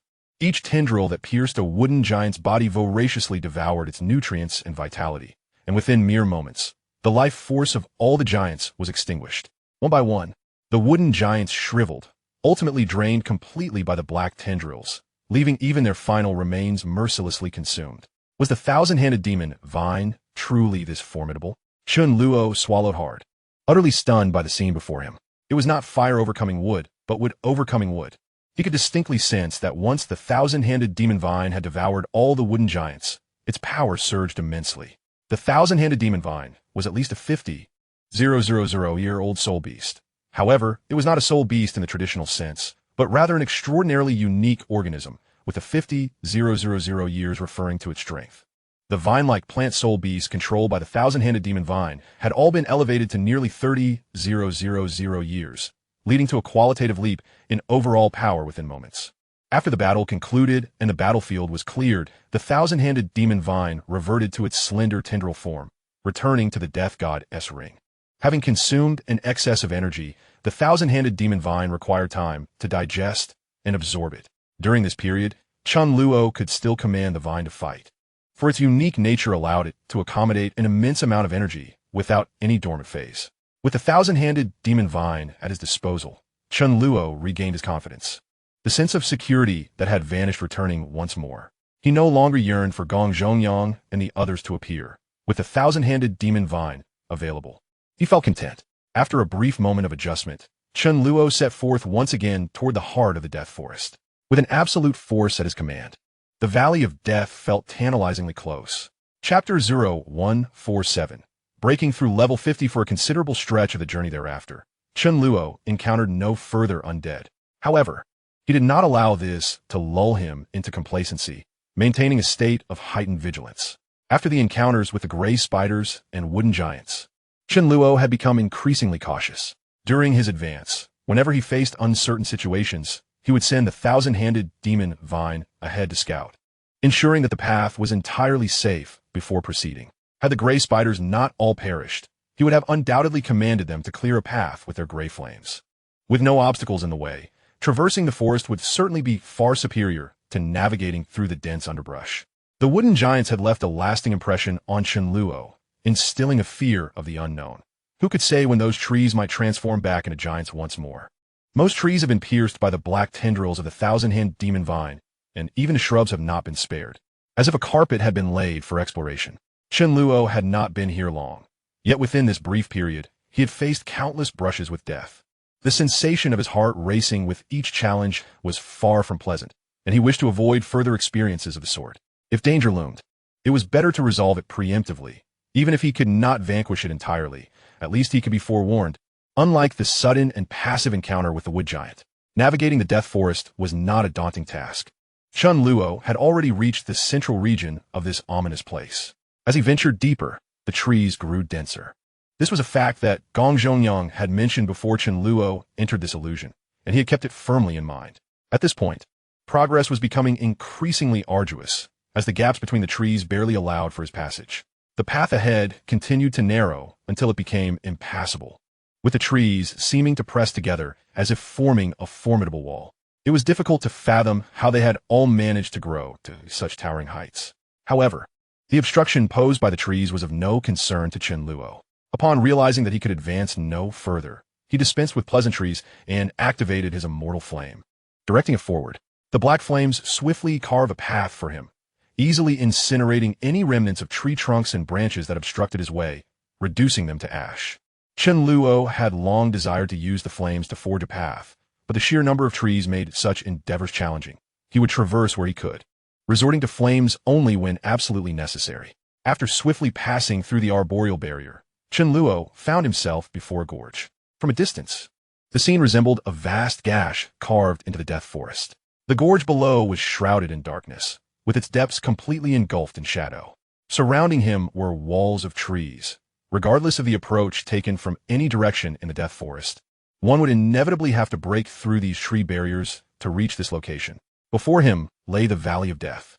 After considerable effort, Chen Luo finally arrived at his destination. Without hesitation, he utilized the thousand-hand demon vine to guide himself into the gorge.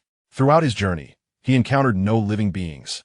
Whether gray spiders or wood giants, all were mere remnants of the deceased. The gorge he was now entering exuded an even more oppressive atmosphere of death. However, upon entering the gorge, Chen Luo felt no discomfort. Rather, he experienced an overwhelming sense of comfort, as if returning home. It seemed that this place was not as mystical as Gong Zhongyang had described, with no creatures barred from entry nor immediate death upon arrival. He was very much alive and well. Within the gorge, a uniquely potent energy thrummed in the air. This energy, likely unabsorbable by ordinary individuals due to its impurities and malevolent aura, presented more risks than benefits. Yet, Chen Luo was an exception. He could effortlessly harness this energy, continuously augmenting his strength. It was not due to any special constitution, but rather his possession of the Death Goddess technique. There was no need for deliberate control. The technique automatically expelled all impurities. As for the malevolent aura, it too could be purified, even transmuted into a part of the refined energy. Chen Luo chose not to descend further, but instead found a suitable location to sit cross-legged and commence his cultivation, while others might have hesitated to use their soul power. Fearing the influence of the mottled energy and sinister aura, Chen Luo found this to be an unparalleled training ground. Such a rare opportunity was not to be missed. The energy deeper in the gorge was equally potent, but the dark and unknown environment made it wiser to cultivate in this safe spot. Chen Luo did not concern himself with whether he was still within an illusion or had truly entered the Valley of Death.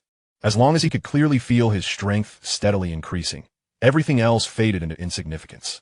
The energy here was so dense, it could be described as extravagant, with the Death God's technique operating at full throttle, accelerating his cultivation speed exponentially. Already at the pinnacle of level 49 and mere steps away from level 50. He was confident that with 2 to 3 hours of training here, he could easily achieve a breakthrough. With such an opportunity before him, he had every reason to seize it.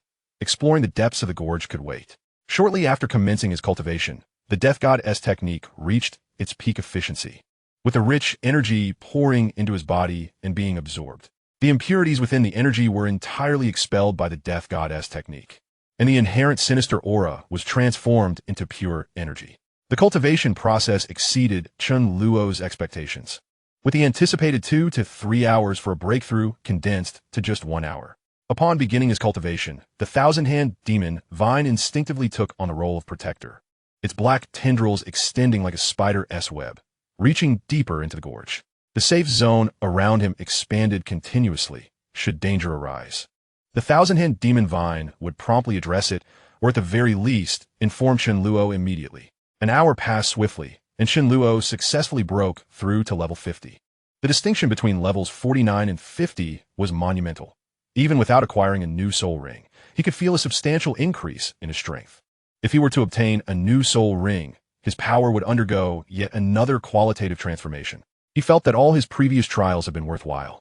The thousand-hand demon vine had gained tremendous strength, and he had ascended to level 50, making his journey to the Valley of Death exceedingly rewarding. After stretching his limbs, he gazed into the depths of the gorge. It was shrouded in impenetrable darkness, and even his formidable senses could glean no useful information. The true exploration was only just beginning, Chen Luo mused. Just as he was about to proceed further into the Valley of Death, he suddenly received feedback from the thousand-hand demon vine. Chapter 0148. The moment has arrived. The message from the thousand-hand demon vine was straightforward. At the very depths of the gorge, there existed a peculiar force. This enigmatic power could isolate everything from the outside, resembling a barrier. While Chen Luo had been cultivating, the thousand-hand demon vine had already reached the depths of the gorge, but upon arriving at a certain point, it could advance no further. Upon encountering this peculiar situation, the thousand-hand demon vine refrained from disturbing Chen Luo immediately, choosing instead to wait quietly for him to finish his cultivation. An enigmatic force? A barrier? Chen Luo was only mildly surprised. He had already encountered numerous strange phenomena in the Death Forest, so it would be odd if the Valley of Death remained tranquil. He would soon find out. Chen Luo had always been a man of action. Thanks to the exploration conducted by the thousand-hand demon vine, no dangerous entities had yet been discovered in the depths of the gorge. He had to proceed to explore without wasting unnecessary time and place. The black tendrils of the thousand-hand demon vine coiled around Chen Luo's body, steadily extending towards the depths of the gorge at a moderate pace. Before Chen Luo lay dark, sinuous vines that once again sought a path, encircled by a similar ambience. At the slightest hint of danger, immediate feedback would ensue, alleviating Chen Luo from the need to react. The thousand-handed demonic vine would guide him to the safest haven. With the assistance of the thousand-handed demonic vine, traversing the canyon was remarkably convenient and secure. Alas, this place was devoid of soul beasts. Otherwise, I could directly seek suitable targets here to acquire new soul rings. Only by obtaining a soul ring can one truly be deemed a soul king, and only then would my strength witness a significant augmentation, providing me with greater assurance in my tasks. I cannot help but wonder if my current prowess is sufficient to awaken beings of tidal Douluo caliber, especially those as formidable as Li Feng and Bian Lu. Chen Luo felt uncertain about awakening Li Feng and Bian Lu. The distinction between tidal Douluo and soul Douluo is monumental. When Chen Luo awakened Yao and Hua Lianghao, he already sensed a palpable disparity. Even the gap between soul sage and soul Douluo was vast, let alone that between tidal Douluo and soul Douluo. While awakening is indeed advantageous, it also tests Chen Luo's raw capabilities. Only when his strength reaches a certain level can he effectively awaken those powerful entities. Previously, when awakening Yao and the others, Chen Luo's soul power was merely in the 40s. Following a boost from the treasures of the evil soul master, he managed to complete the awakening of the Black Curse. Of course, the Black Curse was not in its complete form then. Had it been fully realized, awakening it might have proven perilous, potentially resulting in a terrifying backlash. Compared to that phase, Chen Luo's current soul power has ascended to level 50, undoubtedly placing him on a new tier, had he obtained a soul ring. it would have signified a qualitative leap. It is precisely because he has not acquired a soul ring that Chen Luo feels a lack of confidence. Had he possessed a fifth soul ring, he would have felt a sense of assurance and confidence when confronting beings of titled Douluo caliber. In hindsight, I realize I was too hasty. I should have awaited the conclusion of the elite soul master competition, at least until my soul power reached level 50 and I acquired the fifth soul ring. Chen Luo began to reflect on his own recklessness. He, who typically favored caution, had once again embarked on a venture. Indeed, he had previously undertaken numerous risks. Whether it was venturing into the city of slaughter or exploring the treasures of the evil soul master, each journey was fraught with peril. Yet Chen Luo pressed on without hesitation. This time, his adventure was tinged with impatience, primarily because he wished to attain further enhancement before the conclusion of the elite soul master competition. In facing potentially complex situations, he yearned for the confidence that would come with such an enhancement.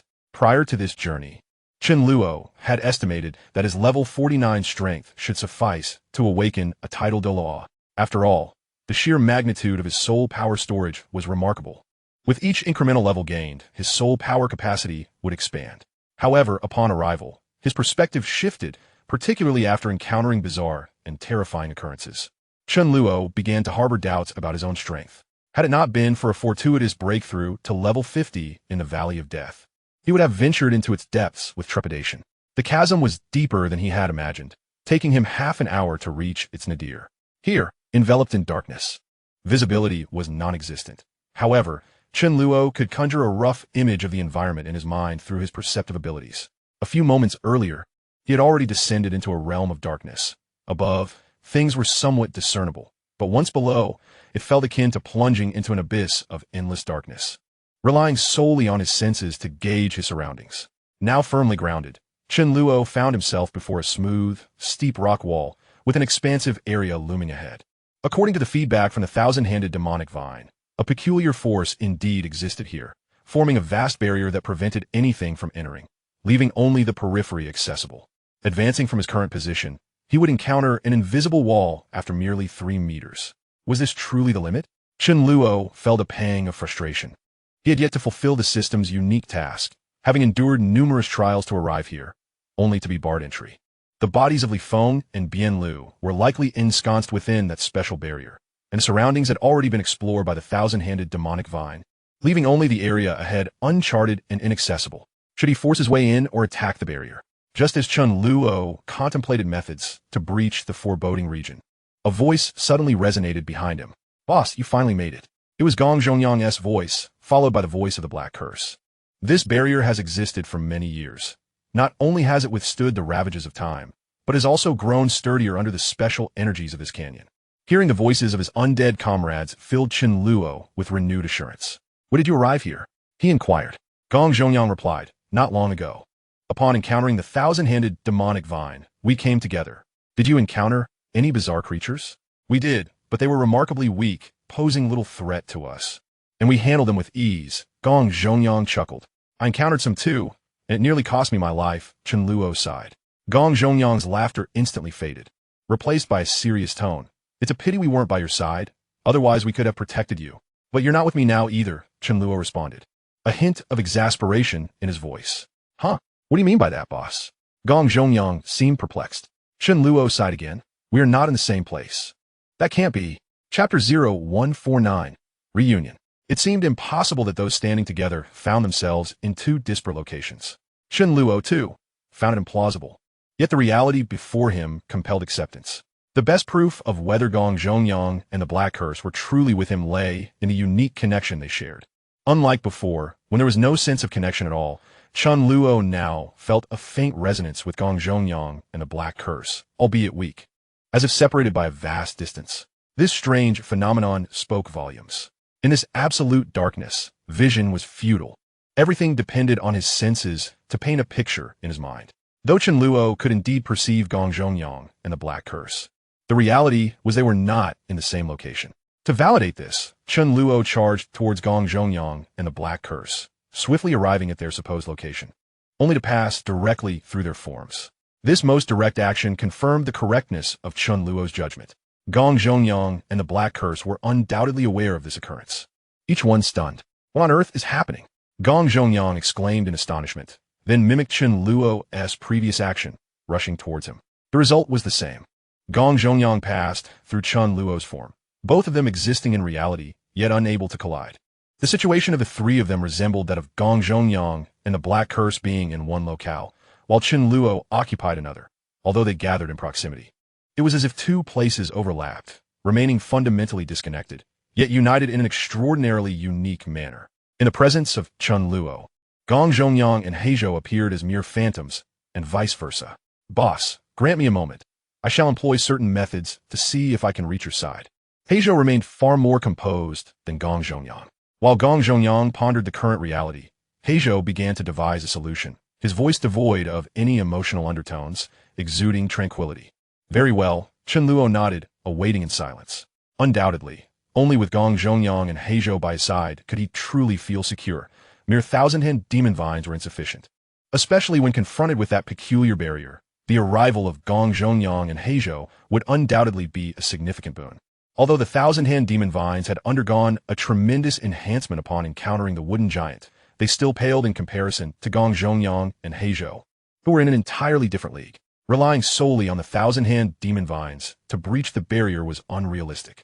Soon, Heizhou commenced his actions, and Chen Luo could sense the shifts in energy around him, which began to surge violently towards Heizhou. A faint crimson glow enveloped Heizhou, and beneath him manifested a remarkably unique blood-red magical array. Gong Zhongyang hurried over. The moment the blood-red array took form, Heizhou's voice resonated immediately. Chen Luo could discern a note of elation within Heizhou's tone, indicating that he had succeeded. Good job, Senior Heizhou. Gong Zhongyang promptly entered the blood-red array, standing alongside Heizhou. The crimson radiance that had swirled around Heizhou dispersed on Gong Zhongyang, growing increasingly bright, enveloping both of them entirely. At that moment, Chen Luo could perceive the scene directly, no longer needing to rely on his senses to visualize it in his mind. Under Chen Luo's gaze, the blood-red glow intensified, soon becoming blinding. Yet just as suddenly, the crimson brilliance vanished, along with the presence of Gong Zhongyang and Heizhou. Before Chen Luo could comprehend the situation, the blood-red array reappeared beside him, and the crimson light resurfaced. The re-emerging blood-red glow was dazzling, quickly fading until only faint wisps of red remained, ultimately dissipating. The blood-red array persisted, with the silhouettes of Gong Zhongyang and Heizhou quietly materializing upon it. Their appearance caused the array to vanish. Teleportation? Certainly not mere teleportation. Gong Zhongyang and Heizhou had genuinely arrived at Chen Luo's side, and the unique bond between them had grown ever clearer. Boss, I have succeeded, Heizhou exclaimed, followed by the sound of a snap of his fingers. The crimson light instantly enveloped their surroundings, banishing all darkness. Chen Luo beheld the delighted expressions on the faces of Gong Zhongyang and Heizhou. How did you accomplish this? Chen Luo inquired immediately. This is the teleportation array of the Evil Soul Master, which requires a certain price. By marking a target, one can be directly transported to their location, Heizhou calmly explained, offering a succinct introduction to the peculiar array. The marked target must possess an absolute connection with the user. Otherwise, the teleportation cannot be executed. This absolute connection is the bond between you, boss, and us. It was your special ability that resurrected us, and at the moment we awakened, that bond was firmly established. This teleportation array was taught to me by my previous master, though I seldom used it. Fortunately, I had not forgotten it. My connection with my former master pales in comparison to the bond one share with you, boss. It is on an entirely different level. Thus, it is this formidable connection that underpins the teleportation, allowing it to proceed so smoothly. Upon concluding his explanation, Gong Zhongyang interjected, Senior Heizhou, why didn't you utilize this teleportation array sooner? We could have reunited with the boss much earlier. Heizhou replied, such arrays cannot be employed casually. A specific opportunity must arise for them to function. I, too, wished to use it sooner, but the circumstances simply did not permit. The unique situation we encountered was indeed an opportunity, and I merely approached it with a trial-and-error mindset, never expecting it would succeed. And what price did you pay, Senior? Gong Zhongyang continued, showing concern. Heizhou stated, I will experience a significant negative impact, with an overall strength reduction of 20% lasting 3 days. However, due to the special physique you granted us, boss, these adverse effects were entirely negated. Gong Zhongyang instantly regained his spirits, revealing his true intentions. Senior Heizhou, could you possibly teach me this teleportation array? If I were to master it, I will be able to reach the boss without delay in any extraordinary circumstances. No problem. We can discuss it once this matter is resolved, Heizhou replied. Gong Zhongyang beamed with excitement. Thank you in advance, Senior Heizhou. Heizhou responded nonchalantly. We are all family. There's no need for formalities. Inda.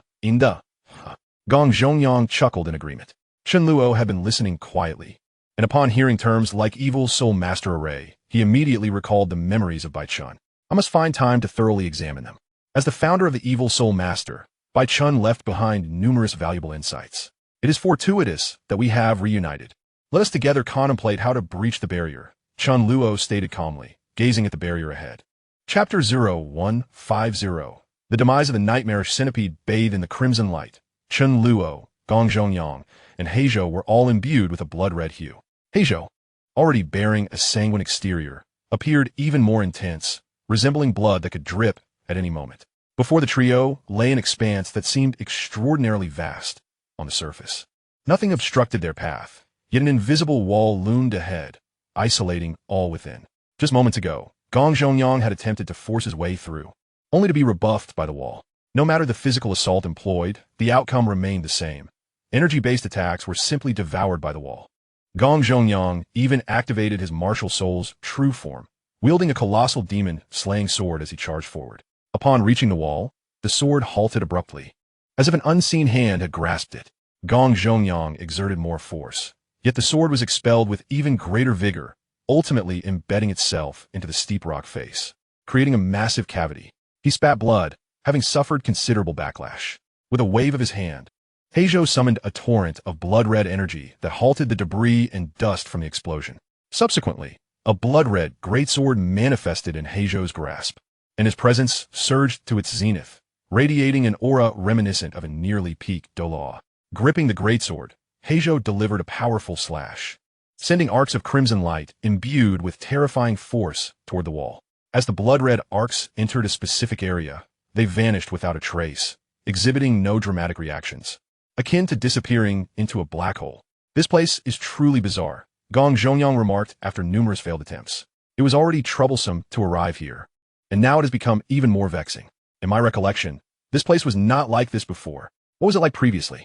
Chen Luo inquired. Gong Zhongyang replied, I have never been inside, but I can assure you that it was not this complicated outside. Once the fog dissipated, everything returned to normal. In rare and extraordinary circumstances, the probability of encountering such situations is exceedingly low. Back then, among the multitude of us, only 1 or 2 fell victim, unlike this time where many have succumbed. Speaking of those who have been affected, what the Hell Spider and the Earth King? The thought of everyone being ensnared immediately reminded Gong Zhongyang of his soul beast companions, all of whom faced the mist together, yet now only 3 of them had gathered, while the other spectral beasts had vanished. Chen Luo appeared remarkably composed. They are unharmed, residing within the illusion, and have even reaped certain benefits. I can sense their presence approaching us, although it may take some time. Heizhou interjected. I shall attempt to bring them back. With that, Heizhou activated the teleportation array he had previously employed, and as the crimson array and its sanguine radiance materialized, Heizhou's figure vanished from sight. Chen Luo and the Hell Spider maintained a direct connection, while Heizhou's link to the Hell Spider was tenuous at best. This faint connection stemmed from Heizhou's belonging to Chen Luo's legion of spectral beings, a bond facilitated by Chen Luo himself. Is a senior Heizhou this decisive? Gong Zhongyang was somewhat taken aback. Chen Luo, however, remained unperturbed. Trust him, he would not undertake such actions without certainty. After a brief wait, the crimson array reappeared, and upon Heizhou's return, he was accompanied by the Hell Spider and the Earth King, though the nightmarish centipede was conspicuously absent. Heizhou immediately spoke. The nightmarish centipede has perished. Very well, Chen Luo nodded, unfazed. Given the perilous nature of encountering bizarre entities within the mist, surviving such a treacherous ordeal was commendable in itself. Chen Luo had experienced the harrowing sensation of life hanging by a thread. The nonchalance with which Heizhou spoke indicated that they too had faced considerable risks, and as for the Hell Spider and its companions, they were no exception, making casualties a rather normal occurrence. The returning Hell Spider and Earth King bore numerous wounds, their disheveled appearances a testament to the fierce trials they had endured. The nightmarish centipede, being the weakest of the spectral beasts, was not included in the equation. The Pink Queen, symbiotic with the Earth King, had reached near the end of its 3,000-year lifespan without any noticeable change in size. The Pink Queen was the essence of the Earth King, who, of course, would protect it diligently. The nightmarish centipede, however, was not so fortunate. To Chen Luo, the demise of the nightmarish centipede was a loss, albeit a minor one, as he intended to erase its intelligence and confine it within a skeletal ring, deeming it time for it to be retired. Once matters here were resolved, he could delve into the memories of the Hell Spider or the Earth King to ascertain the circumstances of the nightmarish centipede's demise. As the leader had indicated, both the Hell Spider and the Earth King had gained significant advantages, their power levels markedly enhanced. When they appeared, Heizhou had placed his hands upon them. Though he had since withdrawn them, their enhancements were not trivial. The visible improvements were substantial, and they still harbored a considerable amount of energy yet to be absorbed. Indeed, Chen Luo remarked calmly. Prior to the arrival of the Hell Spider and Earth King, Chen Luo had sensed their power fluctuations, though at that time, being in separate locations. The nuances were unclear. Now, with them before him, he could distinctly sense the terrifying energy contained within them. Observing the severity of their injuries, he promptly summoned them into the realm of the undead, where their healing would be expedited, allowing them to swiftly assimilate the vast energies within. Once they recovered, it was likely they would have absorbed most of the energy, resulting in an enhancement of at least a millennium in their power. For ordinary soul beasts, achieving a millennium of power would require immense effort and time, often hampered by physical limitations. Yet not all soul beasts possess the potential for continuous advancement. Some are inherently bound to remain as 10-year soul beasts throughout their lives. Chen Luo's spectral beast defied such constraints, capable of ceaselessly enhancing their strength at a terrifying rate, with the Hell Spider serving as a prime example. Once the Hell Spider and Earth King were nestled within the realm of the undead, Chen Luo turned his attention back towards the barrier ahead. Chapter 0151. Finally, Chen Luo advanced with measured steps. For Gong Zhongyang and Heizhou had already attempted to breach the barrier, both failing, and now it was his turn. From their previous endeavors, Chen Luo had discerned the approximate dimensions of the barrier. He would not engage in the folly of a headlong assault. He positioned himself before the barrier, while Heizhou and Gong Zhongyang maintained a prudent distance. Due to the unpredictable nature of the barrier, all but the one attempting to breach it were to remain at a safe distance to avoid collateral damage, and in the event of an unforeseen mishap, those stationed behind could swiftly provide support. Without excessive preparation, Chen Luo took a deep breath, grasped the scythe of death firmly, and then swung it with deliberation, delivering a forceful strike. In stark contrast to the flamboyant attacks of Gong Zhongyang and Heizhou, Chen Luo's assault was elegantly simplistic. He possessed the capability to employ fiery assaults and shadow strikes against the barrier. Yet since Heizhou had previously attempted energy-based attacks only to have them consumed, the efficacy of fiery or shadow strikes would surely be compromised. Gong Zhongyang had also experimented with physical attacks, but Chen Luo's choice of methodology was not born of disdain for Gong Zhongyang. Rather, he believed that a more straightforward approach would yield more reliable results, adopting a mindset of cautious experimentation. Regardless, Chen Luo was resolute in his intent to penetrate the barrier. Should one method fail, he would pursue another. If his own abilities proved insufficient, he had the two formidable allies behind him to assist, each taking turns until success was achieved. Under the watchful gazes of Gong Zhongyang and Heizhou, the scythe of death descended slowly, only to be repelled high into the air, eliciting expressions of disappointment from both. They had anticipated a revelation from their leader, yet were met with disillusionment. "Boss, how about I give it another go? This time, I'll attack directly without skills," Heizhou proposed. Yet Chen Luo did not respond, his focus unwaveringly fixed upon the intangible barrier ahead. "Is there a possibility?" Chen Luo murmured to himself. Subsequently, he harnessed his soul power to swiftly dispel the numbing sensation in his arm, preparing to launch another offensive.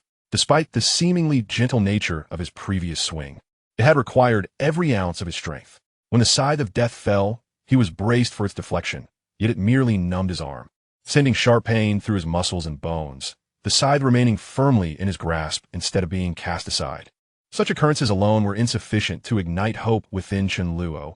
What was pivotal was the faint sound of a collision and the subtle cracking of the barrier. Chen Luo could not ascertain whether he had genuinely inflicted damage upon the barrier or if it was merely an auditory hallucination, a figment of his imagination. Thus, he refrained from sharing his suspicions with Gong Zhongyang and Heizhou, choosing instead to act once more. If one attempt had been a hallucination, what of the second or third?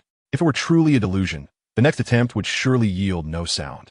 Practice is the sole arbiter of truth. Only through action can one discern the validity of their thoughts. Chen Luo raised the scythe of death once more, executing another unembellished attack, devoid of any flourish. The scythe of death descended, landing once more in the same spot, only to be repelled again, lifting Chen Luo's arm along with it. A scene almost identical to the one that had just transpired. Chen Luo began to repeat the motion, swinging the scythe of death relentlessly towards the barrier, each strike landing in the same place. Gong Zhongyang and Heizhou observed silently from behind, their expressions shifting from initial disappointment to confusion and ultimately to astonishment. They heard it. They heard the sound of shattering. They also saw it. They saw that the arc of Chen Luo's arm and the scythe, being repelled, grew progressively smaller. Chen Luo's attacks were indeed making progress, albeit minuscule, so slight that it was imperceptible without keen observation. Gong Zhongyang and Heizhou had been intently watching Chen Luo assault the barrier. Initially indifferent, they soon began to harbor doubts. Knowing Chen Luo's character, he would not engage in such a seemingly futile endeavor. If he had attacked once or twice and found no results, he would have surely given up. Yet he continued to strike repeatedly, and, from appearances, his attacks were growing increasingly fierce. With these thoughts in mind, Gong Zhongyang and Heizhou began to scrutinize Chen Luo's actions with earnest attention, and soon their faces reflected unexpected expressions. Chen Luo had succeeded, dealing damage to the barrier. Although Chen Luo's progress was exceedingly minor, imperceptible to the untrained eye unless he truly breached the barrier. Gong Zhongyang and Heizhou were not ordinary individuals, a soul saint and a titled Douluo. Their power was no trifling matter, and they quickly discerned the truth. The astonishment on their faces swiftly morphed into joy. Their leader had indeed not disappointed them, and after such prolonged effort, hope of entry finally glimmered. Should I assist the leader? It must be exhausting for him to attack alone, Gong Zhongyang suggested. Heizhou replied calmly, how would you help? Would it be the same as before? It would be best not to intervene, lest we counteract his efforts. If your rash actions yield the same results as before, it would render our leader's hard work futile, and that would be truly lamentable. Indeed, our leader is a remarkably unique existence. Only he can instill hope within us. Gong Zhongyang conceded. Ahead, Chen Luo continued to swing the scythe of death against the barrier, the sound of shattering growing ever louder, resonating in his ears. After yet another strike, he heard the unmistakable sound akin to glass breaking, and he realized he had finally succeeded. To confirm this revelation, he attacked once more, but this time he struck nothing.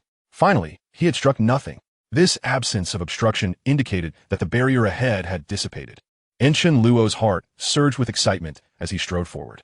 There was no collision with an invisible wall. He walked straight through. The area previously obstructed by the barrier revealed nothing particularly extraordinary.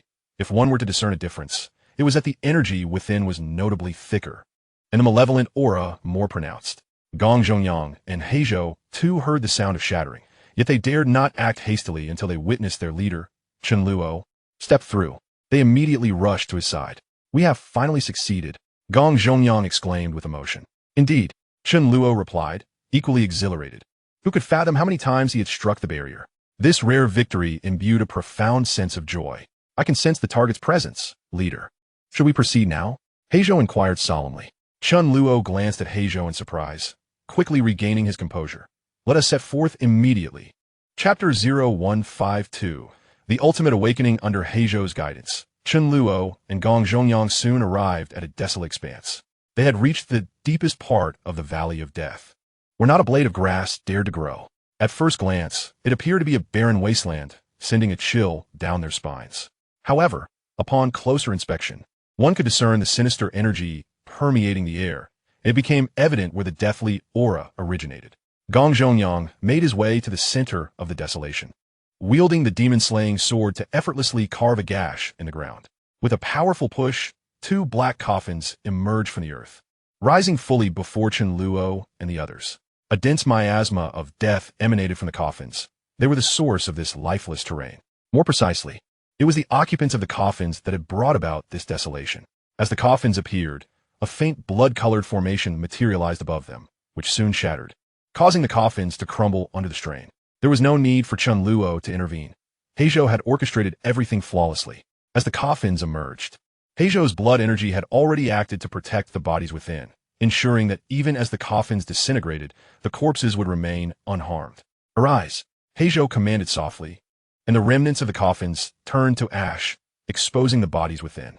At last, Chen Luo and his companions beheld the visage of the coffin's occupants. It was a man and a woman, the man appearing to be around 40, while the woman was of similar age. Both had well-proportioned physiques.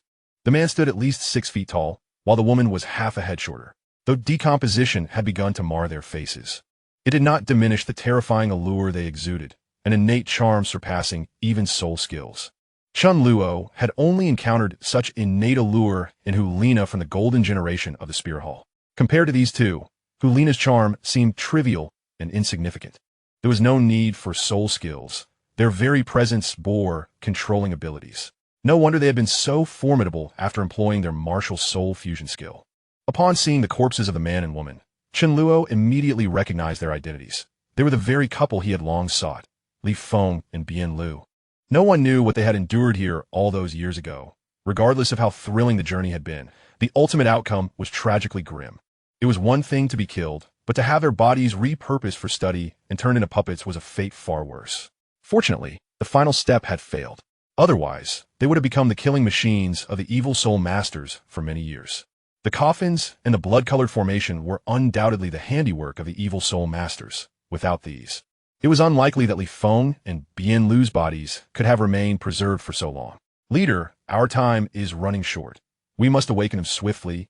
Heizhou's voice resonated, tinged with urgency. Chen Luo nodded gently, understanding the gravity of the situation. Even without Heizhou's warning, he could see that Li Feng and Bian Lu's bodies were rapidly decaying without the protection of the coffins and the formation. Without Heizhou's assistance, they would likely have already been reduced to mere skeletons. Chen Luo approached the bodies of Li Feng and Bian Lu without hesitation, having already determined his target. He first chose Li Feng.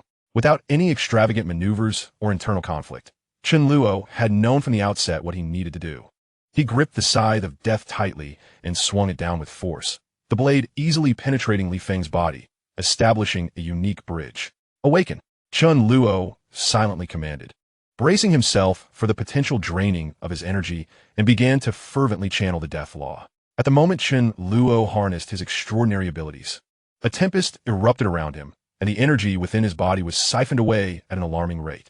Despite having mentally prepared himself in advance, he found himself ill-equipped to cope with such a terrifying ordeal. In previous instances of awakening, the extraction of energy from his body had followed a gradual process. However, this time was markedly different. From the very onset of the awakening, a substantial portion of his internal energy was stripped away, far beyond mere extraction. It felt as though it were being violently peeled away. The sensation of losing more than half of his strength was profoundly unsettling.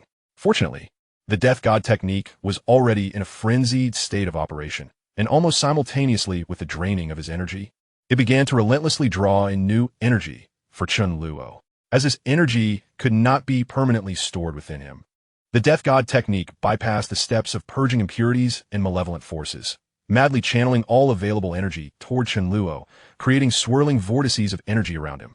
At that moment, he resembled a unique conduit, transferring the energies of the universe to the entity known as Li Feng. For a being of death, the demands for energy are not particularly high, and malevolent forces could no longer exert their influence. What they lacked was the capacity to acquire energy, and that was precisely what Chen Luo provided. The awakening process was prolonged, accompanied by a pain that was difficult to articulate, yet the ultimate outcome was favorable. He succeeded. The efforts of the malevolent soul masters undoubtedly contributed to this success. Had it not been for their assistance, Chen Luo would not have awakened so effectively. During the awakening of Li Feng, Chen Luo discerned the peculiarities of Li Feng's body, which could seamlessly assimilate all forms of energy without obstruction, evidence of modification by the malevolent soul masters. After concluding the awakening of Li Feng, Chen Luo promptly seated himself in a meditative posture to recuperate his soul power. Time was of the essence, as he was about to awaken Bian Lu. Even though Li Feng had not yet fully awakened, there were already signs of vitality emerging within him. With the aid of the Death God technique, Chen Luo's recovery of soul power was remarkably swift, and soon he was back at full strength. At this juncture, Li Feng remained in the final throes of awakening. Chen Luo felt no trepidation. He had unwavering faith in his awakening abilities. Once the awakening was successful, the subsequent matters would merely be a matter of time. Li Feng, Being a title level powerhouse would naturally require some time to complete his revival after so many years. Turning his gaze to the other side, he noted that Bien Lu's condition was rather dire. Despite the Black Curse's best efforts to safeguard Bien Lu's corpse, it was still significantly decaying. Signs of rot were evident from her face to the entirety of her upper body. Fortunately, the situation was not beyond remedy, and everything was still manageable. Typically, a decaying corpse would emit an unbearable stench. However, in a peculiar twist, both Li Feng and Bien Lu's bodies, despite their decay, emanated a faint fragrance, which was utterly baffling. Now was not the time to dwell on such details. Once he confirmed that his energy was fully restored, Chen Luo immediately proceeded to awaken Bien Lu. The entire process mirrored that of Li Feng's. He was nearly drained at the outset, then became an energy conduit, continuously channeling energy from the world into Bien Lu. The outcome was equally successful. Bien Lu also completed her awakening. Everything transpired more smoothly than Chen Luo had anticipated. Despite the unforeseen agony he endured, after awakening Bien Lu, he had no time to admire his accomplishments. He immediately resumed his cultivation. Having been drained twice and serving as an energy conduit, his body was on the verge of collapse. The Death God technique operated furiously, restoring his soul power while simultaneously adjusting his body. From an outsider's perspective, Chen Luo's awakening appeared to be a straightforward task, and indeed, it was. However, the pain he endured was known only to him. He strove to control the output of energy to the best of his ability. Whether it was his own energy being siphoned or energy being seized from the universe, any lapse in caution could result in irreparable damage to his body, leading to catastrophic consequences. After an arduous period, Chen Luo finally restored his state of being, and all discomforts vanished. At that moment, Li Feng showed signs of stirring. He sat up, his gaze vacant as he stared ahead. Upon seeing Chen Luo, Li Feng mechanically uttered, "Master, Li Feng is willing to give everything for you." Chen Luo immediately sensed something amiss, a realization mirrored by Gong Zhongyang and the Black Curse. "Boss, it seems this fellow's intelligence has been erased," Gong Zhongyang remarked. Chen Luo nodded slightly. Indeed, it must have been obliterated long ago. A pity. The Black Curse sighed, "Yes, quite unfortunate. A being of death with intelligence and one without are entirely different entities. An intelligent being of death inherits all abilities and experiences of its former self and can adeptly leverage its advantages, enhancing its prowess further. In contrast, a being of death devoid of intelligence is merely a puppet, lacking thought and existing solely to follow commands. While their combat capabilities may not diminish significantly, a marked difference remains when compared to their intelligent counterparts. The Black Curse continued. This is an unavoidable circumstance. The abilities of malevolent soul masters are limited, and the resurrected beings of death are typically devoid of intelligence. The more powerful the entity, the more imperative it is to erase its intelligence. Otherwise, their first act upon revival would likely be to eliminate the very soul master who resurrected them, or to fiercely resist, resulting in a catastrophic backlash. Chen Luo nodded in understanding. Each time he observed the shortcomings of malevolent soul masters, he was reminded of his own abilities.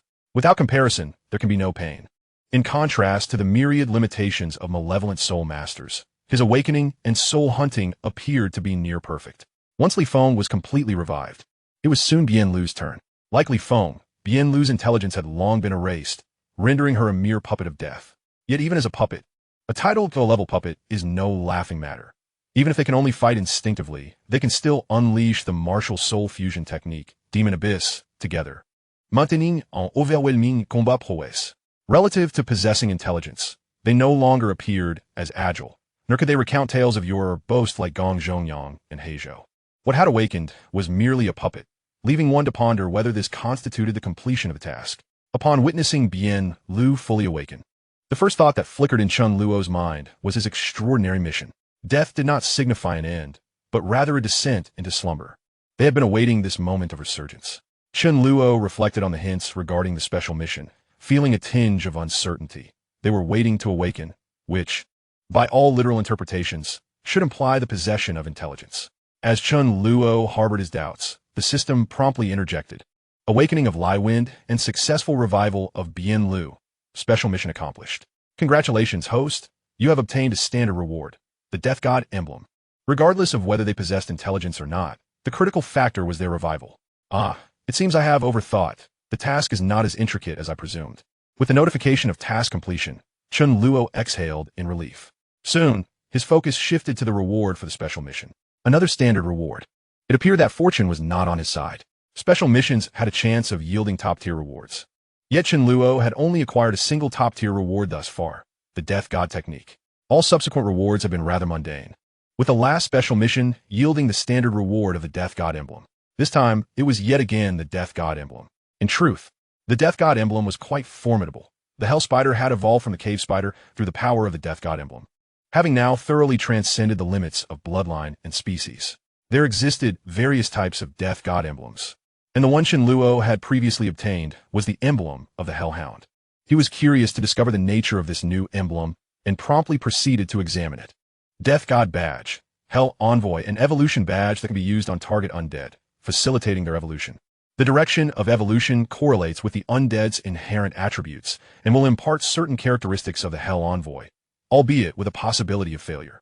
Usage duration, within 1 hour. The Death God emblem bore the etching of a nebulous figure, presumably that of the Hell Envoy. After gazing at the Hell Envoy for a moment, Chen Luo noted additional annotations regarding the characteristics of the Hell Envoy within the description of the Death God emblem. Chapter 0154, Evolution of Heizhou. Hell Envoy characteristics, summoning of hellish beings, acquisition of hellish armor, and possession of a hellish curse. Upon seeing these prompts, Chen Luo felt a flicker of astonishment. He recalled that the last emblem he had received, that of the Hellhound, bore no such indicators. This Death God emblem appeared to be considerably more potent. While the enhancement from the Hellhound was already quite extraordinary, it seemed to pale in comparison to what lay before him. The Hell Envoy possessed 3 characteristics. Summoning hellish beings and the hellish curse could be deemed as special abilities, while the hellish armor represented a physical transformation. The true measure of its prowess would be revealed once the Death God emblem was utilized and the wielder demonstrated their capabilities. Chen Luo produced the Death God emblem, showcasing it before Gong Zhongyang and Heizhou. Upon seeing the Death God emblem, Heizhou appeared somewhat bewildered. He sensed an exceptionally unique energy emanating from it, instantly recognizing that it was no ordinary item. Conversely, Gong Zhongyang displayed palpable excitement. Having encountered the Death God emblem before during the emergence of the Hell Spider, he had once possessed an opportunity for evolution but failed to seize it. "Boss, I didn't realize you had such a treasure. Why didn't you reveal it sooner?" Gong Zhongyang exclaimed with enthusiasm. "You have no idea how envious I am of that Hell Spider. After its evolution, its power has surged tremendously. Boss, what is this?" Heizhou inquired, unfamiliar with the Death God emblem. "The Death God emblem," Chen Luo replied, briefly summarizing its effects while omitting the details of how he had acquired it. "Each Death God emblem has unique effects. This one possesses the properties I just described. This emblem is significantly more special than the last. It can exert tremendous influence when used on a human, so only the 2 of you are eligible for competition. The Hell Spider has already completed an evolution, rendering it ineligible to utilize the Death God emblem. The Earth King is a soul beast. Using the Death God emblem on it would be a waste. The reason the Death God emblem, Hell Envoy, is more advantageous for humans than Soul Beast lies in the emblem's own indications. When employed by a human, it can maximize its potential. However, when used on a Soul Beast, it would only yield half the effectiveness. In truth, Gong Zhongyang and Heizhou had several competitors, but those competitors were currently far away in Spirit Soul City, and with the time limitation of the Death God emblem, only one could be chosen between the 2 of them. You both decide. If you desire it, step forward. If both wish for it, I shall make the selection." Gong Zhongyang and Heizhou exchanged glances, and Gong Zhongyang offered a candid smile. "Boss, just give it to Heizhou. He is clearly more suited for this Death God emblem." Utilizing the Death God emblem for evolution carries certain risks, yet in the face of absolute advantage, such risks seem trivial. Gong Zhongyang had witnessed the emergence of the Hell Spider, and his yearning for the Death God emblem was profound. However, this was his nature, generous and selfless. If Heizhou could benefit more, he would willingly relinquish this opportunity, not wishing to squander such a splendid chance. The characteristics of this emblem should correlate with strength. Heizhou is the strongest among us, and using the emblem on him would yield the greatest value, Gong Zhongyang asserted. Chen Luo nodded gently, acknowledging that indeed, the greater the strength, the more effectively the emblem's capabilities could be harnessed. Even so, Chen Luo still wished to offer Gong Zhongyang a chance. Yet, Gong Zhongyang decisively declined. Chen Luo was not surprised by Gong Zhongyang's refusal. Having spent considerable time together, he understood Gong Zhongyang's character well. Heizhou, however, felt somewhat taken aback by this outcome. He had just been presented with an opportunity for selection, and Gong Zhongyang had surrendered it so readily, granting him the Death God emblem. Earlier, Chen Luo had clearly articulated the potential benefits and possible mishaps associated with the Death God emblem. Yet Heizhou disregarded the potential hazards, yearning for the significant advantages it would bestow. Heizhou was well aware that this emblem would provide a monumental enhancement to his strength. His power had reached a bottleneck many years ago, and now that a chance to break through lay before him, Heizhou was determined to seize it. "Thank you, brother." Heizhou expressed his heartfelt gratitude towards Gong Zhongyang. Gong Zhongyang responded with a simple, honest smile. "We're all family." Chen Luo cautioned, "Evolution is not guaranteed to succeed. The risks are unpredictable." "Heizhou, are you truly prepared for this?" Heizhou nodded firmly. "Thank you, boss, for granting me this opportunity. I hope everything goes smoothly." Chen Luo handed the Death God emblem to Heizhou. "Focus on sensing its power, then absorb it." Upon receiving the Death God emblem, Heizhou immediately commenced the process. The emblem emanated a faint black aura in his grasp, and with continued contact, the darkness deepened, swiftly enveloping Heizhou in swirling black mist. In a short while, the Death God emblem completely vanished, and Heizhou was entirely shrouded in the black vapor. Under the watchful eyes of Chen Luo and Gong Zhongyang, the black mist began to seep into Heizhou's body. Meanwhile, within the depths of the obsidian mist, muffled groans emanated, suffused with the utmost agony, a testament to the torment endured by the Cursed One. Fortunately, this harrowing ordeal did not extend for an eternity. The dark mist swiftly permeated the body of the Cursed, and in less than half a minute, it had entirely vanished within him. The Cursed could no longer contain the excruciating pain of evolution and let out a frenzied scream. His form began to transform. The once sanguine hue of his body gradually cloaked in an intense blackness. Each encroachment of darkness upon his being inflicted immense suffering, and following the dissipating mist, the cursed body trembled incessantly. Merely witnessing this spectacle evoked a profound sense of anguish, and as the one experiencing it firsthand, the curse surely bore an even greater burden. It soon became evident that the disappearance of the black mist was merely the inception of the cursed metamorphosis. If absorbing the black mist could be likened to devouring energy, then the cursed was now engaged in the process of digesting and assimilating that energy. This phase was destined to be protracted, and the evolution would not conclude until the entirety of his being was enveloped in darkness, an event that would transpire nearly 5 hours later. Upon the completion of his transformation, the now shadowy curse collapsed to the ground, exuding an air of utter frailty. The torment he endured, be it physical pain or the anguish of his spirit and soul, had left him profoundly afflicted. His ability to persevere thus far was solely attributed to his indomitable willpower. There exists a reason why the strong ascend to their heights. Chapter 0155. The powers of the Harbinger of Hell having successfully evolved, the cursed was now encased in formidable black armor. His once sanguine form entirely transformed into a majestic shade of black, exuding an aura of solemnity and strength. His presence had experienced a monumental enhancement. Whereas the cursed had previously embodied the essence of a level 94 title Douluo, he now stood at the pinnacle of a level 96 Douluo. This enhancement was undeniably substantial, as the distinction between a title Douluo and a peak Douluo was stark.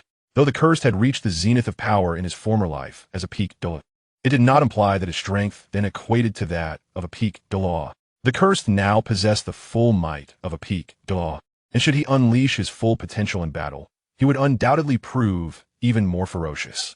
"Boss, I have succeeded." The cursed, having regained his vitality, stood before Chen Luo, brimming with excitement. Chen Luo nodded appreciatively. "This is indeed a remarkable development. Which abilities of the Harbinger of Hell have you inherited?" With a jubilant smile, the cursed replied, "I have inherited all 3 abilities you mentioned." "Oh," Chen Luo responded with a surprised smile, "that is truly splendid." The Death God, as emblem, merely possessed certain characteristics of the Harbinger of Hell. Not all marked traits could be inherited. The extent of inheritance depended on the strength of the inheritor, and it was evident that the cursed had met the criteria for complete inheritance. Luck played a part as well. While the outcome was largely predictable, it still hinged on probabilities, with great strength merely amplifying those chances. Should fortune turn against him, even the mightiest could face failure in evolution. Demonstrate your newly acquired abilities, Chen Luo urged. The cursed nodded eagerly. "Of course, boss. The armor I now wear is the Hell armor, which offers several times the defensive capabilities of my previous armor. and it possesses a unique hellish array that significantly enhances my recovery and release abilities. With the aid of the Hell armor, my recovery speed has increased by at least 50%, and the effectiveness of my skills is augmented by 20%. As he spoke, the curse summoned his power, revealing the full visage of the Hell armor to Chen Luo and Gong Zhongyang. Under the influence of his strength, the black armor gradually displayed crimson patterns, which were the hellish array he had mentioned. Both Chen Luo and Gong Zhongyang could keenly sense the array's impact as it manifested. The energy of the world surged wildly toward the Hell armor. It acted as an additional reservoir of energy, capable of supplying the cursed with power when required.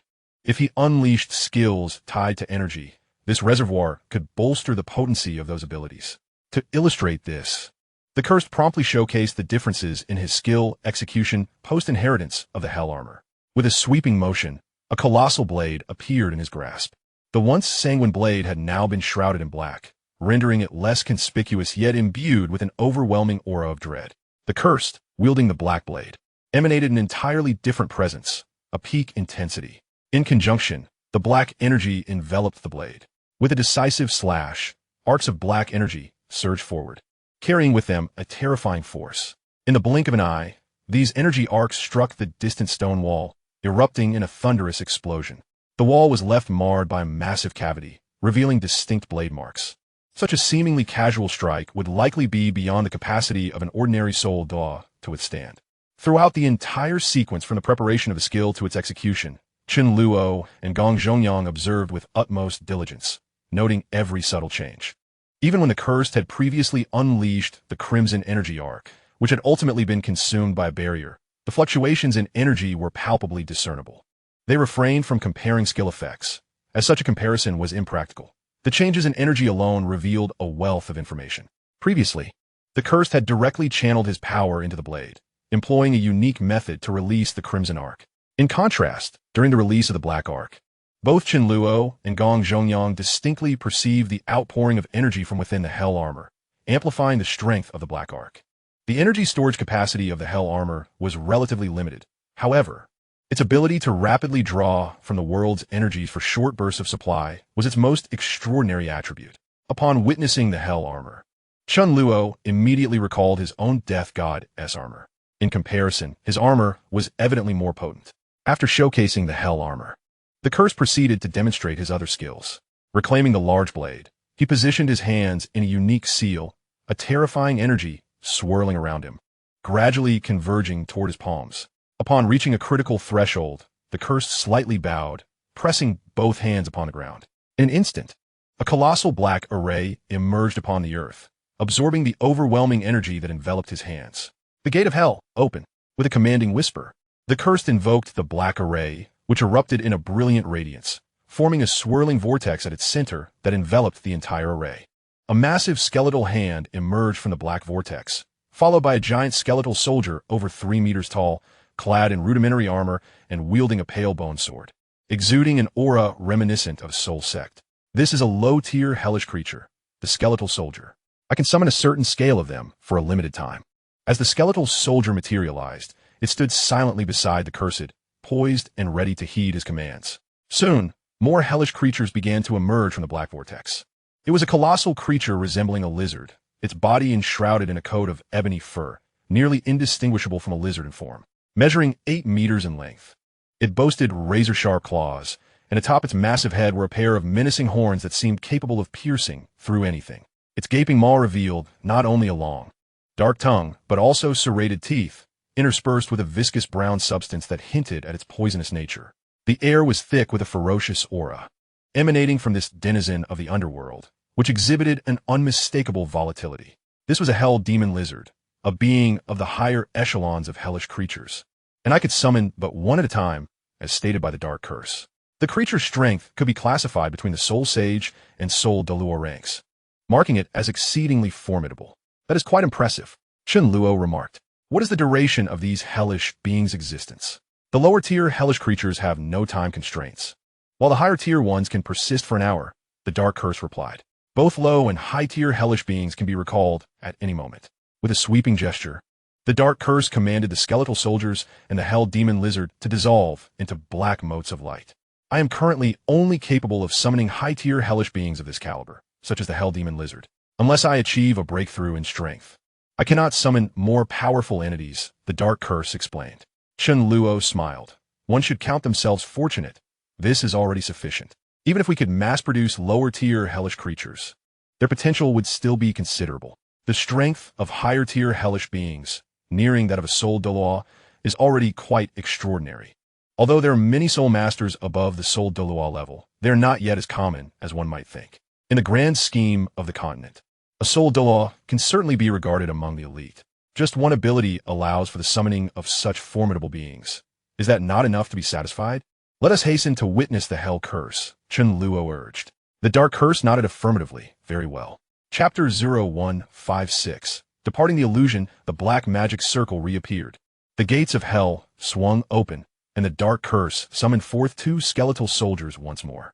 In this desolate space, devoid of other living beings, there were no suitable targets available, leaving the skeletal soldiers as the only candidates for experimentation. Had I known, I would not have retracted the skeletal soldiers earlier. The Dark Curse remarked, slightly embarrassed. With that, the Dark Curse executed a specialized hand sign and murmured an obscure incantation. Suddenly, he pointed forward, and a mysterious black magic circle materialized before his fingertips, while a larger black circle descended upon the skeletal soldiers. Hell Cursed Demon, the Dark Curse called out, raising his voice to ensure that both Chen Luo and Gong Zhongyang could discern the distinction in the incantation. As the final name of the curse escaped the Dark Curse's lips, the entire incantation seemed to find its completion, springing into action instantaneously. The magic circle before the Dark Curse vanished, and the black circle enveloping the skeletal soldiers blazed to life, shadows swirling and frantically entering their bodies. The transformation of the skeletal soldiers was instantaneous and profound. Intricate black patterns emerged upon their pallid bones, with fine black hairs sprouting in various places. Their skeletal structure morphed, the upper body expanding, the head elongating into a terrifying skull monstrosity. As this metamorphosis unfolded, both Chen Luo and Gong Zhongyang could distinctly sense the surge of power emanating from the skeletal soldiers. Prior to the transformation, their strength was at most at the Soul Sect level, yet post-transformation, they ascended to the Soul King level, marking a significant leap in prowess. Is this what you call a curse? What kind of curse yields such a potent enhancement? Chen Luo couldn't help but inquire with a chuckle. The demon state consumes the target's life force, trading it for greater power. This is merely one form of the curse, the Dark Curse elucidated. There exists another type of curse.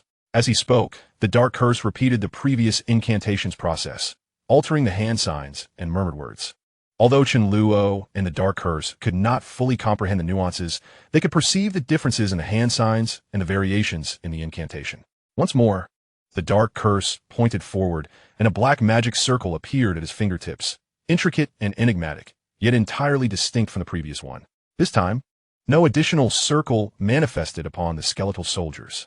Hell Curse Dissipation, the Dark Curse proclaimed, his finger touching the black magic circle, and in the next moment, black flames erupted from the skeletal soldiers. The flames swiftly engulfed the skeletal soldiers' forms, and in mere moments, they vanished completely from existence. Goodness! A single curse has eradicated a Soul Sect level skeletal soldier? Gong Zhongyao marveled. Dark Curse Senior. Why not summon that Soul Douluo level giant lizard as a test subject to gauge the potency of those black flames? Gong Zhongyang suggested with a smile, his eyes gleaming with anticipation. The Dark Curse chuckled. It was intended for experimentation. The lower tier hellish beings suffice. There is no need for higher tier ones. The skeletal soldiers may be numerous, but the Hell Demon Lizard is limited in number, and recreating it will require considerable time. The Hell Cursed Demon grants the target a temporary infusion of demonic power, yet this power comes at the cost of their life, which is gradually consumed by the demon. The extent of the demonic power acquired is contingent upon the target's strength, and the duration of life consumed also depends on their might. Should the target possess sufficient power, they can sustain the demonic strength for an extended period.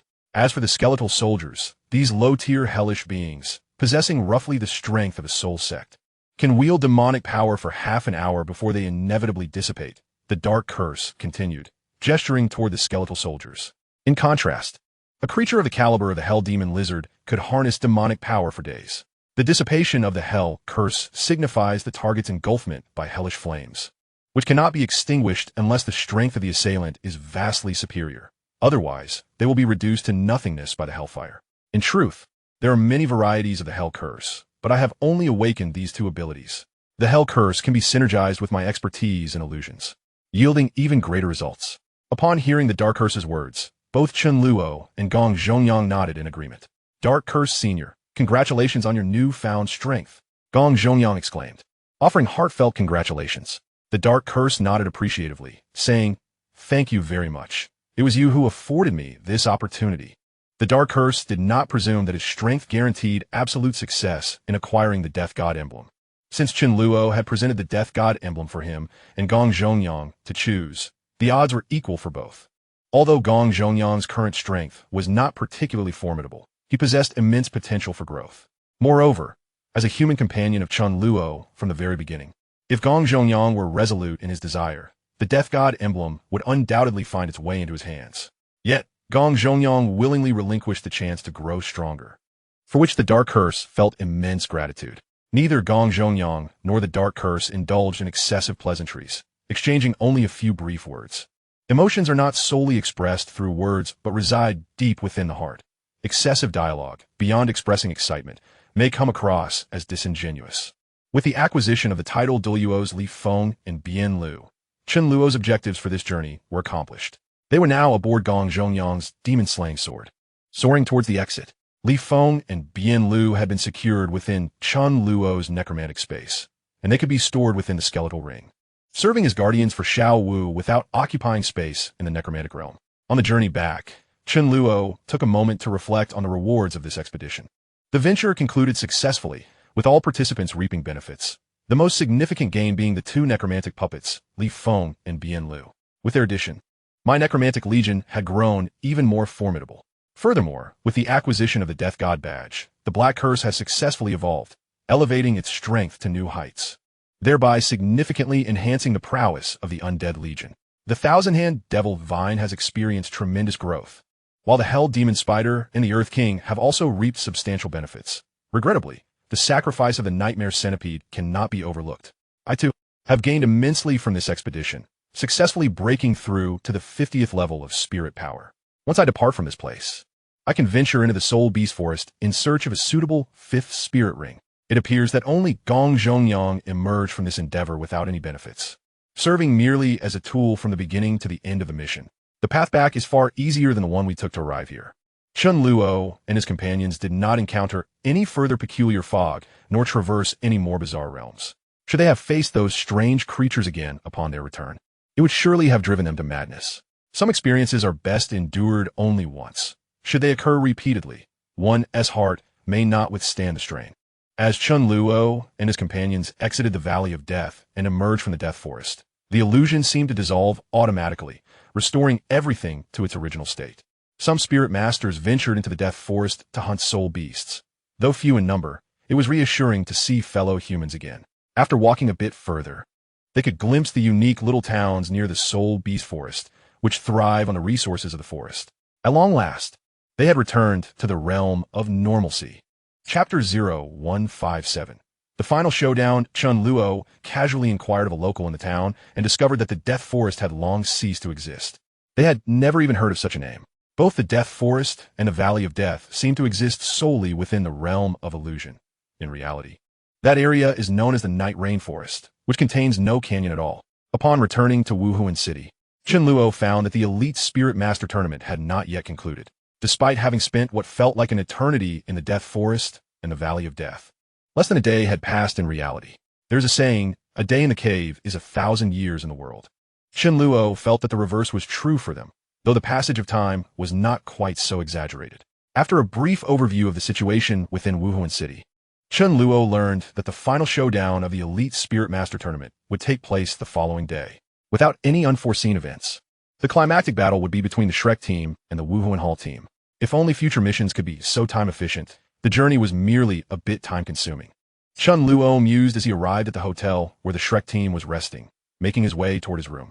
Before entering Wuhuan City, Chen Luo had already commanded Yu Yao, through his unique connection with the undead, to deliver the skeleton ring. He stored the two undead puppets, Li Feng and Bian Lu, directly within the ring.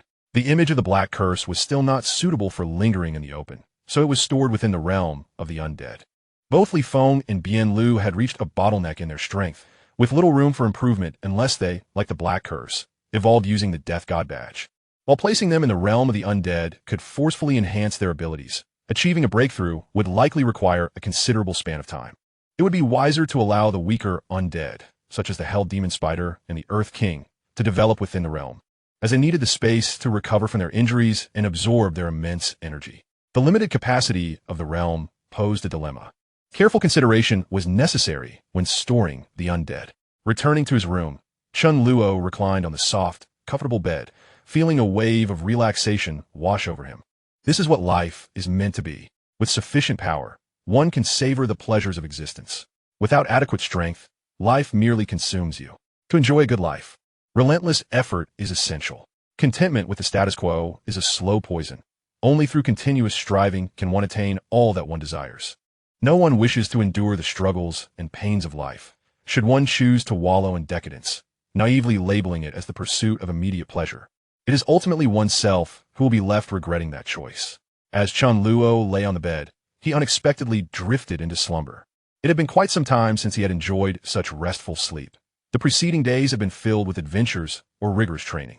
If one could merely sleep and fully relax, rejuvenating one's energy, it would be a blessing. Yet, should dreams intrude, especially unpleasant ones, sleeping could feel even more exhausting. Chen Luo found himself ensnared in a nightmare. He witnessed Bibi Dong abducting Xiao Wu within the Wuhuan Hall, powerless to intervene. The scene shifted, and it was not Bibi Dong, but Tang Hao who was seizing Xiao Wu. He was no match for Tang Hao, who had him pinned beneath his foot. With your meager strength, you dare to compete with me for a soul beast? She is my son's spirit ring and spirit bone. The scene changed again. Chen Luo found himself in the Stardow Forest. A group led by Bibi Dong had grievously wounded the sky blue bull python and the titan giant ape, brutally slaying Xiao Wu on the spot. Chen Luo's limbs were pierced and suspended from a tree, helplessly watching Xiao Wu perish. The physical pain rendered him numb, but the anguish in his heart was truly unparalleled. A blood-red spirit ring arose from Xiao Wu's body, while Bibi Dong greedily absorbed her spirit ring, cruelly seizing her spirit bone. Suddenly, all the imagery vanished, and Chen Luo felt as if he were plummeting into an abyss, his body in free fall. Time lost meaning as he descended, eventually coming to a halt, not landing on solid ground but suspended in mid-air.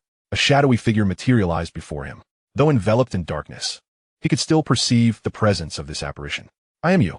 The voice, hauntingly familiar, resonated from the shadow, unmistakably his own. An overwhelming sense of oppression enveloped him, as if his neck were being tightly gripped, the sensation of suffocation rendering him dizzy. In the next moment, Chen Luo abruptly opened his eyes. The nightmare had finally come to an end. He was drenched in cold sweat, the clammy, chilling sensation making him exceedingly uncomfortable. Gasping for breath, Chen Luo struggled to quell the tumultuous emotions wrought by the nightmare. He sat up, attempting to regain clarity.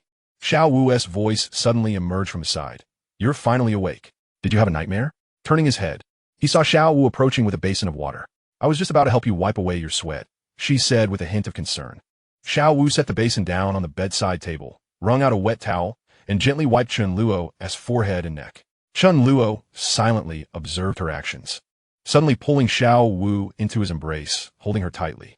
Xiao Wu did not resist. She appeared somewhat flustered, but soon began to tenderly stroke Chen Luo's back. It's all right. It was just a nightmare, Xiao Wu comforted him. Chen Luo nodded. Yes, just a nightmare. They held each other for a long while before finally releasing their embrace.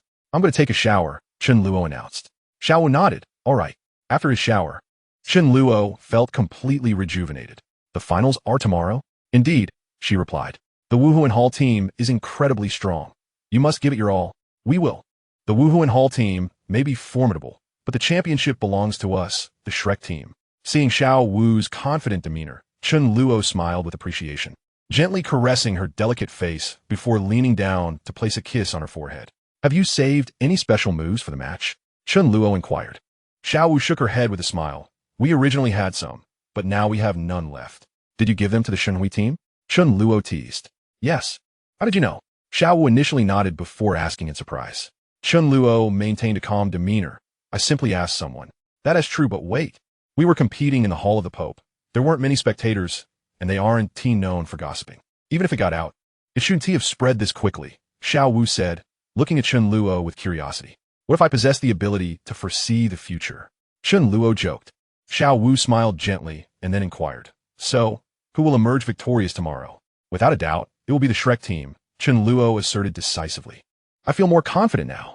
Xiao Wu's smile grew even brighter, and her already stunning features became utterly enchanting when illuminated by her joy. Let's do our best.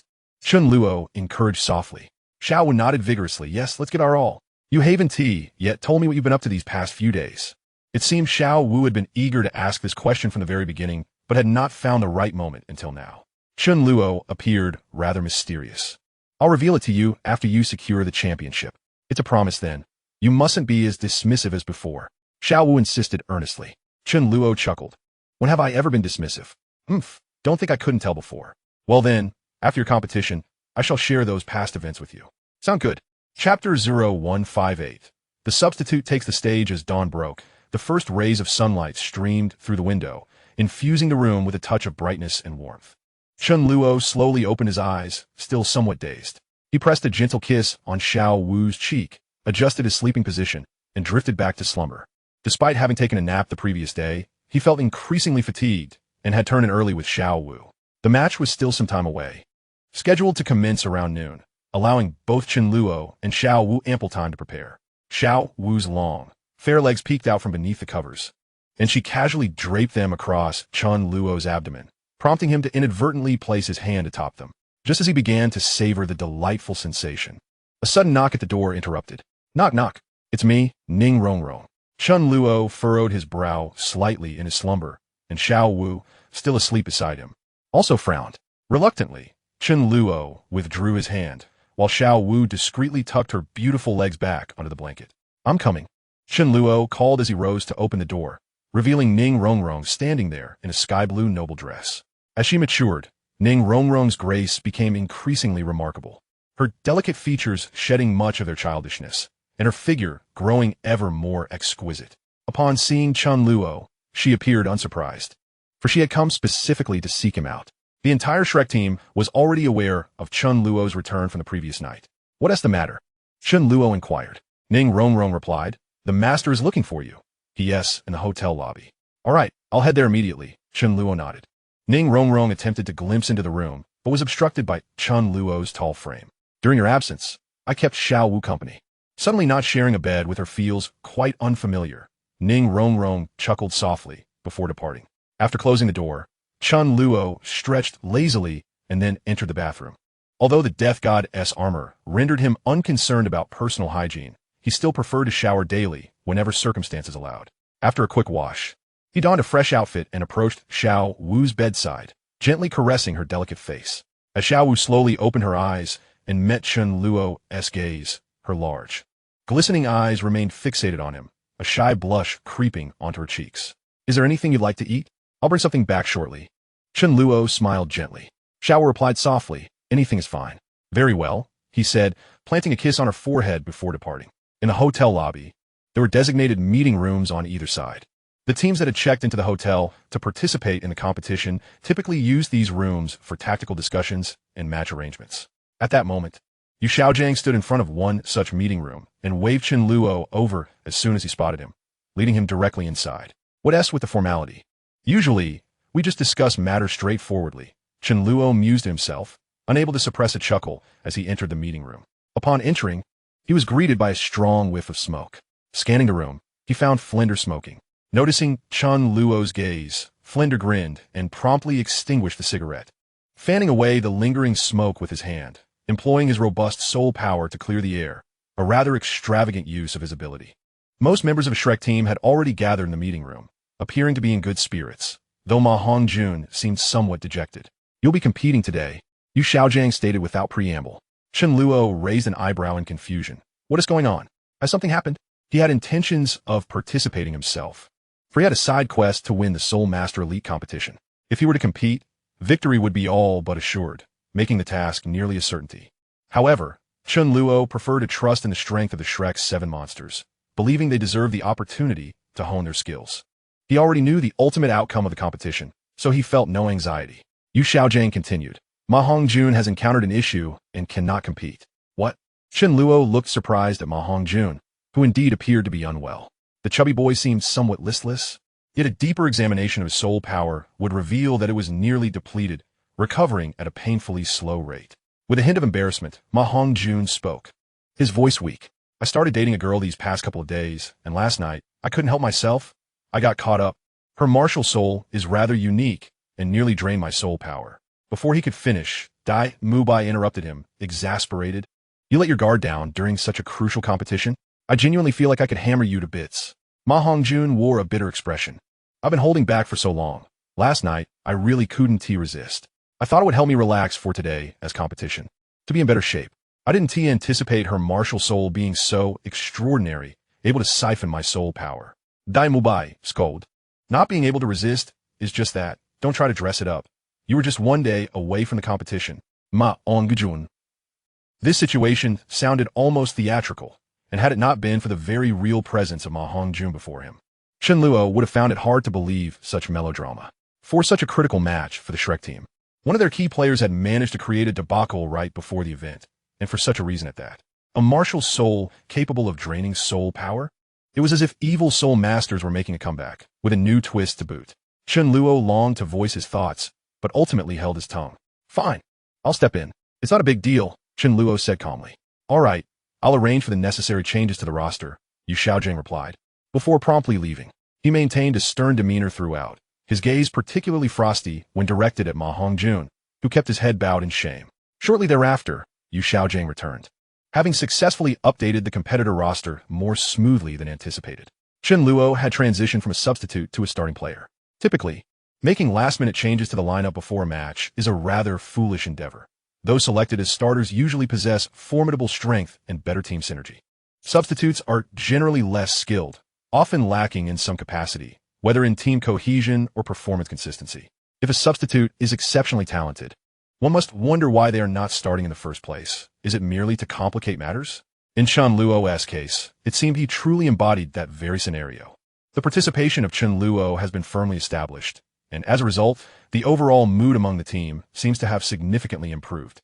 In Chapter 0159, Chen Luo, with your inclusion, I feel our chances in this match are nearly guaranteed. It is quite fitting that the chubby one, who seemed to avoid trouble until now, has encountered an issue at this precise moment. Dai Mubai chuckled. Ma Hongjun. After Yu Xiaojing's departure, Flinder and Lu Erlong also left in succession. With the absence of their mentors, the competitors began to let loose. The first to speak was Dai Mubai, who previously expressed his ire towards Ma Hongjun, but now showered him with affection. Oscar joined in. After such an extensive competition, we can finally rely on a strong ally. Chen Luo, we trust you will not disappoint us. Let us secure this victory with ease. Had we known the chubby one would falter, we should have dealt with him from the start. Ma Hongjun, Tang San smiled gently. At last, we have the chance to be teammates. Chen Luo responded with a smile. Let's give it our all, but it ultimately depends on you. You are the true core. Tang San asserted. All right. You are all formidable. There's no need to continue showering each other with compliments. Ning Rongrong interjected. Chen Luo, remember to inform Xiao Wu about your participation. We are considerate of you, knowing Xiao Wu likely had a restless night, so she need not join us for the meeting. Chen Luo, if it weren't for seeing the chubby one's despondent expression, Chen Luo might have doubted whether his teammates had orchestrated this situation to lure him in. Their expressions clearly indicated a desire for their substitute player to take the field. Alas, the prowess of this substitute is so remarkable that, since his inclusion, the prospect of defeat seems unfathomable. After exchanging pleasantries with the Shrek little monsters, Chen Luo returned to his quarters. Before heading back, he purchased several breakfast items. The most perplexing aspect for him was the girl's casualness and what could be deemed acceptable. After all, with such vague terms as casual and acceptable, the choices were too broad, leaving him uncertain of what to purchase, so he merely opted for a bit of everything. Xiao would undoubtedly be unable to consume so much, so he resolved to take care of the leftovers himself. Upon returning to his room, Chen Luo briefly informed Xiao Wu about his impending participation. This was, after all, a matter discussed in the team meeting, and even without Ning Rongrong's reminder, he would have conveyed it to Xiao Wu. Upon hearing about Ma Hongjun's predicament, Xiao Wu merely smiled, seemingly unfazed. We had anticipated that the chubby one would encounter trouble. Xiao Wu chuckled. Chen Luo was slightly taken aback. Oh? Is there more to this story? Xiao Wu laughed. There's really not much to it. The chubby one has brought this upon himself, and we merely watched him dig his own grave. His new girlfriend possesses a rather peculiar martial spirit that can devour soul power. Yet, in reality, she gains little from it. It's purely for amusement. At this point, Xiao Wu's cheeks flushed a deep crimson. The specifics of the girl's martial spirit remain unknown to us. These details come solely from the chubby one's own words. There is no doubt in the truth of the matter, though he may have exaggerated some aspects. We had heard from him that the girl's martial spirit was exceptionally unique, capable of devouring soul power, and, at that moment, we knew the chubby one would inevitably fall victim, and indeed he did. With the competition fast approaching, Ma Hongjuan's soul power had yet to recover to an optimal state. In this final stretch, restoring his condition seemed impossible. Once soul power is drained, regaining it is no simple feat, especially since that girl's martial spirit has a suppressive effect on soul power recovery. Not everyone possesses an inexhaustible reservoir of soul power like your brother Chen Luo. As Xiao Wu spoke, her ears turned red. Chen Luo listened quietly, initially dismissing any oddity, yet upon observing Xiao Wu's peculiar expression, he sensed something amiss, though he could not articulate precisely what it was. Brother Chen Luo, your participation is a boon. It alleviates our burden. The Spirit Hall team is indeed formidable, and without our utmost effort, it would be challenging to compete. Even with our best efforts, the odds of victory remain slim, Xiao Wu said with a smile. Chen Luo smiled gently. Perhaps you all will still need to exert yourselves. Why is that? Xiao Wu asked instinctively. This match represents a remarkable opportunity for you to hone your skills. You must cherish it. Even if I take the field, I will only fulfill the role expected of Ma Hongjun. Do not expect me to single-handedly turn the tide. That would defeat the purpose of the competition. Xiao Wu pursed her lips, but what if we cannot prevail? That scenario is unlikely. As long as you give your all, victory will undoubtedly belong to our Shrek team. Chen Luo replied with a smile. Upon hearing this, Xiao Wu's face lit up with joy. Yes, we will strive to ensure you have no need to intervene. The match between the Shrek team and the Spirit Hall team soon commenced. Just as the previous day, both teams gathered in the square before the Pope's palace. The Spirit Hall team was, of course, residing near the Pope's palace, albeit on the outskirts. Conversely, the Shrek team lacked the privilege of staying within the palace and continued to lodge in a hotel. This was of little consequence, merely a matter of accommodation. As the designated time for the match arrived, both teams entered the arena in an orderly fashion, stepping onto the square. Even before the battle commenced, the air was thick with the scent of conflict. Upon observing the Shrek team fielding a new member, the faces of the Spirit Hall team members broke into a collective smirk. To switch players at such a critical juncture, had they truly lost their composure? Even if the newcomer were somewhat stronger, what difference would it make? He had never previously taken the field. The synergy with the team would undoubtedly be lacking. Could he truly reverse the tide, single-handedly? Judging by his youthful appearance, likely no older than 15 or 16, what power could he possibly wield to effect such a change? Even if he had already attained the rank of Soul King, it would not alter the course of the battle, especially with 3 Soul Kings on our side. The elite trio of the Spirit Hall team, Hulaina, Xieyu, and Yin, exuded an air of calm, their expressions devoid of any hint of concern. However, the other members of the Spirit Hall team were less composed, casting aside any pretense of respect for the Shrek team as they openly mocked them. Chen Luo had not stepped onto the competition stage for quite some time. The sensation of standing there again was extraordinary, particularly at such a pivotal moment. Initially, he felt a flutter of nerves, but that anxiety quickly dissipated. After all, he was no stranger to high-stakes situations. This was merely a minor competition that would not rattle him. Hearing the taunts from the Spirit Hall team, Chen Luo merely smiled indifferently, as did the other little monsters. He noted Xiao Wu's demeanor. Upon arriving at the Pope's palace, her gaze had turned distant. Although she appeared relatively normal, it was evident that her composure was a facade, as she struggled to contain her emotions. The match commenced without the convoluted formalities Chen Luo had anticipated. At the command of Pope BB Dawn, the final battle of the Soul Master Elite competition officially began. Chapter 0160. The Hidden Genius, the Shrek and Spirit Hall teams faced each other, the tension palpable, as both sides simultaneously unleashed their martial spirits without a word wasted. In an instant, a surge of soul power erupted from the 14 contestants. Among them, 3 members of the Golden Generation from the Spirit Hall were Soul Kings, their 5 soul rings, 2 yellow, 2 purple, and 1 black, shining brilliantly. The other members of the Spirit Hall team also boasted optimal combinations of 2 yellow and 2 purple soul rings, representing the pinnacle of their respective ranks. Such formidable configurations at their tender age rendered them nearly invincible. which explained how the Spirit Hall team effortlessly advanced to the finals, standing triumphantly on the ultimate battleground. On the opposite side, the 7 members of the Shrek team presented an equally impressive array of soul rings. Though lacking a Soul King, they nonetheless captivated the attention of all present. Their configuration of 2 yellow and 2 purple soul rings constituted merely the foundation. With 2 yellow, 1 purple, and 1 black soul ring, Tang San, boasting the strength of a 10,000-year soul ring, was a focal point wherever he went. Yet today, he found himself relegated to the role of a mere supporting character. 4 soul rings, 2 purple and 2 black, hovered around Chen Luo, marking him as an anomaly the moment he appeared, instantly drawing the gaze of every spectator. An overwhelmingly potent aura emanated from Chen Luo, so formidable that even his teammates felt the oppressive weight of his presence when standing beside him. Heavenly powers, could it be true? 2,000-year soul rings and 2 10,000-year soul rings. How is this even possible? Can a soul master possess such an extraordinary configuration? It feels as though everything I learned about soul masters was a lie. Absorbing soul rings of higher ranks should lead to one's demise. What on earth is this individual? Impossible. This is absolutely impossible. In a heartbeat, exclamations of astonishment erupted, while the members of the Shrek team remained somewhat composed. The emotions of others began to escalate. Even the exalted Pope Bibi Dong could not help but narrow her eyes, astonished by the spectacle before her. A configuration of 2 purple and 2 black soul rings? Could he possibly possess dual martial souls? Yet, even with dual martial souls, achieving such prowess at this level seems unfeasible, especially since he is merely a soul master. No, he cannot be a dual martial soul. Yet this realization only deepened the incredulity. At merely 15 years of age, his soul power was so profound that the aura he exuded was undeniably beyond that of a typical soul master. Surely, he must possess the strength of a soul king. This is true genius. After a moment of silent admiration, Bibidong's gaze shifted to the figure of Douluo. Who is he? Why do I have no information on him? Douluo's expression darkened instantly, whispering in Bibidong's ear.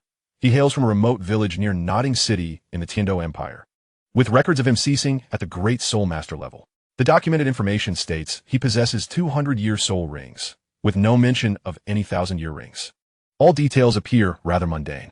We only recently began to take notice of him, as he disrupted our assassination plans by bringing along 2 soul saints and 2 soul Douluos, completely thwarting our operations. Ghost Douluo, who had participated in the assassination, spoke up. We can affirm that those 4 soul masters are undoubtedly linked to him. Otherwise, we would not have focused on him. Upon returning, we investigated all information concerning him, only to find it was blank, learning only that he is a student of Shrek Academy and participated in the Elite Soul Master competition, serving as a reserve in the Shrek team, with the strength of a soul master. Upon hearing this, Bibi Dong was even more astonished. How is it possible that a soul master with such latent talent has gone unnoticed by our Spirit Hall until now? Douluo replied, there are evident signs of deliberate concealment regarding his information. The branch in Nodding City has already begun its investigation. Shrek Academy should have received news by now, and we expect a definitive response by tomorrow morning at the latest. By this time, Bibi Dong had regained her composure, stating calmly, continue the investigation. Yes, both Douluo and Ghost Douluo responded in unison. Within just a few days, they had managed to uncover a significant portion of Chen Luo's information, showcasing the might of the Spirit Hall. Some details remained elusive, primarily due to the constraints of time. But much information regarding Chen Luo was already en route.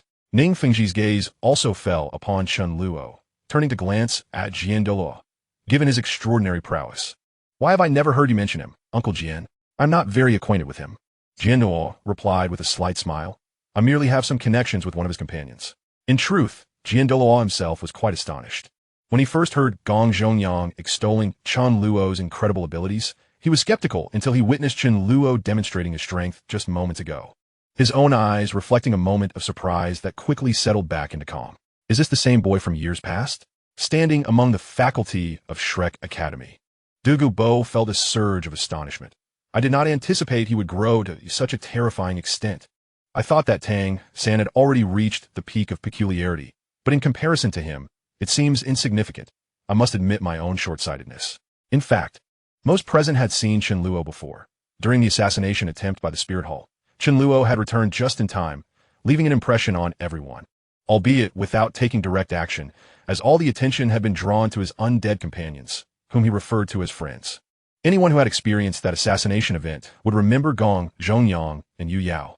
The battle between two Soul Saints and two Soul Douluos against title Douluos was profoundly memorable. In the heat of battle, the most intense confrontations invariably captured the most attention. Few had focused on Chen Luo, the mere 15 or 16-year-old youth. And had it not been for his extraordinary display of strength today, many might have forgotten him entirely. Upon witnessing the colors of Chen Luo's soul rings, the faces of the Spirit Hall team members paled, their previously unparalleled confidence noticeably waning. The match had begun, and an intense battle was unavoidable. Those standing on this stage were no ordinary soul masters. They possessed formidable strength and psychological fortitude. They would not falter merely due to the colors of their opponent's soul rings, their astonishment limited to mere surprise. The Spirit Hall team took the initiative, with Hulayina leading the charge. Once she unleashed her martial soul, she became even more enchanting, radiating an irresistible allure, her soul skills predominantly centered around charm, making her body the perfect vessel for such seduction. The moment Hulayina advanced, it signified the official commencement of the battle. Chapter 0161. I truly do not wish to engage before us. The enchanting smile of Xiao Wu blossomed, her second spirit ring suddenly illuminating with brilliance, transforming her glistening eyes into a vivid crimson. The second spirit ability, enchantment, was unleashed. There exists a saying, to vanquish magic with magic. The most effective means to counter enchantment is not to flee, but to confront it with enchantment in kind. Xiao Wu and Hulayina exchange a glance, subsequently emitting soft gasps as their bodies trembled slightly, stepping back 2 paces, their delicate faces paling noticeably. Although Xiao Wu was inferior to Hulayina in terms of soul power, her mental fortitude was on par with Hulayina's. The essence of enchantment lies in determining whose mental strength prevails, and it was evident that Xiao Wu had diligently honed this aspect. Everything aligned with my recollections. The actions of the little monsters were consistent with my memories. Observing from the rear, Chen Luo silently watched the clash between Xiao Wu and Hulayina, a faint smile gracing his lips. I never anticipated Xiao Wu to be so formidable. She has exerted more effort than I imagined. The elite competition of Soul Masters is a major highlight of Douluo, and if my memory serves me correctly, this segment of the Douluo anime has even garnered accolades. I am quite familiar with this storyline. Particularly in this climactic battle, I could recite all the tactical arrangements of the Shrek team from memory. Prior to the match, the little monsters of Shrek convened to finalize their strategies. Given my ability to infer their plans, I chose not to attend the meeting. Besides, the so-called tactics hold little significance for me. As long as my fists are sufficiently strong, such embellishments are unnecessary. Nevertheless, as a member of the team, I would comply with the arrangements made for me. My role was to protect the 2 support members, a task previously assigned to Ma Hongjun. As long as the opponents from the Spirit Hall team do not foolishly rush to their demise, I would refrain from intervening, allowing the little monsters of Shrek to operate freely. Soon, I shall witness the allure of enchantment once more, Chen Luo mused inwardly. As anticipated, once Hulayina's enchantment control was disrupted by Xiao Wu, she immediately activated the spirit fusion skill, enchantment. The 5 spirit rings adorning Hulayina shimmered rhythmically, and a dazzling crimson light erupted from her, while Xieyu charged from behind, merging seamlessly upon contact. In that instant, as Hulayina and Xieyu completed their spirit fusion technique, the supports behind the Spirit Hall team amplified their powers, enabling them to unleash their utmost strength. The fierce crimson light enveloped Hulayina and Xieyu, subsequently exploding outward, engulfing a substantial portion of the arena, leaving no member of the Shrek team unscathed. Perhaps due to my inherent immunity to such negative controls, I felt little potency from the crimson light of enchantment. Its control seemed negligible, and even my Death God armor failed to activate. Is this truly enchantment? Quite unremarkable, I must say. Previously, during the confrontation between the Spirit Hall and the Tiendo team, I had witnessed Hulayina and Xieyu employ enchantment, rendering the Tiendo fighters utterly defenseless. Now, facing enchantment myself, I found this spirit fusion technique to be rather unimpressive. Perhaps it is a reflection of my own strength. Glancing at my teammates engulfed in the crimson light, I could distinctly sense their vitality waning. Enchantment. This nearly invincible spirit fusion technique at its level likely possesses the capacity to exhibit soul sage-level power for a brief period.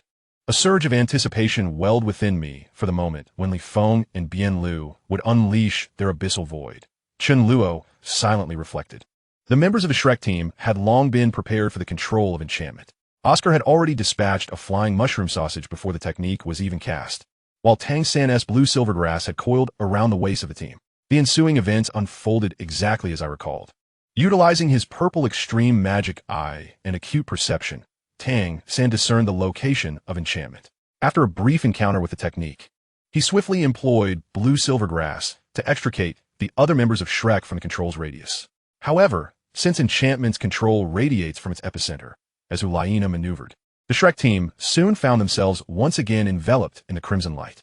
At this juncture, the mushroom sausage proved invaluable, allowing the Shrek members to soar out of the red light's range. I was acutely aware of my role as a supporting player. Even though I possessed the capacity to navigate through enchantment with ease, I still cooperatively followed my teammates' lead. In mere moments, the Spirit Hall team found themselves on the defensive. The Spirit Fusion technique was immensely taxing on soul power, and the combined enchantment of Ulaina and Xie could scarcely sustain itself. The Shrek team seized the initiative and promptly launched their assault against the Spirit Hall team. Dai Mubai faced off against the Flame Lord Yan, while Xiao Wu and Zhu Zhuqing confronted the remaining 3 adversaries. Oscar tirelessly crafted sausages to replenish the team, while Ning Rongrong continuously provided enhancements. Enchantment could not afford to turn its attention to Dai Mubai and the others, for doing so would ensnare their own teammates in control. They had to prioritize eliminating Tang San, who was ensnared. Not only Tang San, but also me. Within the confines of the Crimson Light, enchantment exuded confidence. Intending to eliminate me first, it was evident to even the simplest of minds that I, having refrained from action thus far, represented the most formidable presence on the field. My 2 purple and 2 black spirit rings were no jest. Initially, Tang San had been the focal point of the Spirit Hall team's attention. Now, that focus had shifted entirely to me. From the outset, I had no intention of engaging in battle, so after momentarily escaping the Crimson Light, I re-entered it again.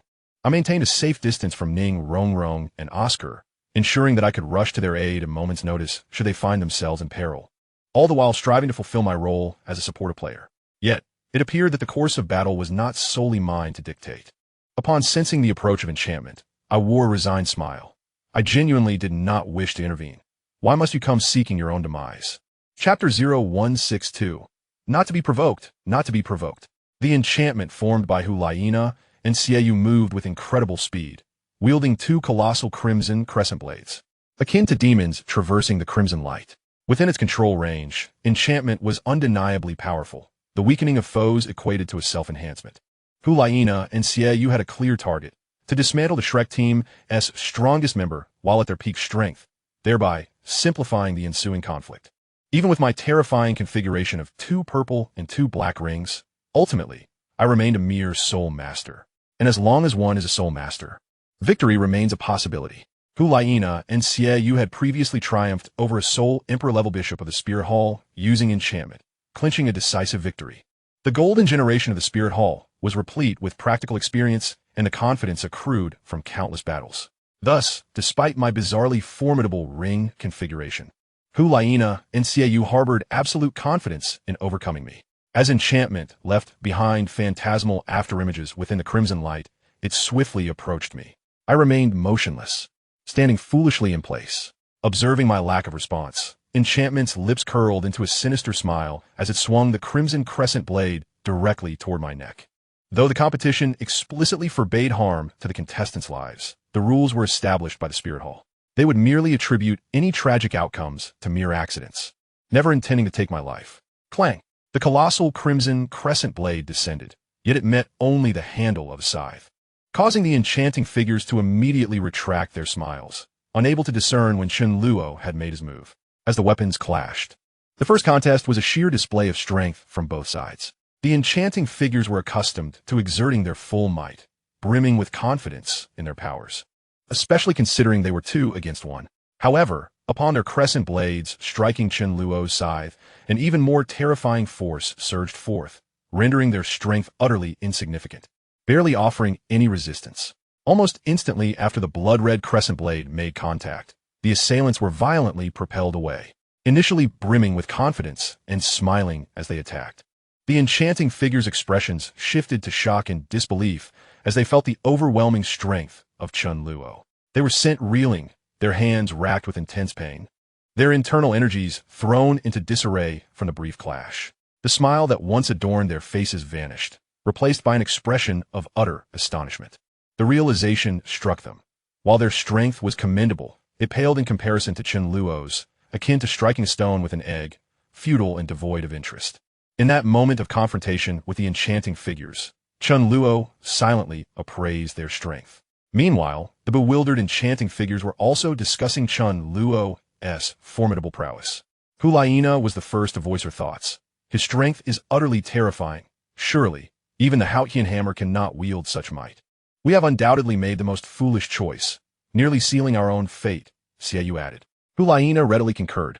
Indeed, sometimes, the disparity in strength can be gauged with a single strike.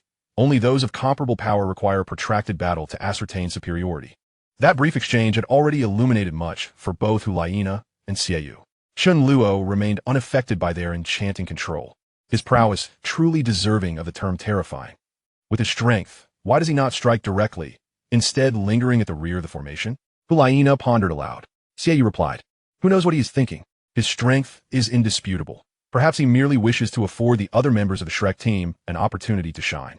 This is our chance. We must swiftly deal with the others and consolidate our forces to confront him, Hulaina asserted. If he refrains from attacking, we are effectively 7 against 6.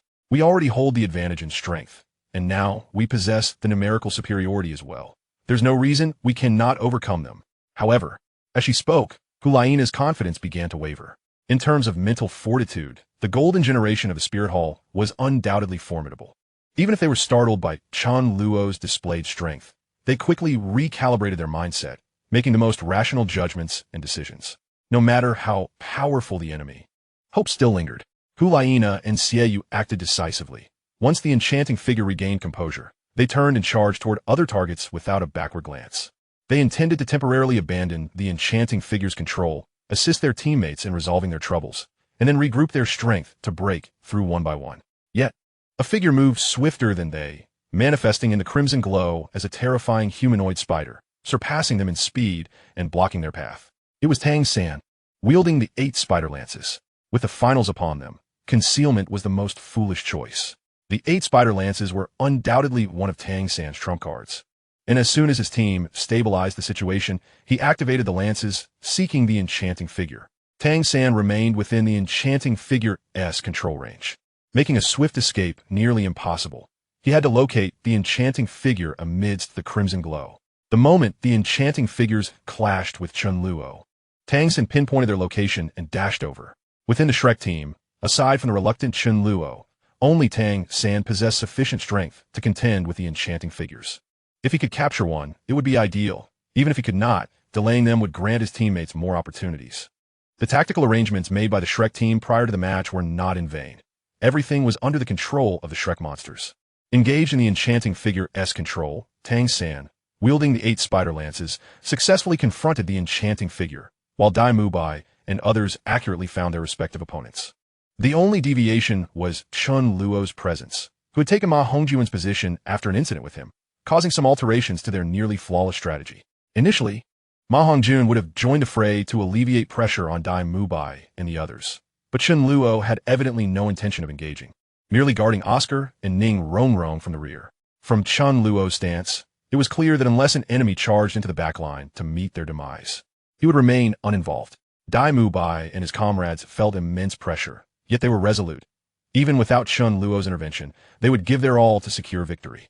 While steadfastly maintaining his role of supporting and protecting his team, Chen Luo remained attentive to the unfolding battle ahead. It had been a long time since he fought alongside the Shrek monsters. Witnessing their growth at such close quarters was enlightening. To Chen Luo's surprise, the Shrek monsters had made remarkable advancements. Chapter 0163.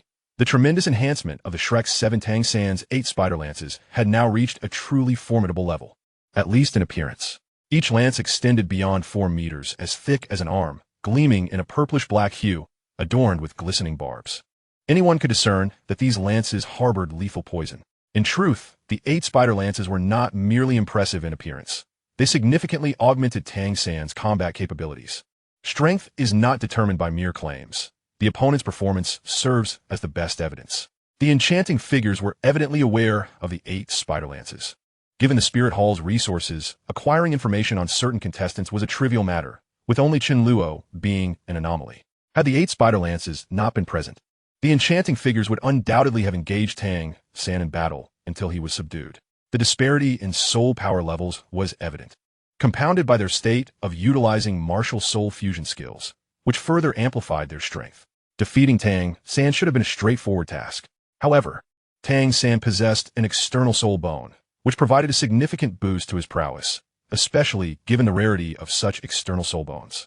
After several exchanges with Tang San, the enchanting figures quickly realized his resilience and sought to create distance in order to pursue other targets.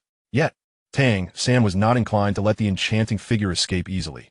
He immediately gave chase, entangling them in a fierce struggle. Within a certain range, Tang San, utilizing his purple extreme magic eyes, could clearly perceive everything around him.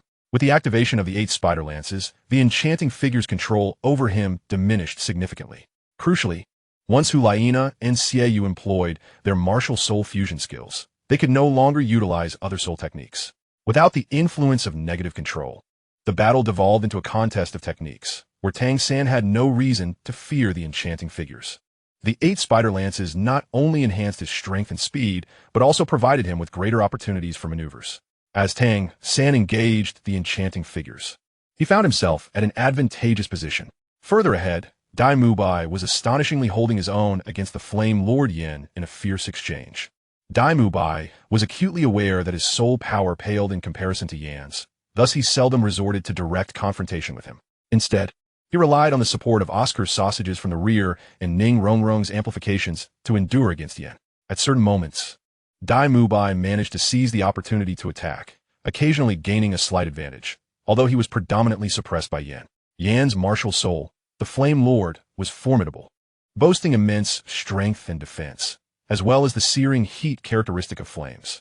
In terms of martial souls, Dai Mubai could not derive any benefits, and with his soul power inherently inferior to Yan's, achieving such results was commendable. The original tactical arrangement of the Shrek team was for Dai Mubai and Zhu Zhuqing to face Yin together. So it was indeed a remarkable feat for Dai Mubai to perform as he did alone. While Yin could afford countless mistakes due to his robust defense, for Dai Mubai, a single misstep would spell his doom. In contrast to Tang San, who was evenly matched with the enchanting enemy, Chen Luo was more astonished by Dai Mubai's enhancement in strength. Chen Luo had never doubted Tang San's prowess. The title of Cheat King was not bestowed lightly, and his combat ability was undeniably fierce. Chen Luo also noted that with his presence, Tang San seemed to have grown even stronger, exerting himself more than anyone else. Immersing himself daily in training and honing the profound techniques of the Tang sect. With his heart devoid of distractions, Tang San had become a paragon of focus. Given his innate advantages, coupled with such diligence and discipline, how could he not be formidable? Dai Mubai, in comparison to Tang San, fell significantly short. His talent was markedly inferior, and when it came to opportunities, he had far fewer. The only boon he received was the celestial herb granted by Tang San, which fortified his physique. Under such circumstances, Dai Mubai had relentlessly strived to elevate his strength to its current level. In Chen Luo's memories, Dai Mubai was far from a match for Yin. Merely avoiding a thorough beating was already a testament to his resilience. Yet the present Dai Mubai was capable of engaging Yin with all his might, which was the source of Chen Luo's astonishment.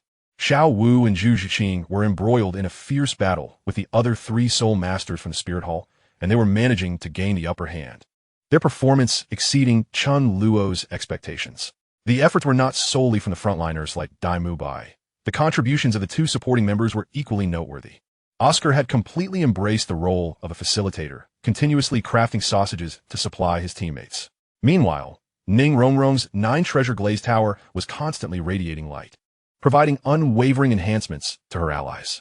Although the operations of the 2 support roles might seem simple at a glance, the intricacies involved were manifold. One should never underestimate the contributions of support.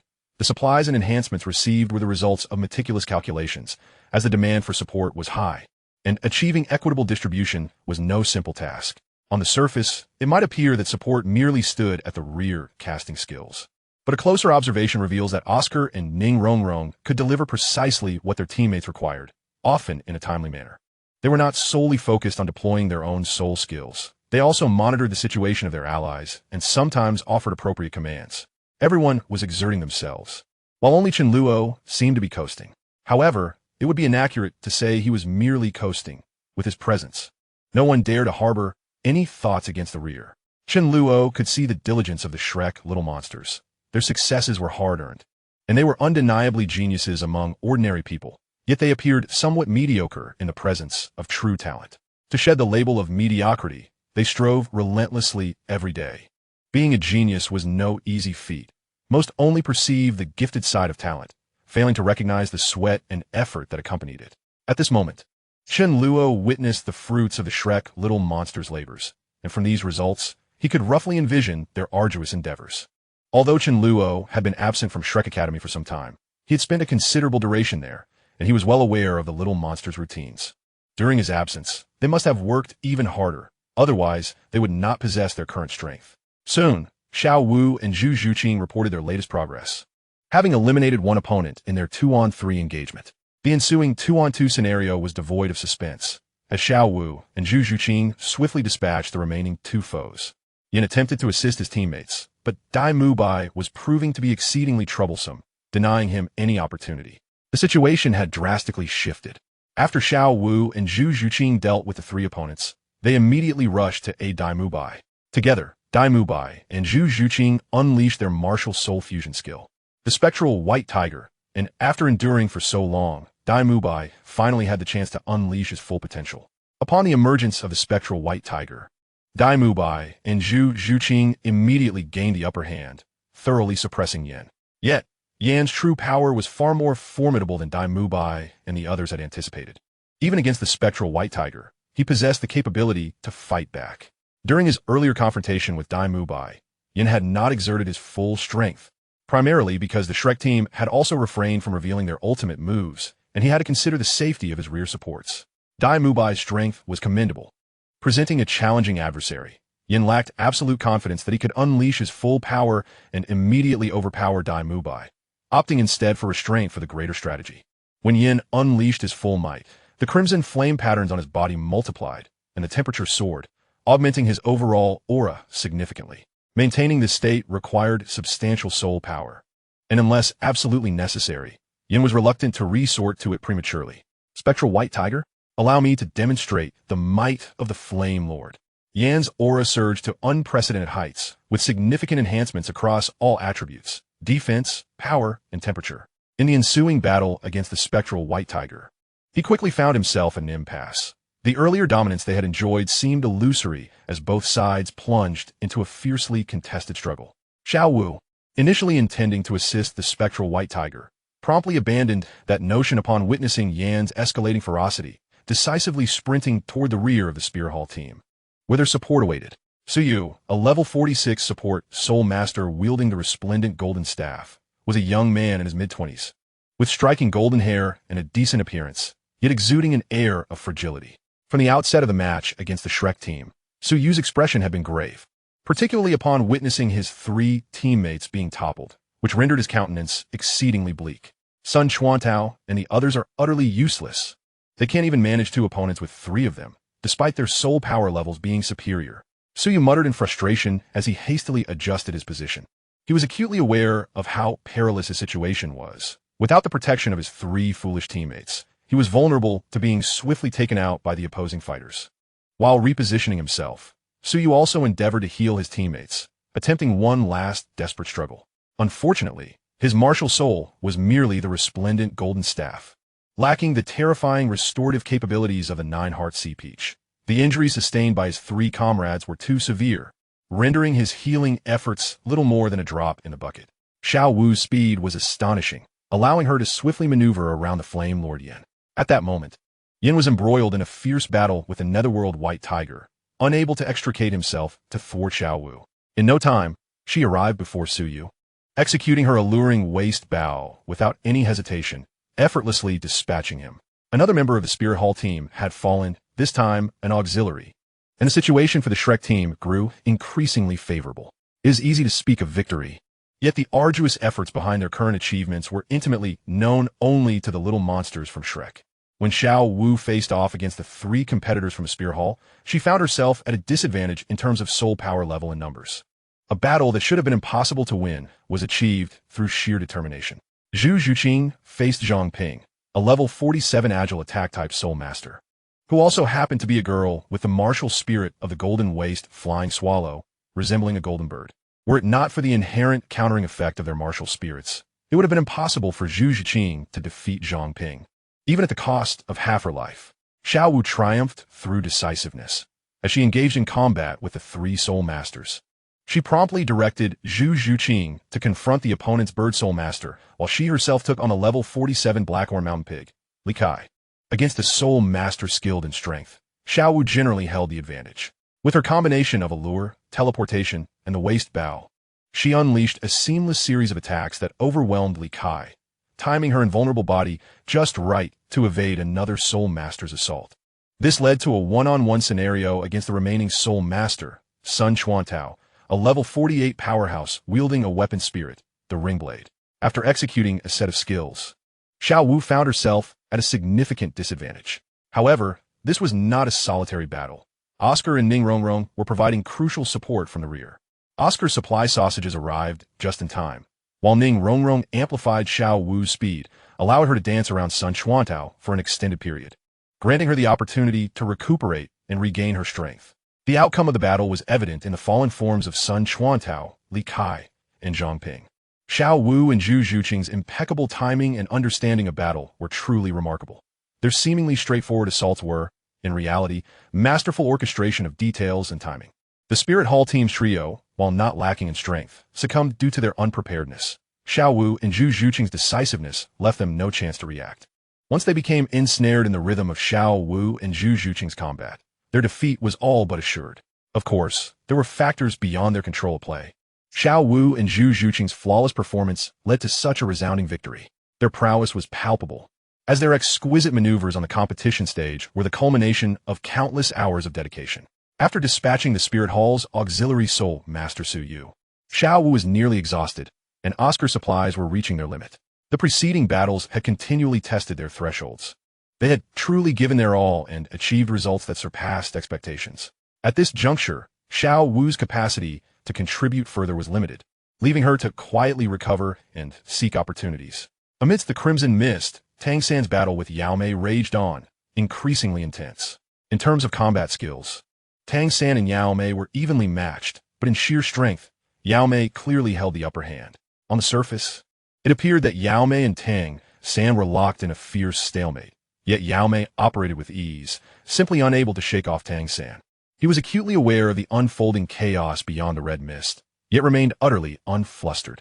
As long as he and Yin remained, the other four were merely there to fill the ranks. If they could eliminate a few Shrek team members, that would be ideal, but even if they failed, they could still serve as expendable pawns to deplete the soul power of the remaining Shrek members. From an external perspective, the scales of victory seemed to be tilting heavily in favor of the Shrek team, but a closer examination would reveal that they did not possess a significant advantage. Xiao Wu and her two auxiliary companions had reached their limits, making it challenging for them to exert further influence in the ongoing battle. Dai Mubai and Zhu Zhuqing engaged Yin with their martial spirit fusion technique, while Hulaina and Xie Yu continued to clash fiercely with Yao Mei and Tang San. On Shrek's side, they merely had 3 standing competitors. Oh, and there was one presence that had yet to make a move. He was certainly not to be underestimated. Otherwise, the Spirit Hall team would have already been defeated from the outset. The championship was destined for the Shrek team. The unfolding match had become increasingly captivating, approaching its climax. The time for mere skillful maneuvers had passed. It was now the moment to unleash their ultimate abilities to conclude the contest. Chapter 0165. Leave it to me. The first to strike was Yao Mei, shrouded in the crimson mist. He was acutely aware that he could not dispatch Tang San in a short time, and the current situation was dire for the Spirit Hall team. Swift action was imperative. In the previous chaos, opportunities were hard to come by and often resulted in friendly fire.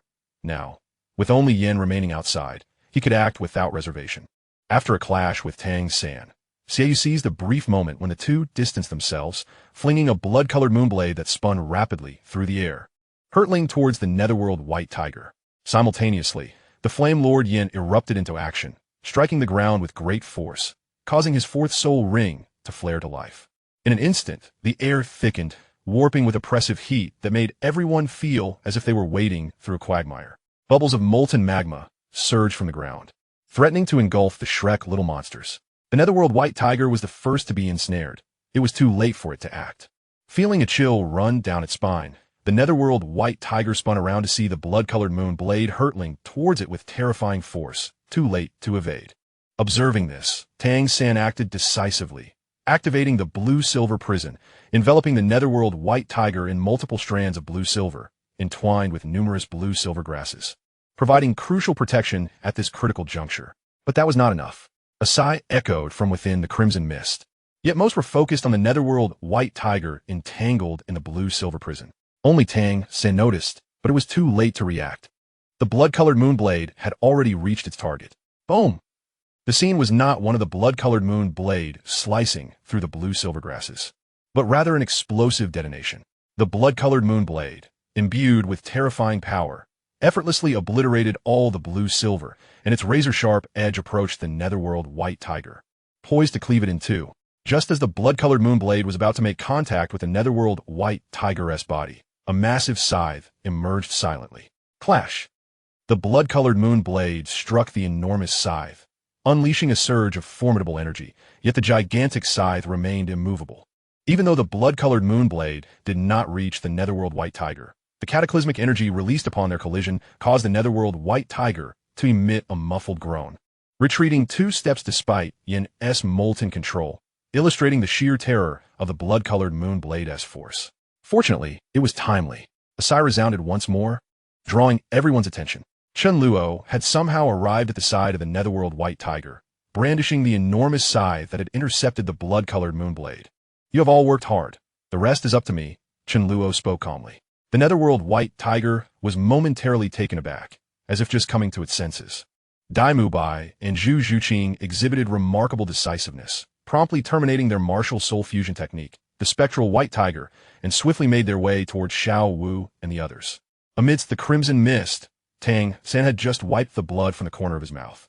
The destruction of his blue-silver grass had inflicted a degree of backlash upon him, leaving him in a rather precarious state. He had anticipated the repercussions of using the blue-silver grass, yet he had plunged forward without hesitation, unperturbed by the injuries he would sustain. Had the blood-colored crescent blade struck the spectral white tiger, Dai Mubai and Zhu Zhuqing would have been faced with a dire threat to their lives. The backlash would inevitably lead to a multitude of unfavorable outcomes, rendering him unable to join forces with the likes of Xiaoyu and Hulaina in combat against the enchanting foe. The battle had already been arduous, and a decline in his condition would only exacerbate their difficulties. At that moment, Tang San harbored no such concerns. He was solely focused on exerting every ounce of his strength to assist Dai Mubai and Zhu Zhuqing. Regrettably, his power fell short, and he was unable to employ the blue-silver cage to thwart the blood-colored crescent blade. Fortunately, Chen Luo intervened. Otherwise, the consequences would have been dire. Upon hearing Chen Luo declare his intention to take control of the battlefield, a sense of relief washed over Tang San's face, though traces of reluctance lingered in his gaze. He had already begun to distance himself from the enchanting adversary.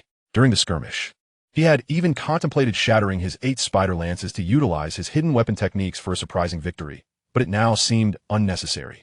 His involvement was now undoubtedly assured.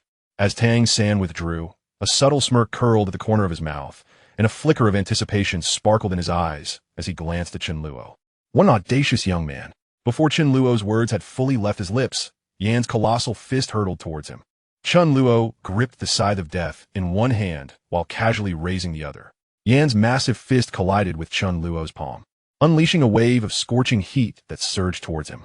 Given Yan's already enlarged stature and his formidable strength, had that punch landed on anyone else, particularly someone like Chen Luo who dared to receive it with his bare hand, the result would have been catastrophic, shattering bones and reducing the opponent to a mere pulp. Alas, Yan was up against Chen Luo. Chen Luo instructed the Shrek little monsters to rest, as Dai Mubai and Zhu Zhuqing withdrew from the spectral white tiger, and Tang San retreated, all actions occurring in synchrony. At that moment, nearly all eyes were riveted on Chen Luo. As Yan's enormous fist descended, many gasped in disbelief, already envisioning a gruesome and horrific scene. However, upon making contact with Chen Luo's hand, Yan's fist could advance no further. A look of astonishment washed over Yan's face, swiftly followed by terror. With a firm push, Chen Luo effortlessly repelled Yan's fist. Then, forming a fist of his own, he struck back against Yan's hand. The resounding crack of shattering bones echoed clearly across the arena as Yan's hand contorted grotesquely, forcing him to stagger backward several steps before finally halting. His expression twisted in agony. After repelling Yan, Chen Luo positioned the scythe of death before him, just as a crescent blade whistled towards him. The blade clashed against the scythe's handle with a clang, the immense force propelling Chen Luo back a few steps, but that was all. The enchanting figure emerged, seizing the descending crescent blade and launching a frenzied assault against Chen Luo. Yet, he effortlessly parried each strike. In a 2-on-1 scenario, while Yan engaged Chen Luo, the enchanting foe also pressed her attack. In this moment of chaos, Yan, disregarding his injuries, joined the fray. The coordination among the trio of the Spirit Hall's golden generation was impeccable, and the unfolding scene served as the finest testament to their synergy. Yan and the enchanting opponent fought as if they had rehearsed countless times before, their seamless transitions in attack rendering Chen Luo perpetually on the defensive. It was crucial to note that Yan was a Spirit King, while the enchanting foe wielded a fusion technique derived from two Spirit Kings. Her strength, at least that of a Spirit Emperor, which lent a tremendous force to their assault. Had anyone else been in Chen Luo's place, even Tang San, he would likely have been dispatched in mere moments. Yet, Chen Luo navigated the confrontation with utmost ease. How intriguing. A faint smile graced Chen Luo's lips as he mused. You are so formidable. Why not have coordinated your attacks from the outset instead of battling individually? Upon hearing Chen Luo's words and witnessing his relaxed demeanor, Xiaoyu, Hulaina, and Yin felt a wave of frustration wash over them. The true core of their Spirit Hall team was the enchanting foe, once she unleashed her powers.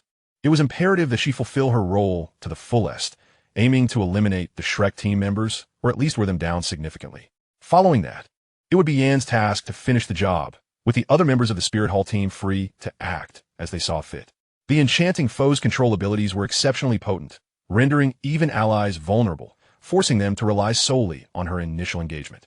Yin could have charged into the fray despite the adverse effects of the Crimson Mist, but that would come at an exorbitant cost.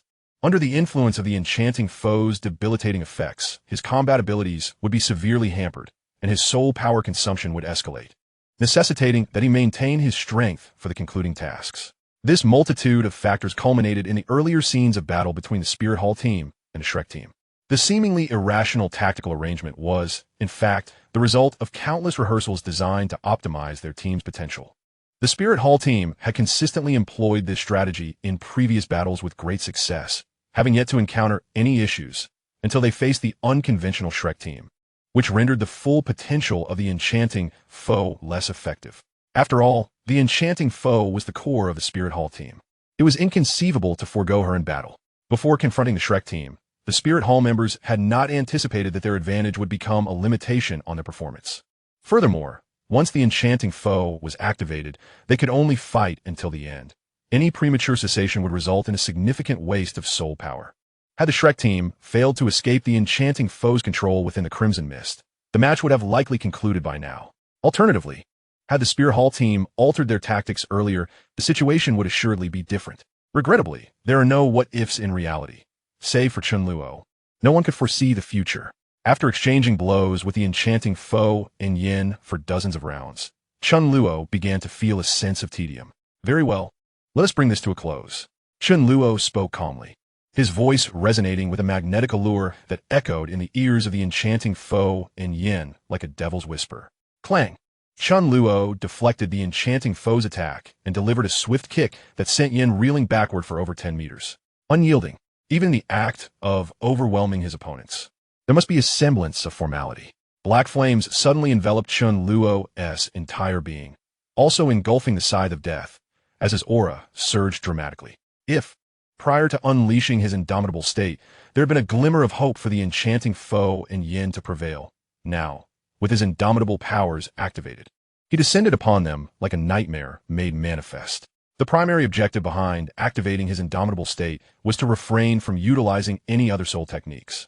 Although he could easily dispatch the enchanting foe in Yin without it, such an approach felt too pedestrian, lacking in flair. If he were to engage, he must do so with style. With so many spectators, he was determined to leave a lasting impression.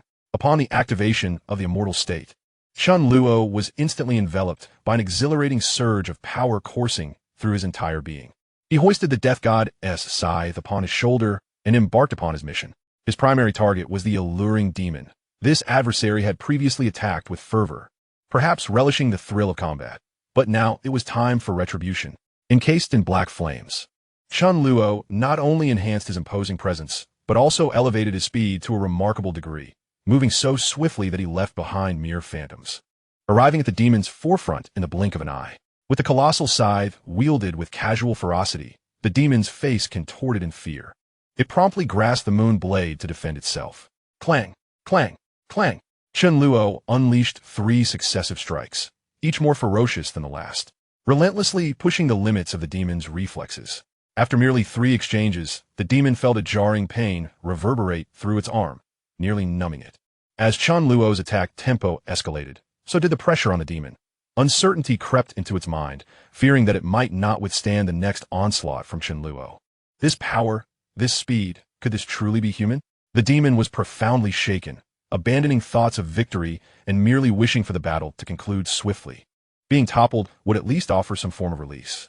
Chen Luo soon initiated another round of assaults.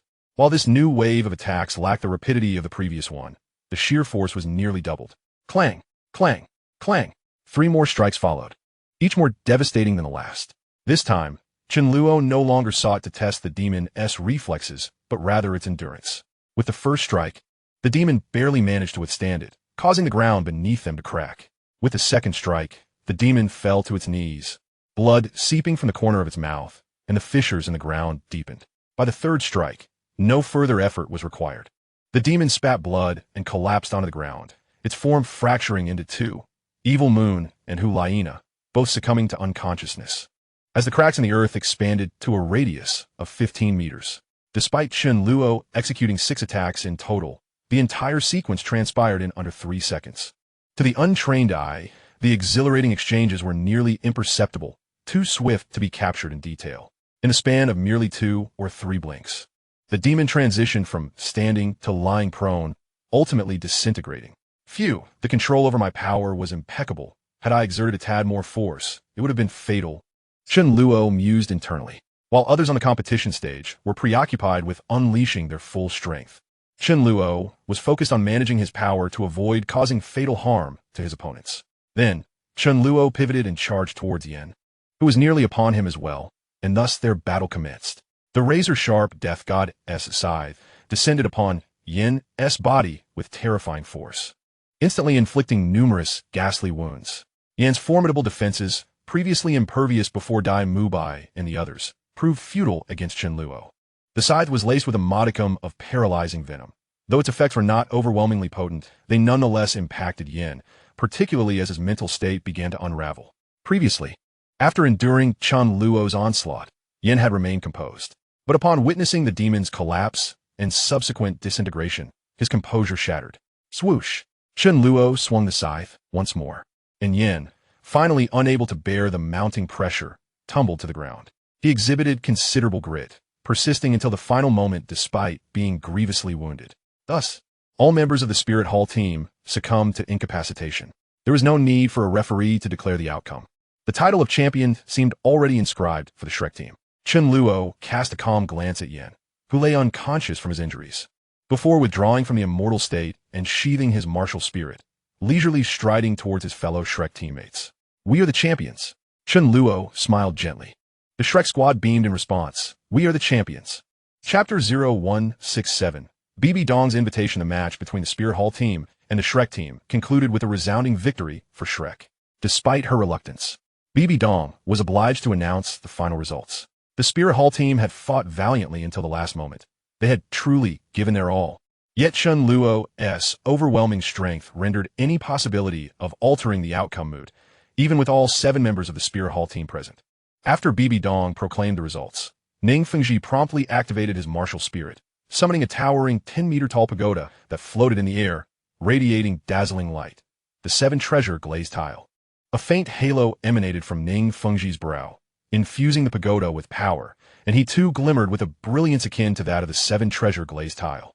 The only individuals in need of healing were the 7 members of the Spirit Hall team, and thus, Ning Fengji directed his efforts towards them. 7 beams of light simultaneously descended, enveloping the fallen members of the Spirit Hall team, their wounds mending at a visibly rapid pace. "Thank you, Sect Master Ning," Bibi Dong said with calm composure. Ning Fengji smiled gently. It was but a trifling matter, not worthy of mention. One cannot help but commend Ning Fengji's high emotional intelligence and expansive vision. As a sect leader, he did not adopt an air of superiority, even despite the somewhat strained relations between the Seven Treasure Glazed Tile and the Spirit Hall. Did the Spirit Hall lack auxiliary soul masters? Certainly not. Their numbers exceeded anyone's imagination, with auxiliary soul masters having been poised outside even before the match commenced. However, Ning Fengji's intervention, as he had indicated, was but a simple act of kindness that garnered goodwill from the Spirit Hall, if not outright gratitude. The 7 members of the Spirit Hall team soon regained consciousness, and upon sensing the unique power coursing through them, they bowed in gratitude towards Ning Fengji. The fate of the defeated ultimately culminated in a solemn exit. Hulayina and her companions cast resentful glances at the Shrek 7, who reveled in their victorious euphoria, before departing silently, their injuries not yet fully healed, necessitating a prolonged period of recuperation. All eyes were upon the victors, with no one paying heed to the timing of the loser's departure. The Shrek team huddled together, each face adorned with a smile. Aside from Chen Luo's placidity, the other 6 exuded exuberance and joy. They had triumphed. They were champions. Even though Chen Luo had closed the match, they were immensely satisfied with their performance. Had it been Ma Hongjun in the arena instead, they were confident they would have emerged victorious just as easily. Before the match, uncertainty loomed, but now they felt emboldened. Chen Luo was as formidable as ever. He resolved everything with a single stroke. Dai Mubai exclaimed. Chen Luo replied, "The credit belongs to all of you.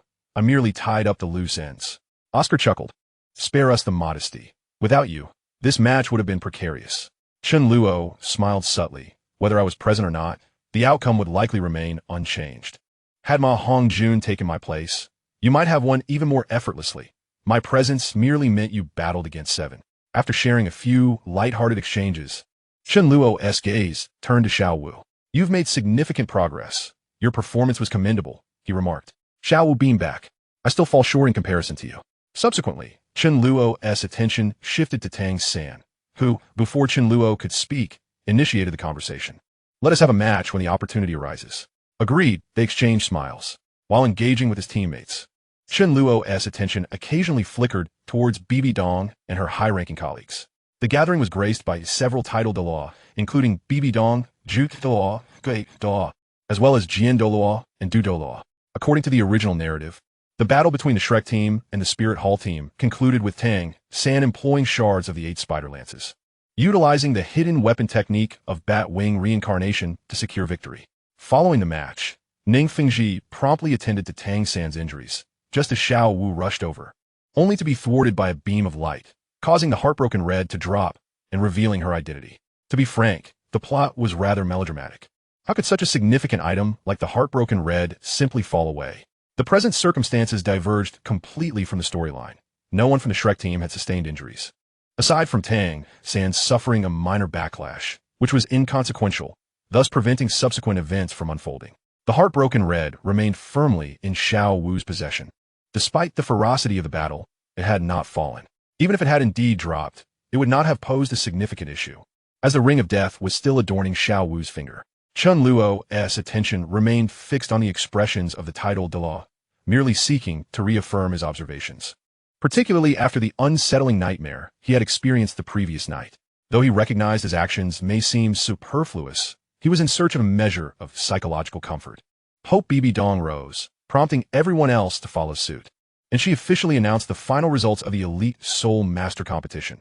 The champions of this year's Continental Advanced Soul Master Academy Elite Competition are the Shrek Academy team. Her voice, though not loud, resonated throughout the Spirit City, controlled by her profound soul power. With the end of the competition's phases, the award ceremony was set to commence. Personnel from the Spirit Hall promptly presented a brocade tray containing 3 soul bones, which Bibi Dong accepted with an air of nonchalance, not allowing her gaze to linger on the soul bones.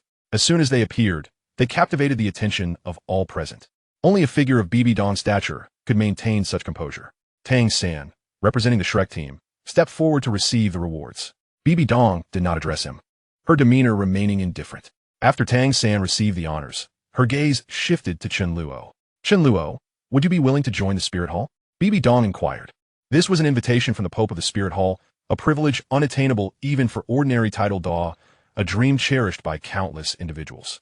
Once this question was posed, all eyes converged upon Chen Luo. He was taken aback, silently pondering. According to the usual plot, shouldn't she be asking Tang San instead?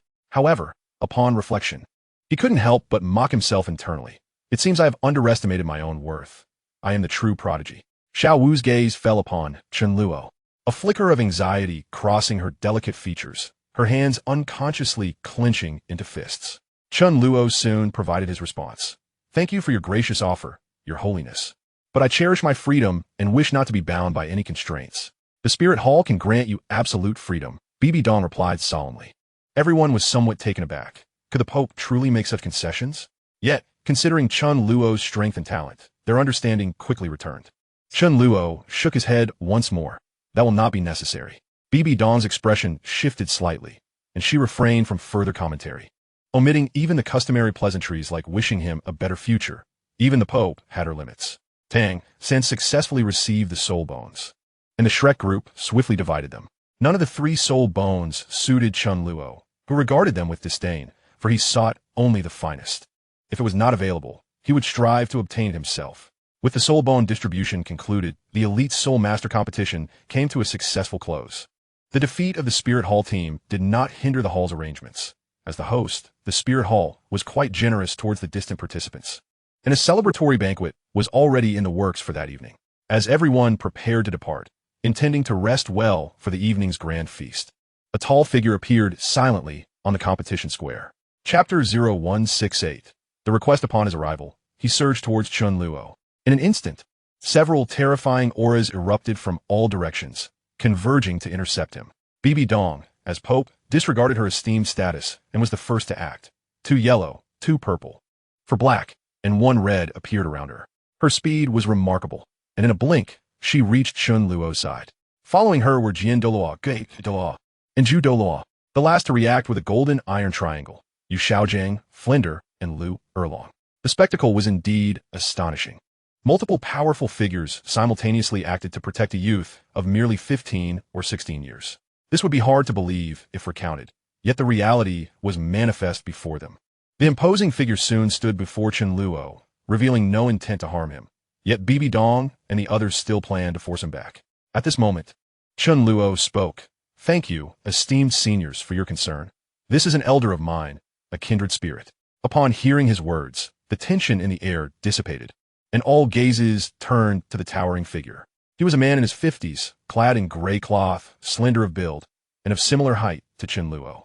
His body bore numerous ugly scars, and his face was marred by terrifying scars that seemed to have existed for quite some time. Is Gong Zhongfei? He paid no heed to the gazes of others, fixing his eyes on Chen Luo and slowly speaking. My time is short. Chen Luo's expression shifted momentarily in surprise, but quickly regained composure. Rest assured, I am confident. That is good. Gong Zhongfei's voice was hoarse, yet carried a sense of relief. I will wait for you at Gong Zhongyang's place. Very well, Chen Luo nodded. Gong Zhongfei's figure vanished, his speed so swift that even the title Douluo were left unresponsive. Only Jiandao heard Gong Zhongfei's voice whispering in his ear. Senior brother, it has been a long time. Once I handle my affairs, I will surely come to pay my respects. Jiandao's body trembled slightly, his eyes widening involuntarily, the flicker of uncertainty in his gaze quickly solidifying into certainty. Standing before the title Daw, Chen Luo bowed slightly, clasping his hands in gratitude. Thank you, esteemed seniors, for your intervention. Bibi Dong spoke with indifference. You are the hope of the soul master world. No one shall harm you. Should you choose to join the Spirit Hall, we can offer you even better protection. Thank you for the kind offer, Your Holiness. Chen Luo smiled faintly, offering no further words. Bibi Dong remarked. The doors of the Spirit Hall will always be open for you. Go now, rest well, and should you require anything, feel free to seek me out. Thank you, Your Holiness. Ultimately, Bibi Dong could not resist extending another olive branch to Chen Luo. His talent was too alluring. Earlier, her decisive action stemmed not only from genuine admiration for talent, but also from a desire to secure him for the Spirit Hall. The other title Douluo shared similar sentiments. None wished to witness such a prodigy fall before them, unless it was by their own hand. When your elder visits the Pope's Hall, let him enter through the main gate. We, the Spirit Hall, are not lacking in generosity and welcome powerful soul masters at any time. This shall not be a precedent. Bibi Dong coldly stated as she departed. With this brief interlude concluded, the Shrek group left the Pope's Hall and returned to their resting hotel. Before they had even exited the hall, Xiao Wu's figure had already reached Chen Luo's side, her small hand tightly gripping his, as if afraid that he might encounter further misfortune. Even if she could not change anything, she wished to face it alongside him. Regarding the recent events, no one inquired further. The Golden Iron Triangle, consisting of Yu Xiaojiang and 2 others, merely asked Chen Luo if he was indeed safe, and then refrained from further dialogue. The other members of Shrek Academy occasionally cast glances at Chen Luo, but only engaged in hushed discussions among themselves, without posing any questions to him about his circumstances. Chen Luo's safety was the best outcome and the clearest testament. What followed was solely his affair, and if he desired to share, he would do so. Otherwise, their inquiries would bear no fruit, a truth known to all.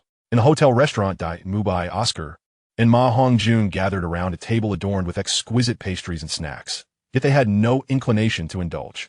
The 3 exchanged glances. It was Ma Hongjun who finally broke the silence, asking, "Who will speak first?" Dai Mubai replied, "Allow me." The scarred man who appeared last must possess at least the strength of a title Douluo. Otherwise, how could he have approached the Pope's palace without a sound? Oscar nodded in agreement. Moreover, he is no ordinary title Douluo. I am quite curious about what Chen Luo has been doing over the past year. How did he come to be surrounded by so many powerful allies? Dai Mubai remarked, "A true genius is always accompanied by formidable guardians."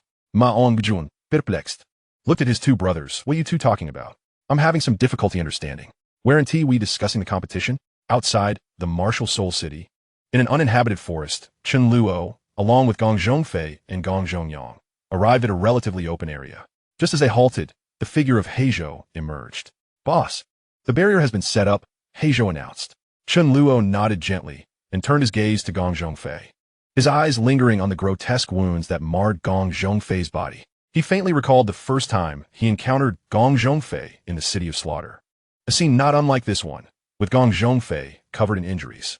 However, those wounds had been feigned, whereas the ones before him were all too real. It was difficult to fathom what kind of entity could inflict such harm on a powerhouse like Gong Zhongfei. Chen Luo sensed that Gong Zhongfei's strength rivaled that of the Sword Douluo, perhaps even surpassing it. "I will explain the reasons for my injuries when I awaken again. Even without my words, you should be able to access my memories," Gong Zhongfei spoke calmly, noticing Chen Luo's scrutiny. Chen Luo could not help but ask, "Is there truly no chance for healing?" Gong Zhongfei responded with a candid smile, "Do not be deceived by my current state. It is merely a fleeting resurgence. My time is nearly spent." "Very well," Chen Luo nodded lightly, sensing Gong Zhongfei's aura beginning to weaken. Gong Zhongfei exhaled deeply. "I never anticipated this day would arrive so swiftly, arriving years earlier than I expected. It is your arrival that has bestowed upon me the courage to attempt this ahead of time. I am fortunate to have succeeded. Now, the next step relies on you." Chen Luo surmised that Gong Zhongfei was undergoing a transformation that necessitated death before rebirth. "I shall not disappoint you," Chen Luo vowed earnestly. Hearing this, a smile flickered across Gong Zhongfei's scarred visage. "I believe in you." Chapter 0169. Bloodshed. Gong Zhongfei collapsed, irrevocably becoming a lifeless corpse. Chen Luo gazed at the deceased Gong Zhongfei, offering a moment of silent tribute, before turning to Gong Zhongyang, who had long since abandoned his previous jovial demeanor. His eyes were reddened, and his emotions were palpably low. "All these years, he remains unchanged. He is a madman," Gong Zhongyang lamented. Chen Luo took a deep breath and spoke slowly. "I cannot guarantee absolute success." Gong Zhongyang nodded gently. "Boss, just do your utmost. I have faith in your strength. Even if you fail, it matters not. Just find a patch of earth to bury him." He had anticipated his brother's intentions upon their separation, and the reality confirmed his suspicions. Gong Zhongyang glared at Gong Zhongfei, cursing, "You truly are insane. Could he not wait? A few more years, or even a decade? Until the boss is fully empowered to attempt this would surely ensure success. Even if you were anxious, could you not wait a month, or even a few days? When the boss obtains the 5th spirit ring, the chances of awakening would be significantly greater. You are truly a madman." Chen Luo had expected Gong Zhongyang to exhibit an optimistic demeanor following Gong Zhongfei's demise, as he had previously jested about having his brother join the undead ranks. However, as the moment drew near, the smile had vanished from his face. He had become profoundly somber, his grief, pain, and anger intertwined, nearly boiling over. Ultimately, Gong Zhongyang managed to restrain himself, muttering a few curses at Gong Zhongfei before wiping his eyes and stepping back. "Boss, you may begin. Resurrecting a recently deceased individual should be slightly easier." Chen Luo nodded, understood. He turned to Heizhou, who promptly assumed a special hand sign, enveloping the entire forest in a dark light. The ground became adorned with a dense array of black runes, shimmering faintly. This was the energy-consolidating formation that Chen Luo had specially instructed Heizhou to prepare. The last time he awakened Li Feng and Bian Lufu in the Valley of Death, it had been entirely reliant on the dense energy within that valley. This time, awakening Gong Zhongfei would pose a challenge comparable to reviving Li Feng and Bian Lufu. Had they been in the Valley of Death, Chen Luo would have felt more assured. Here, he had to employ alternative methods to gather the energies of heaven and earth. The crux of the matter was Gong Zhongfei's unique situation. He required a swift awakening, or all his efforts and preparations would be in vain. On their way here, Gong Zhongfei had succinctly conveyed these circumstances. The barrier set by Heizhou was now active, effectively isolating the awakening process from detection. Unless someone specifically sought them out, the situation would remain unnoticed. The energy-consolidating formation was prepared, and Chen Luo could sense the richness of energy within it. Without further hesitation, Chen Luo activated his martial spirit, the scythe of death manifesting in his grasp, while the specter of death appeared before him. At the moment the specter merged with Chen Luo's being, he felt an overwhelming surge of power and unparalleled confidence. The 4 soul rings, 2 purple and 2 black, slowly ascended from beneath Chen Luo, propelling his aura to its zenith. With a swing of the scythe of death, Chen Luo, intoned with gravity, awakened. The scythe descended sharply, its blade effortlessly piercing Gong Zhongfei's form. There was no dramatic spray of blood. The scythe seemed to penetrate another realm. In the next heartbeat, Chen Luo felt his internal energy racing towards Gong Zhongfei's body at an alarming pace. Within moments, he sensed his own strength depleting entirely, an ominous sign. Fortunately, the energy-consolidating formation began to take effect. As a conduit, Chen Luo started to voraciously draw energy from the surroundings, funneling it into Gong Zhongfei's being. In no time, energy whirlpools surrounded Chen Luo, a testament to the ferocity of this energy absorption. At this juncture, the anxiety that had gripped Chen Luo's heart gradually eased. As long as everything fell into place, all that remained was to wait and endure. He awaited the passage of time, the absorption of energy by Gong Zhongfei's corpse. Hoping for a revival, he braced himself for the agony of energy being rapidly drawn in and then expelled. Akin to being fed a morsel only to have it yanked from his stomach, the discomfort multiplied manifold. Were it not for Chen Luo's unwavering willpower, in the prior experience of awakening a tidal Douluo, he might have faltered, leading to a catastrophic failure of the revival. Had Gong Zhongfei delayed his actions just a tad longer, Chen Luo would have experienced significantly less pressure. He has now reached level 50, on the cusp of obtaining a suitable soul ring and officially ascending to the realm of Soul King. As Gong Zhongyang previously remarked, had Chen Luo awakened Gong Zhongfei after acquiring his 5th soul ring, the probability of success would have been greatly enhanced. Gong Zhongyang is no ordinary tidal Douluo, and the duration of the awakening process is inherently protracted. Before long, an hour had elapsed, yet Gong Zhongfei exhibited no signs of awakening, persistently consuming energy. At this juncture, Chen Luo was nearing a state of numbness, entirely resigning himself to the role of an awakening vessel. As another 5 hours slipped by, the night deepened. Chen Luo was on the verge of collapse, his body ravaged by the relentless cycle of energy absorption and depletion. The fact that he had persevered this long was nothing short of miraculous. Fortunately, Gong Zhongfei finally displayed signs of awakening. Chen Luo could distinctly perceive a marked reduction in the rate at which Gong Zhongfei absorbed energy, and he felt a unique bond slowly forming between them. As Gong Zhongfei's body began to rejuvenate, success was finally within reach. Gritting his teeth, Chen Luo pressed on. Only the final step remained, awaiting Gong Zhongfei's complete awakening. The scythe of death lingered within Gong Zhongfei's body, ready to interrupt the energy absorption process automatically upon the fulfillment of the conditions for awakening, signifying the flawless resurrection of Gong Zhongfei. At this moment, the pressure on Chen Luo had diminished considerably, but with this alleviation came an unexpected challenge for his body.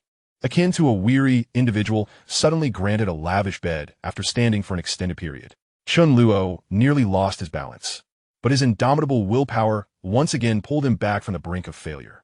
The stages most susceptible to failure are either the beginning or the conclusion, especially when success seems imminent, as the likelihood of failure escalates dramatically. After nearly another half hour, the conditions for Gong Zhongfei's awakening were finally met, allowing Chen Luo to conclude the arduous burden that awakening had imposed on his body. As the awakening of Gong Zhongfei reached completion, Chen Luo's martial soul retracted automatically. He had reached his limits, his form faltering as he teetered backward. Gong Zhongyang, swift of hand and eye, immediately supported Chen Luo. At this point, Chen Luo was utterly exhausted, not merely physically, but his very soul felt weary.